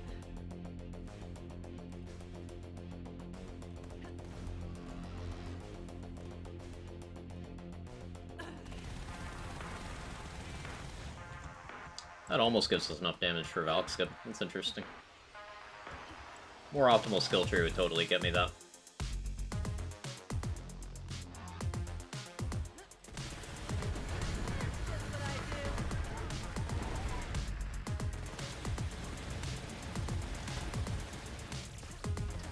Well, hi there. Welcome back, Boom.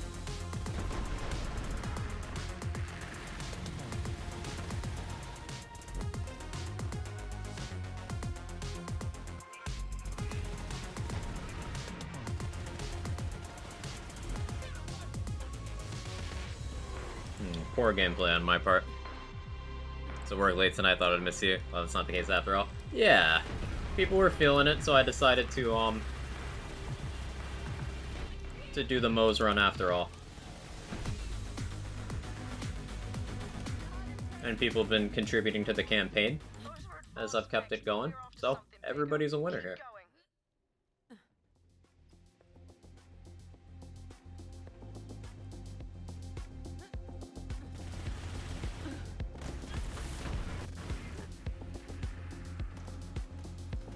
So I'm expecting to come out of this this Maliwan at like another +4. So we'll be a fair bit behind. That's honestly only going to grow as this goes.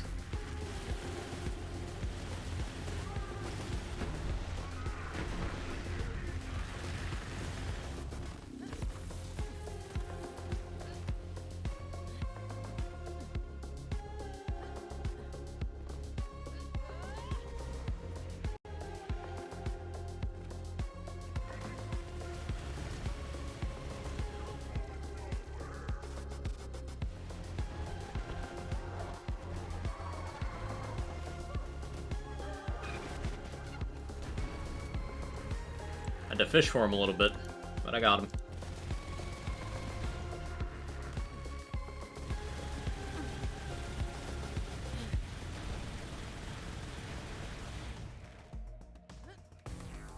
I don't have the movement speed to do that skip, so I'm not gonna.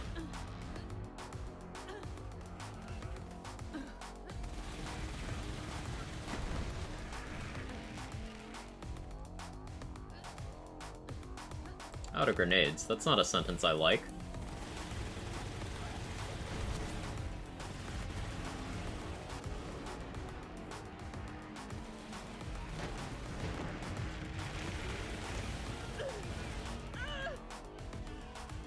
Lit myself on fire.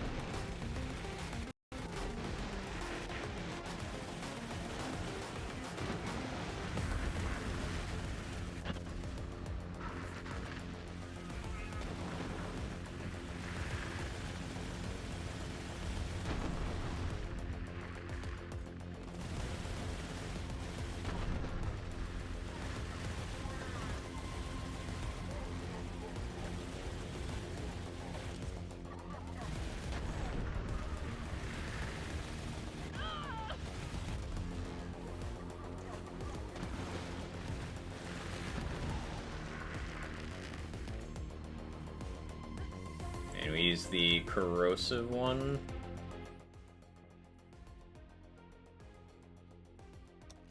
For Woden.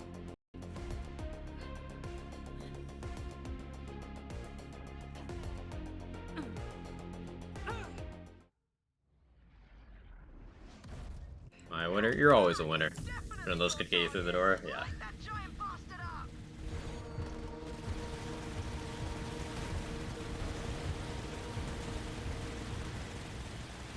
So I should have killed Cub and reset it, but we don't got time for that.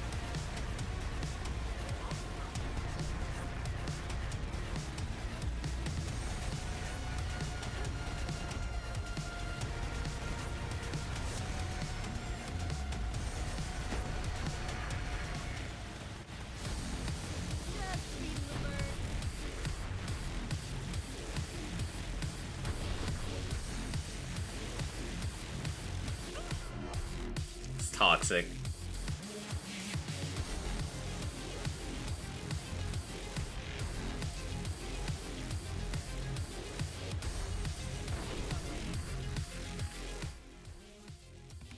So we still had like half of our Cub duration there.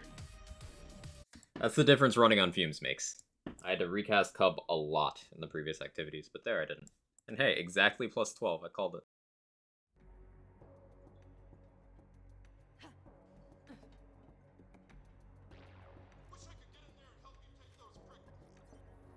What's up, sucker? This is And I switched back out for a cryo one there, because nothing else in the game needs me to have that corrosive boogeyman again. I'm keeping the shock one for emergencies in case I hit a troublesome resist.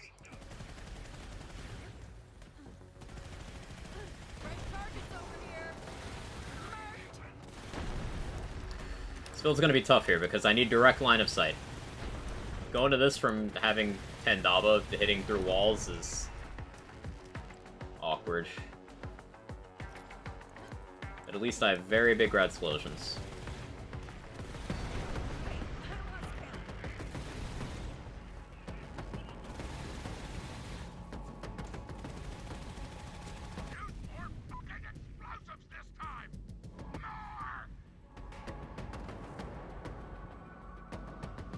For 3,000 quite the 72-hour stream. No. No, Quag will not.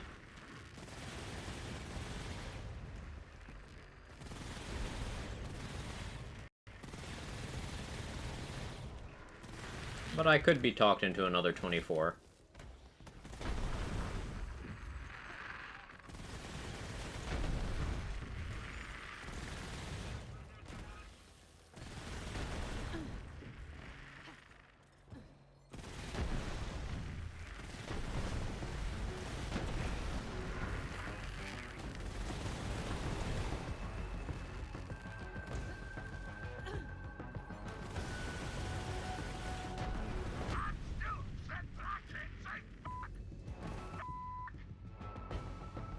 "69 hours.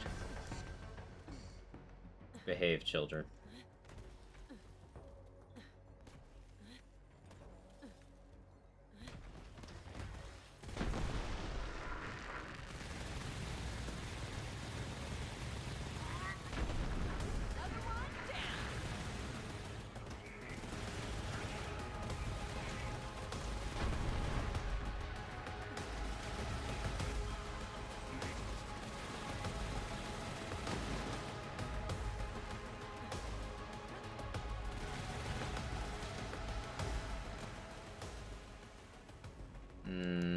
Where are enemies?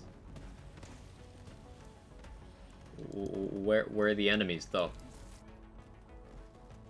But where were the enemies?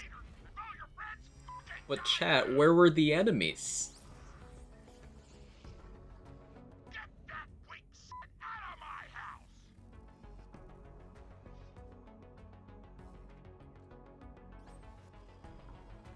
That'll get the blood pumping. That might mean no red rain, blue fire, but we'll see what happens. Call it experimental. We're totally gonna end this split at like plus 20. Your Moes, they're dead and so are you. Sounds accurate.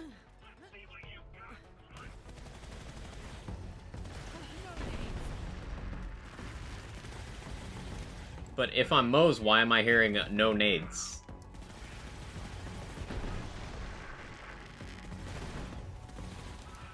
So I'm starting to think I'm not Moe's at all.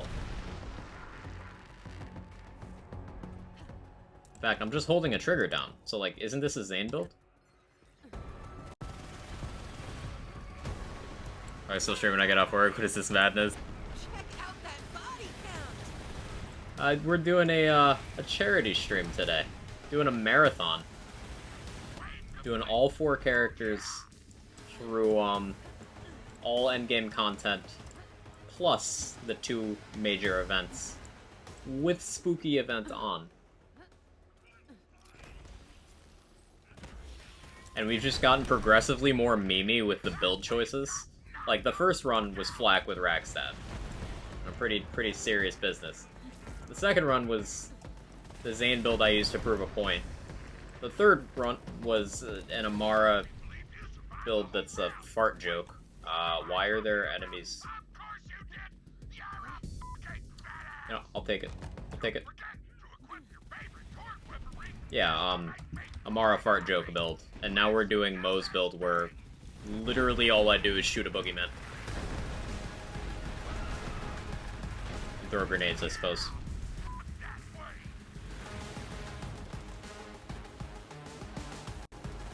We've also got max radius red explosions, though. So red explosions are actually just entire rooms.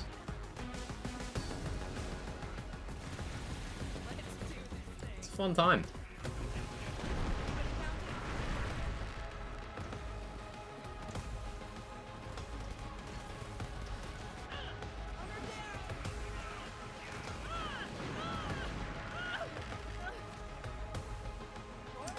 That was my bad. Oh, Cub killed something? My Cub with bare fists and almost no Iron Bear damage investment killed something. I'm so proud.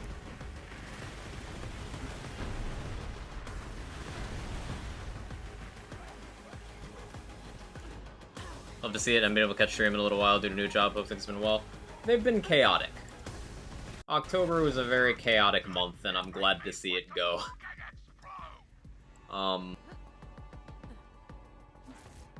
But yeah, I'm very satisfied with how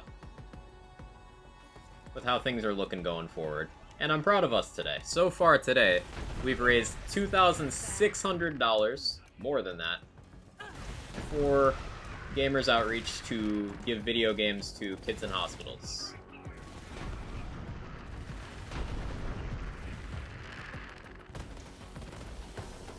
And thanks, a few minutes ago, Boom, for another $50.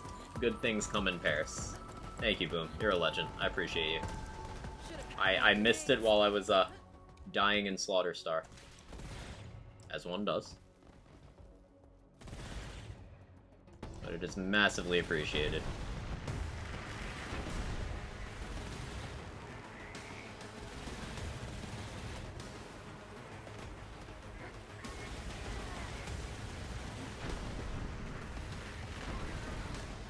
Cub carrying? Real.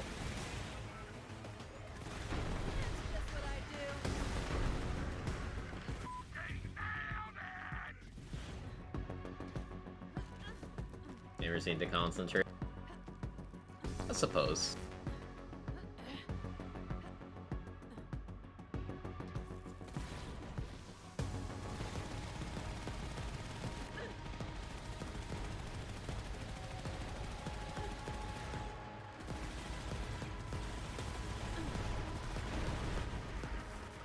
That is some rather bonkers red explosion radius.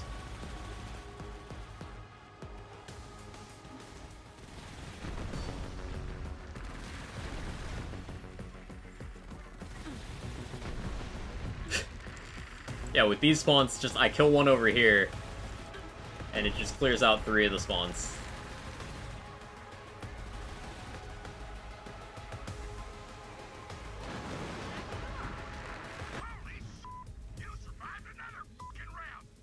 Immensely satisfying.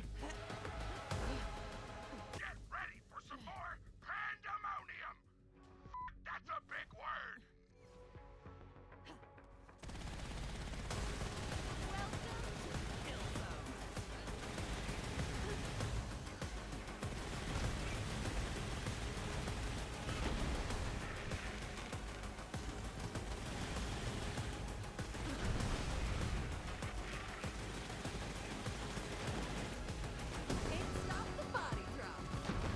If anyone's ever in doubt about how good biofuel is for healing Moes, that barrel fog only killed me the second time I walked into it. The first time, biofuel was able to save me, with my health pool being what it is. Like, in a URAD build. That is some very strong healing. Even in 2022, I see a lot of people who, make their build depend on Vampire for survivability, but Biofuel is massively superior.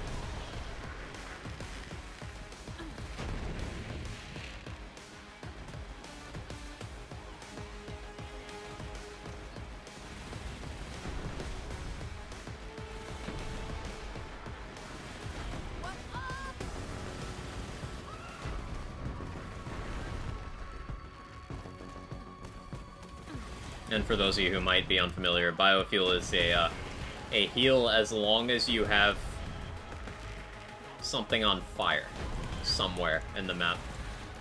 It heals both you and Iron Bear / Iron Cub. And because of how this heal is applied to Bear, it actually makes Bear immortal. As long as Biofuel is active, it can't die from damage. So you can have a Bear sitting at 0 HP, but if Biofuel is on, it doesn't die. And that's not a figurative 0, that is a literal 0.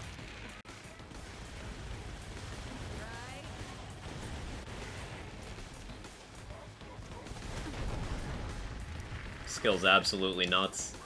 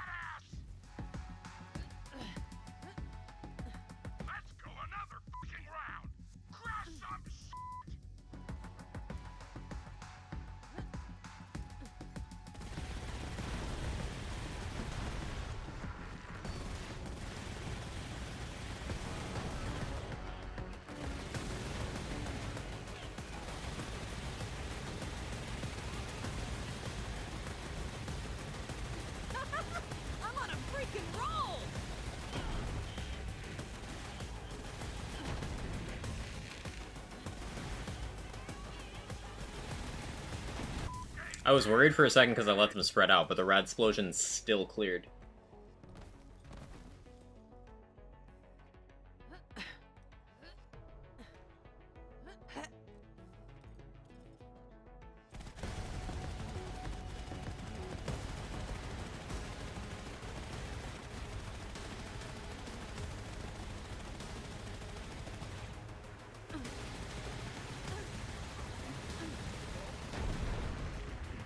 Alright, I can feel the lack of flare bonus right now.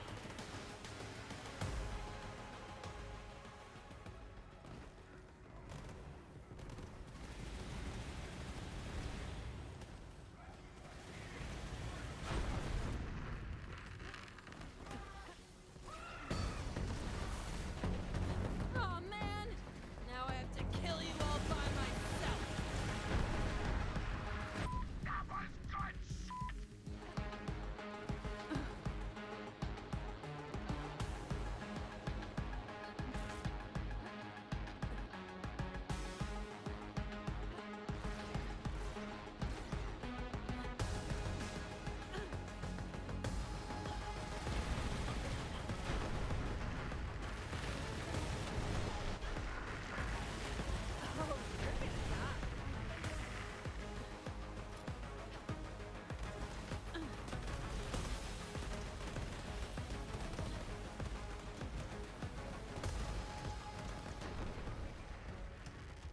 Thank you, Hex. Clutch as always.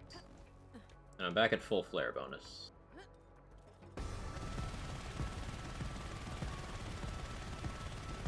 Which is sizable.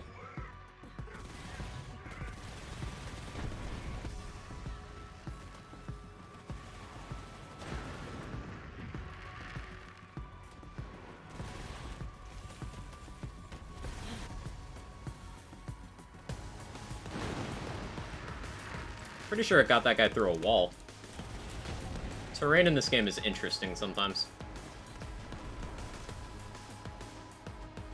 Cut 'em down, cub.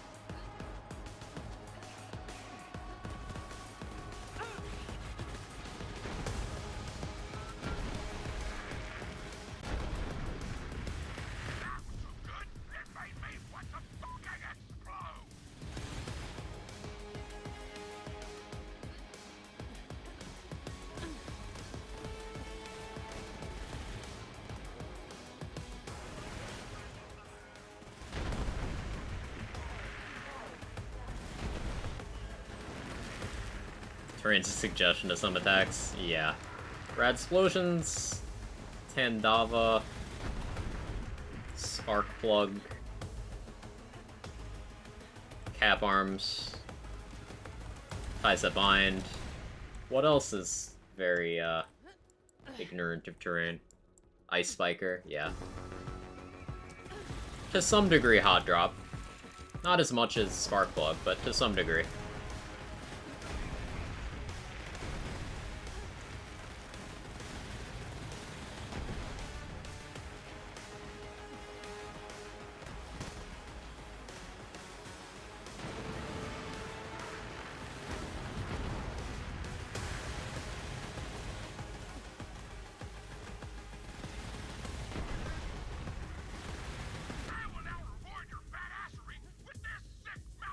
Quasar. I suppose we should throw Stormfront in there too. Hey Walker, thank you for the $50. Love charity events, love you, keep up the amazing work. Thank you so much. The kind words, the contribution, the company. I couldn't resist the chance to be alliterative. Thank you so much, it goes a long way.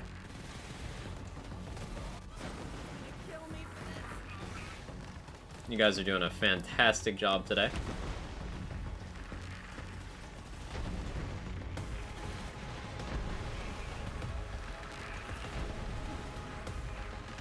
Like, think about this.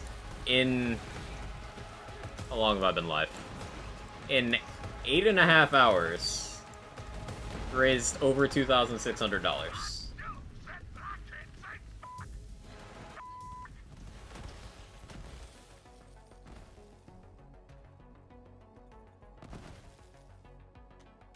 Purple A12 and Purple Claws in one room. Nice.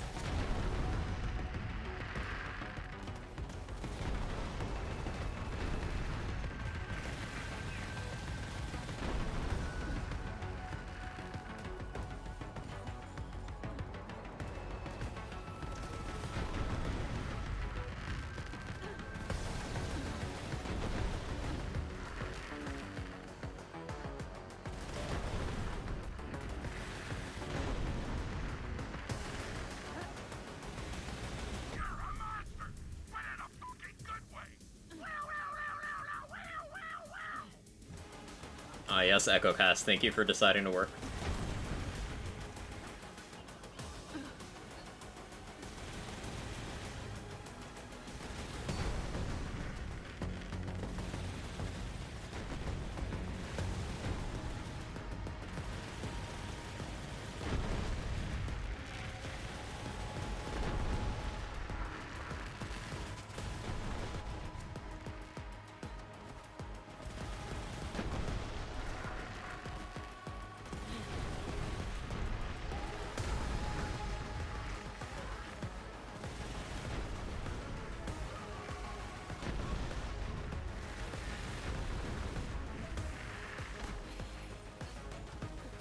More stuff for the Going Through Walls Club. Brainstormer, Reflux, Static Charge. Snowshoe kinda does. Snowshoe Frozen Heart just have such big radius at their max that, like, it seems like they are.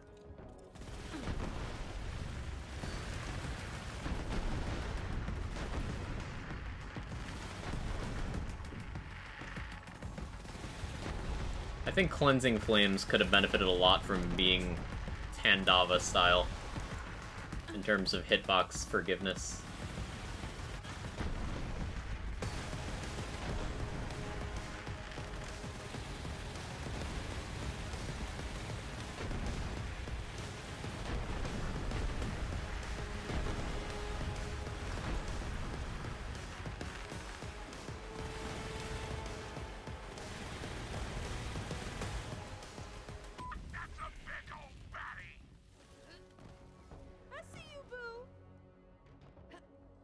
Honestly, we're not as far behind on Slaughter Star as I thought we'd be with a death.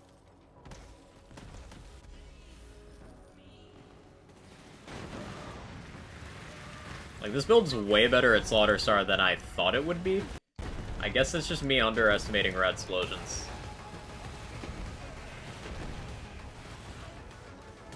And, like, Boogeyman having very fast projectiles for the long-range stuff.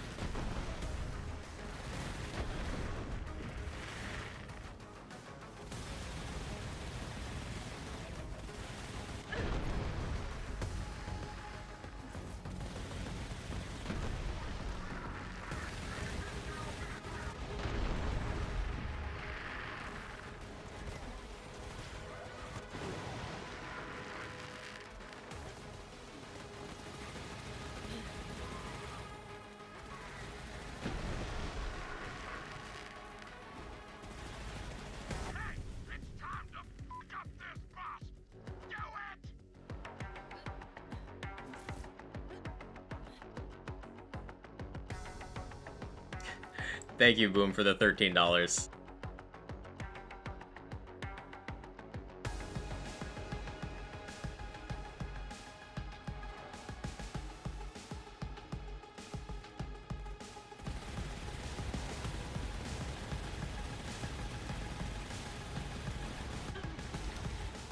Didn't get booped off the edge this time.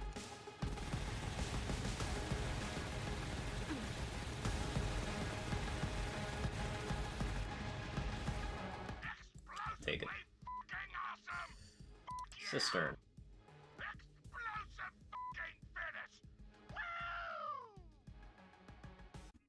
Yeah, only +3 on that, with a death.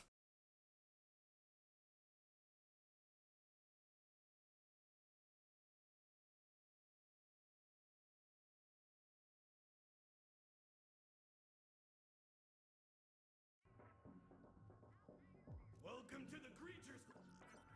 Another circle of slaughter, sponsored by me, Tark. Fuck yeah! For anyone who likes the infinite ammo playstyle of Moe's, I'd like to point out that I haven't reloaded yet on this character. Use more explosions this round. Use more fucking explosions. Yeah, that barrel radius. So barrels in this game inherit the player's damage formula and splash radius and all that. And since we have max splash radius possible in this game right now,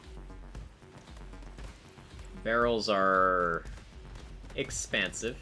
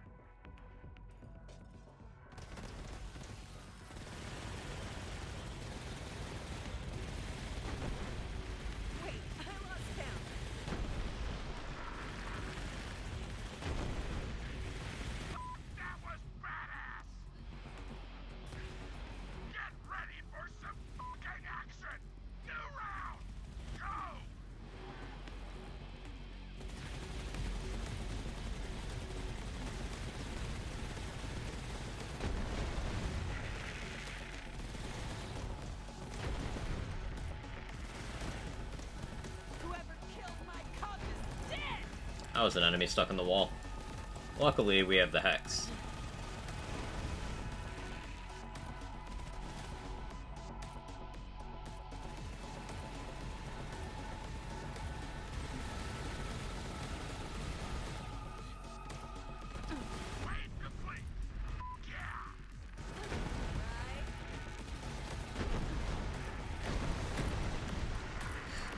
That barrel.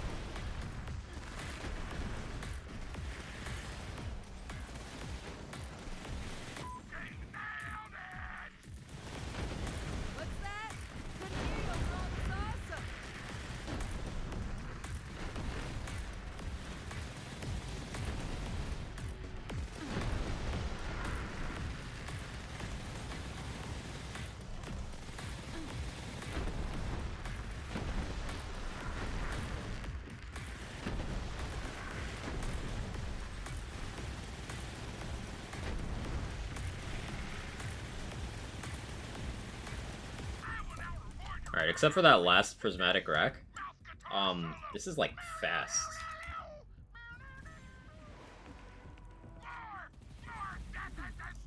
Not even fast asterisk, make up some time, just like fast.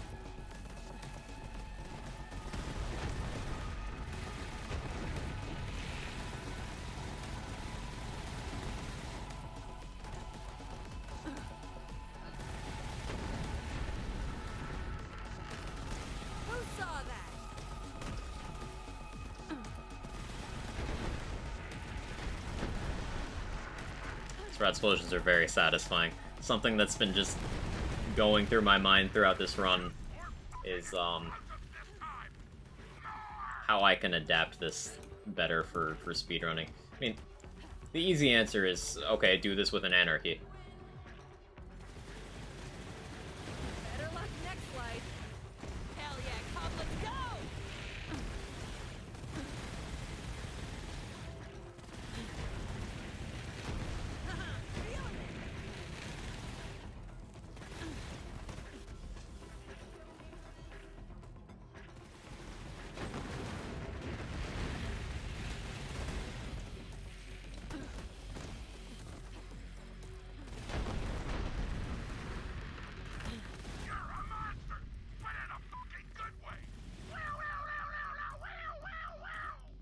I lost track of which spawn I'm supposed to be looking at next. Oh, it is this one. Cool.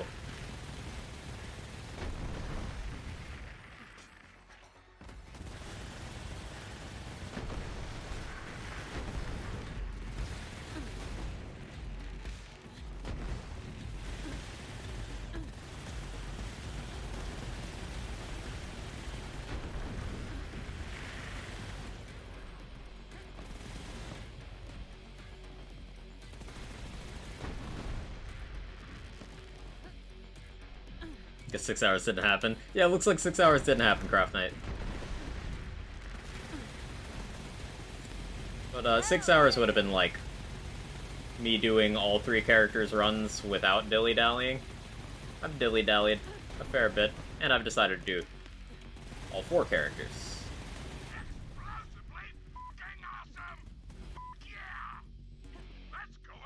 Also gives more people more time to get in on the fun of raising money.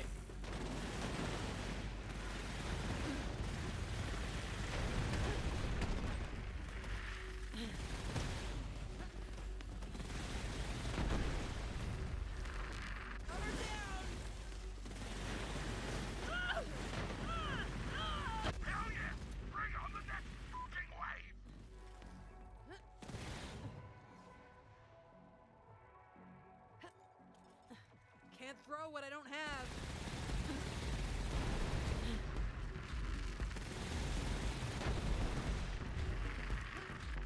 Toss more for the charity for little gamers. Absolutely. Gotta support the little gamers.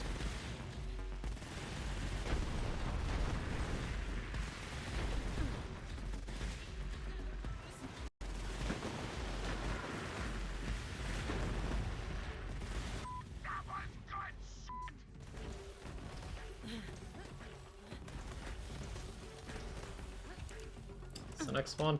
It's here, right? Nope, it's here. I'll just react to it. Be better than trying to be proactive on the wrong spawn.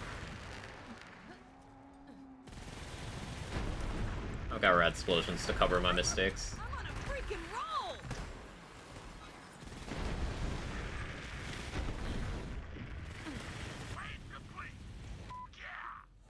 I see you, boo!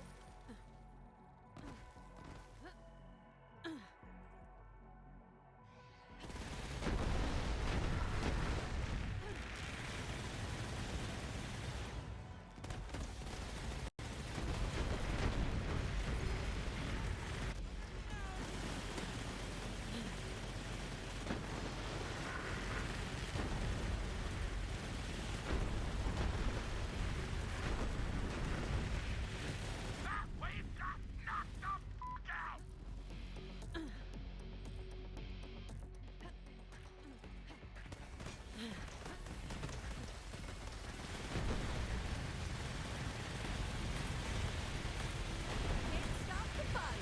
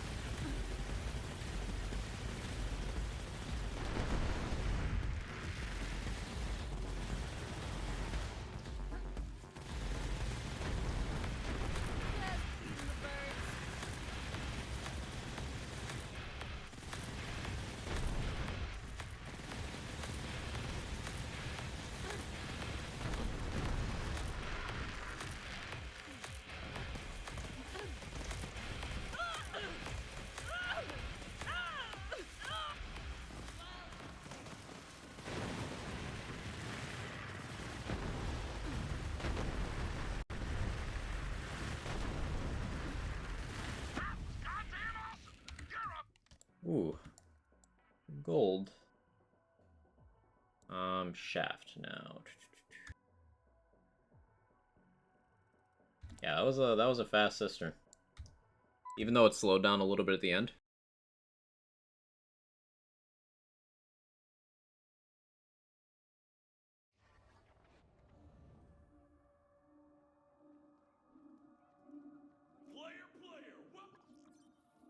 You'd better be using a torque for this, Slaughter. If not, you! My hand's starting to cramp up. Time for more slaughter!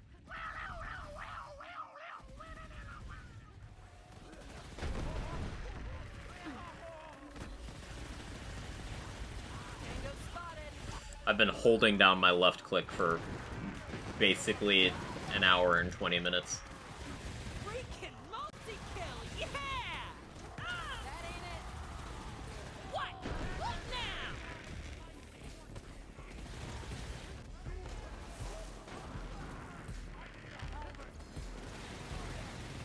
You're a monster, but in a fucking good way! It's trying to blast!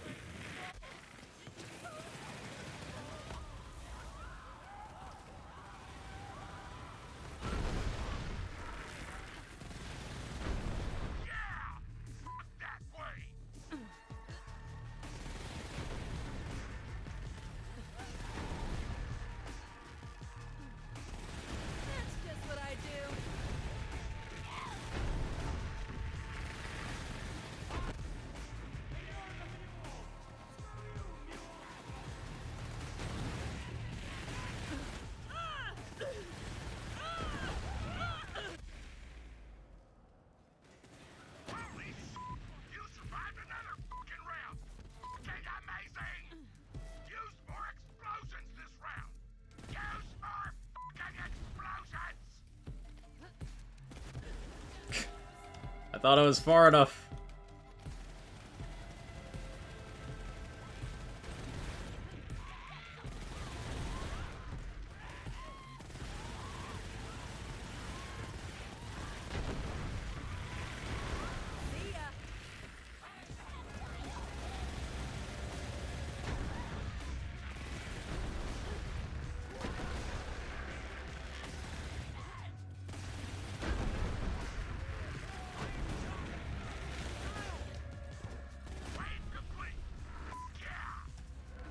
Oh, that's not good.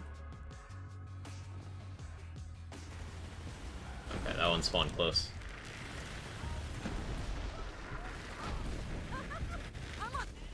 The fact I've only died once to killing all the enemies and then downing myself is pretty interesting.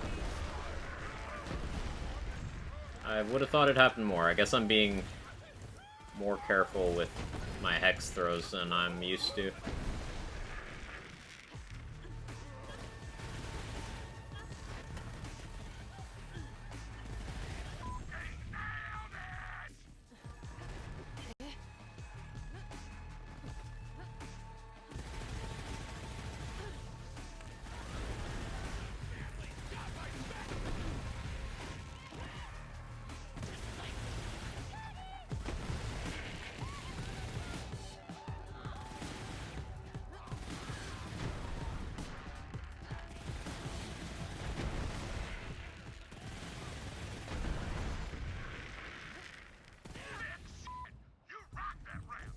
Cool.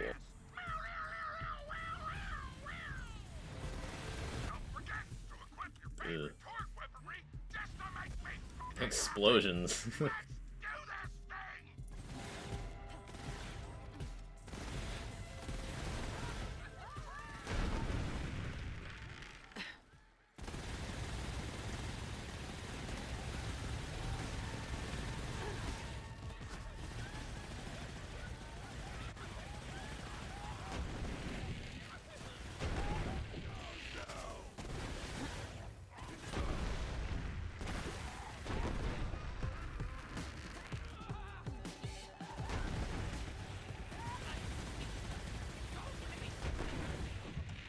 The main way I'm aiming at enemies is by looking at what my hex beams are pointing at.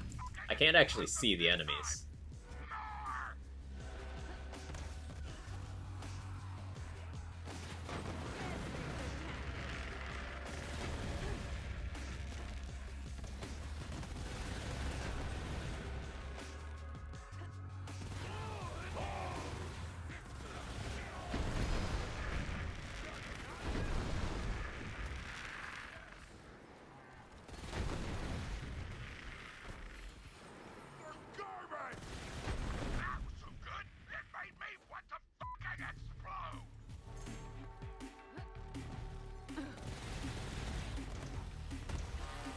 Fresh targets over here.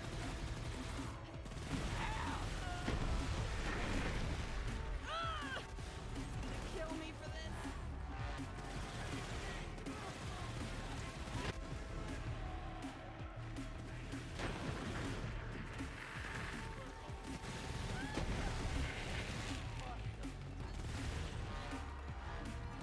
Ah, I'm stuck.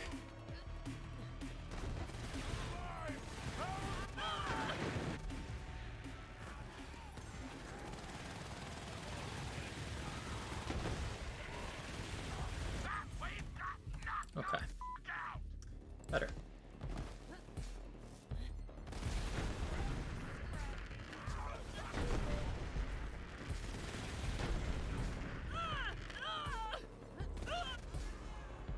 Ouch.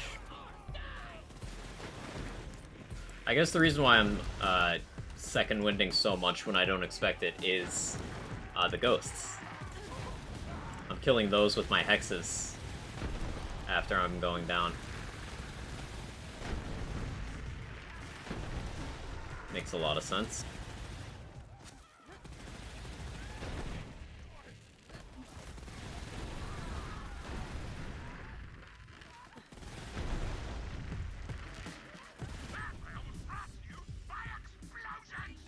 Like that.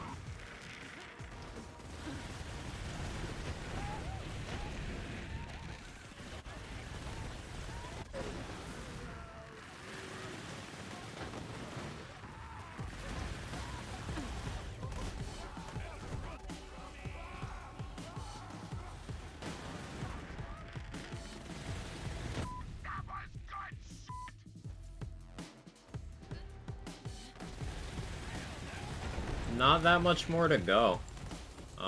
After the slaughter, it's just the proving grounds, Hemo, and Bloody Harvest.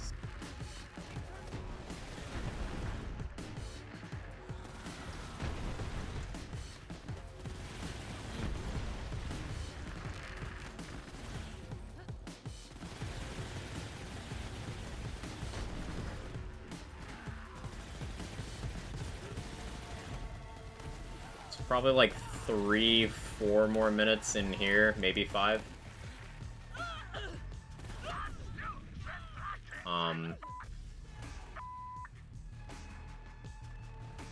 That's unfortunate.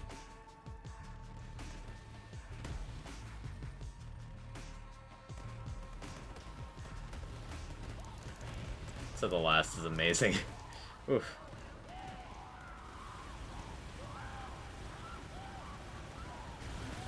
Pick the wrong fight. Yeah, maybe 5 more minutes in here. Each proving ground should take like 3 to 5 minutes, depending on which one I'm doing. Fervor being the one closer to 5, probably. It's probably 20 minutes for those collectively. If I play well. And don't do things like that.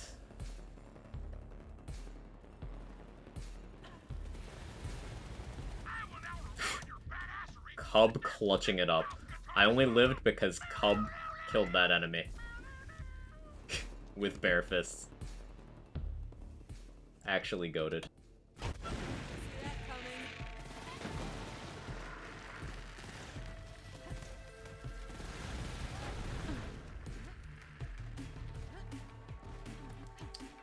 And then after the Proving Grounds, Hemo, probably like 3 minutes, 4 minutes? Assuming things go well.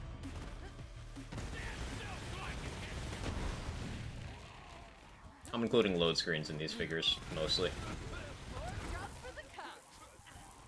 So yeah, we got another, probably about 35 minutes left in this run.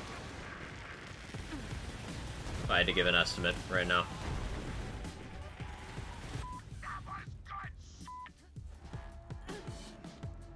Which is much better than I was expecting. Again, I downplayed the rat explosions.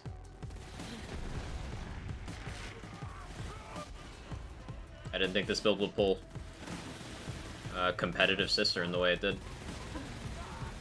Pleasant surprise.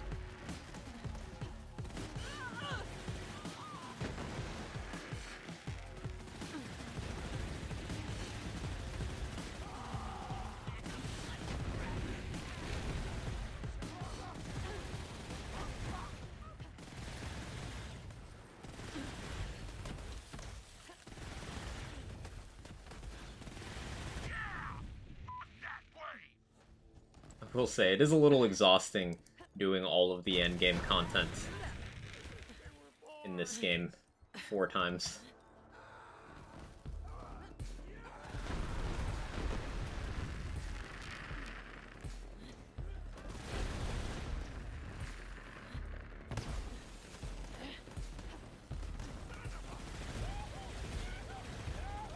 That said, the endgame stuff in this game is still, like, absolutely incredible.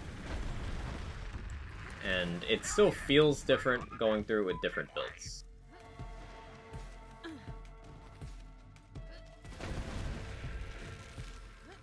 Eight hours of endgame is a lot. For a good cause.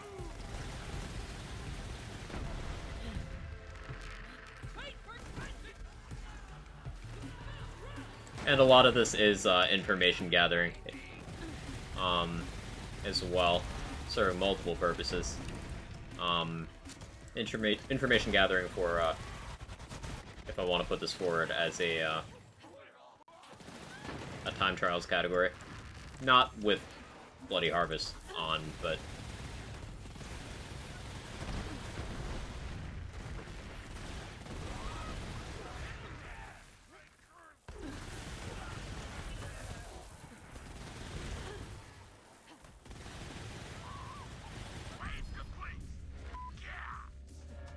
Although, what would the ruling on that be? I guess there wouldn't... You couldn't feasibly put a rule against having Bloody Harvest on, because it would just be slower most of the time. But you're gonna need to have it on to do heck to begin with, so, like, does it matter?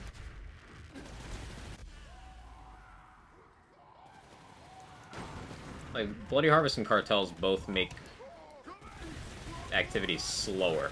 So if you keep them on longer than usual, out of a desire to not menu, like, it's still gonna be slower, unless your build's insane. In which case, you still only gain, like, 20 seconds or something. However long it takes you to save quit that one time. 2 times, I guess. No, 1 time.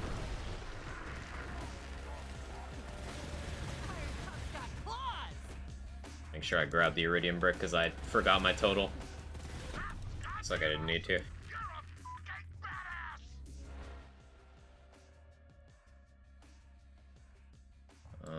Cunning.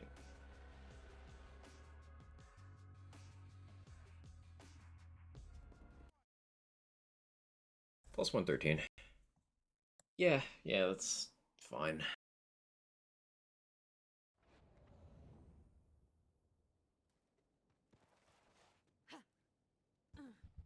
I expect to finish this run, like, plus 20 overall.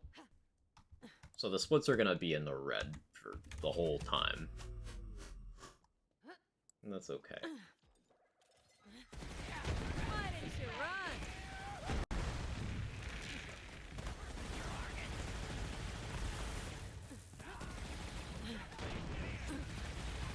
Probably not as tough as they look.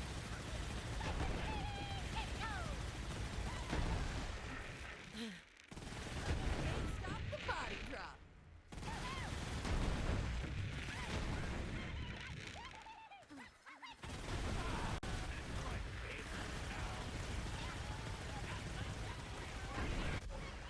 Kill me for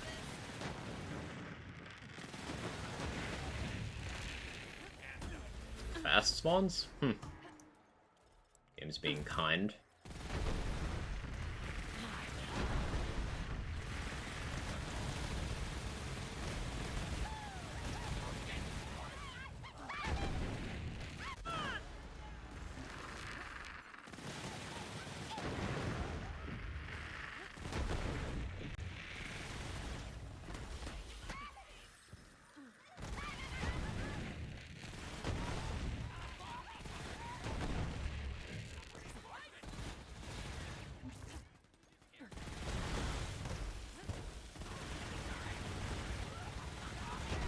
That's what I do.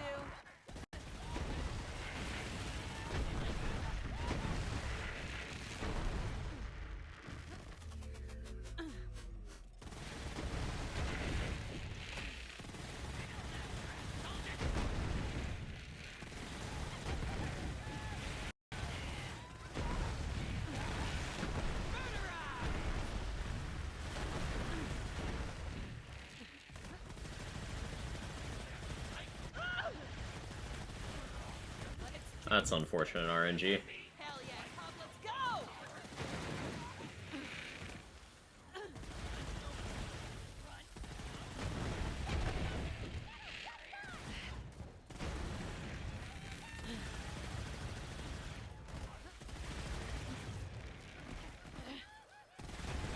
Counting?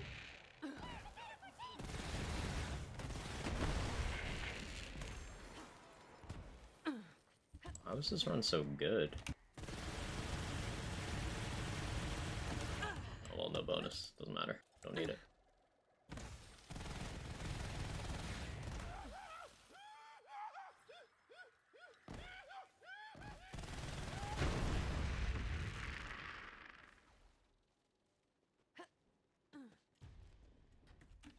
Still red, but, like, much better than I expected it to be.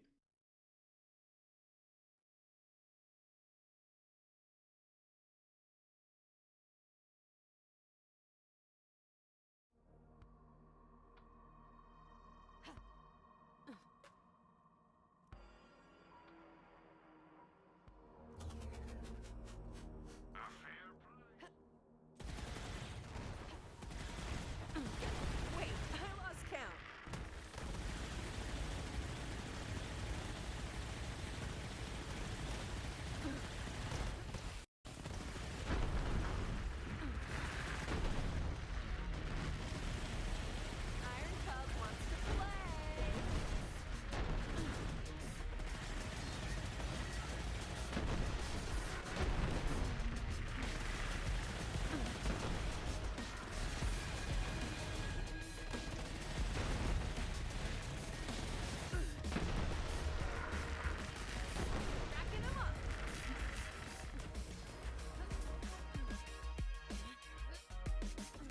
don't get to suss you, but you get to suss. That's how it works. I don't make the rules, nor do I understand them.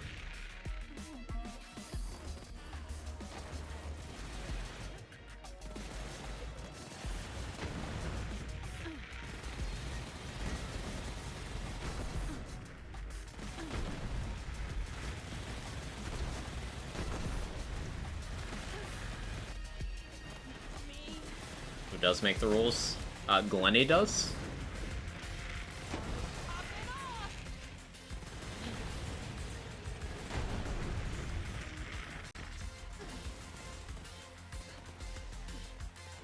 Made a bunch of random things in a pot and tastes good. Nice. That is adulting. That is cooking as an adult in a nutshell.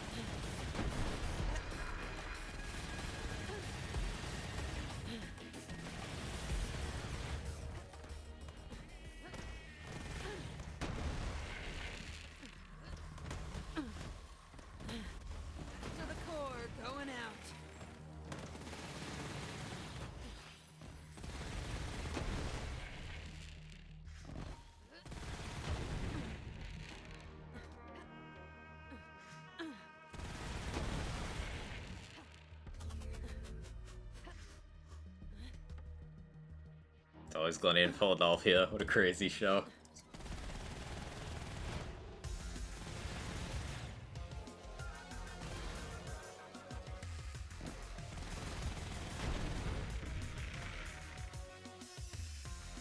Just barely behind.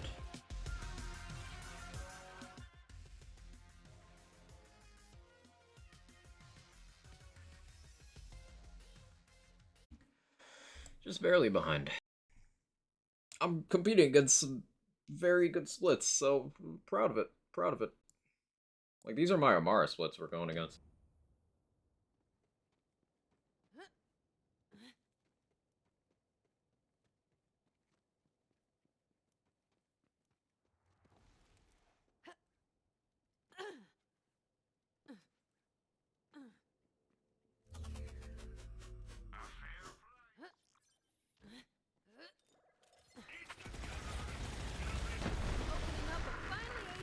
Of whoop-ass.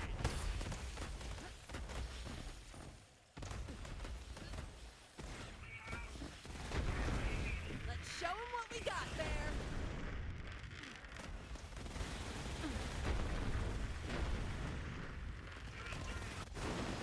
Kill me for this.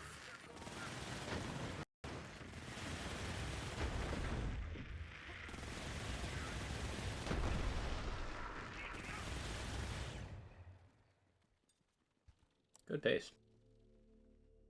No, this is Patrick. Hey, YouTubers, how you doing? Endgame Rush? Yeah, also added seasonals. So, we start with Cartels and with Bloody Harvest, and I Bloody Harvest on for the entire run minus Cartels. Because spooky.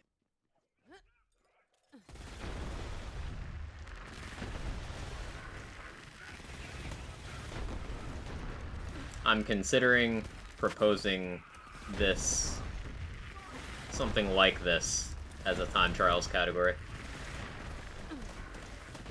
Check out that body count. And once the EGR meta coalesces a little bit, I want to see about doing all-in-one timer, all 4 characters EGR. But I would want to play, like, super competitive builds for all 4. It'd probably be, double launcher for Zane, Grenade racks or rack stab for flak. Hellzerker for Amara.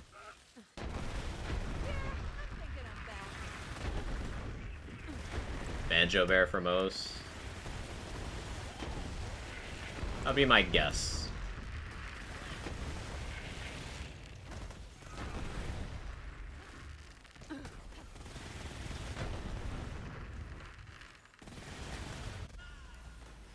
That's unfortunate. Hey, thanks, Ghost.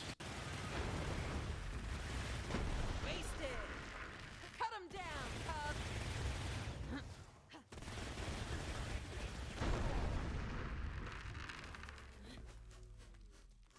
Four lucky 7 builds. You want to bet you should too? Not too much longer, Moo Girl. End of this run, I'll be ending stream.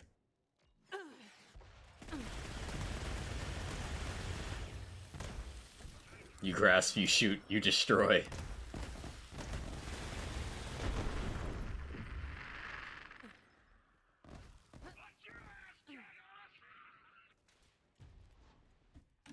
Honestly, I think the biggest chunks of time I'm losing and this compared to Rackstab right now is just the movement speed. It's just the movement speed, which I can get some of that back. I don't need to have all the damage I have on an artifact.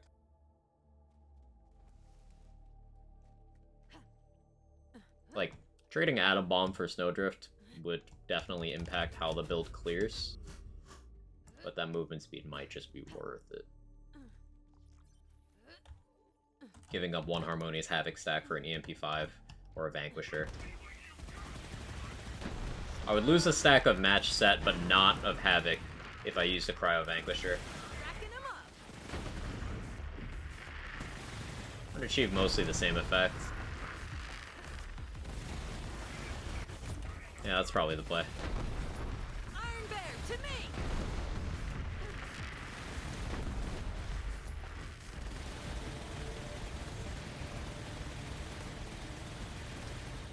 That's awkward. Stop dodging.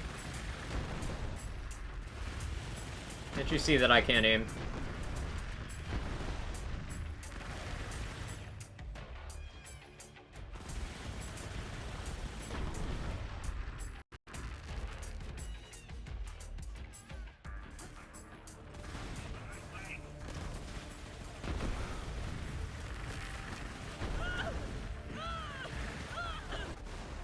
Kill me for this. I'm on a freaking roll. Good RNG with these spawns, at least.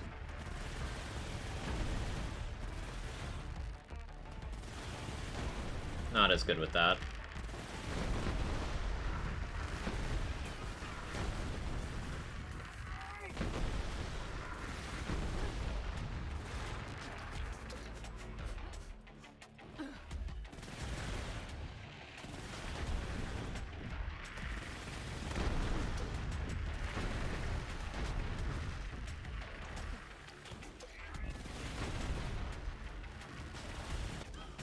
Ah.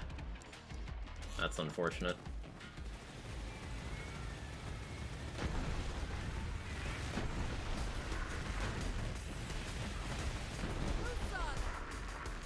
Let's do it.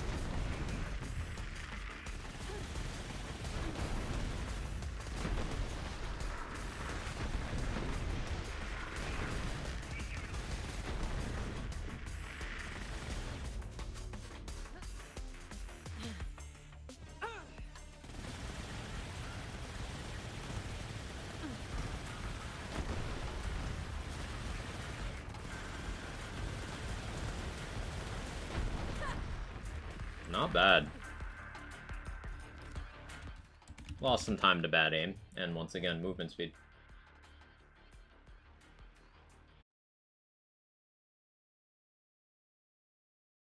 Shade seafood boil or Japanese curry? Ooh, Japanese curry. Japanese curry.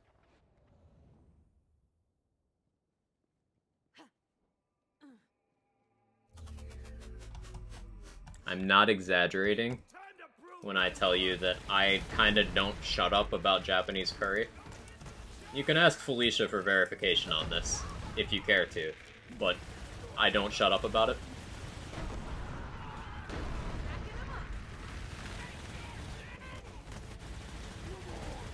Bullet sponge on the field. Wasted and pasted.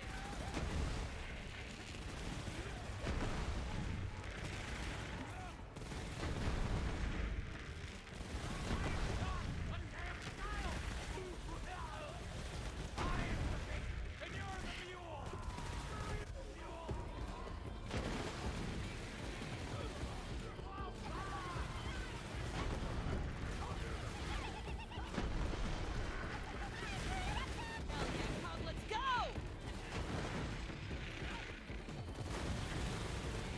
Right?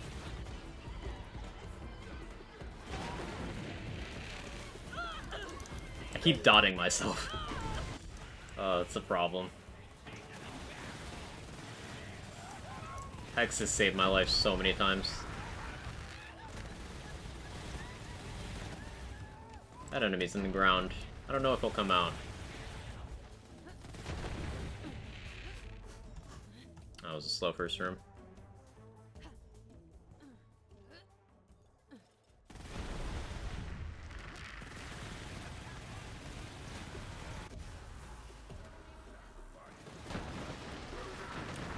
Although, I need to put that in perspective. This is a build where I need line of sight to kill most enemies. Most competitive endgame speedrunning builds, that is one thing you do not want.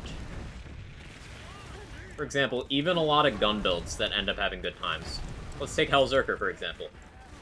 Hellzerker has ties that bind. It goes through walls.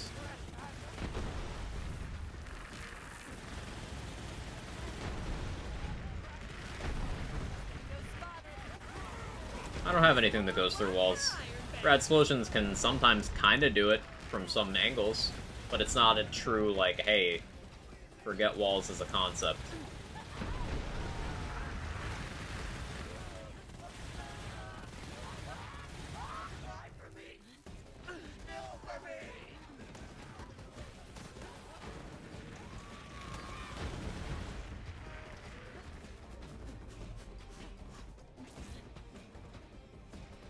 I had seafood boil for like 3 nights in a row. Variety. See, we would never steer you wrong, Yakomers.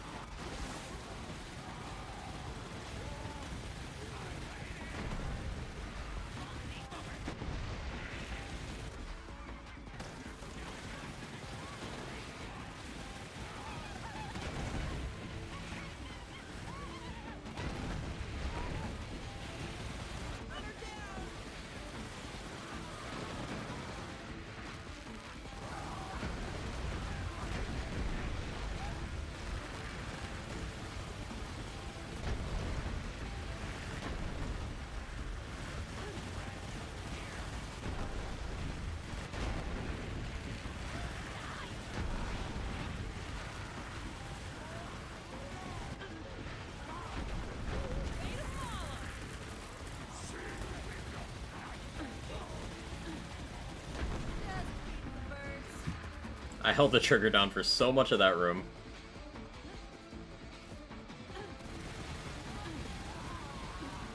Yeah, I was expecting to be in the 5s for Fervor. Looks like we're gonna finish in the 4s. I'll take that. Instinct time.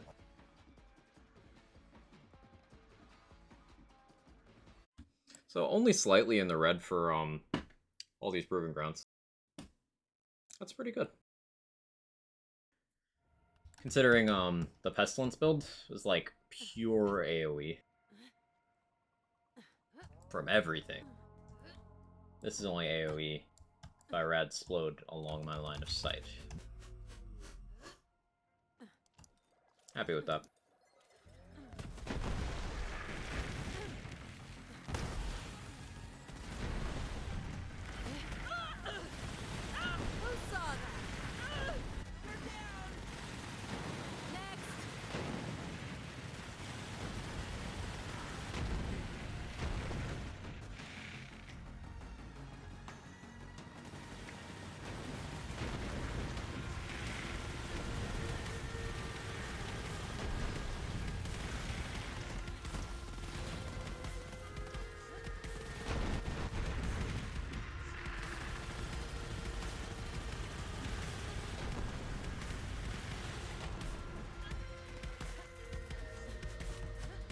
thought there was a survivor who was about to panic.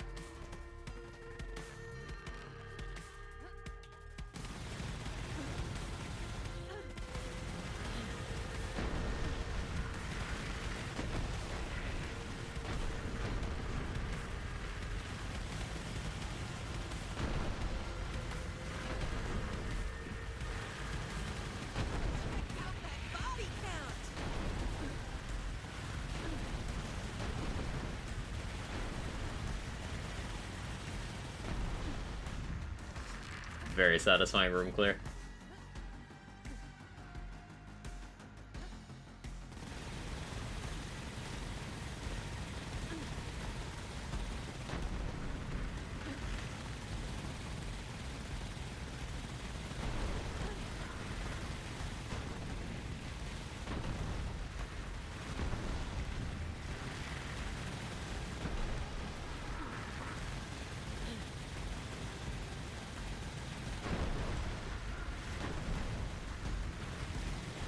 Okay, concept. Concept. If I went sellout mode for a few streams and did some sponsors that I otherwise wouldn't take,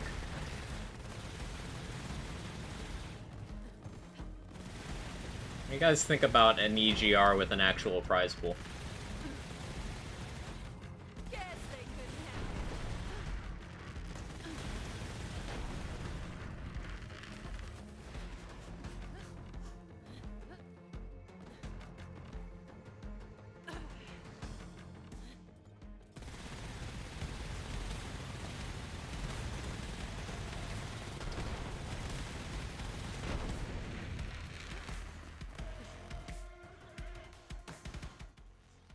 Ooh. We're up on that one. Emote time?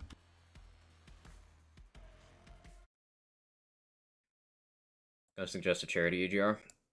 I would do that, but like, I kind of don't think there'd be that much interest.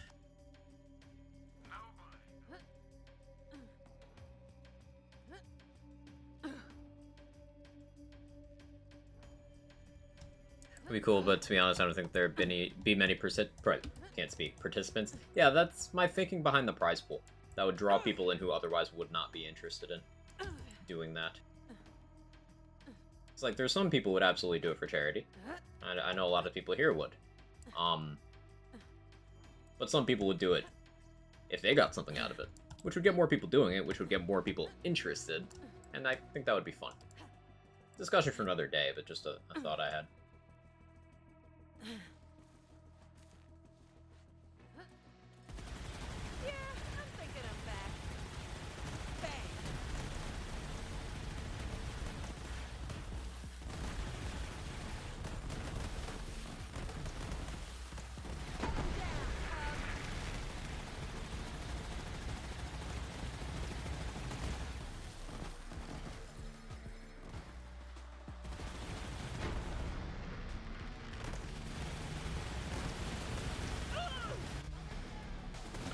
Unfortunate.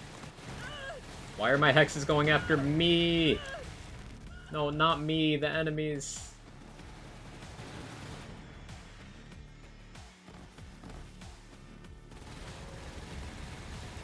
Oh, you already podded.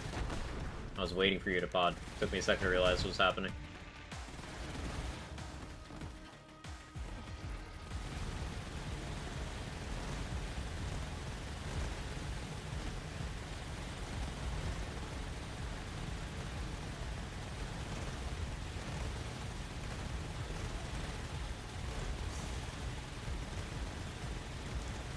They're lining up real nice.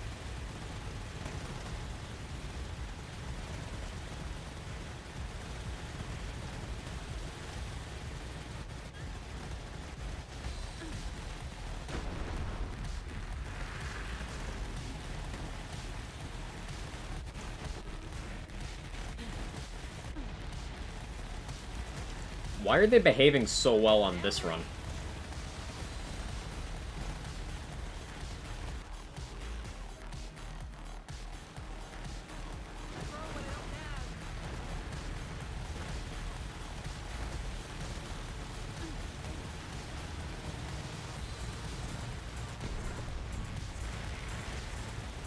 Like, of all runs, this one?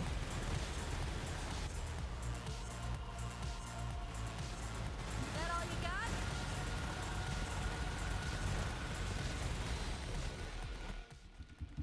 Bloody harvest time.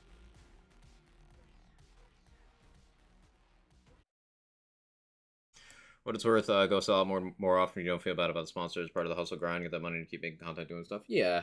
I've kind of resolved to be less picky about that stuff going into 2023 because gotta make the money. That's why the sponsor streams you guys have seen me do have been for things I obviously align myself with, but I'll probably relax that a little bit because it'll give me more opportunity to do cool stuff. Run contests, do giveaways, have a little more money on the side as well. Donate to charity stuff such as Gamers Outreach and The Hunt.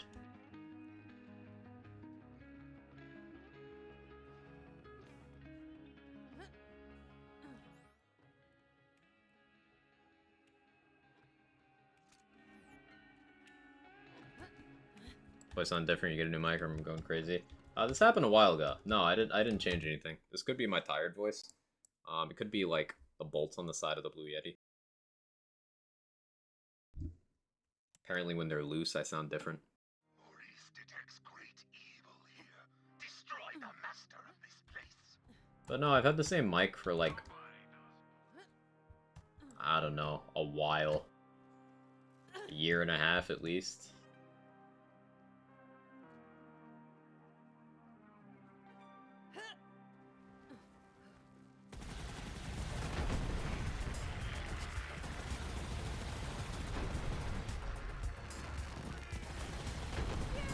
Alright, you guys know the deal. For the 4th time today, 4th and final, once we get to Haunt, I'm gonna need all the jam emotes.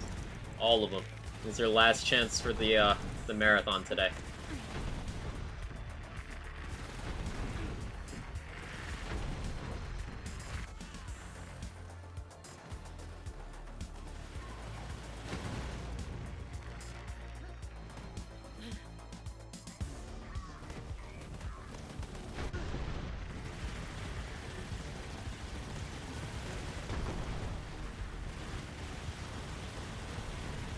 Iron Cub's got claws!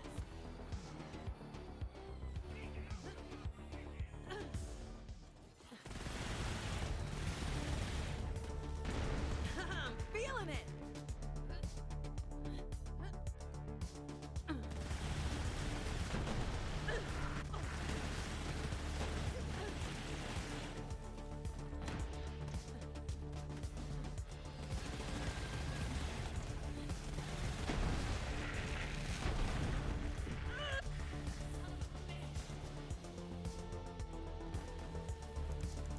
Might need Cub to kill that enemy.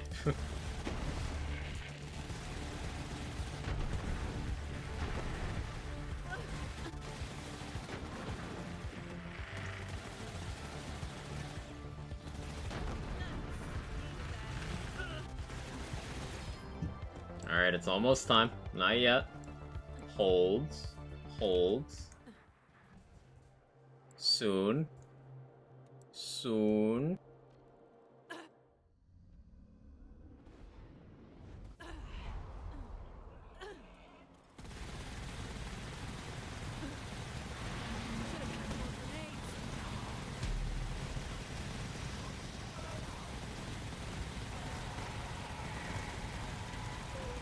Ready? Go.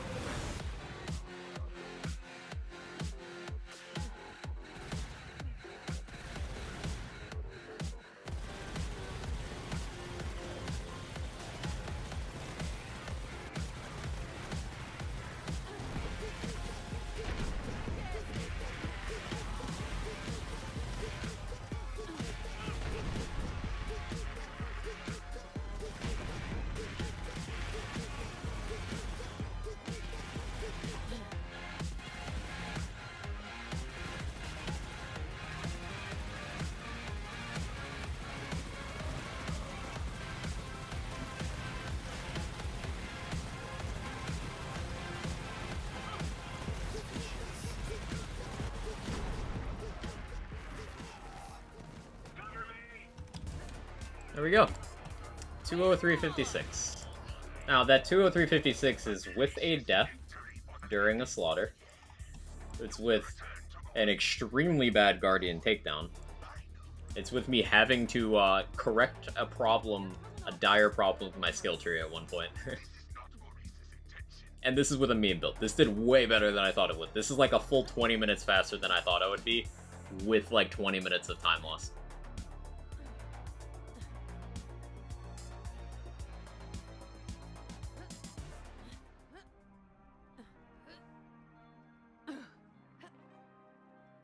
So you see the value of practice. The character I'm most comfortable with, Flack, I did 150. Zane... What was my Zane time? It's like 158 or something? I don't remember. Amara I did 148. On a meme build, because by that point I was way more familiar with the content again. Reestablish that muscle memory. Then on Moe's, on a build that should be way slower, like it should be 30 minutes slower than Ragstab, peak to peak, it was only 13. And Charity Goal smashed as well. Twice. Twice during the stream, we absolutely annihilated that goal.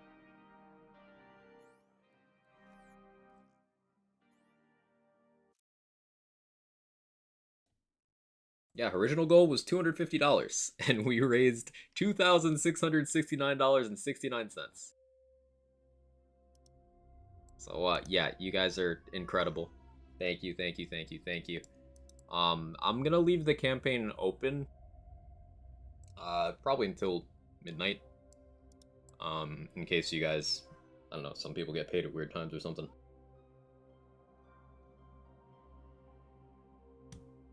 But there's the link. That command will work while stream's offline. You can throw it in the Twitch chat. Also works in the Discord. But yeah, thank you guys so much for supporting Gamers Outreach. So hang on, let me do some quick math.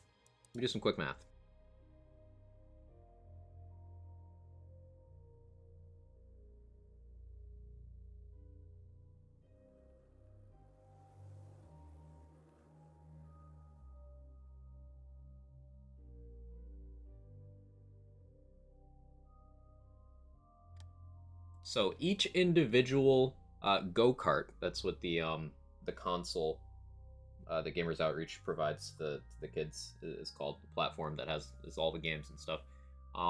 Each individual one costs $350 to make.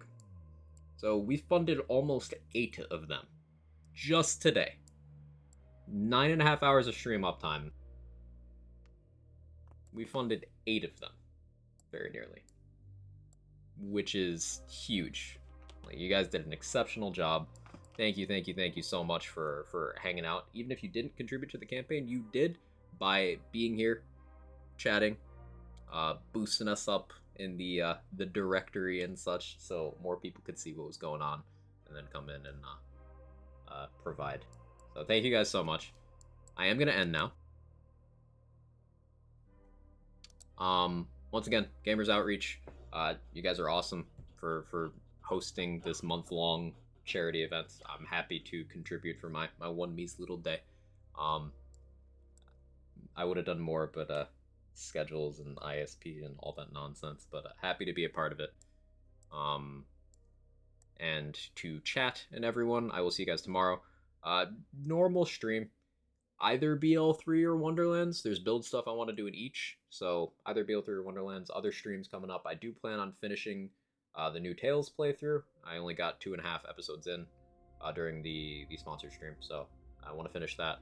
Been playing a lot of Back for Blood with friends lately. That's been fun. High chance of that gets a stream. And yeah, other stuff and things. Thank you guys so much. Let me find somewhere for us to raid.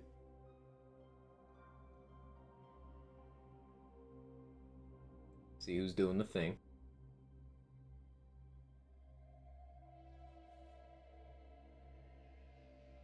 Let's see, we got Vander playing some Diablo. We've got D2H playing a game I don't even know how to say that. Pilot's doing the hunt. Cat's playing some BL3. Holo's doing some Apex. We haven't raided Pilot, like, ever. Let's raid Pilot.